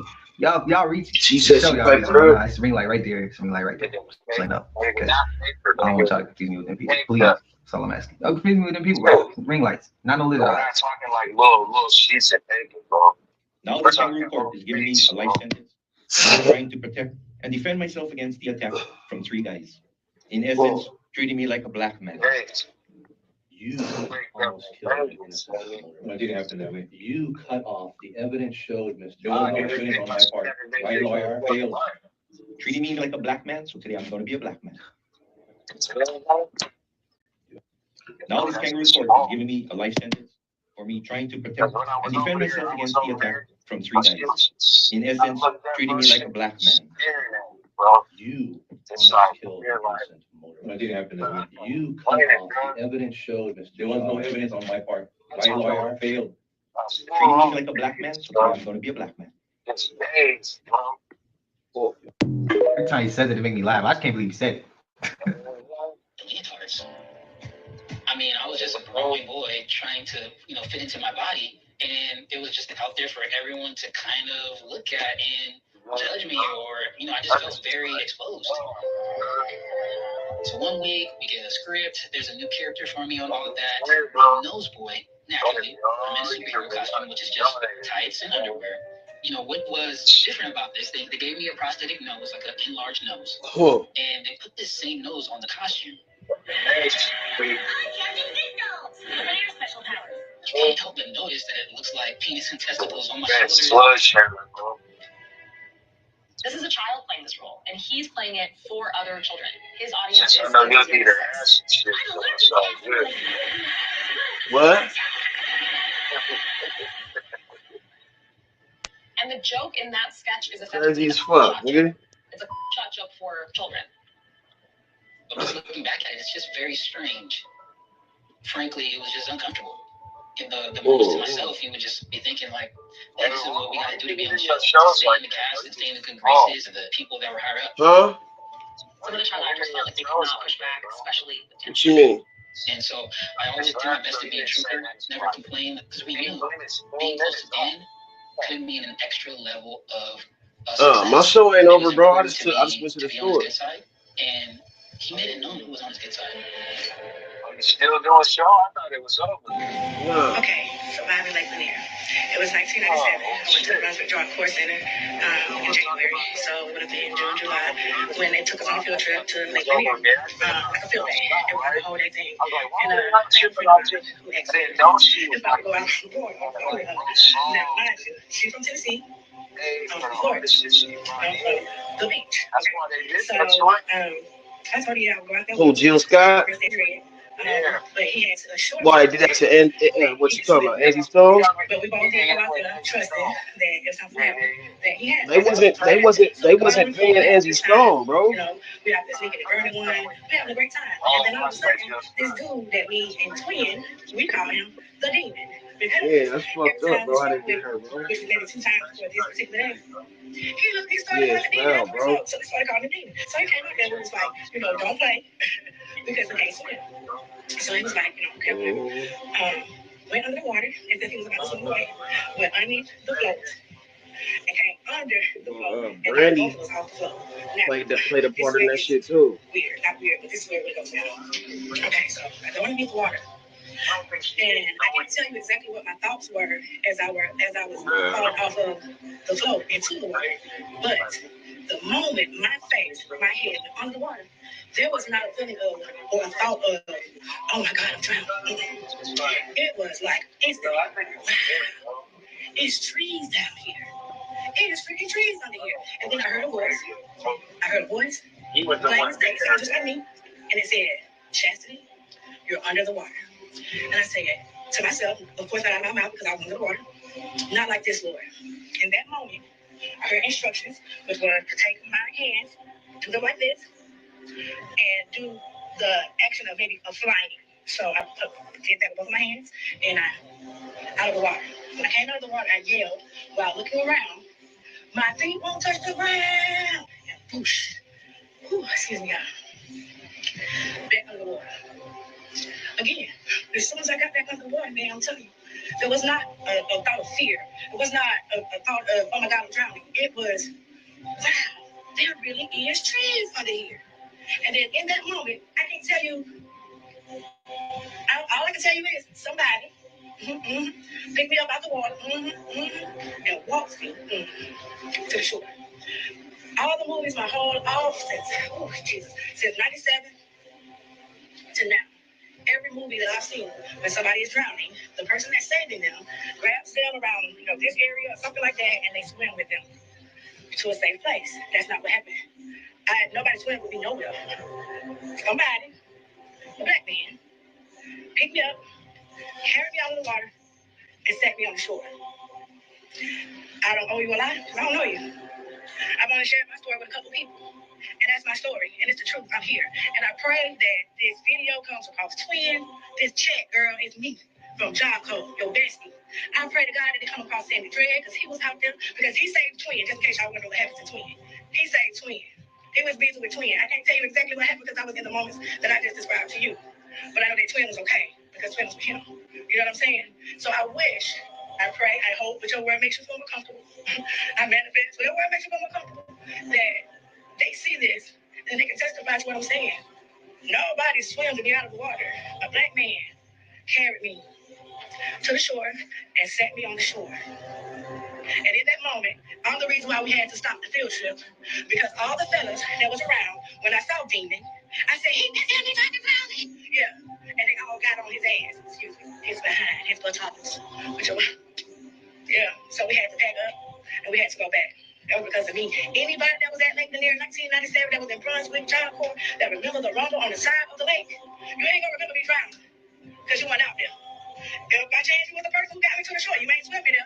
Stand up and say something because it's a real story, true to life, and I know you can feel it because it's the truth. Ain't no lie, ain't nothing I just said. So, hey, thank you for listening to me share a little piece of my life. If you want to hear more, I got so many stories to tell you of how God saved me. I definitely got to get me. But I'm still here. Yup. Love y'all. Peace out. Hey, before we discuss what she said she saw at the lake, the clip before that, man, that when you look back at that, you be like, bro, how was that even able to make it onto TV? How did that make it past people? That's crazy. It was clearly on his shoulders. I know y'all saw it. It was clearly on his shoulders. And then when it hit his nose, even looked kind of suspect. Then when he sneezed on the girl, we all knew what that was. And it's like, how was that able to make it onto TV? How was that able to make it onto TV? That's the biggest thing that and even if that's not the question, because clearly they empower, they want certain people on this TV screen. They want certain things, the agenda to be shown a certain way. How is it acceptable for the consumers, for us, the viewers, to accept that? It all runs off ratings when you're at the TV level. It all runs off ratings. So, like, let's say people really stood up and stopped watching that. Like, man, that's crazy to me. It just blows me away. Like, I can see he has the power to make that happen. But again, how can the consumers be okay with that? How can his boy's parents be okay with that? It does not make any sense to me. With this clip, y'all think she's telling the truth? Y'all think she's lying? Hey, if she's telling the truth, I want whoever did save her to see that. And hopefully, if they didn't see it off her TikTok or somebody else reposting it or seeing it on this video, I hope that man can help her and show her, and they can actually reconnect. If he wasn't a ghost who lived under the water, town of Oscarville. I don't know where Oscarville's at. I'm gonna have to check that out. But y'all don't know where Oscarville's at. But y'all think she's reaching. Y'all think she's telling the truth. I mean, y'all know a lot of people lie for clout, but then again, she giving a lot of detail. But again, and then she's talking about she's smoking with a dude named Demon. Why you even kicking it with him to begin with? Every time you smoke with him, he look like a demon. That's enough for me. But I don't even smoke with people. I don't trust it, man. I don't trust what they put in it. I don't trust where their lips been. I don't trust it. Spam it up if y'all agree, but that's how I look at it. So I just saw the sad news that Ashanti and Nelly are breaking up, and I really am so happy that I have your attention now. Did y'all know that over there in Russia, Putin and them unlocked the vault, right? They unlocked the vault of this. This is supposed to be Jesus in them. I don't see nobody on this side of the app talking about it. Maybe somebody else on the other side of the app and it just ain't reached me yet. But I found this out about 2 or 3 days ago, and nobody's talking about it, right? Like, these are all the artifacts in Moscow that they uncovered out of the vault, and now they're on display for people to go look at in Moscow. I have not seen anybody talk about it. Why? Because it confirms, we've been telling y'all, the man that America has told y'all to worship ain't white. It's like y'all magically don't know the scripture where it described Jesus saying he had olive skin and hair of wool. I don't know a Google document that has olive skin. Okay? I don't know none of them that look like that. I don't even know none that have hair like wool. Maybe it's super curly, but it ain't like wool. Wool has a completely different feel to it. I should know. I have 4C hair. Okay. You know, I'm very, very familiar with the texture of animals and their hair. Okay. Speaking of, if y'all stayed here this long, can y'all go follow my dog and cat's page? We are so close to getting us out the hood. We just need to get 5,000 followers. But so close, so close. This man was walking back from fishing when he captured this on video. Yo, what the?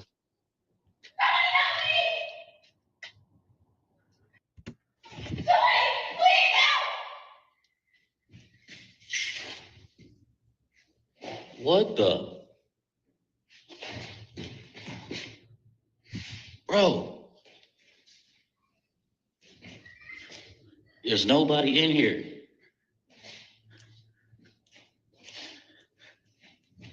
Yo.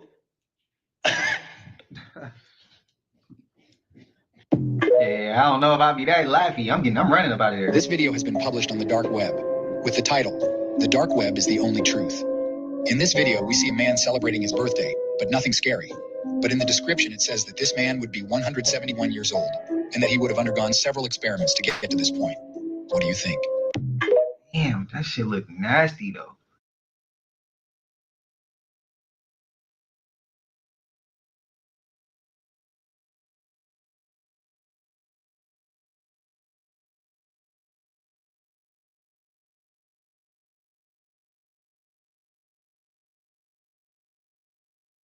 Was that real?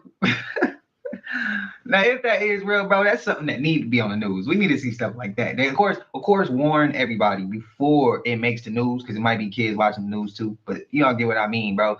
That needs to be seen way more if it's real. If it's real, but if it's fake, they went to extreme measures to get some footage. That's all I'm saying.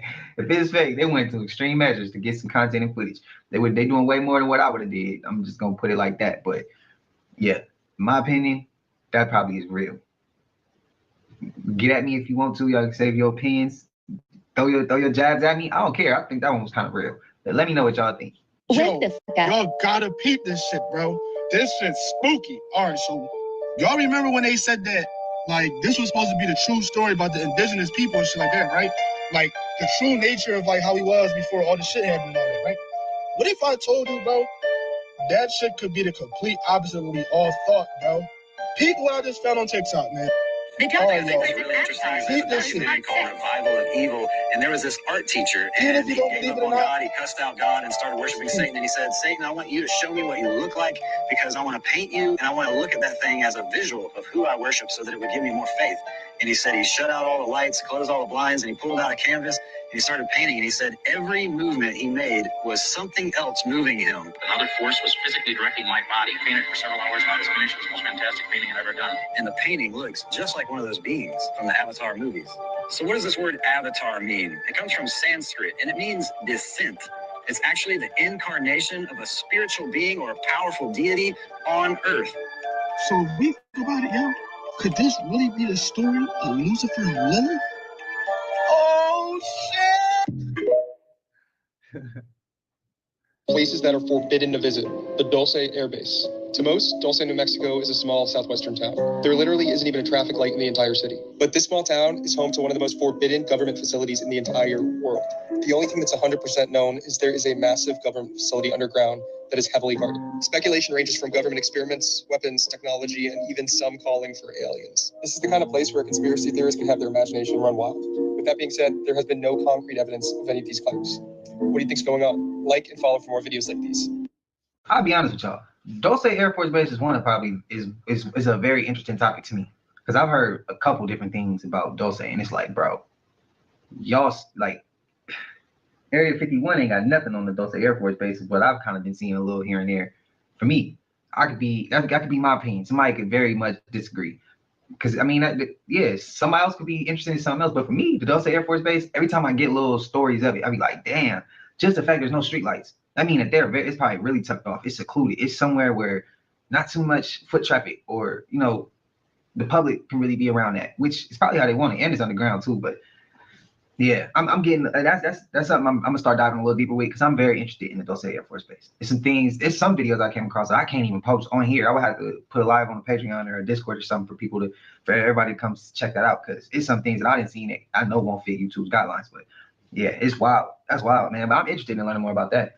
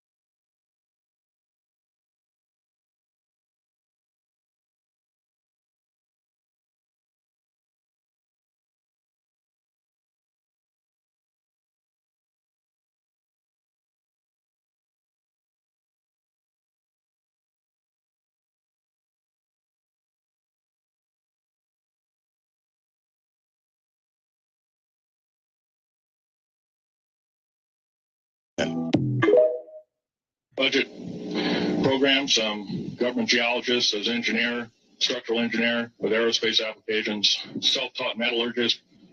In working with the Black projects, I was involved in something very controversial, almost totally unbelievable to most of you. I was involved in building another base inside of Dulce, New Mexico, which is Los Alamos Laboratory. On the southwest part of the Archuleta Mesa, we were in the process of the early stages of building. We drilled 4 large tunnel-like holes. Some of them ran 2.5 miles under the surface. Anyway, after we drilled all 4 holes, it took about 2 days to drill all 4 of them. And when you build an underground base, you drill 4 basic holes, and you build called scopes or cross-member holes across, and you use blasting equipment, and you literally blast out or tunnel out or deflagrate or melt rock out. The equipment kept... You can repair your DNA with this frequency.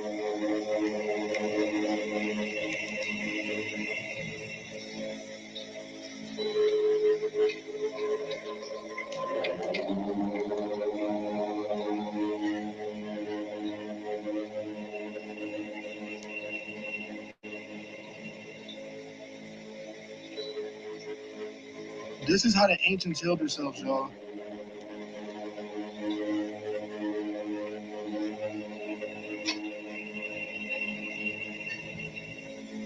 You don't even need herbs. You just need frequency vibration.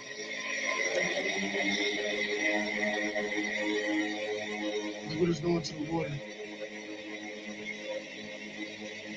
So just think what it's doing right now.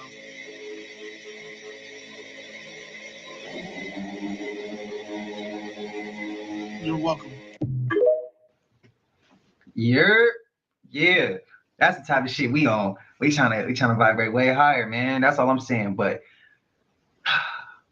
I did want to go ahead and say, so I react to some of these content creators on TikTok. I reach out to some of them. Toxic but true reality. We actually reached out to him. My guy right here. I reached out to him too. Just want to let him know how I appreciate him. You know, like they enlighten me sometimes too. There's some things I don't know. And sometimes when I see certain things, I'll dive deeper what they say. No, I don't believe everything that they saying right then and there. I'll go check later and see what else I could look into and see if I believe and see what I believe actually. If I believe ain't cap or they facts. But if I like your content, man, I'm gonna reach out and let them know. Like, hey, bro, I react to some of your stuff. I appreciate you. I just want to give you your flowers. And I just thought I'd let y'all know that. So y'all don't think that I'm just reacting to stuff like that. And again, I don't leave it. They stuff right there on the screen. But I will leave like the screen on right when they finish. So it shows their name. So if you would want to go watch them, check them out. You can go support them as well. it's enough for everybody to eat. So that's why I just be like, yeah, they name on the screen, I check them out. I even shout them out sometimes. I be like, man, I like this person. And I'll reach out to them. Some of them I reach out to and let them know I appreciate their work. Just saying, it's only right, right? Oh, things are getting spicy. Check this out. So everyone's been talking about the two suns in the sky or seeing an extra planet in the sky and wondering, why aren't we seeing it throughout the daytime? Because it seems like it's usually in the morning, during sunrise, during sunset, right? So there's all of this conflict where people are saying, oh, no, it's a lens flare. It's just an optical illusion, or you wouldn't see it, if you weren't using your camera. So I went on a deep dive to search for anything that I could find that would show this additional planet throughout the daytime, not just the sunrise or the sunset when the glare from the sun is directly in your camera.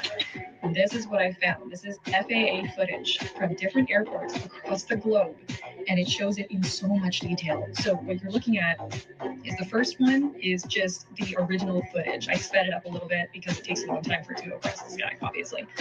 But the second one is enhanced. You can see all the details of this planet. You can see that it's rotating. I mean, this thing is getting closer. I looked all the way back. Some of these are from 2019. You can see that it's further off in the distance, like the orbit would suggest, where they've said that it's going to be getting closer and closer. It won't be as visible until the end of 2023, and then it'll start becoming more visible in 2024.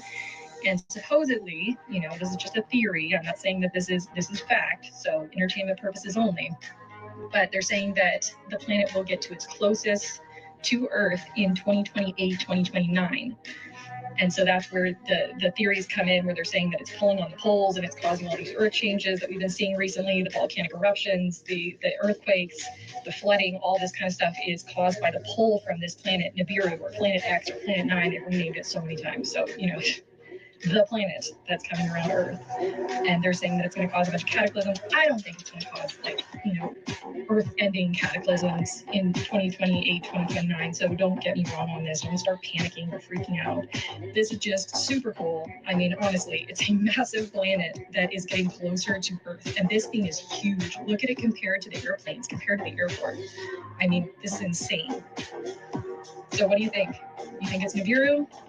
You think this is what they're hiding from us? This is why, all the additional cloud cover kind of covers it up. I've noticed that when I go back onto their website, they have taken down some of the footage. Some of it, they've made it more pixelated. So now the original footage that I'm showing you is now all pixelated and blurred, so you can barely see it anymore. I mean, they're definitely hiding something. Hopefully TikTok doesn't take this down because this is wild. Like, seriously wild. Let me know what you think in the comments. Some of y'all don't like talking about Nibiru. I've seen that in comments. Published on the dark web explaining an action you should never perform at night. In the description, it is mentioned that if you do it at night, a spirit will take possession of you while you sleep, and you will undoubtedly experience sleep paralysis. Before showing you the terrifying video of sleep paralysis, so what do you see when you have sleep paralysis? Some are simply stuck and can't move for long, seemingly endless seconds, but others see shadows or even this.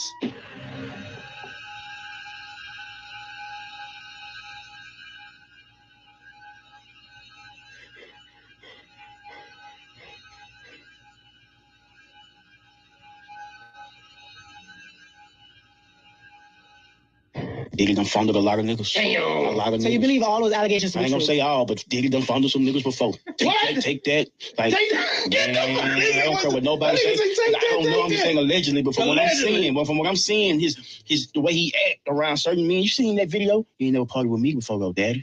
Come another man, call another man daddy like that. Diddy fondled him, boy. He give him, he give him a lot, money and power.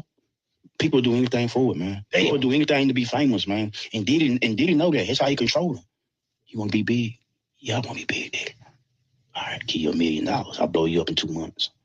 Come on in this room. Oh, damn. And then you go in that room, it's dark, then a motherfucker. This old dark guy can't bring light to it. No bullshit. No. Still putting them hands on your shoulders and shit. Oh, no. Relax. Pause.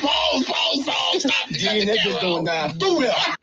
Man, y'all know we gotta, man, sometimes we can't let Diddy ass slide. He did so much wrong to people in the music industry that we gotta go ahead and just keep airing his ass out, man. We got to. It's only right, ain't it? Y'all spam it up if y'all agree with me. It's only right. He did so much wrong, and now we gotta air his ass out. Yeah, got to.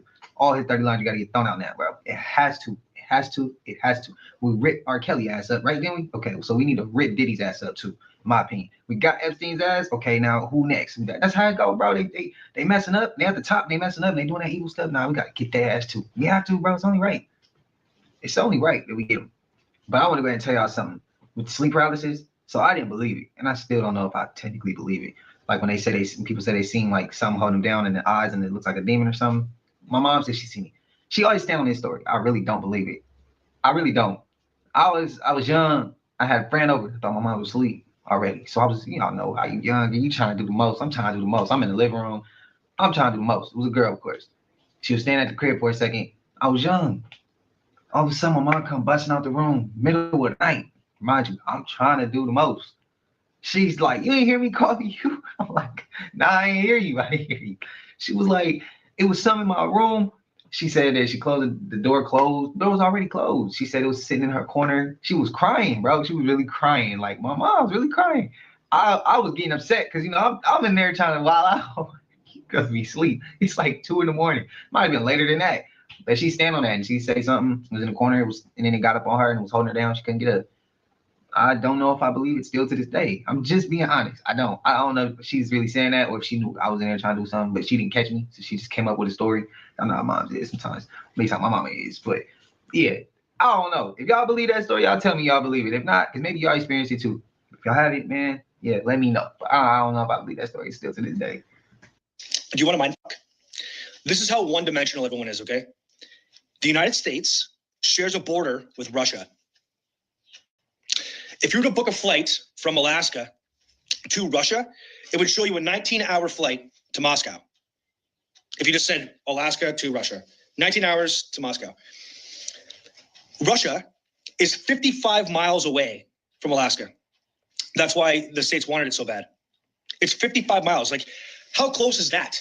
That's like an hour and a half drive from the United States to Russia. Why all the secrecy? Why present it in that way? What are you hiding on that side of the fucking world? You know what else it brings us close to? If you look at it that way, China. China's like right there. Few extra hours, but that's how close it is to the United States, though. It's just a bit south. But you don't look at it that way. You look at everything like it's just this one plate and everything is all the way over there. It's not, though. It's a small world after all. People are talking about the eclipse, but they're not talking about this. The sun and the moon are not aligned on April 8th. They are in Pisces. Right now, if you go to your Skyview app and you push forward to April 8th, plug it in, it will show you that the sun and the moon are in Pisces. They are not aligned. They are sitting beside each other, but they are not aligned. How is that possible? Because the sun and the moon have been out of place since back in September 2023. I've been doing these videos telling you that the sun is not where it should be. People are telling me it's the calendar. The calendar's off. Don't worry about it. It's where the sun is in the sky that's different. It's not where it should be. This eclipse is showing you that I am telling you the truth. Because if we see an eclipse on April 8th, how is that possible? If the sun and the moon are in Pisces, it can't be an Aries eclipse, right? If the sun is in Pisces, and if the sun and the moon are not aligned, they have to be aligned in order for you to see an eclipse, correct? So I don't have to be an astrophysicist. Heavenly bodies are changing. They are not where they should be. And they damn sure will not show you an eclipse in the sky if they are not aligned. Y'all agree with that one? What? The National Guard will be deployed for total solar eclipse on April 8th. Why? Why does the National Guard need to be deployed for a solar eclipse? What's so concerning? I mean, all right, you had me a little bit keeping the kids away from school. I was like, why would you do that? It's only a solar eclipse, but whatever, okay. And now the National Guard needs to be deployed. And, you know, on top of that, what's the deal with stocking up on food and making sure your batteries are all charged? Like, what do they think is going to happen during this solar eclipse? I mean, I thought it was just the moon goes in front of the sun, it gets a little dark, and everything is fine. I don't understand why we need the National Guard, why we need to shut down schools, why we need to stock on supplies, and why do we need our batteries fully charged for an eclipse? What the hell's going on? Okay, so this is like... Look, I'm going to give y'all my theory. For entertainment purposes, I think it's not going to be an eclipse. I think they could possibly be about to unleash Blue Beam. I'm just going to go ahead and say, or it's something crazy we're going to see in the sky, or it's all just a scare tactic to get everybody to vibrate at a certain level and vibrate off that fear. I'm gonna just be honest. They naming stuff, just think the name, the Devil's Comic. That already inflict fear in some people based off the language they selecting. The language controls perception, perception controls reality. Because what you perceive is your reality. What I perceive is my reality. So I can't argue with you about your perception. I just can't, because it's what you genuinely believe in, it's what you genuinely seeing. It's not what I'm seeing. That's what I'm learning. That's what I've learned. When I was in college, that was the line that got me over the hump of understanding certain things at a different perspective and not arguing with people, not getting into it with people, not taking certain things personal. And when I hear Devil's Coming, I mean, that's what I think. The language is controlling certain people's perception. That's about to become their reality, though. Or they about to got something up their sleeve, and then it's about to be Project Bluebeam. Something weird is about to happen, bro. And if it ain't something weird, then it was just all sent there to control the perception and vibrate at a certain frequency, which is low, based off the fear. That's how I feel. If I'm wrong, let me know. If I'm right, let me know you agree with me. And if I'm wrong, tell me your analogy. Tell me your theory. Maybe you might get me to agree with you. Right now, I stand on this, but I'm open-minded to listen to other people's perception as well. They ideas, what they think coming. But my 2 cents is why it come on the table for my birthday, though, bro. All I know is it better not mess up my birthday. It better not mess up my birthday, bro. My born day is the day I'm turning up. Oh, I drop a video that day too, because it falls on a Tuesday. So yeah, I'm just telling y'all, bro. The video coming, and I just want that video to be the most turned up video. I'm just letting y'all know, bro, ahead of time. All right, collective. I know y'all hear me. Second time trying to do this video, and I don't I'm so reluctant to put this out here. I'm channeling, and I don't channel for people. I don't channel for the public. Like I'm not a freak show. This is not what I do.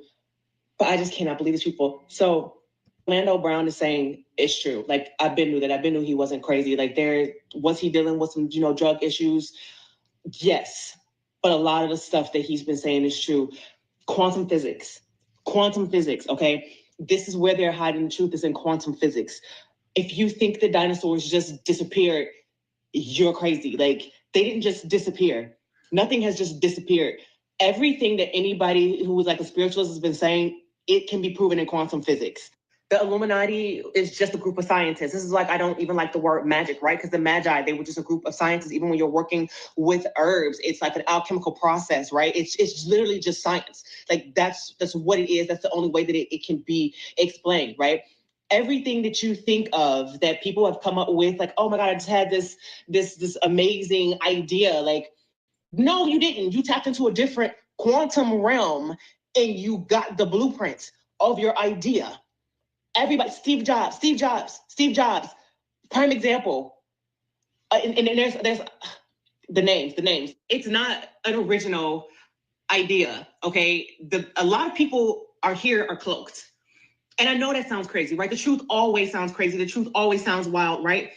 The only way I can like really explain it is like, if you would watch Once Upon a Time, where they were under this curse and Pinocchio was somebody else. Like they all forgot their identities, right? Pinocchio, Snow White, all the dwarves, like every single Disney and fairy tale that we've ever grown up with, right? They were under the spell to forget who they were and to function in a normal world, everyday society. Like that's the best way that I can explain what has been happening to us. Where do y'all think that they came up with like dragons and elves and fairies and all this other stuff? If you think that they just made that up, it's crazy. Like a lot of people are legitimately cloaked. They're legitimately cloaked. This is why they like some of your features can't be explained. Some of you have pointy ears, right?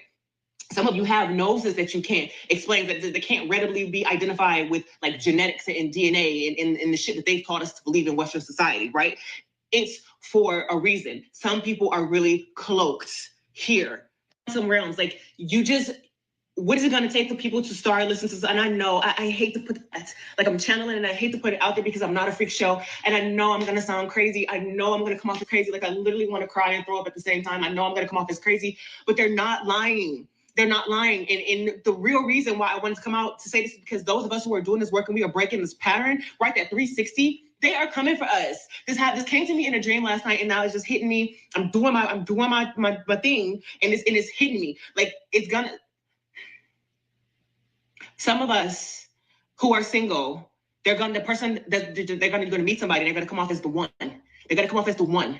Okay, be careful because some of them are really the ops. I'm telling you, they're gonna try to put us back.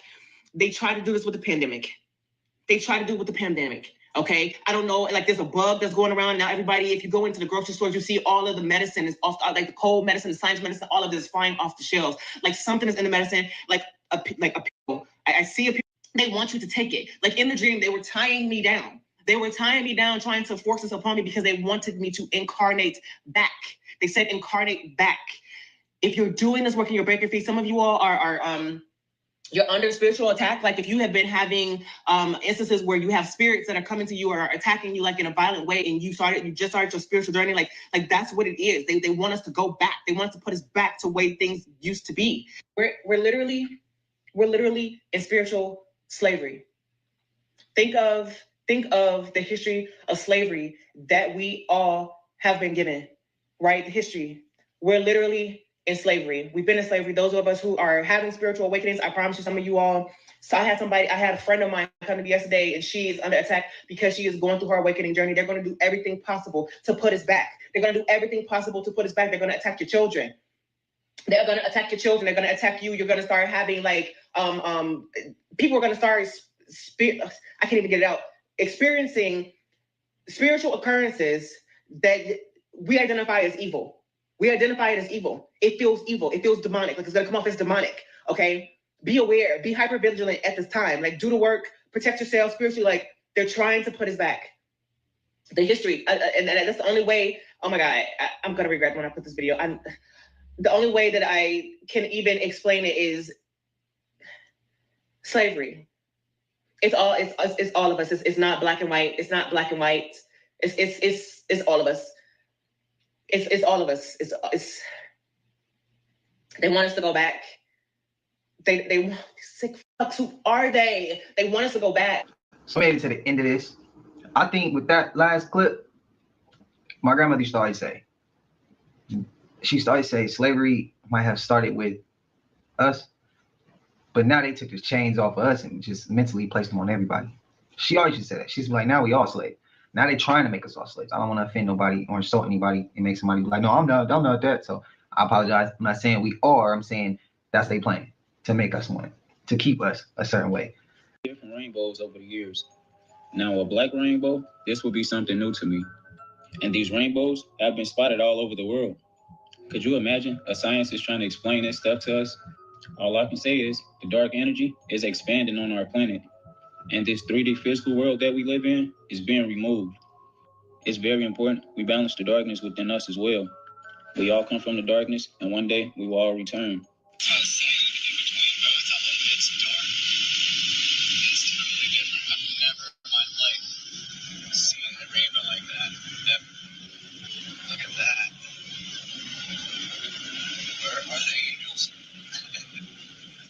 As you heard Jesse. Boom. So watching the game yesterday, feel me, training the 10 and Luka and shit like that. This is OKC versus Mavs, feel me? Playoff shit. This thing's gonna come out of nowhere and spray Luka meat with secret Diddy mist. What the was that? What did I just witness? Can someone please tell me what the is going on right there? What he say? Crazy? Look at the nigga. He's literally, this is a flagrant too. This is flagrant. The nigga, look, Diddy mist, stinky meat. Like what? The nigga sprayed your meat. What's it? Hey, yo. Okay, I don't know why nobody's talking about this, but what the huge. fuck going on, man? American Idol. I think the last season I watched was the season that they ended it and then it came back. Hell no. But this season on American Idol, it has had so many people singing worship music on this nationally broadcasted TV show in front of millions. And if you know anything about Katy Perry, then you know her background in the church. Even calls herself the prodigal daughter in reference to the prodigal son. You know, she grew up in a very Christian household, and then once she got older, she decided to step away from that. It was a lot for her.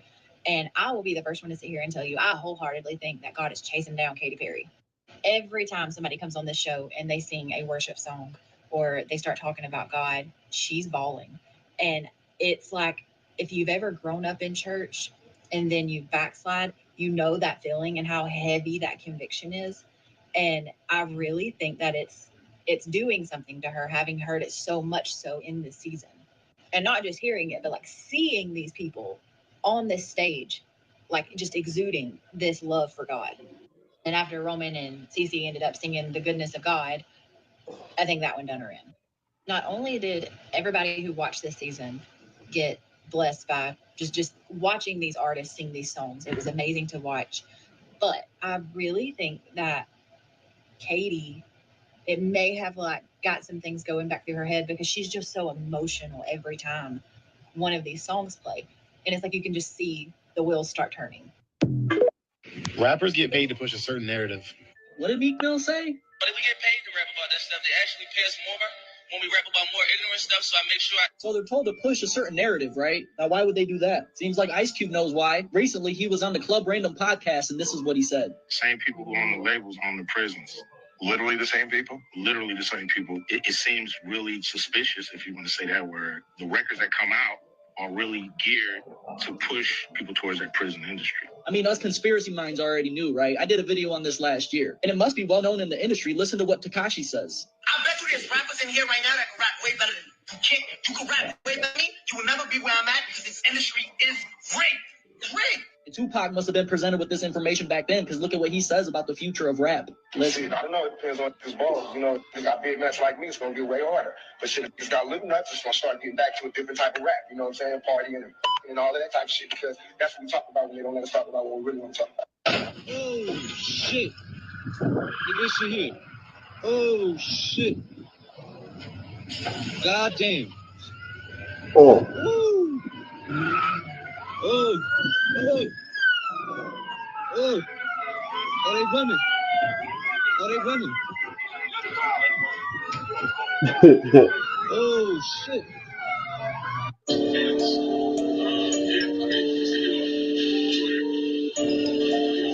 What a lot of money.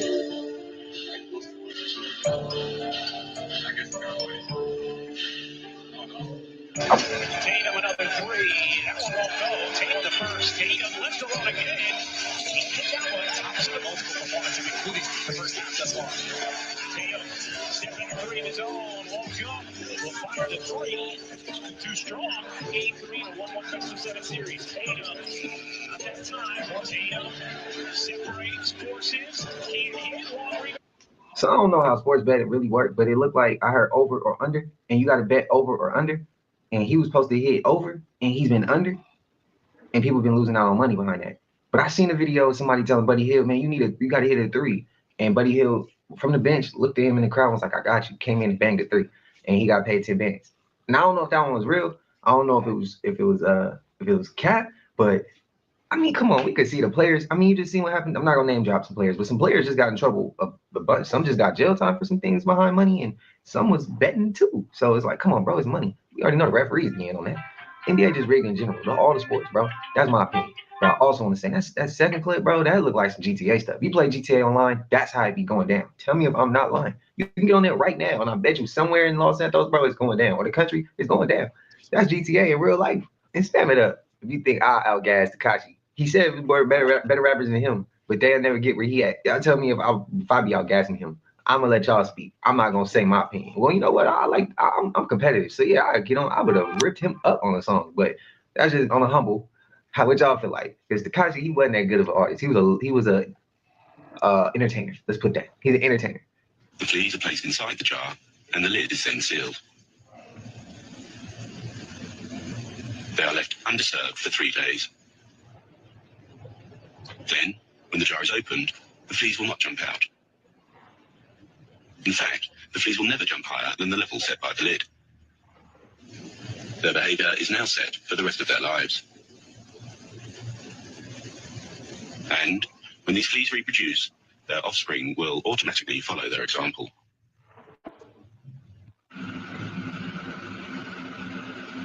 You didn't admit it to being in the ass by a Hollywood executive. You wouldn't fight nobody, nigga. You didn't admit it to being in the ass by a Hollywood executive. You wouldn't fight nobody, nigga. You didn't fight them niggas out your ass. No, you didn't fight them niggas out your ass in Hollywood. Tough ass nigga. When they were trying to you, did you fight? No, space is not real. What do you mean by that? Space isn't real. It's only the sun and the moon. It's only the sun and the moon. I knew that. Yeah. Real? Space is not real. I did not know that. And the earth is flat. Yeah. Okay. Why do you think that I don't agree with? No, I'm gonna tell you. Why do you think scientists? It's proven. You can search this up after the podcast or whenever. Now it's up to you. Scientists went down in the earth, right? They tried to go to the earth's crust. They found water. I thought it was hot. What happened? I thought it was too. Exactly. It's water, fam. And in the Bible, it said he divided the waters in the midst, meaning in the middle, right? He divided the waters from the top and the bottom. Basically, it's waters below us and waters above us. That's why the sky is blue. It's not because of a reflection. They lied. The sky is just blue because it's water above us. Why do you think God flooded the earth so easily with Noah? He literally opened the firmament, the heavens. I'm going to show you something. You know satellites? Satellites, there's no real picture of a satellite. Space is not real, bro. I didn't know that. Ain't no real picture of no satellite. It ain't real. It's not real. Oh, wow. Yeah. Every photo is edited. I might be speaking too much. They're going to get me.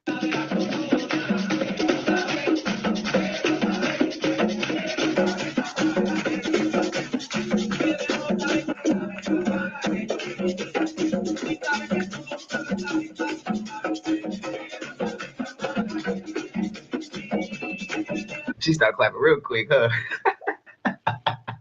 Man, she ain't did nothing. Bro, everybody was talking about she gonna do this, she gonna do. Man, she ain't did nothing. All you hear is Biden saying the most craziest stuff out his ass. Like, it'd be like, bro, why are you saying that? Why did you do that?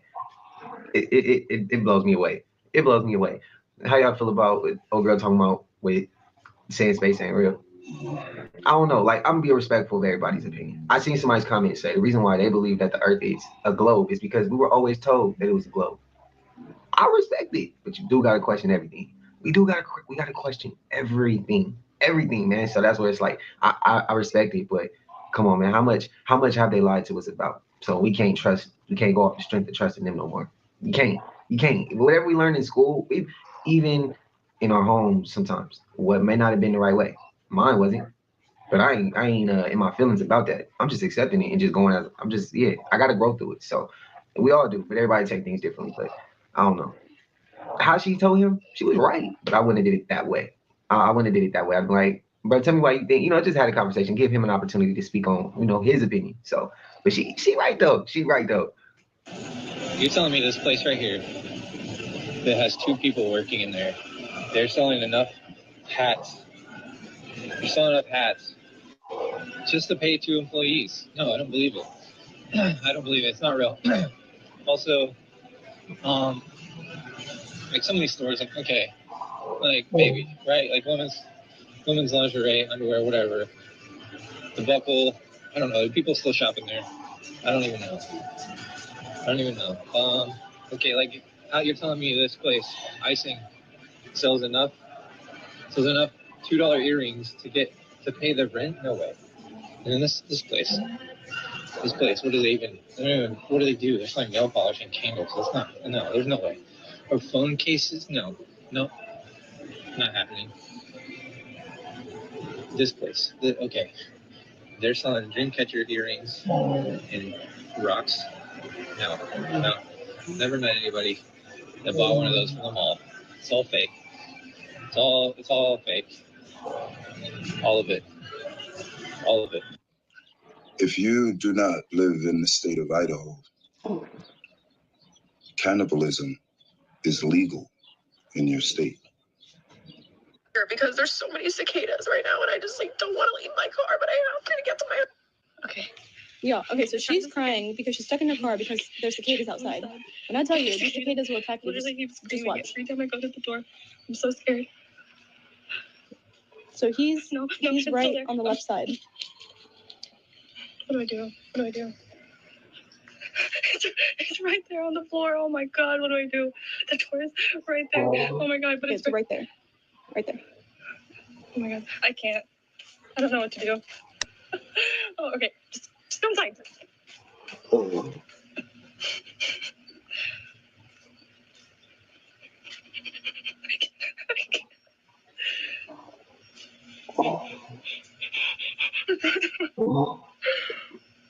Oh my God.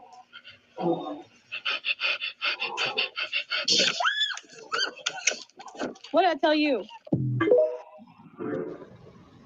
Can somebody explain to me that's like, well, see, I'm out here in Cali, so I ain't seen a cicada. And if I have, I don't think I have. I just seen we just get like the big grasshoppers. What do they do when they attack? Like, is it harmful? Man, somebody spam it up, enlighten me, let me know what goes on when cicadas attack or something like that. Or is she exaggerating too much? She overdoing it? Like, she being too dramatic? Y'all let me know. Because I'm not really sure, and I don't want to say, oh, she's being over dramatic and a cicada could be crazy. It get on you. So I don't know. So y'all enlighten me. Let me know. Aaron Carter, you think men like these are afraid of an uneducated, 125-pound punk like you that's never won a fair fight in your life and holds your gun sideways? Young man, I'll meet you on solid ground anytime, anywhere, light or heavy. Makes no difference to me. You won't walk away. And the convicts in jail, most of those men are good people who just found themselves crossed with the law. They're not evil, and they don't respect you or any punk like you. They'll toss you around like a rag doll. And for those who use this message as a way to create false racial division in our country, take a close look behind me. Standing next to every cop is a leader of our black community. This is not about race. It's about right versus wrong. One last message to the gremlins. You don't like the things I've told you tonight? I got one thing to say. I'm easy to find. Well, in New Orleans, it's just spooky voodoo. You can drink outside. It's people come there when they like ran over a kid. You know, like that's where people come to like live. And dude, Neil Gaiman, American Gods, he says New Orleans is not part of America. That's what I'm saying. Yeah. The Gremlin Street Gang is responsible for hundreds of violent crimes, murders, armed robberies, witness intimidation, burglaries, drug trafficking, extortion, and brutal beatings. We've arrested 10 of these thugs and have warrants on 7 more. Every one of these animals is most definitely armed and dangerous. Darren Carter, you have felony warrants for your arrest. You will be hunted. You will be tracked. And if you raise your weapon to a man like me, we'll return fire with superior fire. That's a lot to take in with them clips. If he run for president, how y'all feel? Would y'all trust that? Would y'all feel safe with him? Do y'all think he equipped enough to even run this country? To keep us out of something? Oh. Do y'all think it's professional for them to come at them like that? If they supposed to be, you know, protect and serve? I'm not taking up for nobody. I'm asking. Do y'all think they're right for how they coming at them? Saying the words and the truth, selecting the words that they're selecting. Do y'all think they're going too far? Do y'all think they doing just enough? What do y'all think going on there? I want to know y'all thoughts, man. Because like I said, that's a lot to take in. That was a lot to take in. If you know what you're looking at, that's a lot to take in. And get a lot of good and a lot of bad. Y'all gotta let me know because I'm curious. Spam it up, collective.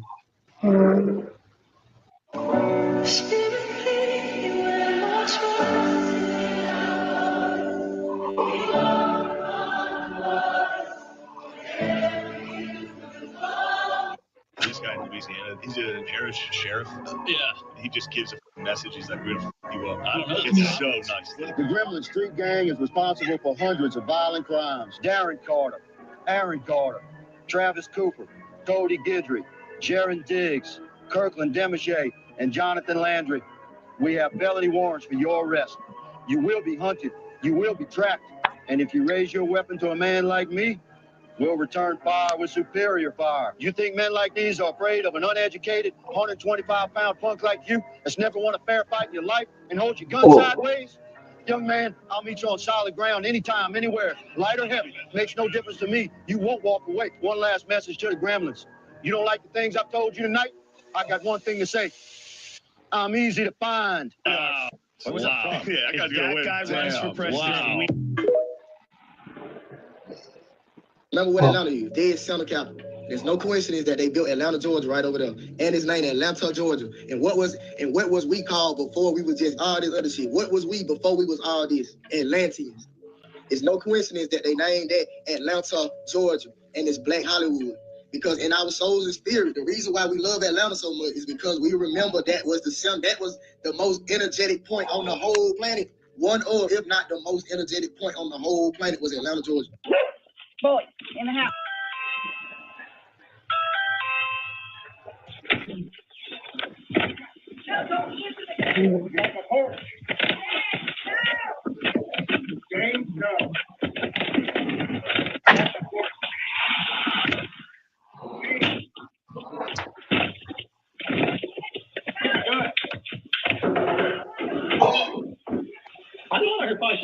No, Chris, keep looking door coming after my daughter. Don't do anything. Okay, well, he's not moving. He broke our door in. Okay, hold on. Did you shoot him? Yes. Oh, fuck his buddy. Okay. Call on. We're on the phone with him right now. Okay, he's not moving. He ain't going nowhere. My husband shot. He come barreling in right behind me and my daughter. Dang. I guess guess he messed with the wrong daughter, huh? The dad did exactly what he was supposed to do. Protect his baby girl. If you want to come in playing, okay. Well, this is how we gonna solve that. You came in, right? It's all on the ring camera. He told you, get off my porch. Get off my porch. Well, the more he upped around, the more his ass found out. Nah, all jokes aside, man. That's messed up, but it is what it is. He kept playing. You can't do that with people's daughters, man. Daughters, wives, nothing like that. Relatives, you can't play around like that, bro. You can't. With another water hat, go get you a blue bottle. If you love her, go get you a blue bottle. You feel me? I don't know why your girl's still drinking out of plastic anyway, bro. You a red onion, mommy. You're gonna drop half of a whole onion with the fifth. You feel what I'm saying? Say, this is for the homies. You feel what I'm saying? Put the onion in there. Look, onion galore. What you making? Red wine vinaigrette? No. I get to see your lover, your aunties, your puppies. They're gonna believe in you, baby. Oh. If you ain't been feeling yourself, you ain't been feeling the world lately, your kids waking up with that, go get us to them. And if you know, you know. You feel me? The Simpsons tried to warn us years ago. We're here to come up with the next phony baloney crisis to put Americans back where they belong. And dark rooms glued to their televisions, too terrified to skip the commercials. I think we should go with a good old-fashioned public health scare. Yeah. A new disease. No one's immune. It's like the summer of the shark, except instead of a shark, it's an epidemic. And instead of summer, it's all the time. That is This can't be a made-up disease. The only moral thing to do is release a deadly virus into the general public. We do have something we've been holding on to, but it hasn't been tested. Now we just have to blame it on something that's in every household, something that people are a little bit afraid of already. House cat flu is coming. People stay tuned for more information if they experience any of the following symptoms: mild thirst, occasional hunger, tiredness at night. Hurry up, boy! We have to burn everything the cat touched before the fire make us paranoid! Stop burning. All right, we'll get to bed. It just blows me away how spot on that was, and people still think it's a joke. By the way, this video is scripted and for entertainment purposes only. Stay weird. Work with us. Explain what it does. Explain when you said flight. What do you mean? Tangential flight. What do you mean by that? It means right now, fixed wing aircraft, you can go in 4 degrees of direction. They go up, down, some can go forwards and backward, backwards and right to left. But this is able to spin around its own center of mass. Completely spin around its own center of mass, something people are able to do it by falling. But this is a sustained system that's able to go around. I sent that other video to you. But their ability, because this is the geometry of hydrogen, any bond that hydrogen can make, linchpin can make, what they're basically doing is building a periodic table in front of you. If you play 4 of them coming together, it's 4 30-second videos. I've been trying not to flood y'all with Terrence Howard lately.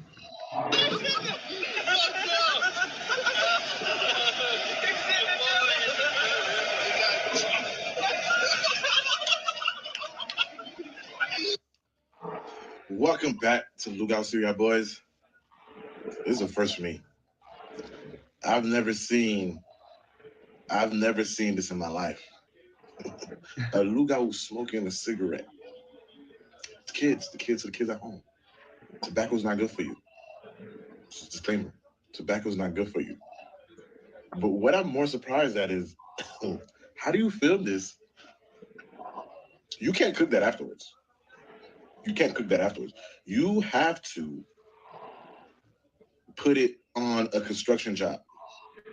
You gotta go build stuff. Call him Bob the Builder, Larry the Lobster, whatever you want to call him.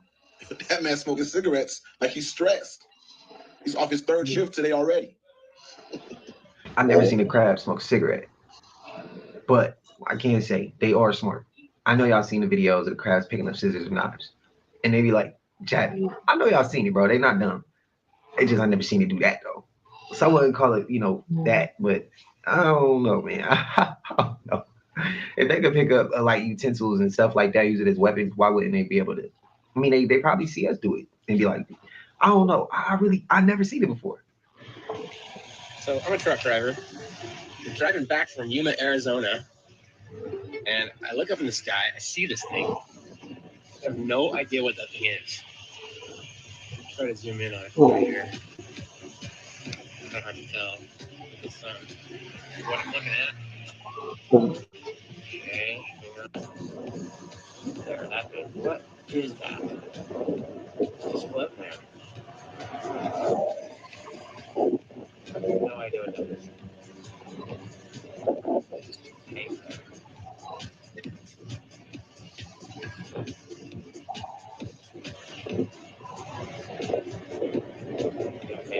drone, a weather balloon. Oh, yeah. Bizarre.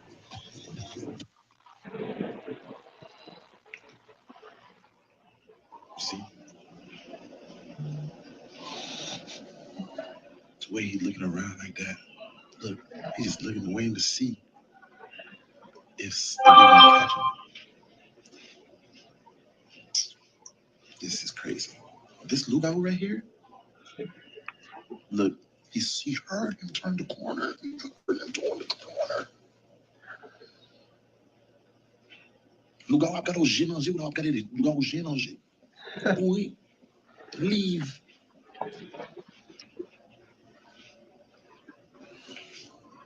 Welcome back to the Lugau series, y'all boys. I know a Lugau when I see one. I know a skinwalker when I see one. This is the Lugau of the year. We're not even in June yet. You know what this Lugau is waiting for? It's waiting to go to the Four Seasons Orlando. When he turned the corner, if he would have said, who's ready to go to the Four Seasons Orlando? This Lugau would have said, me. Look how this Lugau, you know, when this video started, I thought it was a kid in a pajama set.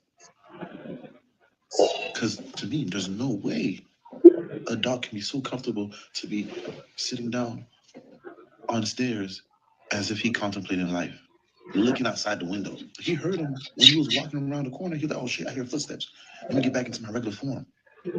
He's tired of being a Lugau. He's been a Lugau for 72 days, trying to convince the man that he a regular dog. The man finally caught up to him. He was on his break. He was on his Lugau 15-minute break. He got caught lacking. Now he got to go explain to his manager why his owner think he's a skinwalker. Gotta be easy. Look, I thought that was Ted. I know y'all know the movie Ted. Like, when I first seen the beginning of that, I was like, bro, that look like Ted. Like Teddy Bear, bro. That's what it looked like to me. But yeah, he ain't lying. That's a Skinwalker of the year. That's Skinwalker of the year. And it ain't even June yet, bro. We get to see him. He's sitting down on the stairs, though. He just cooling. He just cooling. He just sitting on the stairs. Like, how y'all reacting to that? Me? I'm gonna have to, after I do what I do, I'm gonna have to ask God for forgiveness. Simple. God, please forgive me for my sins. Baby is that nobody's really talking about the ramifications of what's about to happen. That baby is fully sentient, it's fully conscious, and it is the start of a new evolution of humans that will begin once he starts procreating. We are in a new age of super intelligent life forms, and we're sitting here having laughs and laughing at and keying it up. We don't even know what we just started, and we don't know what's to come. I have a question for everybody. Who wants to go to the Four Seasons Orlando? This baby has racked up 34 million views on TikTok for being fully conscious. I guess you're never too young to want the finer things in life.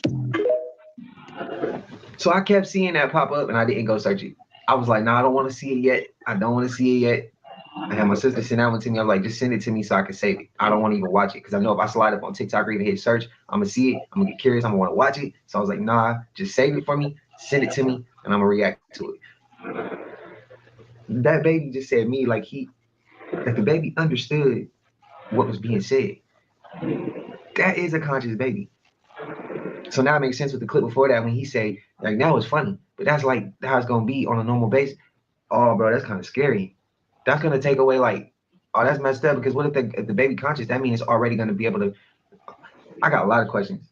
That's crazy. That's not cool, though. I don't feel like that's cool. But that's what they probably wanted. But it reminded me of Planet of the Apes, the very first one. Y'all remember what happened when the apes start getting, like, super smart? When Caesar's mom got smart and then Caesar got smart and Caesar used that little, that mist or whatever, that little spray, all the apes, after that, all the apes ended up being super smart. I didn't see the new one yet. I need to check it out. Let me know if it's good. But that's what that reminds me of. We might be doing something we shouldn't be doing, as always, bro. As of late, the talk of the town has been the sun. And if you have questions about the sun and what's going on, again, you're going to want to listen to this video, y'all. Check this out, because everything that we have been taught about the sun and the moon is a lie. You ever question our sun lately, that there is something weird going on? Geji, Sam, and I come up with this discussion, and we talked about it yesterday. You hear the news, right? About sun flares, sunstorms, and so on. Do you think it's real? Or is this another lie If you get the concept of every beauty shown, there is madness and deceive behind curtains. Let's just say, for example, the Northern Lights. And a lot of people capture this beauty, but the reason behind it is not that pretty. Religious people may call it under the throne of God. Who knows? Spiritual people call it an infinite energy. The reason behind this Northern Lights may be because we are having two suns, one real and local, one fake and plasma. Now let's cut the bullshit about this narcissistic astronaut. China released an artificial sun. Yeah, and there's a lot of people have noticed it. Everyone noticed it. Before, we still have sun gazing. We can see the sun and not hurting our eyes. But right now, you cannot even look at it for just 1 second. And these two suns are coexisting because NASA using this sun simulator. And you've probably seen this photo, right? That they called, quote unquote, James Webb Telescope on our real local sun, just to magnify the intensity of the fake sun. As I told you before, it's all energy source. These two suns, the fake one and the real one, are like two magnets, pushing and pulling. That causes negative energy and it affects the ionosphere and these people doesn't want you to know. And this is also the things that I told you about, that there is a weird things going on or things might happen. There is no sun flares. This is all made up. Our real sun that's local is just chilling up, giving you a source of energy and light. This is the reason why they want to ban TikTok, they want to ban the Bible. These people doesn't want you to discover the secret of the universe, but it's all written on our scriptures. Maybe, just maybe, our real sun, real moon, and this fake sun is all plasma, just like what they call planets. It might be plasma and represents our soul system, not solar system. It's like the fourth state of matter. And these emit too much energy. Like the amount of power that comes from a plasma, these two suns might be a plasma, pushing and pulling each other from magnetic forces. And it's weakening our electromagnetic field and causing these northern lights to spread around north. You've probably seen the photos like this, right? This is the pattern for sun simulator. This is the reflection coming off of the sun from a high altitude weather balloon. It looks so similar, yeah? Similar to James Webb Telescope. This telescope is actually a sun simulator. Again, this NASA doesn't need telescopes because they edit CGI photos. This fake sun is dangerous. This claims that it is 5 times hotter than our real sun, achieving temperature of 158 million degrees Fahrenheit just for 17 minutes. And all of this mimics the real sun, pretending to produce clean energy. This is their dream, to create a nuclear fusion. This involves fusing hydrogen atoms into helium just to create this mimic fake sun, a Ptolemaic-designed superheat plasma to replicate stellar conditions. And all of this is because of your money. It's all because of money. There's nothing good going on with playing with nature, especially playing with God. They fake the rain, they fake the cloud, they fake going to space, they fake the planets. What else they are faking? There is something going on in space, going and coming, that it's not human like us. And this is the thing that they are hiding from us. So if you want to be a great liar, be an astronaut. So what if they're saying it's hotter than the sun, right? And what if something go wrong in it? Because everything mankind makes has a malfunction. It has a chance to break. It has an expiration date. Everything has an expiration date. So what if it's so hot and it blow up and it explode and it malfunction and they don't even know that it was coming? It just like a heater. It's cold outside one day, you turn the heat on and it's broke. Now you got to get it fixed. Now you cold in the house for a couple days until they come fix it. It's like that. Like what if it break? What if it explode? What if it's too hot and it can't take it? Everything mankind makes is not God made. So I mean, God can make God can make anything and it can get fixed immediately. That's the power of God. But like mankind, come on, bro. Like, and it's not even a man, but you get what I mean. But like, also, that's what makes me think. Because like when they say solar flares, I was always thinking that was made up. I thought it was just something they're gonna use against us one day. And then I just start thinking, and I'll be like, bro, what if? Let's just cut to the chase. She said it can't be human, right? Something coming and going from space. Honestly, let's just get straight to it. All they want to do is control. So when they making fake clouds, fake rain, fake suns, fake whatever, it's just control, bro. That's all they come down to. They trying to play God because they want to control everything. They feel like God ain't doing something right, so they trying to take his spot. That's what I get from it. They trying to do that. That's what when I see them do things like this, playing with the sun, playing with the rain, and making all that stuff, messing with the sky and all that, bro. That's when I started thinking they don't like how God operates and they trying to play God. Well, who is they really? I don't know. It's the dark side, in my opinion. Didn't I just tell y'all that there was something going on with the ocean and the well trying to tell us something? Listen. Approaching the Nahia coastline. This local watching from the top of the hill. We thought, no, this is odd, this isn't normal. Fascination quickly turning to concern. The 45-odd false killer whales and one bottlenose dolphin first stranded before 2 p.m. yesterday at the rocky beach in Taylorsville. They were screaming. And it's probably the thing that's stopping me from sleeping because you can hear this screaming in your ears. They were making more than a noise. They were really yelling out for help. I told you. Strandings aren't uncommon for the species. It's extremely rare. With the tragic events that unfolded, there's got to be something in the haystack to look for. There's a bit of positivity, and we hope to learn a lot more. Like why these creatures stranded in the first place. I put up the video about the whales in the ocean, and I told you I was trying to tell us something. In the last other video I dropped about the ocean, I told y'all. Oh my God! Yeah, I posted that. Some people in the comments told me that was normal. That was crazy. Because they're not going to let you energetically cross a certain frequency if they can control you here. And if they can keep you stuck here with earthbound things, money, drugs, rock and roll, then that's what they do. Look at the Diddy. And I told you guys this. I told you they do sodomy ritual. Told you that's what happened to Justin Bieber. They participate in that to open the chakra frequencies. I have said that for decades. Not about Bieber, about other people, but Bieber for a good 10 years. Secondly, Cassie says that Diddy took her menstrual blood. That's in the court paperwork. Now, she's probably lying, but she's not, because that's how they do their rituals. That's how they do it, period. That is the ritual. A lot of that has to do with spirit cooking. A lot of that has to do with the invoking of energy into a human vessel, a host body. A lot of the drugs and a lot of the incantations. Rihanna was being out here. Rihanna was... Her parents collected cash and we got stuck with Rihanna, or blessed with Rihanna, however, if you like the music, whatever. But these people are being sold and sold out. These kids, you're 15. Oh, everybody wants to be fit. No, not everybody does. It's all connected. Remember this, the beast system is connected, just like the mob. The mob is connected. You got your mobs, you got like John Gotti, and then you've got all the underlings, his right-hand man, his left-hand man, they're women. The hustle ones, the ones that collect the money from the bookies, the ones that collect the ones that threaten, the ones that work the construction sites, the Teamsters, and it goes all the way down, the bikers who deliver. I'm gonna say this. This is what I'm gonna say. I don't know why a lawyer hasn't thought of saying this, but when you sign a non-disclosure working for these celebrities and people, I have people sign non-disclosures when they work for me. So when you have somebody sign a non-disclosure, it is a binding contract, yes. But if somebody is breaking the law by molesting and beating children, so federal crimes against humanity, which P. Diddy was, all of you liars saying you were on a non-disclosure are full of shit, because all you people had to do with your non-disclosure.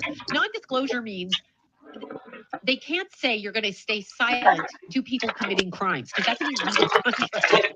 So why people don't know that, I don't know. Like, why don't people know that? So anybody who signed a non-disclosure with J Rabbit Lolo, that's what I'm going to call her, J Rabbit Lolo, because that's the only fun she's going to have, if you get what I'm saying. Anyway, J Lolo and P. Diddy and whoever else has people sign non-disclosures, when they're committing crimes against children, sex assault, violent domestic girlfriend violence, or whatever we're calling it, your non-disclosure is not binding when you speak of that, because you're reporting a crime. When somebody gets shot in a club and J-Lo signs a non-disclosure, if that's what she did, if she signs a non-disclosure, P. Diddy can't hold her to that non-disclosure if she witnesses a violent act that is a crime. So why isn't that being said? Now everybody's saying it because someone outed him, but why were they not saying it before? And I'm being serious, because if you know he was committing crimes over here and you're not saying it because of a contract, then the contract is not legally binding because you already broke it by committing the crime. So I'm not understanding. That's just me. So all these people are going, I had a non-disclosure. Yes, you could. You can't tell who his vendors are. You can't tell who he does business with. You can't tell his personal phone number. You can't tell whatever, like, you know, how he does business. That's usually a non-disclosure, like how I do my business, how I make my Puff Daddy brand clothes or vodka or whatever the hell he makes. That's on a non-disclosure. But when you beat Cassie up in a hotel room and your PR person buys the video and the hotel goes for that hotel, boycott that hotel. How dare they not come out with that since 2016? Who the hell do they think they are? You know why? Because hotels are used predominantly, Hilton, otherwise, all over the place. Standard Hotel Los Angeles, look that one up. All of them are used for travel. We think we're having vacations and fun time. This whole world is populated on the trafficking and traversing of human tender. biggest product ever, more than your drugs, than your fentanyl, than your this, than your that. That's what this world is about. So why would that hotel hide that information from the police? How many women can't leave their marriages? And I mean, I was married 36 years. So I'm not saying that either way, but people stay for decades. Every single time that I've tried to stitch this video, my video has messed up or deleted itself. So I think I'm gonna have to do this in parts because there's no way that I could possibly tell you every single last thing that has happened because I see dead people.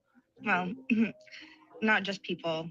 I guess I also see just spirits or things that can be perceived in our dimension.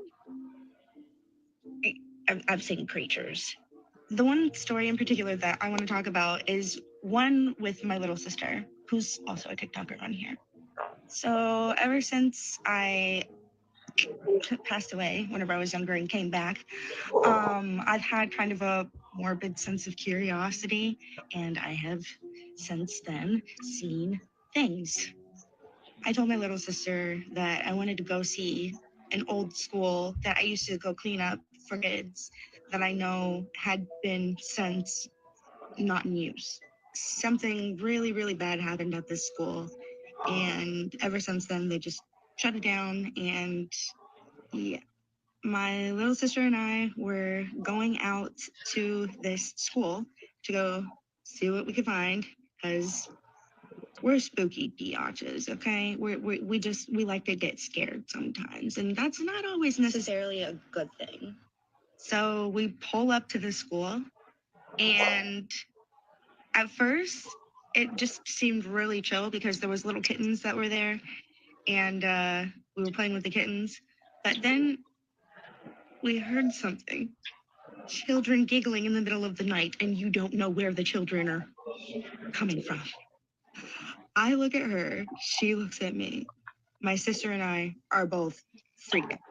Don't get me wrong, children's laughter is beautiful, just not at 2 a.m. in the middle of nowhere where the kids just shouldn't be. We were like, okay, think that we might be having a little bit of enough. We see little tiny fingers go over top of the windowsills, and that's whenever we knew we should probably start leaving.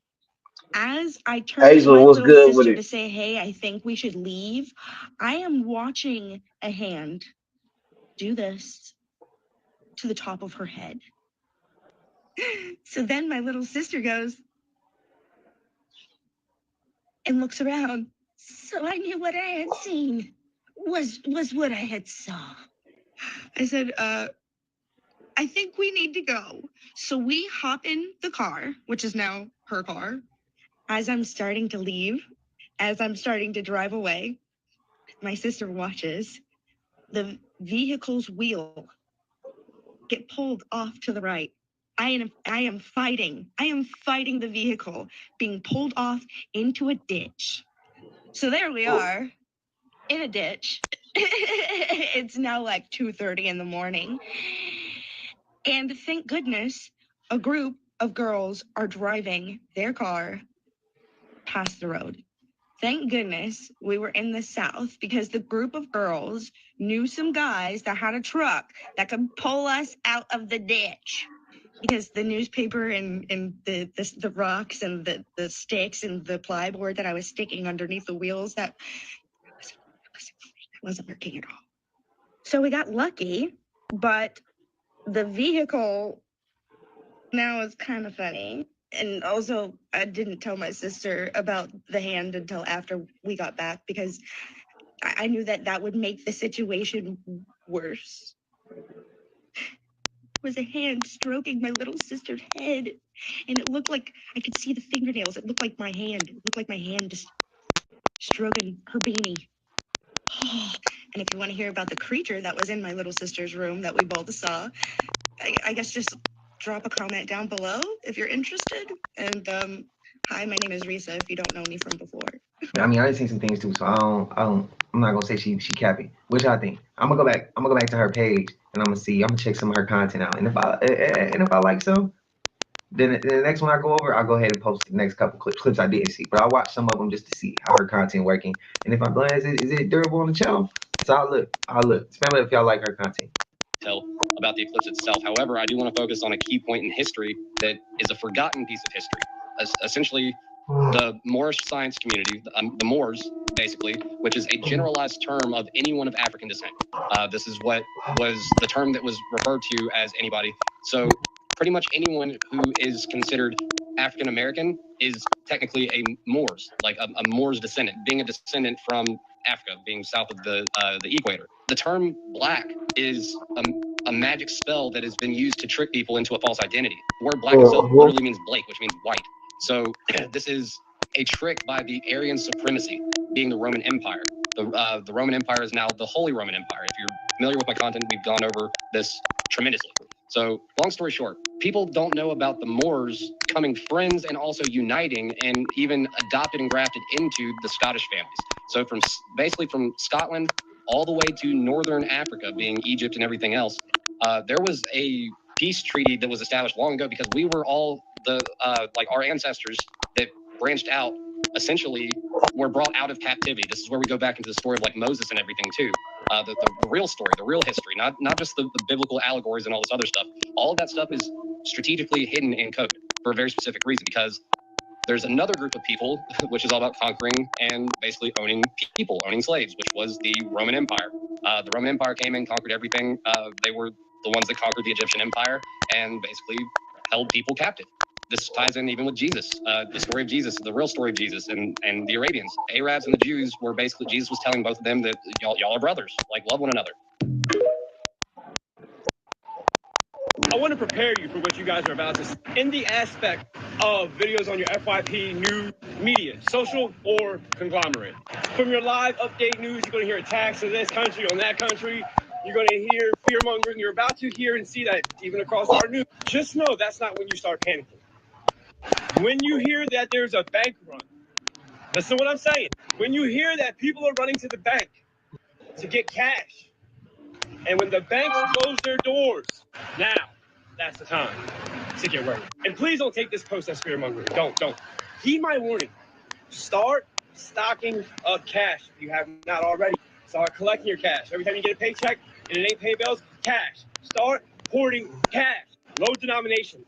Ones and fives. No 20s, no 10s, ones and fives. Because whether we switch to a CBDC or whether we switch to these new treasury bills, you want a 1-for-1. And please heed my warning. Please don't take this as, oh, nothing ever happened. Remember, men lie, women lie. Numbers don't. And if you pay attention or you like to monitor charts, literally flip a switch. Shit, if you really pay attention to charts, have y'all seen the stock manipulation with NVIDIA? Y'all need to pay attention to the right shit. And trust me, I know. They've been saying it. It's been this date. It's been this date. I know. That's why I don't give dates. But I'm telling you, rare things happen on the years of eclipses. Let me say that. And it's just not a coincidence that we've been bombarded with so much conspiracy talk, flooding a society with so much misinformation. When they hear the truth, they won't know it. All that shit's not coincidence. Think about how many people that are in a normal society are having high conspiracy type conversations. How the community or society of the community is being united. And how we're about to have a debate with no audience. In the age of AI and deepfakes.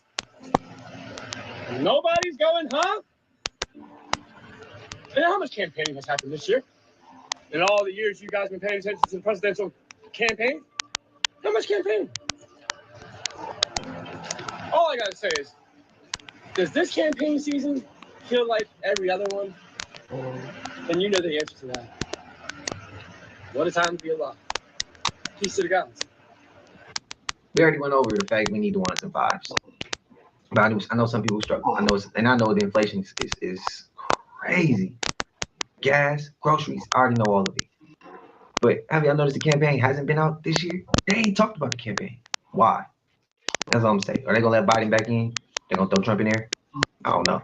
But y'all know we made it to the end of this. And if you haven't already, please like, comment, subscribe. Hit that bell so you always notified whenever we drop an upload. Y'all know we coming with about 4 videos a week, man. And this is for entertainment purposes as well. And when you like and comment and subscribe to the channel, helps Collective grow, helps Collective get bigger, and helps more people who like this type of content tap in with this content. But man, I appreciate y'all. If y'all stuck all the way through. But I'm gonna let y'all get out of here. And until I see y'all in the next one, y'all know what it is. We gone. I just check my count. Sheesh, at the amount. You probably know what about. Derek, this is very simple. I'm going to start with you, and that is, again, this is all about how do you attack the economic and the civil rights. And if people think that that's not what's going on, they clearly are not paying attention. It is very clear. Hey, Roland, not only they're not paying attention, they don't understand history. This is not the first time individuals try to resegregate us. If you go back to the times of Reconstruction, when Frederick Douglass and those started passing the 13th Amendment, 14th Amendment, and the 15th Amendment, folks were upset when Woodrow Wilson became president. Grand Dragon himself did not like what was going on. Then they formed the KKK. And so if folks don't understand what's going on, they're sleeping at the wheel. Here's the bottom line, Roland. If I may evoke the spirit of Joe Madison, the Black Eagle, we know what's going on. The real question is, what are we going to do about it? We got to do more than just stay silent. We got to show up and show out. We got to boycott. We got to protest. We got to let our voice be heard because our ancestors prayed too hard and prayed too long and suffered greatly for us to just stay silent. And so that's the real question. What are we going to do about it? And here, starting in Georgia, we've been doing a lot. We've been making our voice heard. We've been protesting. We've been boycotting Target and others. We just cannot stay idle because the future, Roland, is going to look back at this time and ask, what did we do in 2025? Not what Thurgood Marshall, not what Dr. King did. What did we do? And the question will be asked, and depending on what we do today, will determine that answer. Julian, one of the reasons why we have to do what we do, because we have to walk folks through what all this stuff means. And it literally is a civil rights, a legal, an economic, an educational assault. It is in all areas, and it is happening on the federal level, the state level, and the local level. And too many of our people are asleep at the wheel, focusing on other things, not realizing what is really going on. And if they don't wake up, it is literally going to be too late. You know, Roland, one of the things that interests me is the way that this person, the president, has thrown everything, including the baby in the bathwater, in the mix. So on one hand, he's talking about getting rid of straws. On the other hand, he's, let's look at the bottom line, and the bottom line is the economic issue. He said he was running because he wanted to fix the economy. He has done very little about the economy. So that's number one. Number two, you're right. A whole bunch of our people have lost their, minds, not paying attention. And you have to pay attention to what this man is saying that he's going to do. But if we paid attention, people would have read Project 2025 because he laid it all out there. This is what I do. Number three, I commend all the folks who are talking about boycotts. But let's be clear. Montgomery bus boycott was 381 days. 381 days. I love brother Jamal. I know he's coming on. 30 days ain't gonna get it. 40 days ain't gonna get it. Lynn ain't gonna get it. No, Julian. I gotta stop you. Matter of fact, let me see. I gotta stop you, Julian. I know you real smart, but I gotta stop you. Here's why. Always do. No, I gotta stop you. No, here's why. Here's why. This is the book, The Montgomery Bus Boycott and the Women Who Started, the memoir of Joanne Gibson Robinson. All right, here's the reality. The Montgomery Bus Boycott was not originally 382 days. The Montgomery Bus Boycott originally was 1 day. After they did 1 day, they said, let's do it for the rest of the week. After the 5th day, then they said, let's continue it. So the reality is, and this is the reason I say this, but that's a mistake that we often make. We look at the Montgomery Bus Boycott, and we keep saying 382 days, but that was never the original intention. They added, and then they said, let's keep going.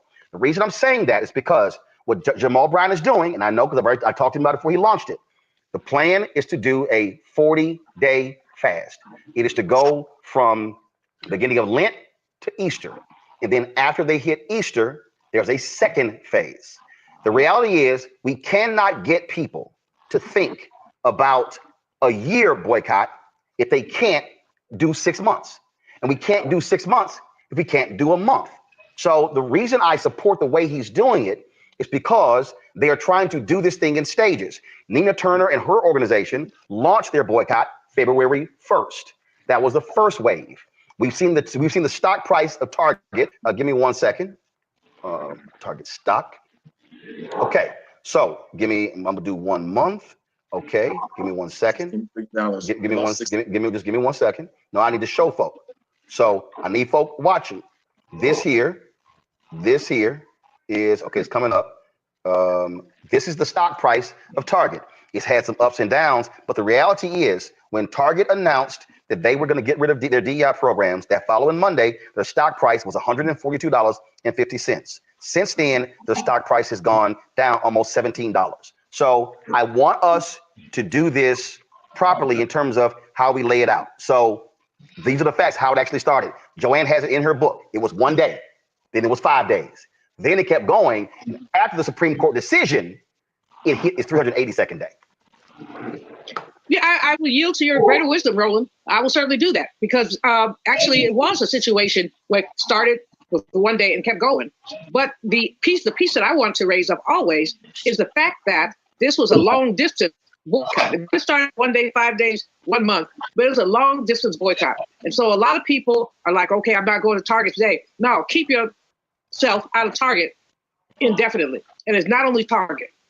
I absolutely, I agree with that. But the problem, somebody in the chat room said this, and I'm absolutely right. If your target goal is to lose 40 pounds, if you don't lose 5, you can't get to 40. And I just think that oftentimes what we do is we don't approach it with a day-by-day strategy. I think we try to approach it long-term, and I'm simply saying I can't start something long-term if I can't get you to commit to short-term. So I think we got to get our people to commit to short-term and then build from there. No, you're absolutely right that, yard by, what my mom would say, yard by yard, life is hard. Inch by inch is a chinch.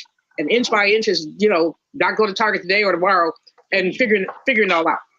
What the power of an economic boycott is very, very important. We've seen their impacts, but they have to be sustained. Yes. And we have to start thinking about ways. See, here's one of the biggest challenges. In rural areas, there isn't any place else but Target.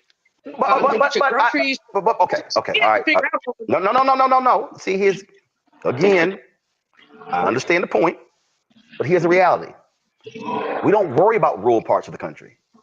Here's the reality is, no. First of all, Target has had, for the past decade, a urban strategy. That's been their target, no pun intended, okay? Target has not had a rural strategy. That's Walmart's strategy. So it's not like, so the reality is Target has been thriving because they have been opening Targets in major cities. So to hurt Target, to be honest, you focus on the 30 largest urban markets where Black people are. You hit Target in those 30 cities, that stock price is going to go below $100. You're going to knock off 15, 20, 30, 50 billion or more in valuation. So I'm not worried right now. I'm actually not worried about rural America. I'm focused. If you hit Target in the 30 top cities, you are going to decimate their stock price and their market valuation. So we know if you live in rural parts of America, that's the only store. Hey, do what you got to do. But really, the focus is really in those top places. Let me go to John Quell, because John Quell, the legal strategy is to be a part of this as well. The lawsuits, the class action lawsuits. We're seeing how the various groups are suing the federal government. But we've got to have our legal folks suing these companies as well. If you got the white conservatives like Ed Bloom using the 1866 Civil Rights Act against Black people, we got to have a legal strategy going after them.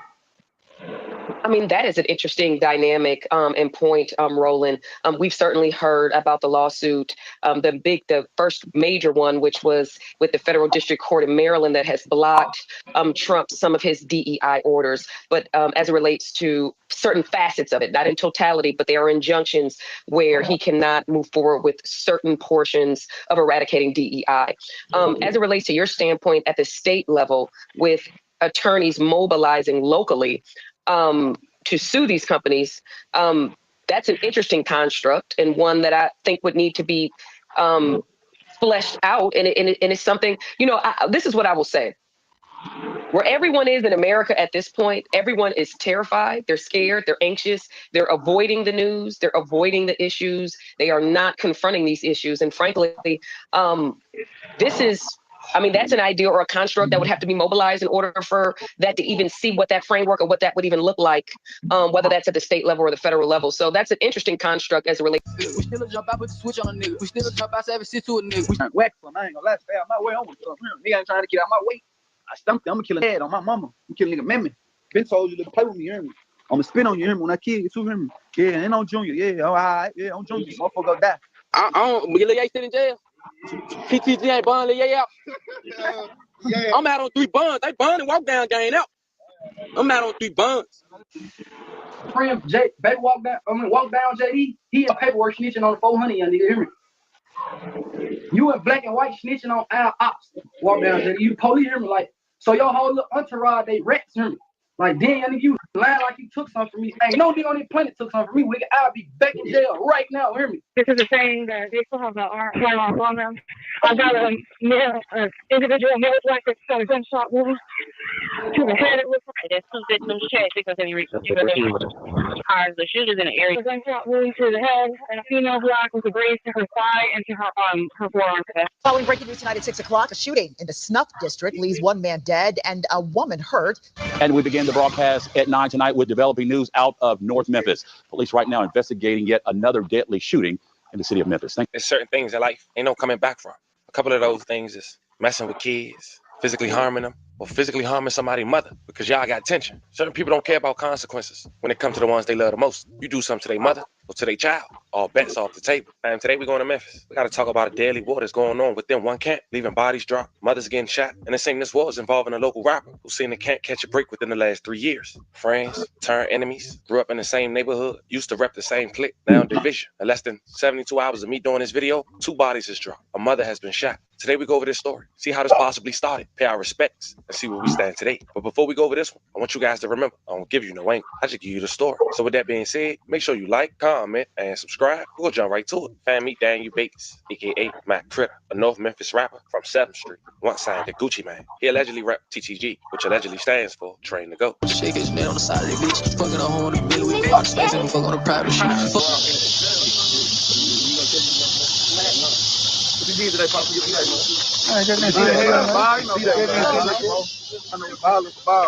Trying to go, trying your hoe, trying to go, man.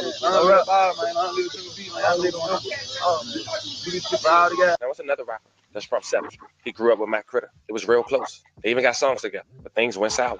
That rapper name is Lord 00. He signed to FBG, which is Future label. They have songs together like Act Up, released 2 years ago, with a little under 500,000 views and counting. Who all just died, we matched the nigga. Me and the double were 7 figures. We still jump out, put the switch on a nigga. We still jump out. Now, 00 allegedly rapped WDG, which allegedly stands for Walk Down Gang. But Lord 00 recently got into some trouble. Last year, he got arrested in Miami after being caught on probation with a firearm and some narcotics. He's been down in Miami ever since. As far as Mac Critter, since the year before he got signed, he been having blow after blow after blow. In 2023, Mac Critter's best friend, Junior Balls, was murdered in Memphis at around 4 a.m. He was gunned down in his own hood on 7th Street. It was allegedly retaliation. A rival of Junior Balls' gang was murdered hours before. And in 2024, he was locked up and questioned on the murder. He was arrested alongside his brother, Denario Owens, and a guy named Gary Taylor. The trio was charged with first-degree murder in connection to the killing of Marquis Taylor. Memphis police say Taylor was fatally shot in late December in a vacant lot on Wells Avenue. The scene was chaotic. A second man in the crowd, who happens to be Mac Critter's cousin, was killed hours later. And we have a crime alert in North Memphis tonight. A man shot and killed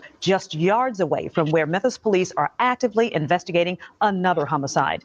WREG's Bria Jones joins us live now from the downtown precinct after speaking with one of the victims' families at the scene. And Bria, police were still on the scene investigating when the second shooting happened. Yeah, that's right, Steph. Police have yet to say if these shootings are connected, but the girlfriend of the second victim tells me he was a relative of the first shooting victim. Emotions running rampant on Tully Street as Memphis police respond to a shooting near the Wells Avenue intersection a little before noon, finding a male victim dead on the scene. We were all in the house, and all of a sudden we heard a lot of shooting, and at the corner, I looked out the door and there was a man laying in the street. To Michael Hollowell's surprise, more than 2 hours later, tragedy struck again near his home. I looked out the door and somebody said, "Somebody's killed down there." And I said, "Oh, Lord." While working a homicide scene with a large crowd, MPD says officers heard shots and found a man dead inside a car a few yards away. An anonymous neighbor tells us they heard around 9 shots ring out. Somebody met him on the block up there. in that intersection and just took him out. Bow, bow, bow, bow, bow, bow, bow, bow. Just constantly popping. Family has identified the second victim as 23-year-old Alandis Turner. They tell us he's related to the first person killed. His girlfriend says the two share a son and had another baby on the way. He's a good person. He's someone that always had your back. MPD says they detained 3 people in Turner's killing. The 2 fatal shootings a couple hours apart, leaving neighbors feeling unsettled. It's devastating. Never have experienced anything like this before. And I've been here 60 years.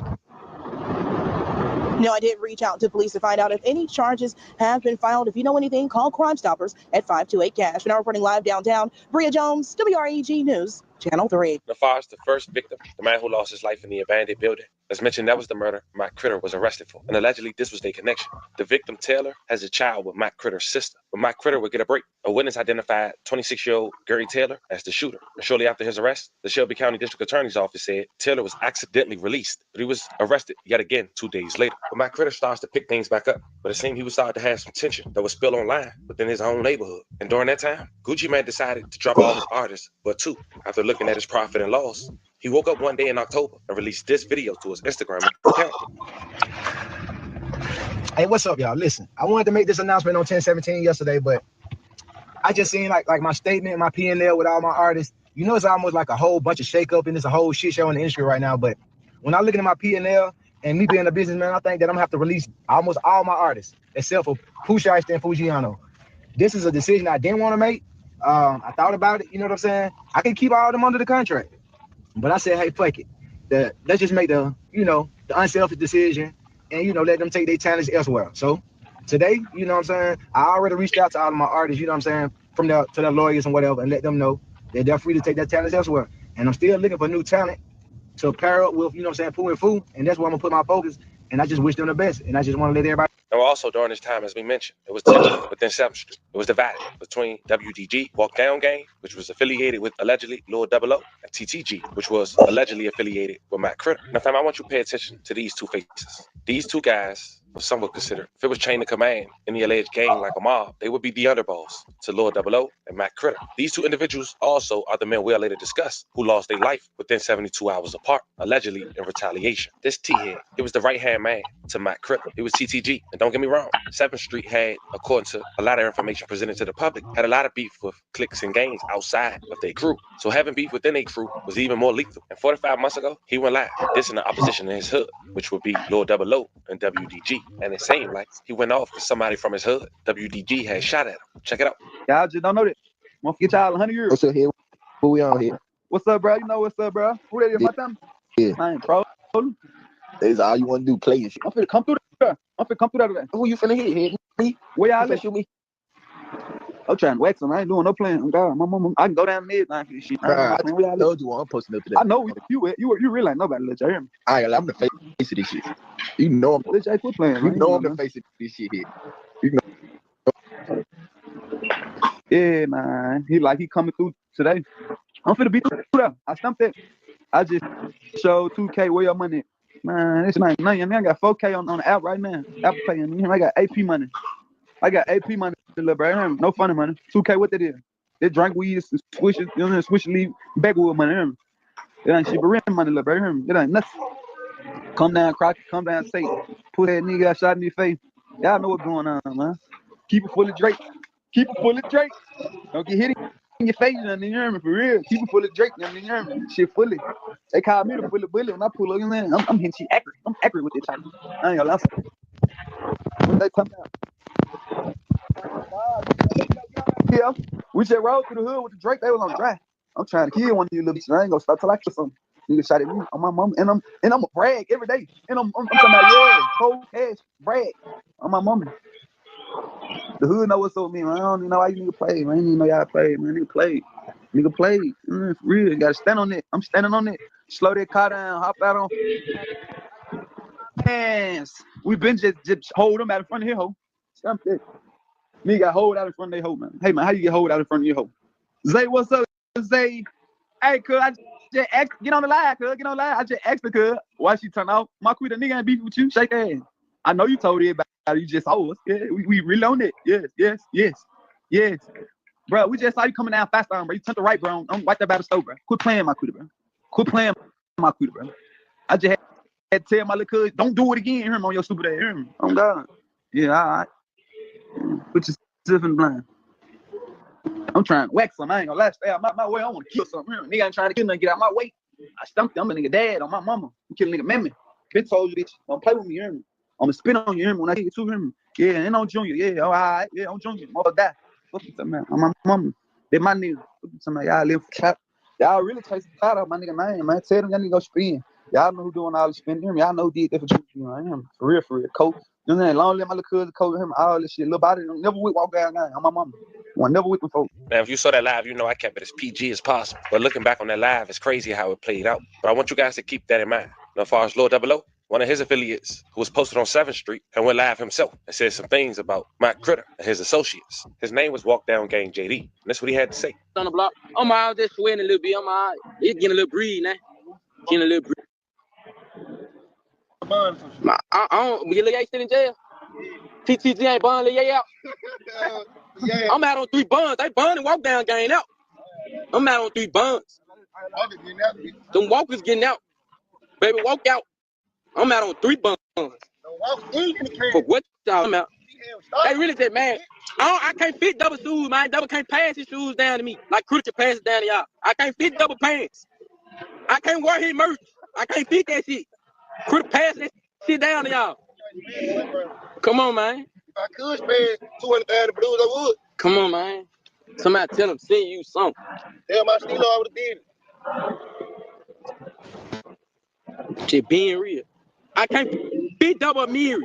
Y'all heard what I said on my song? Told though when I'm on, one of mirror go spin check on Drakes and switches. For real. Them folks said Walk Down Gang versus Pass Down Gang. Them folks hard on them folks. I got 8%. Junior boss of my blood cousin. Double been around me. Double blood can't make me and double no close. So you see where the tension coming from, all within. With everything coming on social media, it prompted an interview to hear from the horse's mouth himself, Matt Critter. He did an interview with Wiki. I'm gonna leave the name of his platform in the upper right corner. It's a dope interview. It's about an hour long. You guys should head over there and check it out. But I want to show you guys this 4-minute clip of Matt Critter explaining how the beef within his own neighborhood has started. Check it out. That's what's up. So what's the situation like with you and 00? That's a crazy situation every week. Yeah. It's a crazy situation. I ain't gonna double. That's my double. Man. Y'all niggas just young niggas, bro. Hear me? I ain't gonna count like. Yeah. I got love for 00. Like I love the 00 like a real little brother, bro. Hear me? Yeah. But he little brother, like your little brother just got it up by a transgender, bro. Hear me? Like in the transgender exposure, little brother on camera and everything, getting it suck the little baby walk, young nigga. Hear me? The transgender exposed him getting it suck. So it's like your little brother, your best friend, baby walk down JD. He in paperwork snitching on the 400, young nigga. Hear me? You in black and white snitching on our ops. Walk down JD. You the police, hear me? Like so your whole little entourage they wrecked, hear me? Like then young nigga, you lying like you took something from me. Ain't no nigga on this planet took something from me. I'll be back in jail right now. Hear me? Wait, I'll be locked up right now. Nigga took something from me. Nigga ain't took nothing from me. Hear me? Nigga going around clout chasing. The simple fact, 00, you letting your little junkie pillhead and little brother go around like he took something from me. What the fuck? Is you stupid? Is he stupid? Dang. I ain't know it was all. I didn't even know nothing about the situation. You know what I'm saying? Like you let your little brother lie like he took something from me. Cause you bullshitting, cuz. Come on, this young nigga. Bitch, young nigga, I raised your little ass. Young nigga, hear me? I helped you. 00 ain't helped you. Nigga, when 00 ran to Miami, I'm the one that helped your little guy baby walk. Hear me? But 00 down there, without around them niggas, I had nobody around him. No members, nobody, number new niggas. Hear me? If you beat 00, he ain't got that LBG charm. Hear me? Go look at his page. He ain't got that. Go look at his store. He ain't got that LBG charm no more. Hear me? Get what? Yeah. Damn. Pluto don't salute whole shit. Pluto like, why you ain't got 700 around you? So you saying If 00 had 700 around him in Miami, he wouldn't even be on the ankle bracelet. He wouldn't even went to jail because he wouldn't know why. You niggas so loyal and thorough, they would have took them charges. Nah, that's my shit. He ain't got nothing to do with that. Get with 00, so you so stupid. You so square poop butt. You got niggas around you from Atlanta, Miami. These niggas don't even take no charge for you, man. Nigga, hear me? These niggas don't shoot. These niggas just around you for the clap. These niggas just around you to get what they can get about your dumb ass. Back it up, you hear me? But these young niggas down here in Memphis ready to shoot at the sheriff about you. Hear me? These young niggas ready to crash out about you. Hear me? Do whatever about you. Hear me? But you ain't even got these folks around you. Hear me? You ain't seen these folks back a car, a boat, or nothing. I'm the one down here helping these young niggas. Hear me? And then when the young nigga play like that, young nigga, I let you wear a chain. You lost my chain. Hear me? You lost my chain. And the little bullshit, you know what I'm saying? We went to look for it. You go back and lie to everybody like I tried to shoot you on your head. Why would I do that to you, young nigga? You is my young nigga. I raised you. You think I'm mad about something materialistic like a chain, huh?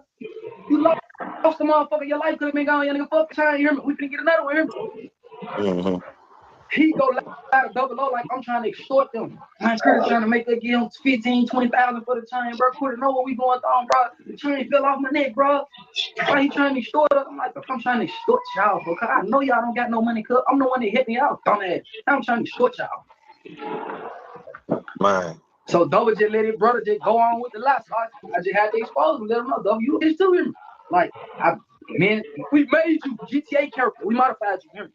Like, you ain't no gangster, you ain't no gangster, hear me? Like, I ain't that type of rapper to play cool on the media wicked, you know what I'm saying? To make it look good for the outside, like it's going good on the inside. This ain't that, hear me?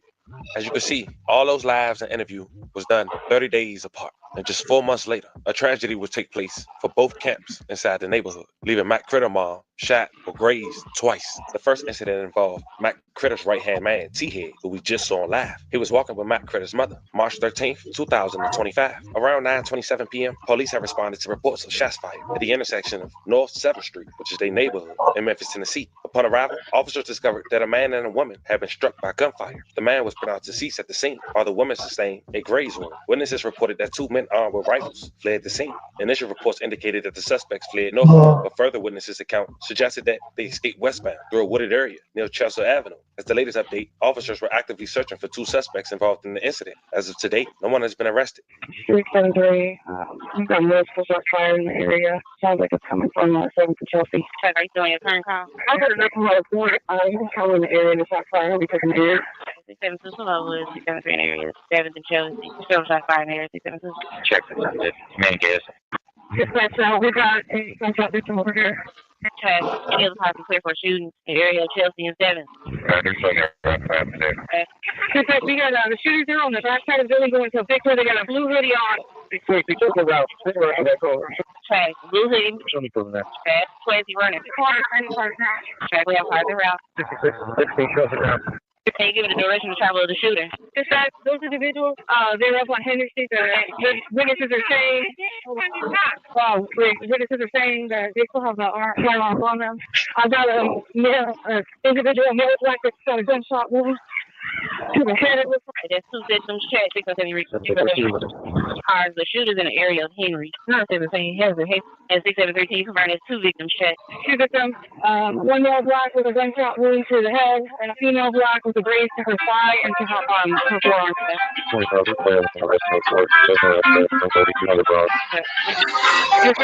The suspect was going to be in a blue hoodie, other was going to be in all black. They were in the Bickford and Henry area. Their arms, they responsible for murder. It's secure for fire department. Secure for fire department. What's the location of the shooter? 686 and description. In the area of Henry, one has a blue hoodie. Call from the air. 692. 692. Just be advised, we received a call from a call daily. I have a callback number advised. He has possible time of footage of the incident that occurred. Those are 3 male subjects. 1 male black dread, black t-shirt. 2nd subject male black hoodie. 3rd subject unknown description. They was occupying a Dodge Charger red in color. They left from the complex. He's standing by male black wearing brown tan long sleeve shirt at 2A1 Bickford. He has video footage of the incident. Okay, check. I'm speaking with a witness now. She said they ran westbound on Chelsea in the field area with a bunch of trees. 2 male blacks and all black carrying rifles. Check. All parts of real information. Chelsea runs. Still parts of Chelsea. 692. She was unaware of the streets. She just knows they ran from the scene to a field. Following breaking news tonight at 6 o'clock, a shooting in the Snuff District leaves 1 man dead and a woman hurt. The scene just north of downtown Memphis on Chelsea Avenue. An MPD colonel on the scene telling Action News 5 shots came from inside the business and hit the man outside the store as he was about to walk in. Police can only tell us they're looking for 2 young black men who were seen running out of the store.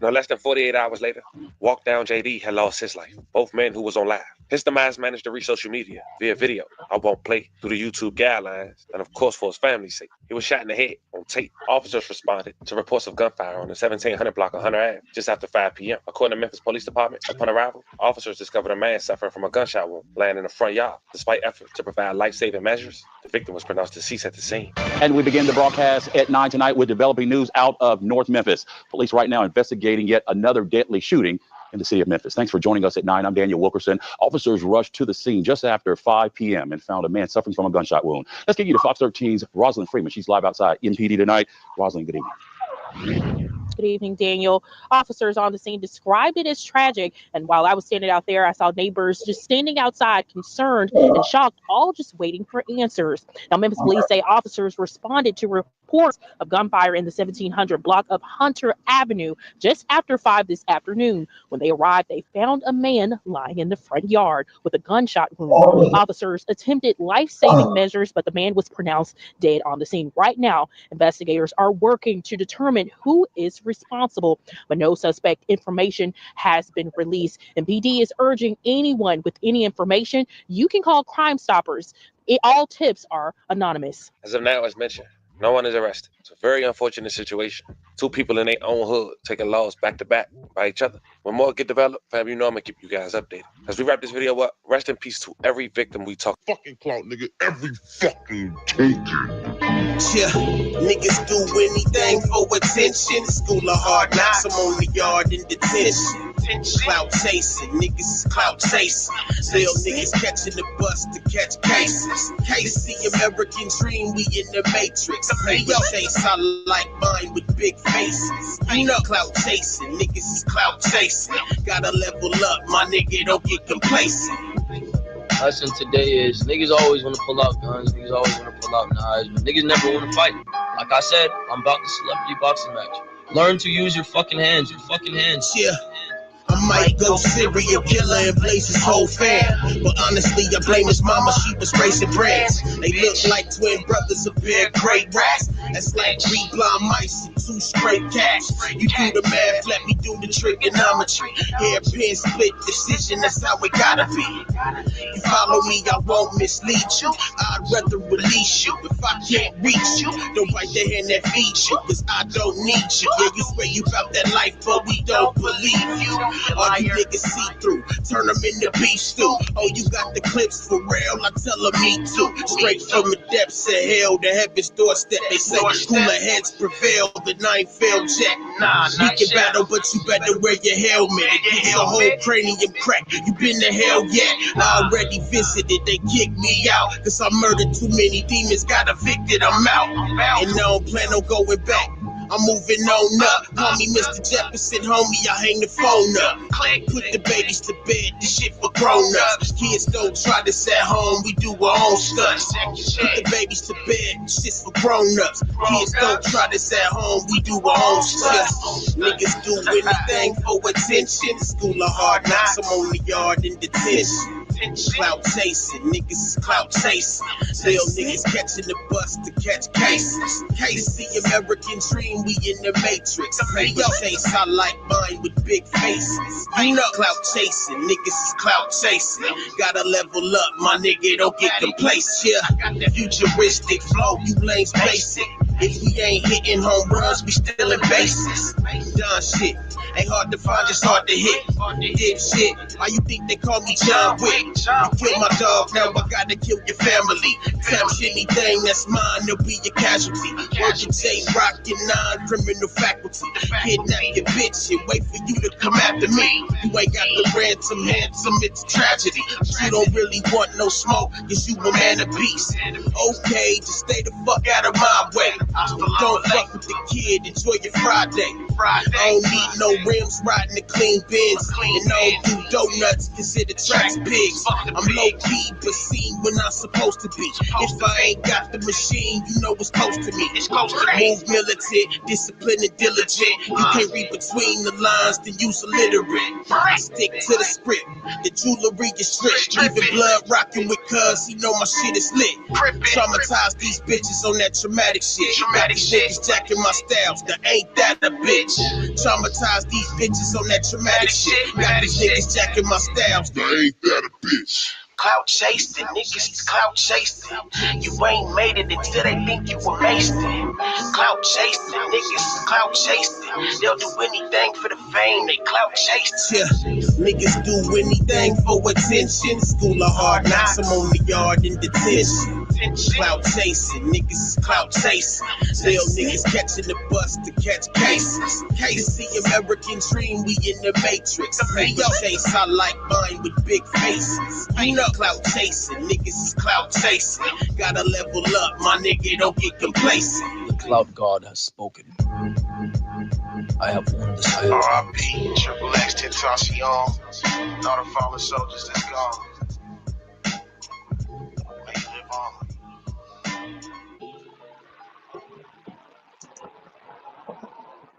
Look here, man, the street lights on and our boy still ain't come home yet. I guess I'm gonna have to get out here and go find him. Hell is you talking about? My brother ain't your business no more. Like hell. Yeah, he ain't into me for 2 G's either. And I ain't about to put some real hot shit in his chest, you know what I'm saying? Niggas say they wanna dance. My hammer make them do the running man.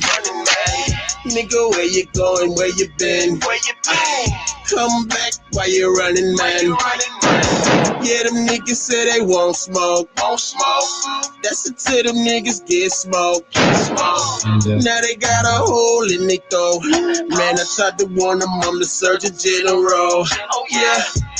Niggas say they wanna dance. My hammer make them do the running man. Nigga, where you going? Where you been? Come back while you running, man. Yeah, them niggas say they won't smoke. That's until them niggas get smoked. Now they got a hole in their throat. Man, I tried to warn them I'm the Surgeon General. Oh yeah, in your neighborhood, got the ride cleaned up. Kids running up to my ice cream truck.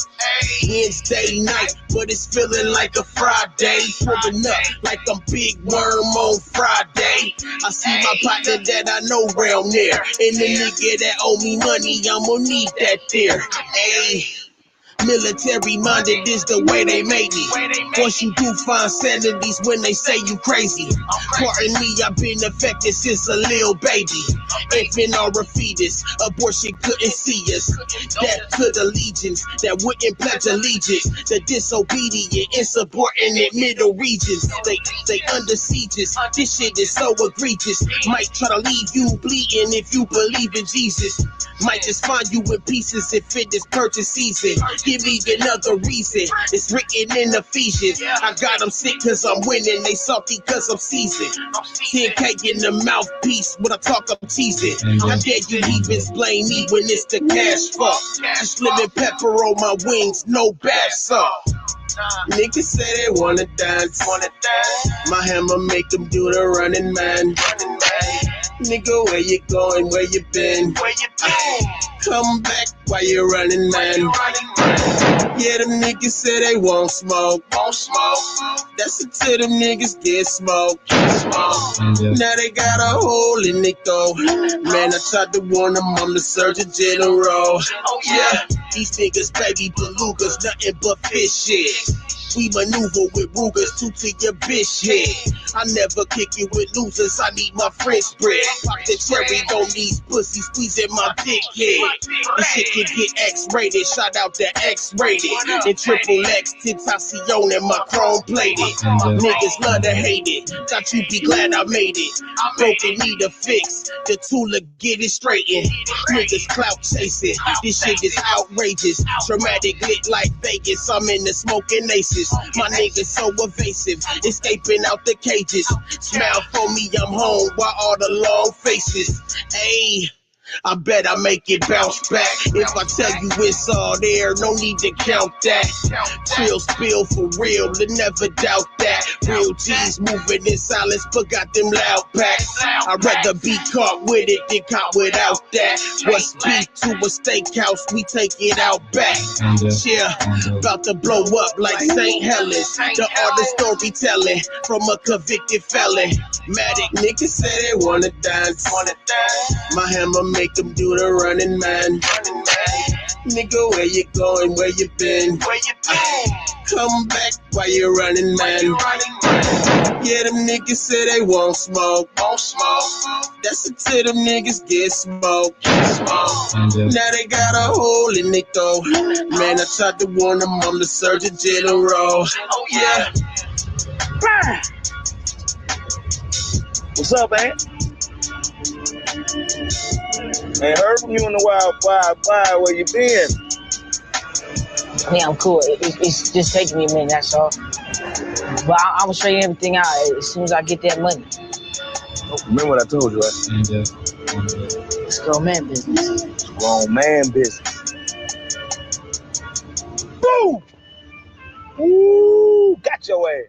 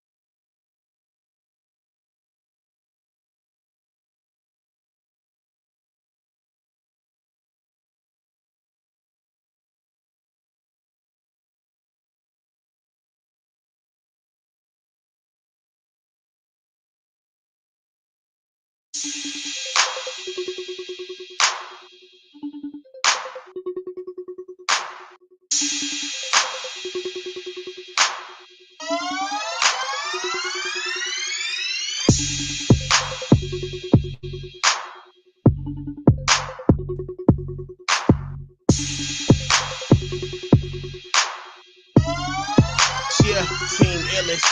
I get it, flip it, bag it, sell it. Supply and demand, yeah. Supply and demand, yeah. Supply and demand. Take her, break her, make her, sell it, yeah. Supply and demand, yeah. Supply and demand, yeah. Supply and demand. How much will I make? No telling. Supply and demand, yeah.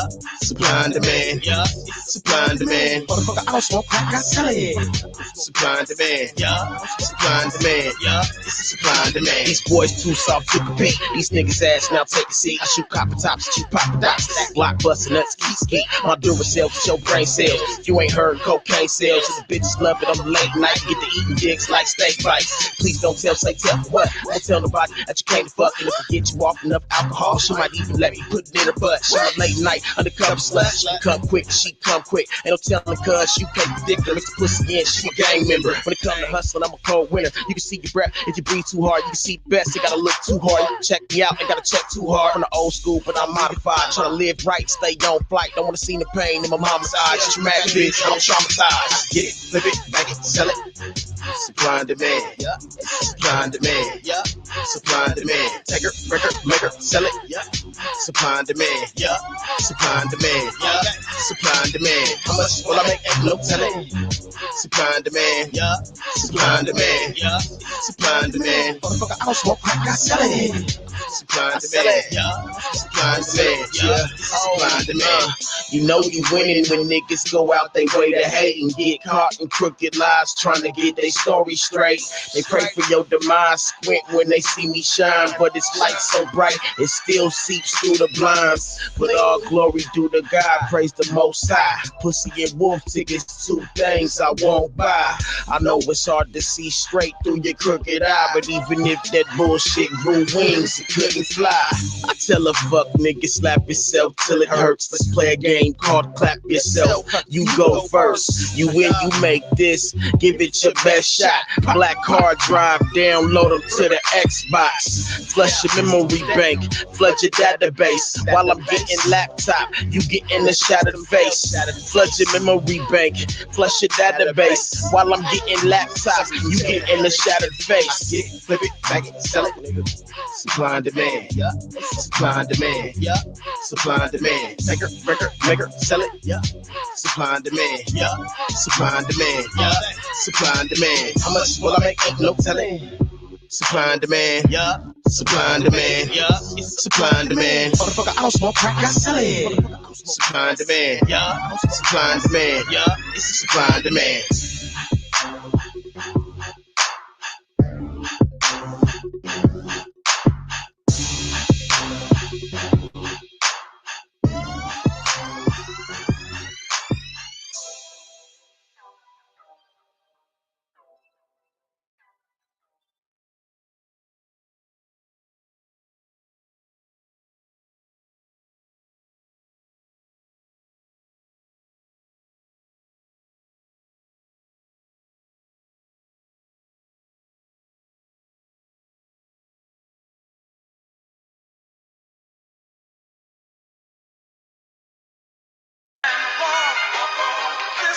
The big story here tonight, the story concerning Michael Jordan's physical conditions. This Jordan arriving about 2 hours ago. He is suffering from flu-like symptoms. Made his way onto the court just moments ago, and as you see right here, looking a bit shaky. He was up all last night. Bitch looking like told the bank, give me 10 large, bitch. I don't play, boy, I go hard, bitch. In the kitchen whipping that hard, bitch. I'm the head nigga in charge, bitch. Told the bank, give me 10 large, bitch. I don't play, boy, I go hard, bitch. In the kitchen whipping that hard, bitch. I'm the head nigga in charge, bitch. Yeah, it's Trama gang in this motherfucker. My case late, Drama King's out this motherfucker. The heat keeps them, got them learning from shell. I'm the bitch, I've been hot like the furnace in hell. Well, what do we have here now? Hell Mary, since you niggas playing pussy, I'ma pop that cherry. Hit you with the halo, you bitches better lay low. I'm a soldier boy riding with that big Draco.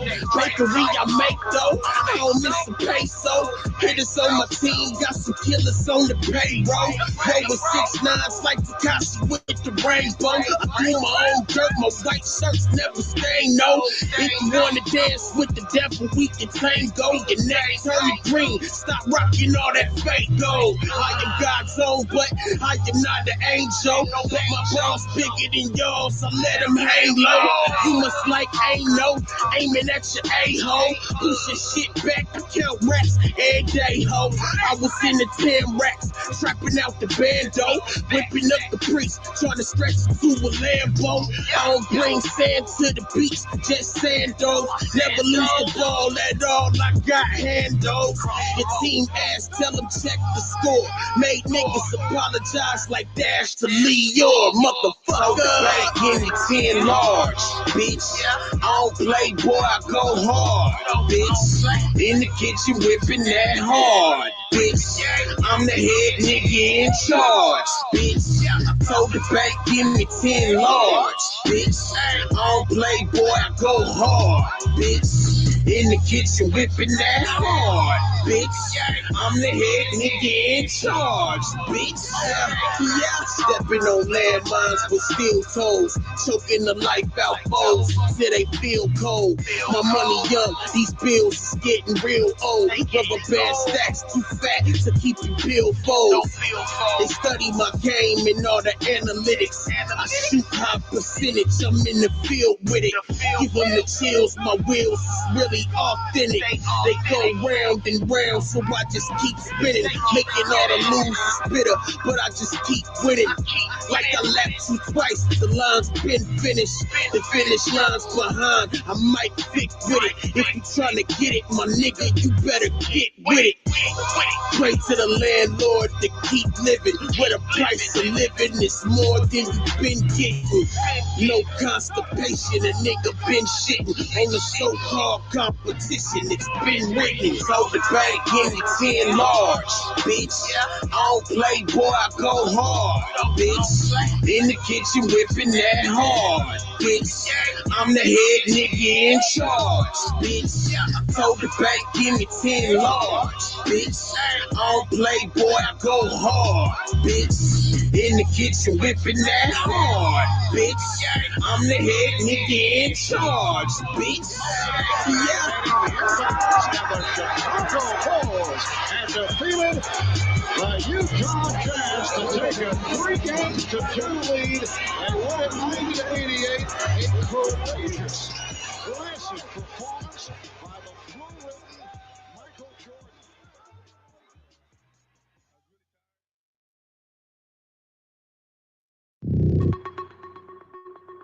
Yeah. I got enemies. Hey. Got enemies. Infinite energy. These niggas.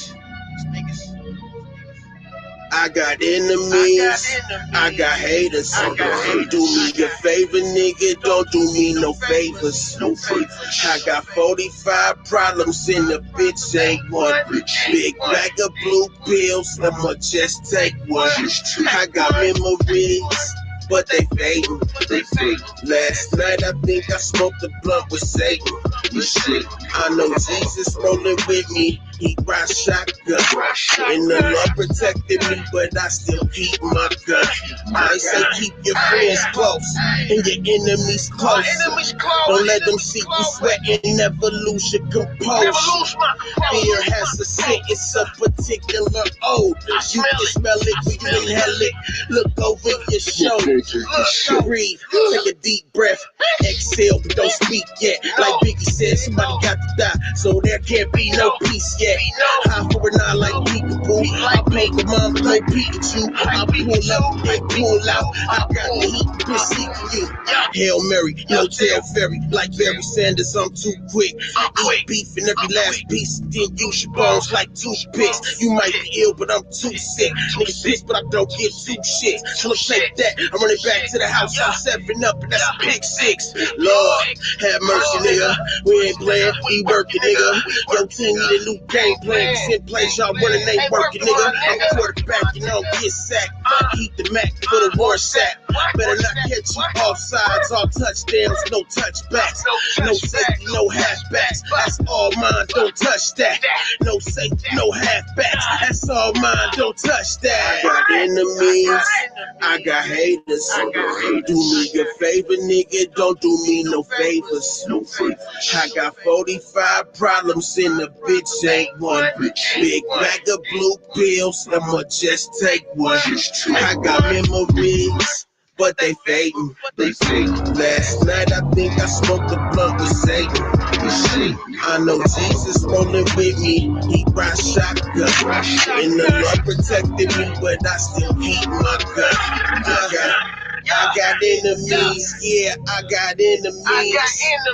Sipping cognac and I don't even drink. I got enemies, murder all my enemies. Like I'm trying to drown my problems with this Hennessy. Now wait, hold up. Then I got a front phone, serving up the back door. Smoke out niggas like blow with tobacco. You don't really want smoke with a psycho, but we keep it on the low for the 5-0, fuck 12. We bust L's, everything must go like a ride sales. Nigga, I said everything sells. Ferris Bueller, no days off. Hustle hard, the shit pays off. Got black, white, got hard soft. Anything you need, but the shit costs. I got enemies, I got haters. Do me a favor, nigga, don't do me no favors. I got 45 problems in the bitch ain't one. Big bag of blue pills, I'ma just take one. I got memories, but they fading. Last night I think I smoked a blunt with Satan. I know Jesus rolling with me. He ride shotgun. And the Lord protected me, but I still keep my gun.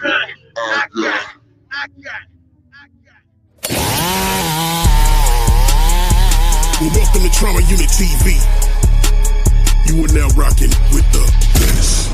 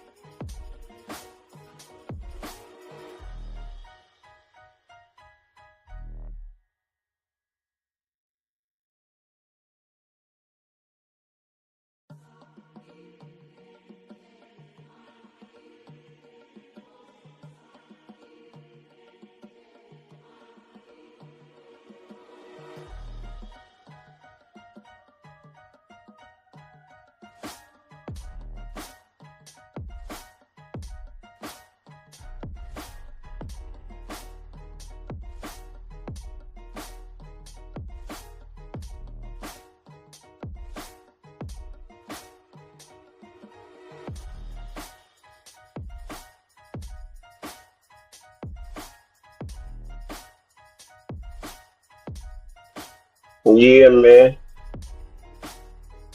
Hey, man, what's cracking with my peoples, man? Shit. Just up in this motherfucker chilling, man. Early morning, late night, early morning, whatever you want to call it. Yeah.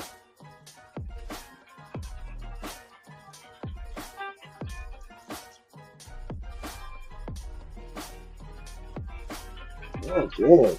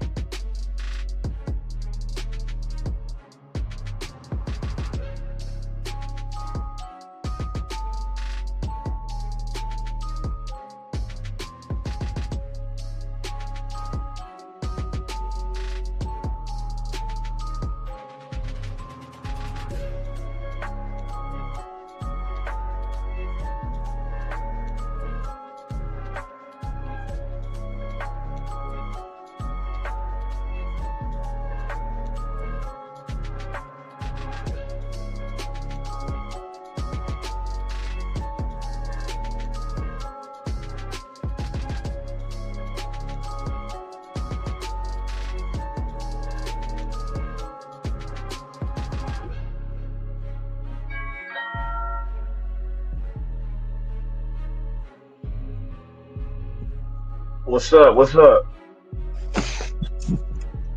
What it do, bro? What's good with it, man? Shit. Shit, chilling, man. What's up with these niggas, man? These days, bro.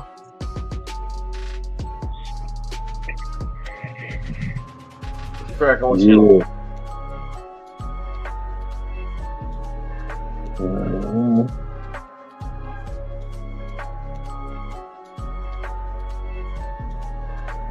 Hey. Hey. You hear me? Yep. Yeah, man. I don't know, man. You know, motherfuckers is you know, some niggas is motherfucking on some goofy shit. Some niggas is, you know what I'm saying, clout chasing. You never know, man.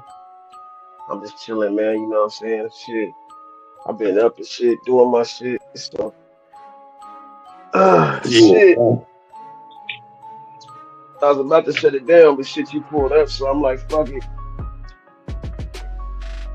Hell yeah. Yeah, these niggas.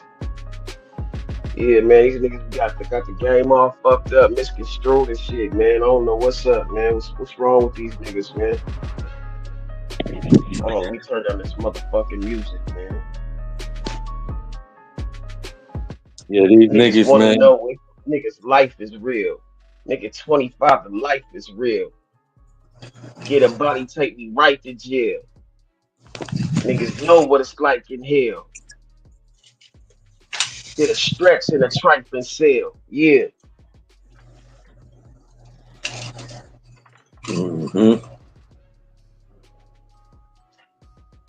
Yes, sir. Speaking on last time, man, like I had to pull up because I had to let it be known from last time. You know what I'm saying? When old boy had got on here asking about LaShonda and shit.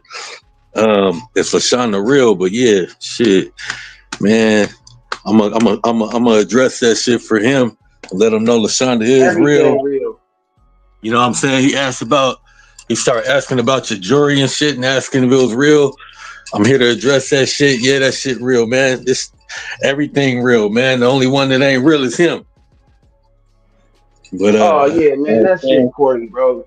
Yeah, bro. Like I was trying to explain it to that goofy, like, don't nobody answer questions to niggas that they don't know.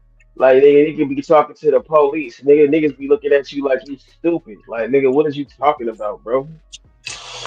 Like, yeah. yeah, So that like, nigga's yeah, man. fun, bro. Hey, the nigga did exactly what I told you he was gonna do. He went and made a live. You know what I'm saying? That's why, nigga, I just be making fun of that shit. And I was like, nigga, hey, nigga, I'm still in bars and beats. I'm doing all that. Like niggas would just say anything, man. Niggas be clout chasing like a bitch, bro. Like, I'll be like, what's wrong with these niggas, bro? I don't even understand it. But you could be a fan 1 minute and then a fucking fake ass nigga the next, man. I don't get it, bro.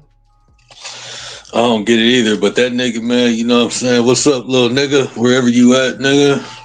What's good, nigga? What's up my face, Niggas, nigga? That little nigga. Yeah, little goofy nigga. bro. Yeah, man. Niggas is goofies, bro. Goof troops and need to motherfucking take a nap, nigga. 'Cause the nigga look like hey, that's why I met hey look the nigga look hey is asking questions and shit. You see the thumbnail and shit? That's what the nigga remind me of, nigga. Yeah, man. Little goof troop ass nigga, man. Bring him in for questioning. We want to question him. Nigga, like, come on, bro. You got better things to do? Like, yeah. The back chat stalker. Right. Got bigger and better things to do, man. Got bigger fish to fry and shit, man. You know what I'm Yeah, saying? man. Niggas be thinking like, who the fuck is you niggas to question a nigga anyway, bro? I be like, nigga, who is these niggas, bro? Like, where did this nigga come from? Hey, but that's the thing though, bro. Like, when a nigga switch up that fast, bro, it's like you just obviously trying to get some clout. You obviously just trying to motherfucking get some momentum. And you know what I'm saying? Like, there's other ways to go about it. Nigga, they trying to use a nigga name or trying to use, you know what I'm saying? Like, that shit corny to me, bro. It don't make you look like nothing but what you is, a fucking clown, nigga. You can't be a dick rider 1 minute and then a motherfucking party pooper the next, and then a motherfucking hater the next. Like, that shit's weird. Just a little fuck boy, that's what he is. Yeah, man. We beat up niggas like that. On some real shit. We ain't got time for your fuck boy. Ain't got time for that fuck shit, bro. You know, it's all motherfucking it's all fun and games till somebody get hurt. Like, you know what I'm saying? Like, nigga, these niggas can't get touched on this internet shit, so they feel like they at a motherfucking safe distance. You know what I'm saying? They feel like they safe. Nigga, you ain't safe, nigga. Nigga, you ain't safe on these motherfucking YouTube streets or these motherfucking real streets, bitch. Hey, these niggas ain't never been nobody in real life though. That's what it is. You ain't You know what I'm safe. saying? You ain't safe, boy. You heard me? Mm-hmm.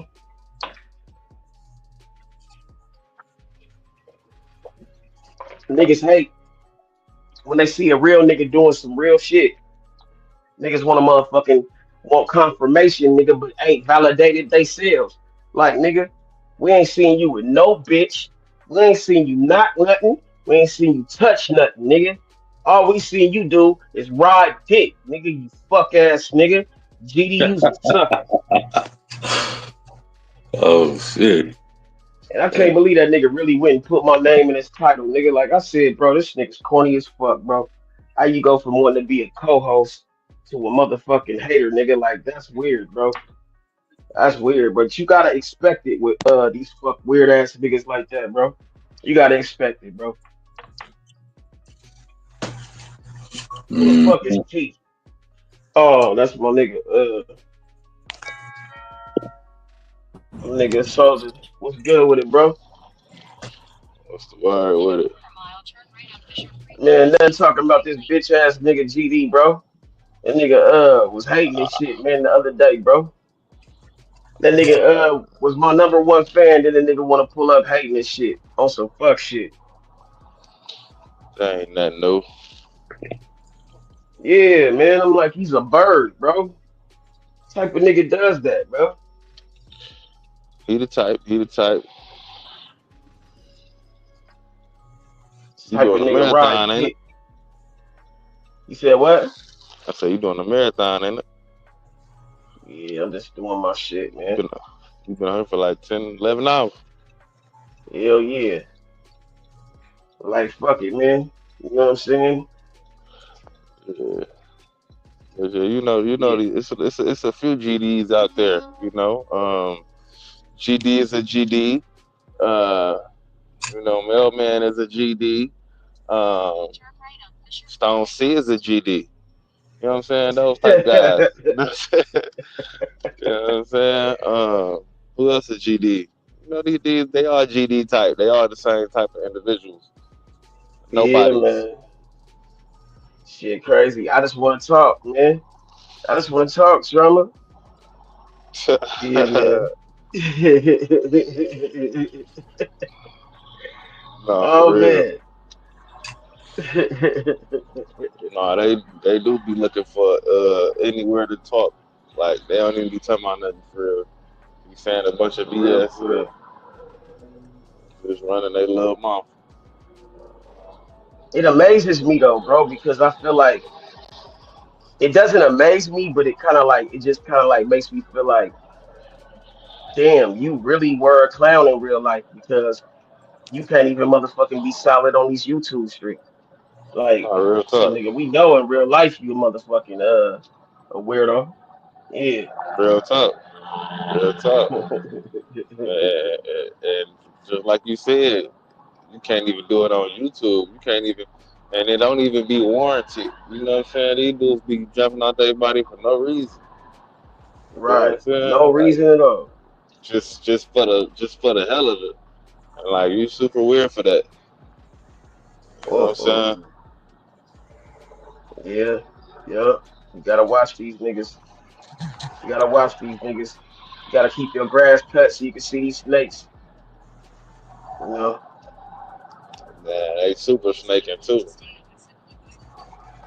They super snaking.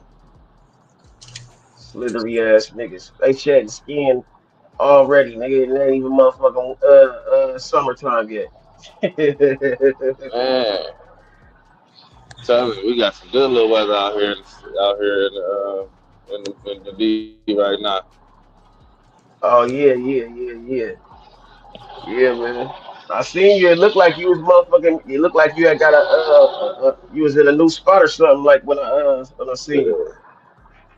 Yeah, keys and trees, man. Keys and trees, yeah. Yeah, I'm talking about, congratulations, man. That's how you supposed to do it. oh Keep it yeah, for moving. sure.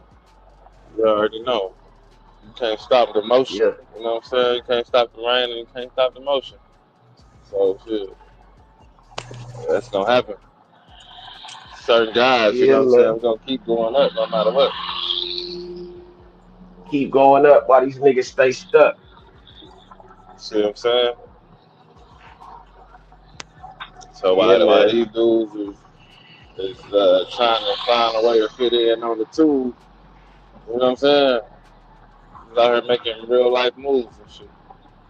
Real life moves. You know what I'm Yeah, man. saying? Yeah, man. That's why you gotta keep doing what you do. It's even better that you restarted.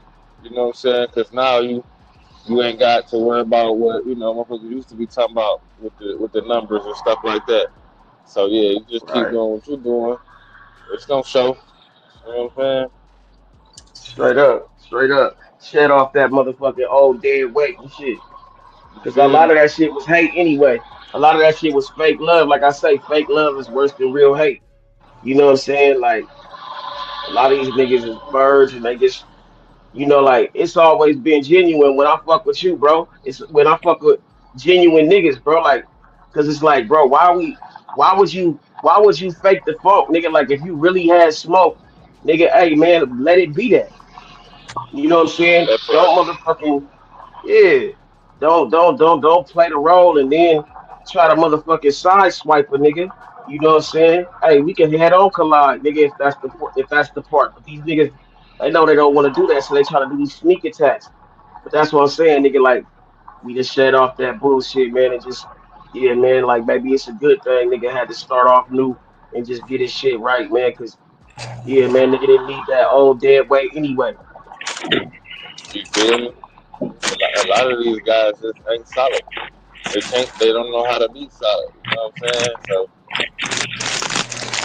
that's just what's going on. Now, I don't know what in a person's brain make them be that type of way, but hey, it's a lot of these people that's like that.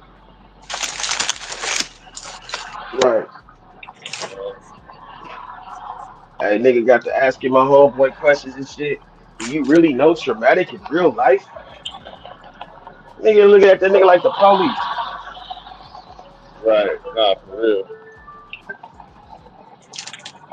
Oh, that's what they were saying in the chat. Not they saying, just that nigga. Oh, weirdo. I Yeah. mean, like I said, man, GD, he a type of individual. You know what I'm saying?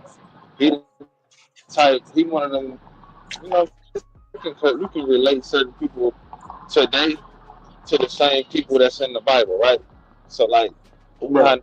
how them individuals hated on Jesus because he was magical and all that. Yes, GD yep, was one of the yes, sir. haters. You know what I'm saying? Yes, sir. GD was one of the haters that hated on Jesus. You know what I'm saying? So you know what I mean? Judas ass nigga. Yeah, man. So when you got people like that still existing, 225,000 years after Christ, you know what I'm saying?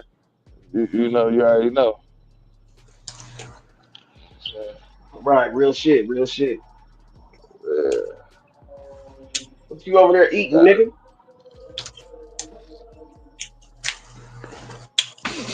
I mean, motherfucking a damn GD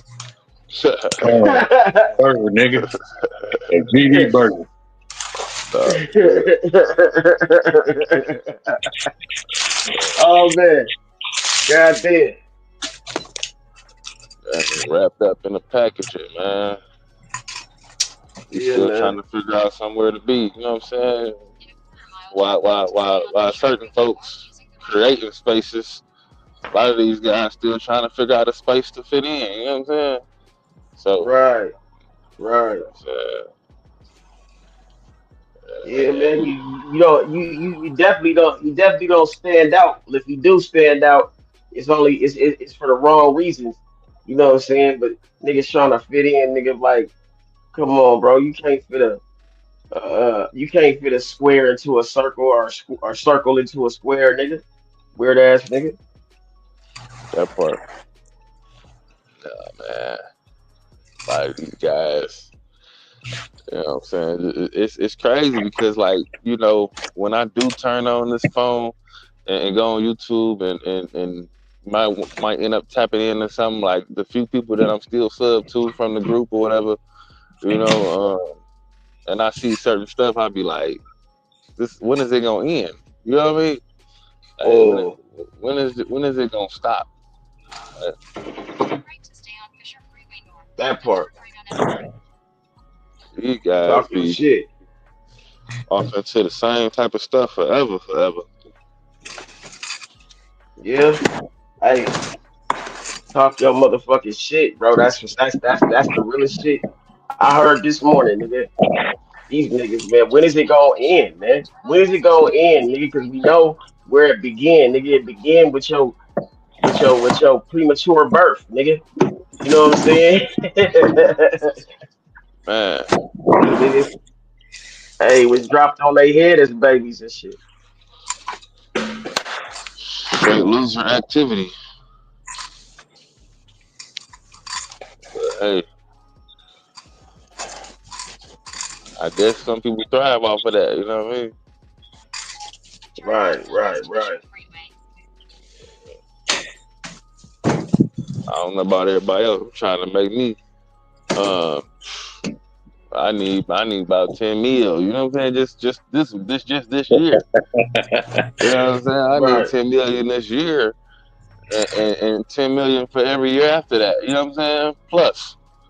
So right. that's where my head at. You know, That part. man. I'm trying to figure out how I can make that happen. Yeah, man, 10 mil, nigga, would be nice, bro. Like, you know what I'm saying? Like, honestly, though, nigga, like, let's get 100. Like, You but see 10 mil exactly. is a start. Yeah, You know what I'm saying? 10 mil is a good yeah, start. Definitely yeah. want to get 100. I mean, the crazier part of it all about, bro, is like money not even everything. But I'd rather be focused on doing something that I can actually do some more stuff with than something that ain't talking about nothing. You know what I mean? That part. Some people be on that type of time where they'll do anything to be doing anything and they gonna get them nowhere. You know what I'm saying? The whole time you could use that energy to really figure out what you're trying to do with yourself. Right. So, Yeah. What is you shit. doing with your life? Like, where's niggas planning on going, nigga?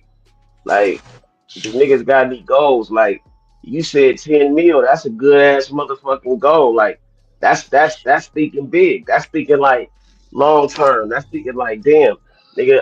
I'm setting my focus on motherfucking being successful and being innovator or being somebody that can like leave something for my kids, a legacy that can be followed. That can be like you know what I'm saying. Set the bar and you know what I'm saying, raise the bar.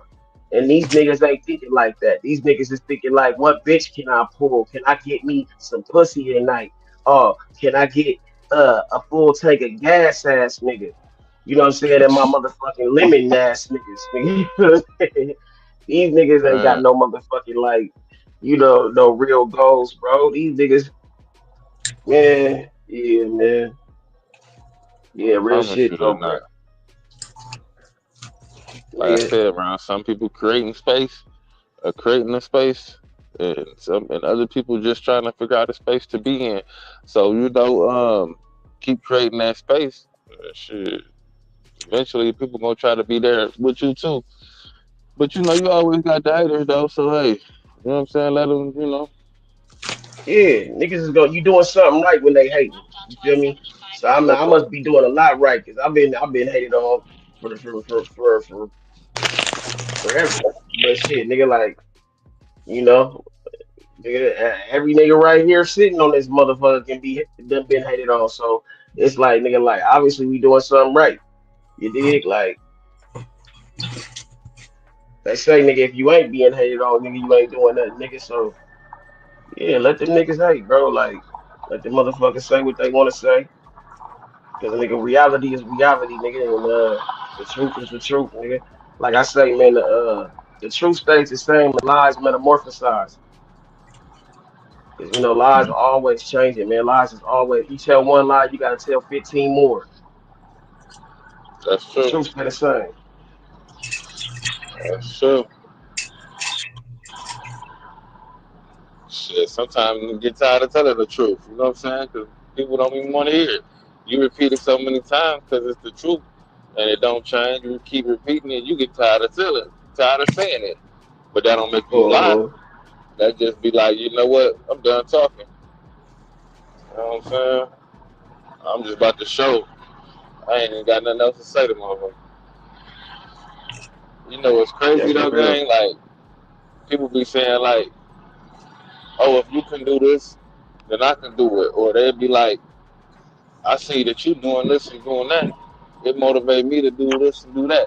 And I be like, in my head, or sometimes I tell them straight up, like, I don't even want you looking at me like that. I don't even want you to idolize me or be motivated by me because at the end of the day and at the beginning of the day, it ain't easy to do what I'm doing. That's number one. Number two, what works for me ain't gonna work for everybody else. That And part. and when you going out into the world and you mimicking me, you don't mention me. So don't copy me. You know what I'm saying? Uh-huh. You're not saying, oh yeah, this one person that I know from this place motivated me to be like this or do this or do that. When people say, oh, you doing that, that's cool. You don't mention my name, so don't even tell me that you watching me to get that motivation. You know what I'm saying? Like, Right. and then I don't advise nobody to do that no way, because if you watch somebody to get motivated by them, you know what I'm saying? Take what you Huh? can, you know what I'm saying, from somebody who trying to give out the game, but don't take everything, because if you do that, then you got to keep watching that person. You got to forever watch that person to keep getting Uh-huh. game from them. You never gonna do your own thing. You got to figure out how to take a little bit and then do your own thing with it. You know what I'm saying? Right. Take a little bit, do your shit, and keep it moving. Nah, for real. You don't want to be a repeat of the next mofo, because it's never gonna work the same way that it worked for them for you. So, uh, dude told me that the other day. Talking about, if you can do it, then I can do it. I'm like, bro, that don't mean that. That's not what that means. Just because I do Right. something, that don't mean you can do it. This what Right. you see ain't happen overnight. Um, this ain't no wake up and just all of a sudden here we are. Nah, bro. Right. You know what I'm saying? And this shit is Sacrifices had to be made. yeah. You know what And that's what I'm makes it beautiful. Nigga actually motherfucker had to work for this shit. Had to take time to mold this shit and build this shit. Nigga, Rome wasn't built in one motherfucking day, nigga. saying? For real. It's not no overnight, you know what I'm saying, one hit wonder type situation, man. Nigga had to fail a lot before I even start to see some success. You know what I'm saying? That part. You know what I'm saying? It's That not part. about the failures though, it's about what you do when you take them L's. It's about how you bounce back from them. Hell yeah. Cause nigga, every L ain't gotta be a loss. It could be a lesson. You know what I'm saying? Like, and nigga, that shit, nigga, make a nigga better. Nigga, come back harder and last longer, nigga. You know what I'm saying? That part. But always learn though. Don't just keep losing and then don't do nothing different, or don't, keep making terrible decisions. If you know you got a bad Mm-hmm. track record with making decisions, well, you need to just pull back from making decisions and just fly straight for a minute. You know what I'm saying? Yeah. Right. You know what I mean? You ain't a good criminal, or you ain't a good rapper, or you ain't a good whatever. You know what I'm saying? Whatever it is, it may be. If you keep making bad decisions, you might need to just do what works. You know what I'm saying? Whatever it is, bro. Like that shit crazy. Yeah. Like if you're not good with money, stop trying to. You know what I'm saying? Stop trying to take your $400 paycheck and flip it. Stop trying to flip it. Just save it. You know what I mean? Like you Yeah. keep you, you know what I'm saying? You done took that $500 paycheck and you done bought ounce of weed 3 times and didn't double up on none of them. You need to Ended stop up trying to smoking up all the weed. just stop it. Just save that money, man. And Yeah, man. stack it up, and then work on your credit or something. Shit. Yeah, man. Why you buying all them ounces and shit, knowing you gonna smoke them and not get that money up? You basically, nigga, you just supporting your habit, nigga, and then that habit gonna turn into a motherfucking a crutch or an inhibitor, or you know what I'm saying? Yeah, You almost you almost like, you know what I'm saying, derailing yourself from getting to your destination, nigga, when you thought that you was really gonna go somewhere with man. You ain't got no clientele. You talking about I'm about to get a pound of weed. Who you gonna sell it it. to? You know what I'm saying? Boy, it's 2025. You still trying to do stuff that people was on in 2000, early 2000s. Like, man, Right. All these dispensaries out here, nigga, your ass trying to sell them little ass 10 bags. Nigga, knowing damn man, well, nigga, they selling 3.5 for $15 at the dispensary. You can't compete with that. You can't compete with that. Like, what? They're still Boy, they out you here ain't selling bumped nickel up the ball. cocaine yet. You feel me? You got to get at least 2 pounds, and you got to pay $500 for it to compete with a dispensary. Come on, Right. man. Nigga, you better off getting a motherfucking quarter of some pie. Man, and yeah, at least there ain't no legal places to go to get that. Yeah, but they have more risk. You know, have more risk and all of that. Yeah, man. Well, yeah. They say, man, you know, it ain't the risk part of being an entrepreneur is taking a risk. You know what I'm saying? It's just taking the risk for, you know what I'm saying, the right reasons. You know what I'm saying? But shit, yeah, you're right, bro. Yeah, that's the biggest part of entrepreneurship. That's literally Yeah, what it is. It's person literally. ready to do that. Whoever willing to take that risk to try to make that happen. So I mean, it's good and bad and everything, but decision making is we don't got a good track record with something, man. Try something else. Yeah, yeah. And it's okay to try something else too. Like it's okay to Yeah, not, you know man. what I'm saying, like be stuck on one thing, bro. That's a fact. Just take me for example, bro. Like I used to make the music all the time. I got projects coming out. I got music coming out, bro. I ain't made no song since we made a song. You feel what I'm saying? Right. And, and I ain't even thinking about it. Sometimes I wonder, like, do I still got it? You know what I'm saying? But I guess we'll see when I get to that point where I reach the goals that I got set right now, and I turn on that Right. mic again. You know, we'll see. I ain't gonna wait too much longer though. I'll probably drop something. Shit, I don't know. Maybe next year or something. You see how I said Right. next year, and it's March. Yeah. That's how far Yeah. ahead I'm thinking, bro. You know what I'm saying? Yeah. Like that's how far ahead I got. You got to really be thinking. Like tomorrow ain't far enough. That's you just surviving if your farthest thought is tomorrow. Like, Right. come on, bro. Yeah. You gotta think Yeah. bigger than that. Yeah, man. You ain't got no motherfucking it's really like, hey man, to bring up Master P, man, you know what I'm saying? Like he had his right mind when he said no limit. You know what I'm saying? Because nigga, like I'm just using him for an example. He took 10,000 and turned that shit into $100 million empire because he just thought big. Like he didn't have everything together at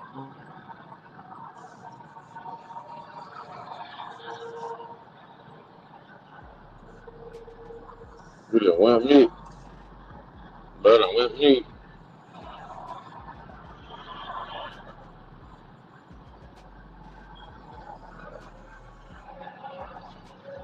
That's my good shit, bro. What's with you, fam? You just started coming around the YouTube strength gang or what?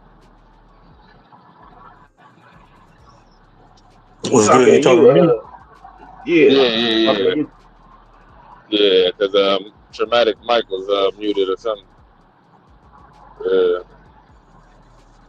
Yeah, I Yeah, gotta run yeah, down. I yeah. gotta run Shit, downstairs real quick. I've I'll been be right around. back. I come around. I come around when I can. And shit, if I ain't, you know what I'm saying, if I ain't at work or doing something productive and shit. Yeah, yeah, real talk. That's what I'm on right now, man. In between two little locations, I gotta go. Leaving one location, hit the next location. So I'm like, shit, let me tap in real quick, buddy, on here.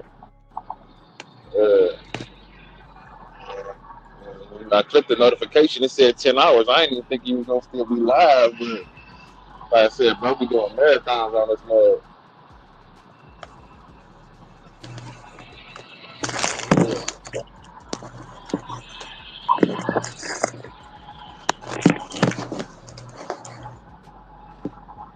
Hell I yeah. had this. Uh,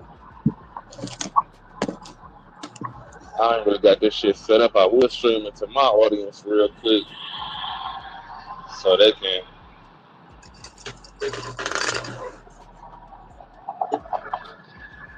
tap in. But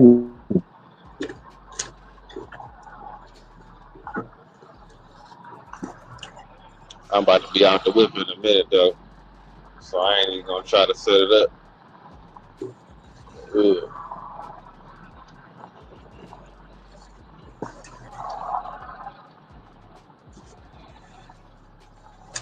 Yeah, what's good with you, fam? You got a YouTube, you got a podcast and shit. Man, I ain't even been on there though. I got a page. It's let me change my name to my page name. But I used to be on here live and all of that. Change it real quick. Yeah, so that's my page name right there. If you want to sub up, definitely. You know what I'm saying? Do that. Eventually, I am gonna start back going live, but like I said, I got so much happening right now. It probably won't be. I mean, you never know. You My know, I bad. I had to can't run say. downstairs real quick. Yeah, you good, buddy. I just went mute. But for some reason, Yeah, it's man. crazy. Hey, this a good nigga to fuck with, man. Y'all nigga, hey, you know what I'm saying? We like minded individuals and shit. You know what I'm saying? I ain't fucking with no more weirdos, man. For real. And they all over the place on YouTube. That's 90% of what's on here is weirdo. Real shit. He ain't never lied. He ain't never fucking lied, bro. Promise. Yeah. Because the real motherfuckers they ain't got time. You know what I'm saying? Or Right. you know, or either they don't got time to really be on here, or they or the ones that's like really creating the shit. You know what I'm saying? Like creating the pages that people get on and creating the content. You know, and some of them be bullshitters. You know what I'm saying? So you know, so yeah, it's a big percentage of mofos that be on that bull.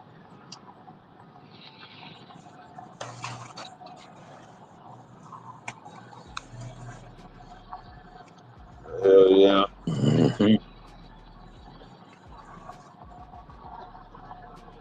I probably will start back going live. I don't even know when. I want to say next year. I want to say everything happening next year. Because I got so much shit planned up all the way to December that, you know what I'm saying, I can't call it this year. I can't call what's going to be going on this year. But next year, it's a lot. I'm going to have some, you know, I'm going to have a couple of accomplishments reached. So that way I can add new stuff to the list of things to do.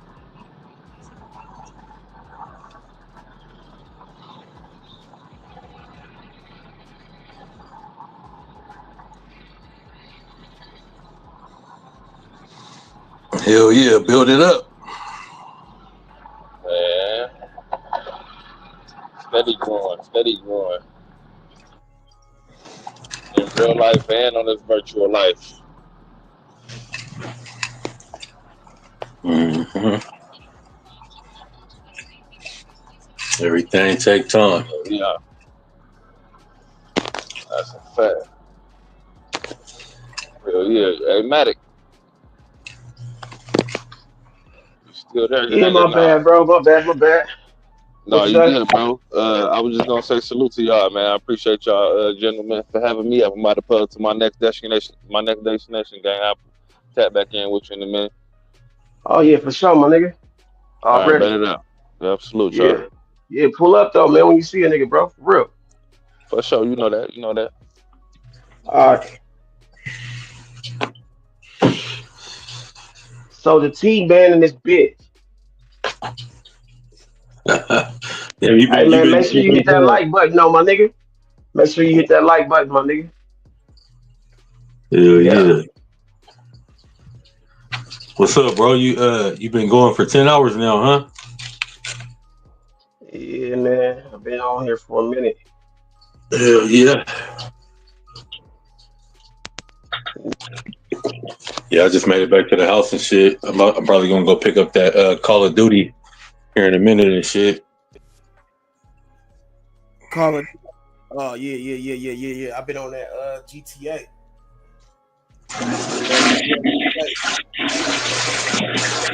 You can go grab that Call of Duty real quick. No. Yeah. Yeah, man. Shit, nigga, that shit, that GTA, that shit cold, bro. That shit be on that. That shit kind of addicting though.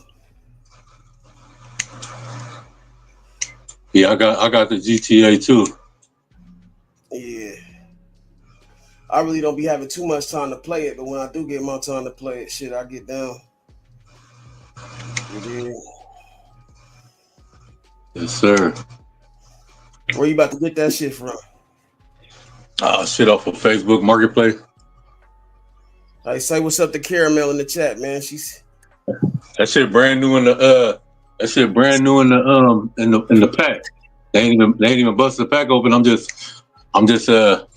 trying to get the energy to get up in this motherfucking car and go take that trip. Get Caramel or wrench, man. Caramella. What's up? Hey, yeah, Caramel. That's my partner, Dutch. It's my brother, man, Messiah. Caramella. What's up with you? What's good with you? Caramella. You know, she be doing her shit. She be working hard and getting her money. She about her bread, man. It's taking a while for her to process what's up. She heard you. Okay, yeah. See, I got that GTA right there, bro. For that PlayStation 5 and shit. Yeah. GTA. Up in that shit. I sent my PlayStation right now, shit. Yeah, man. Or this actually NBA 2K is. I got NBA 2K up in there. NBA 2K up in that motherfucker right now, bro. I be on that I be in that metaverse, man. You know what I'm saying? That shit be crazy. The DVR shit, Oculus type shit. Yeah, that shit crazy. Hell yeah. Yeah, I just went and picked up like 10 games and shit. Cause No, she said she's driving, so you already know. Who Caramella driving? Yeah. Oh man. Hell yeah. Hell yeah, bro. Yeah, I'll be down in Portland and shit. Probably this weekend right here coming up and shit. I just was down there on Saturday and Sunday. I was down there because my brother had came back from the military and shit. Right. Yeah, he came back. Jason? You ever talk to Jason still? Yeah. Jason, all right. I think he's just working and shit. Yeah. Yeah, he's just working and shit, bro. Hell yeah. I see that nigga Ramon. I think it was it on Facebook or Instagram or something like that. That nigga was whipping his shit. Hell yeah. Yeah, he got that nice ass CLS Benz and shit. Yeah, you know. That's what I'm saying. Nigga, we ride Benzes and motherfucking we ride Foreigns and Benzes and Lexuses and Denali's and shit like that, nigga. These niggas being stuff. I mean, it's cool. You can ride your stuff, I'm just saying, like, you know, we out of that that phase of getting big ass rims and shit, nigga, because nigga, now we just custom, nigga. You know what I'm saying? Like, you feel me? Like, nigga, it's all good, nigga. We growing up on some grown man shit. Like, it's okay, nigga, to grow up, nigga. You ain't always gotta keep doing the same old shit. Mm-hmm. Yeah, I just left him. I was with him on Saturday. We all went out to eat and shit at this restaurant called like Grassa or something like that downtown Portland. Have you ever been there, bro? To that restaurant called Grassa? It's called Grassa. Nah. Yeah, we went and ate there and shit. Me and the bros and shit, and it was actually decent and shit. You know, they had some good food. We sat down for a minute, ate, then went back to the little downtown high rise spot and just chilled. And then shit. Then I went out to eat with my mom and my other brother the very next day after that. Took them out to eat to this barbecue restaurant and shit. Ooh. And then I floated back home after that. I was staying in a little hotel and shit. It's called My Place Hotel, but like I was staying there and shit. Nigga ended up dropping like $300 and shit, bro. So somebody had a good time. You know what I'm saying? I dropped $300 and shit on the ground, bro. Trying to carry some shit up to the motherfucking room, bro. And then I woke up the next morning like, nigga, where my money at? Nigga, everybody, I swear to God, bro, everybody in that parking lot was happy, nigga. Like for some reason, nigga, I was approaching all of them. Where my money at, nigga? Hey, bro, that's what I did. Hey, man, I gave these bitches a ride, bro, right? And nigga, next thing I know, nigga, I got $200, nigga, missing out my motherfucking back pocket, nigga. I'm like, shit, nigga, where the fuck is my money at? This bitch behind me, nigga, getting out all happy and shit. I'm like, bitch, I want to make that bitch strip, nigga. I said, oh, you bitch, you fucking whore. Yeah, man, but whatever, man.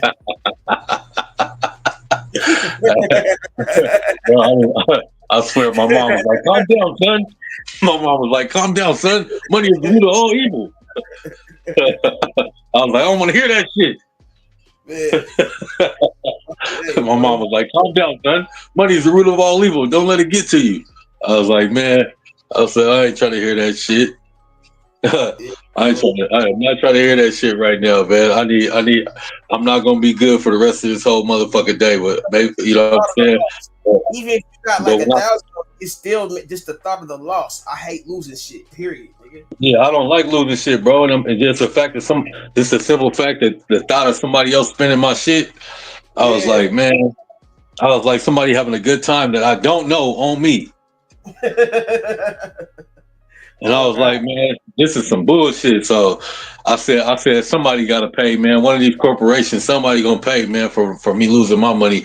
Nigga, pass the blessing forward, nigga. But it ain't gonna be no people to person type shit.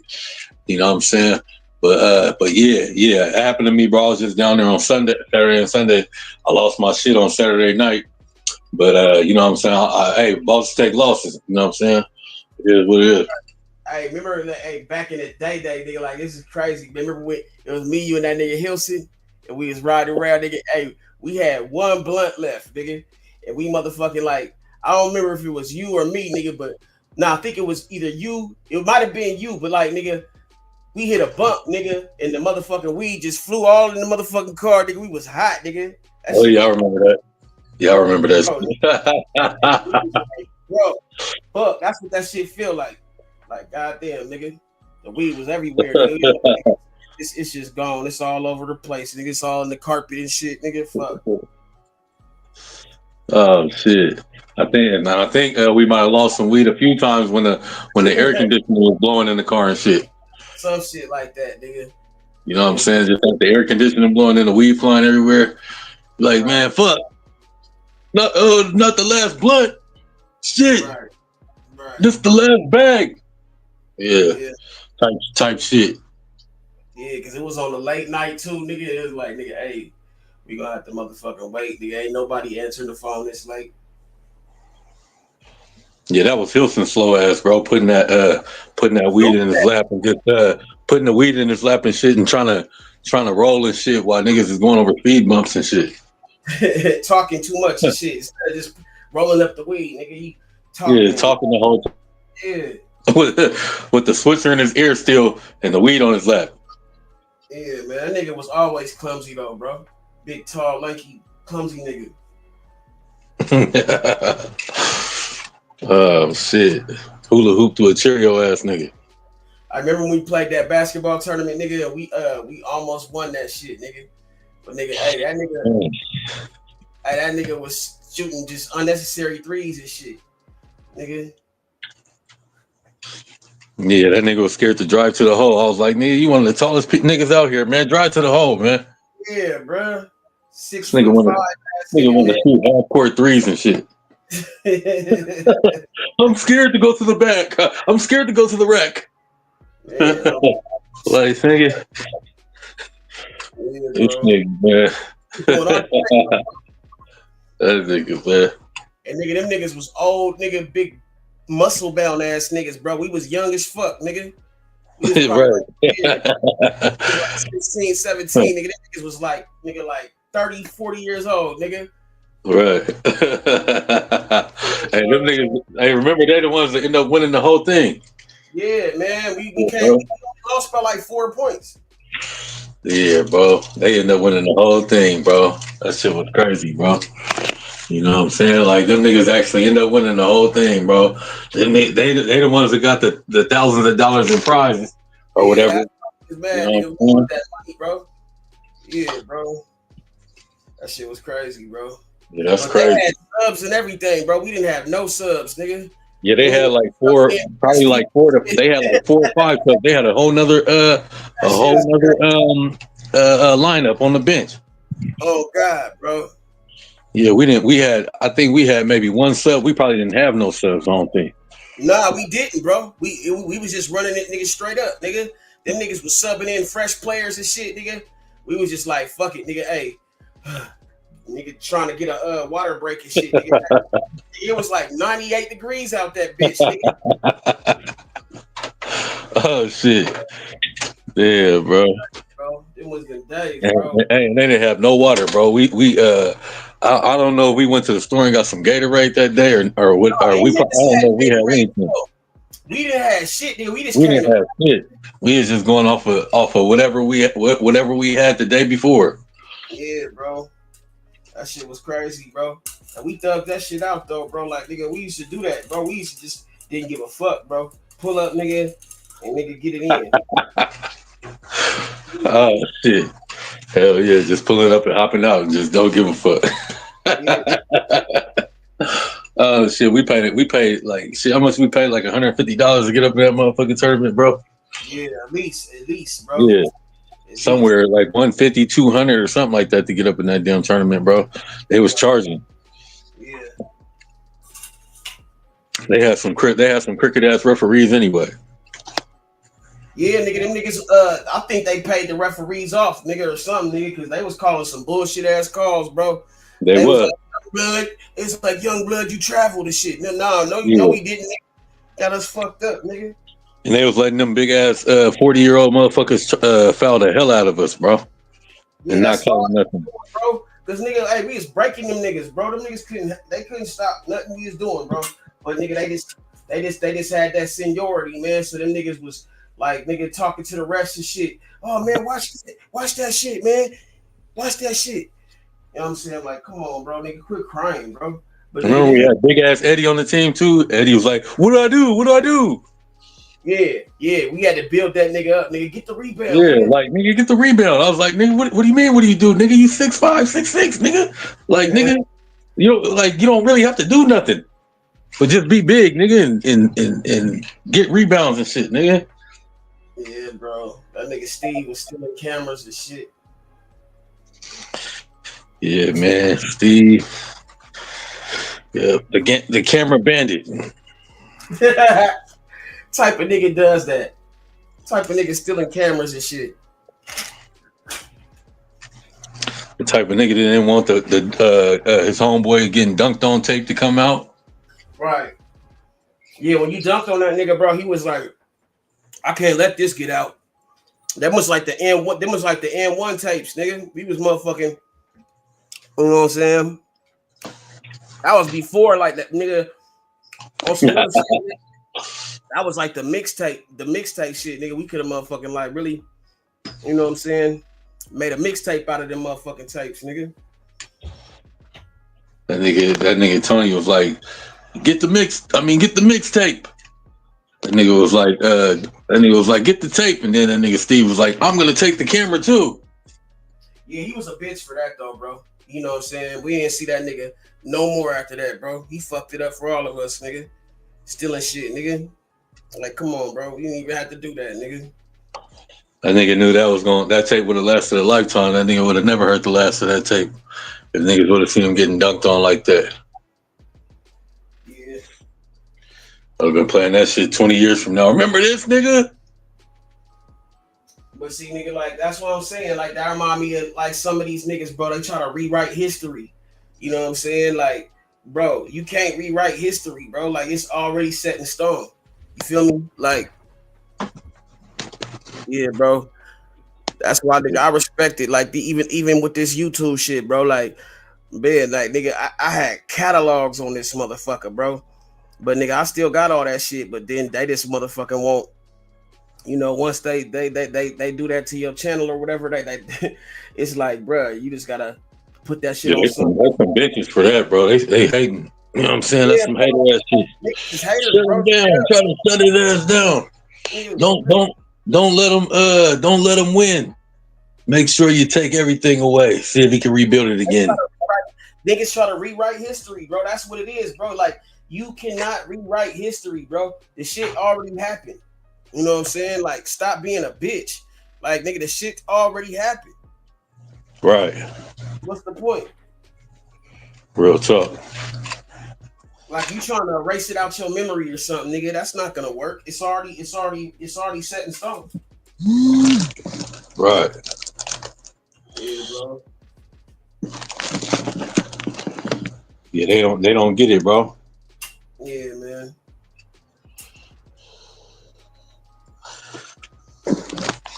That's that bullshit.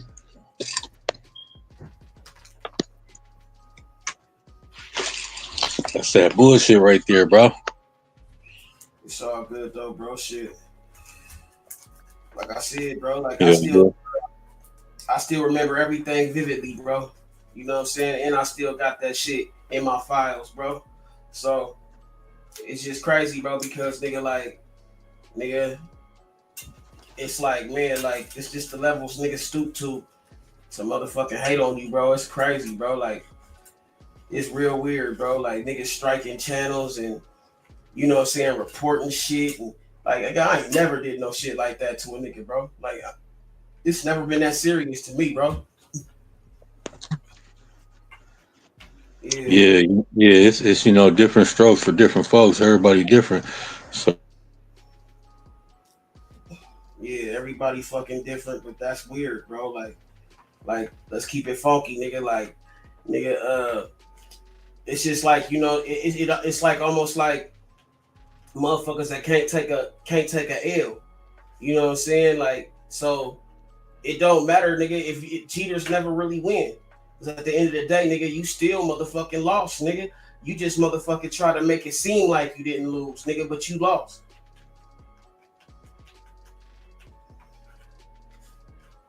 But it's all good, nigga.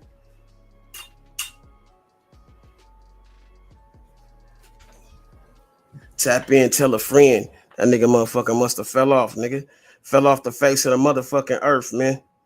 My nigga Soldier T pulled up in this bitch. Yeah, man, my nigga Messiah. Real life niggas, real motherfuckers. And you know, all you weirdos and shit. Yeah, man, it's all good, nigga. We gonna keep this shit motherfucking moving. You dig? Every day, man. Shit ain't gonna change. We gonna keep banging this shit out, nigga. You feel me? For real, for real. I'm gonna be on here for another motherfucking like 20 minutes or something, nigga. I try not to go over no 12 hours,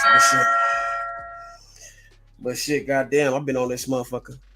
Oh, what's good, my nigga? Yep, I'm back, bro. Shit, I don't know what happened. Yeah, man, I'm telling you, nigga. Shit, nigga, we do this shit like, nigga, like twice a week, nigga. Hey, this shit gonna pick up, nigga. We gonna get this shit popping. You know what I'm saying? Like, it seemed like they only like the niggas like the like, I don't know, man. I'm gonna be quiet. Because I ain't gonna hate on nobody. But I'm just saying, man, you know what I'm saying? It seemed like it be some weird shit, man, on that motherfucking YouTube streets, man. It'd be some weird shit, bro. Yeah. Hey, bro, did you see my M-Easy piece I got made, bro? And shit with the 503 on it. I don't remember. Oh yeah. That's hard. Yeah, got the 503 on right there on the bell part, the hold the chain and shit. 503 with the M-Easy and shit. Yeah, that shit hard, bro. And then I got this one made too. This the 503 on this one. Yeah. The 80s baby with the 503 on it. Right. Hell yeah. A little something. I stopped showing my jewelry on here, man. Motherfuckers be hating, bro. Too much. Is that real? They be going, is that real? Yeah, Then I got this special made M-Easy with the Portland's Finest Certified Hustler. Yeah. On that shit. Yeah, niggas is jeweled up. Draped out and jeweled up, nigga. Yeah, now you niggas show something. Portland's Finest type shit. I got two more being made right now and shit. I'll let you see them when I'm done. You know what I'm saying? Got the faces of Mario on this motherfucker, two faces. You know what I'm saying? Got the angry face and the motherfucking peace face on there. You know what I'm saying? Then I got the money bag Mario coming too. You know what I'm saying? But I'll let you see that when it comes. You feel me? Hey, bro. Tell these niggas I always motherfucking been jeweled up and had jewelry, bro. Since like nigga, nigga, we do this shit. Like how many niggas on here have actually, you know what I'm saying, like, you know what I'm saying, like pulled up and actually showed some shit. But these niggas always question some shit. But nigga, really, nigga, they ain't showed nothing at all. It's not about motherfucking proving nothing to nobody. It's about this, nigga. This is what we do to feel good about ourselves, nigga, to do what we do. Nigga, it's not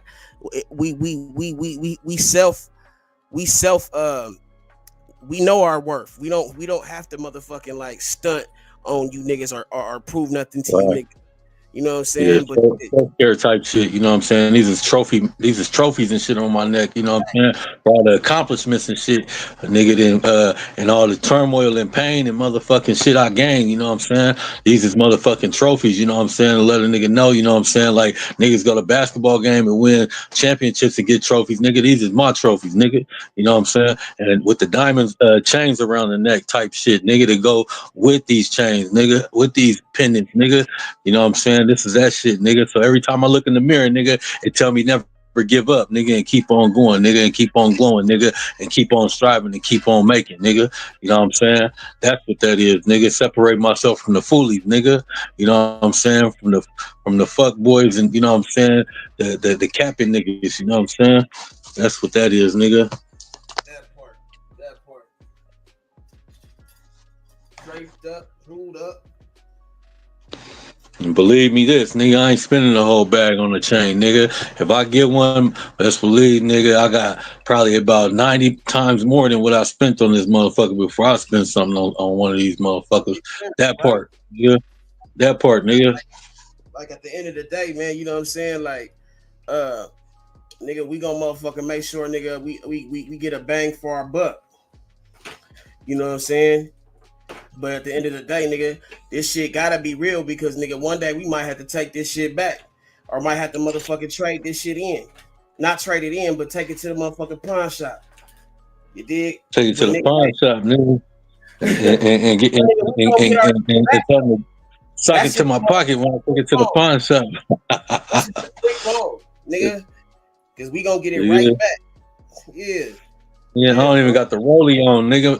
Nigga got the rollie to match, nigga, and some more shit. Nigga got bracelets and everything to match, nigga. And then I got 5 more sets of everything else on top of that, nigga. Like this is not it. Yeah. Nigga, it's crazy, bro. Yeah, you know what I'm saying? This shit don't happen overnight, nigga. This shit takes time, nigga. Yeah. Overnight, nigga. Like Rome wasn't built in one day, nigga. You dig? Rome wasn't built in one day. Nigga, I rock my own shit, nigga. You know what I'm saying? And I do my own Yes, sir. Yes, sir. I beast, nigga. Matic, I got my own flag, nigga. We ain't motherfucking nigga, you know what I'm saying, nigga, trying to push nobody else's shit. Nigga, pushing our own shit, nigga. You dig? Like rocking no bootleg chains from another nigga name. You know what I'm saying? These niggas be rocking chains with Boosie on it and shit. Like, bro, take that swap meet shit off, nigga. The fuck is you doing with that? The fuck is you doing, nigga? That's not you not little Boosie, nigga. Fuck, you got a little Boosie chain on for it.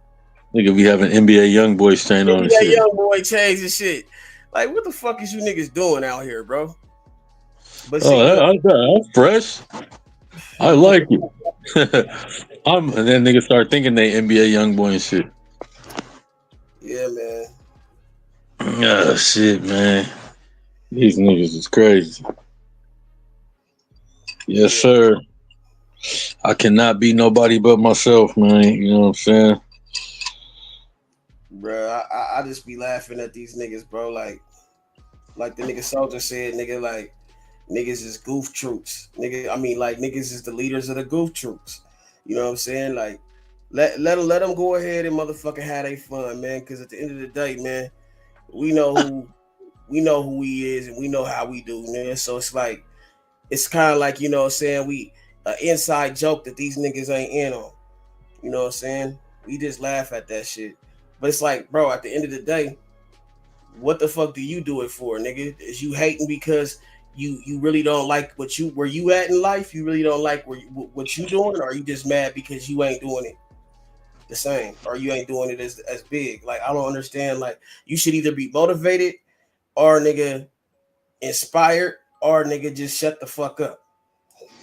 Niggas just ain't got the heart, nigga, and niggas that can't identify, nigga. Niggas don't take the chances we took, and niggas ain't, you know what I'm saying, definitely ain't got the heart we got, nigga. You know what I'm saying? So they can't tell the story we telling. You know what I'm saying? And lived in the shoes we walked in and shit type shit. So like it's all fabricated, nigga, and it's AI generated, nigga. And then it turns niggas into bots and shit to where like, you know what I'm saying, they living on the internet instead of and watching TV, nigga, instead of, you know what I'm saying, watching their own moves and shit. And what they doing, they trying to, you know what I'm saying, they trying to mimic other niggas, you know what I'm saying, and downplay other niggas, you know what I'm saying, for their accomplishments and shit like that. You feel When me? and this nigga was breaking in houses, these niggas was nowhere around. Yeah, type of niggas talking about, let me out the car, please. You know what I'm saying? Slow the car down, let me out. You know what I'm saying? Nah, nigga, we the ones, nigga, we ain't getting out, nigga. You know what I'm saying? We gonna live to tell the story, nigga, after it's done, nigga. Right.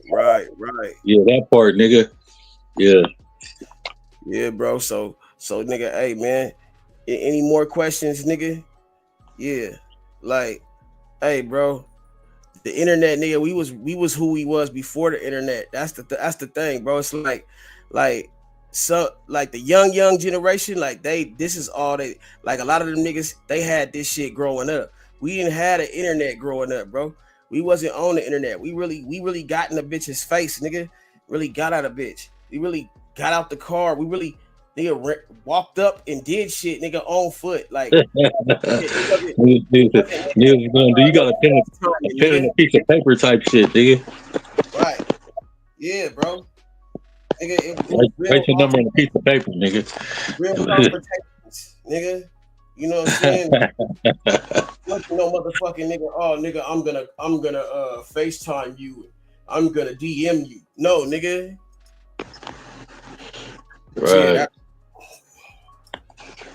Real talk. Hell yeah, nigga. Yeah, that's that part. You know what I'm saying? Niggas wasn't catfishing or none of that shit. You know what I'm saying? Didn't know about no catfish. You know what I'm saying? That's crazy, bro. Like catfish is crazy. Like yeah, man. But like who does that? Who does that? We come through a time we grew up in a time where niggas had to go through real shit, you know what I'm saying, to get to it, you know what I'm saying? Like it ain't real like it used to be no more, bro. It's all watered down type weird shit, bro. It's not. And that's why the real is outnumbered and the fake is motherfucking in is the real outnumbered and the fake are spreading. Like it's crazy, bro. It's like honestly it's the opposite of what it should be. You feel me? But it is what it is, bro. You know what I'm saying? But that's what makes you authentic. That's what makes us authentic is we can motherfucking still tell our stories. We can still, you know what I'm saying, talk about what we did and how we did it, because a lot of these motherfuckers like, you know, didn't do it the same or didn't even have a chance, the opportunity to do it the same. So it's like at the end of the day, nigga, like we was always been young niggas, but now we the OGs. It's like it's crazy. Right. Yeah, that's how it is right now. Yeah. You gotta respect it. You gotta respect. You gotta put some respect on our name, motherfuckers. Yeah, man, because the nigga earned this shit, bro. Nigga didn't motherfucking, you know what I'm saying? Like, you don't get to motherfucking be that nigga without motherfucking being tested. You know what I'm saying? You don't get to walk in that motherfucking that space without motherfucking earning that spot.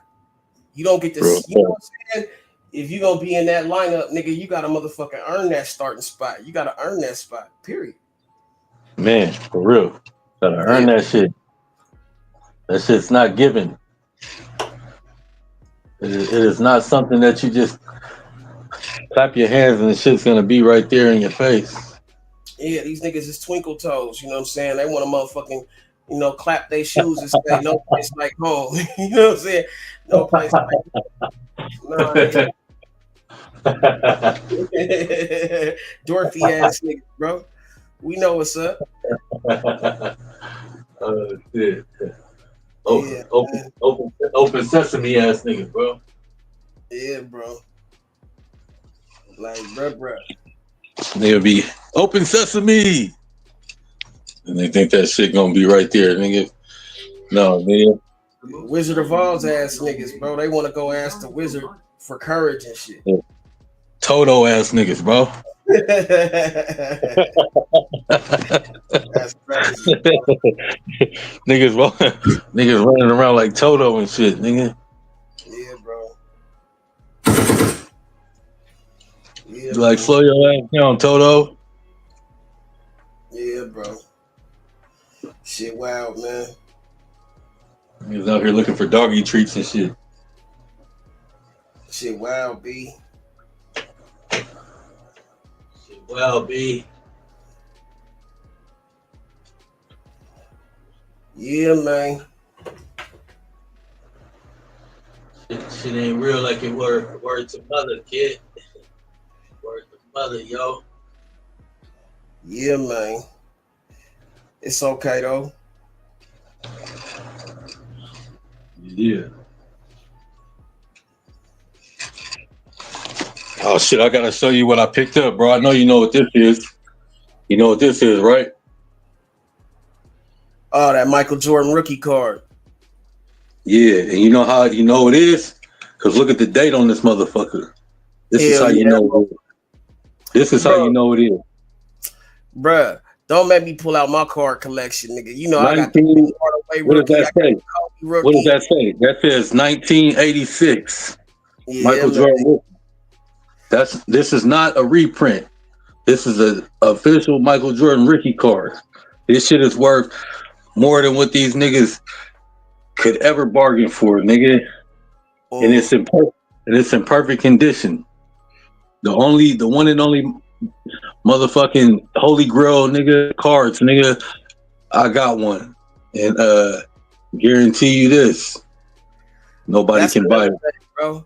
Like, nigga, we used to really go to the motherfucking collect basketball cards. These little niggas don't know shit about they collecting Pokemons and shit. Yeah, we don't know nothing about this, bro. This is the original Michael Jordan rookie card, bro, in perfect condition. No bins, no nothing. This is that shit. This is that's that buy you a house money type shit. 1986, right here, officially 1986 generated, right there, boom. They don't know shit about that. There it is. And that's a Fleer too, huh? Is that a Fleer? This is a Flair. Yeah. Right there. A Flair rookie card. Yeah, man. We used to trade basketball cards, nigga. Do shit like that. You know what I'm saying? Like, yeah, man. Real shit. That's that shit right there. They don't know none of. We go back to that shit. You know what I'm saying?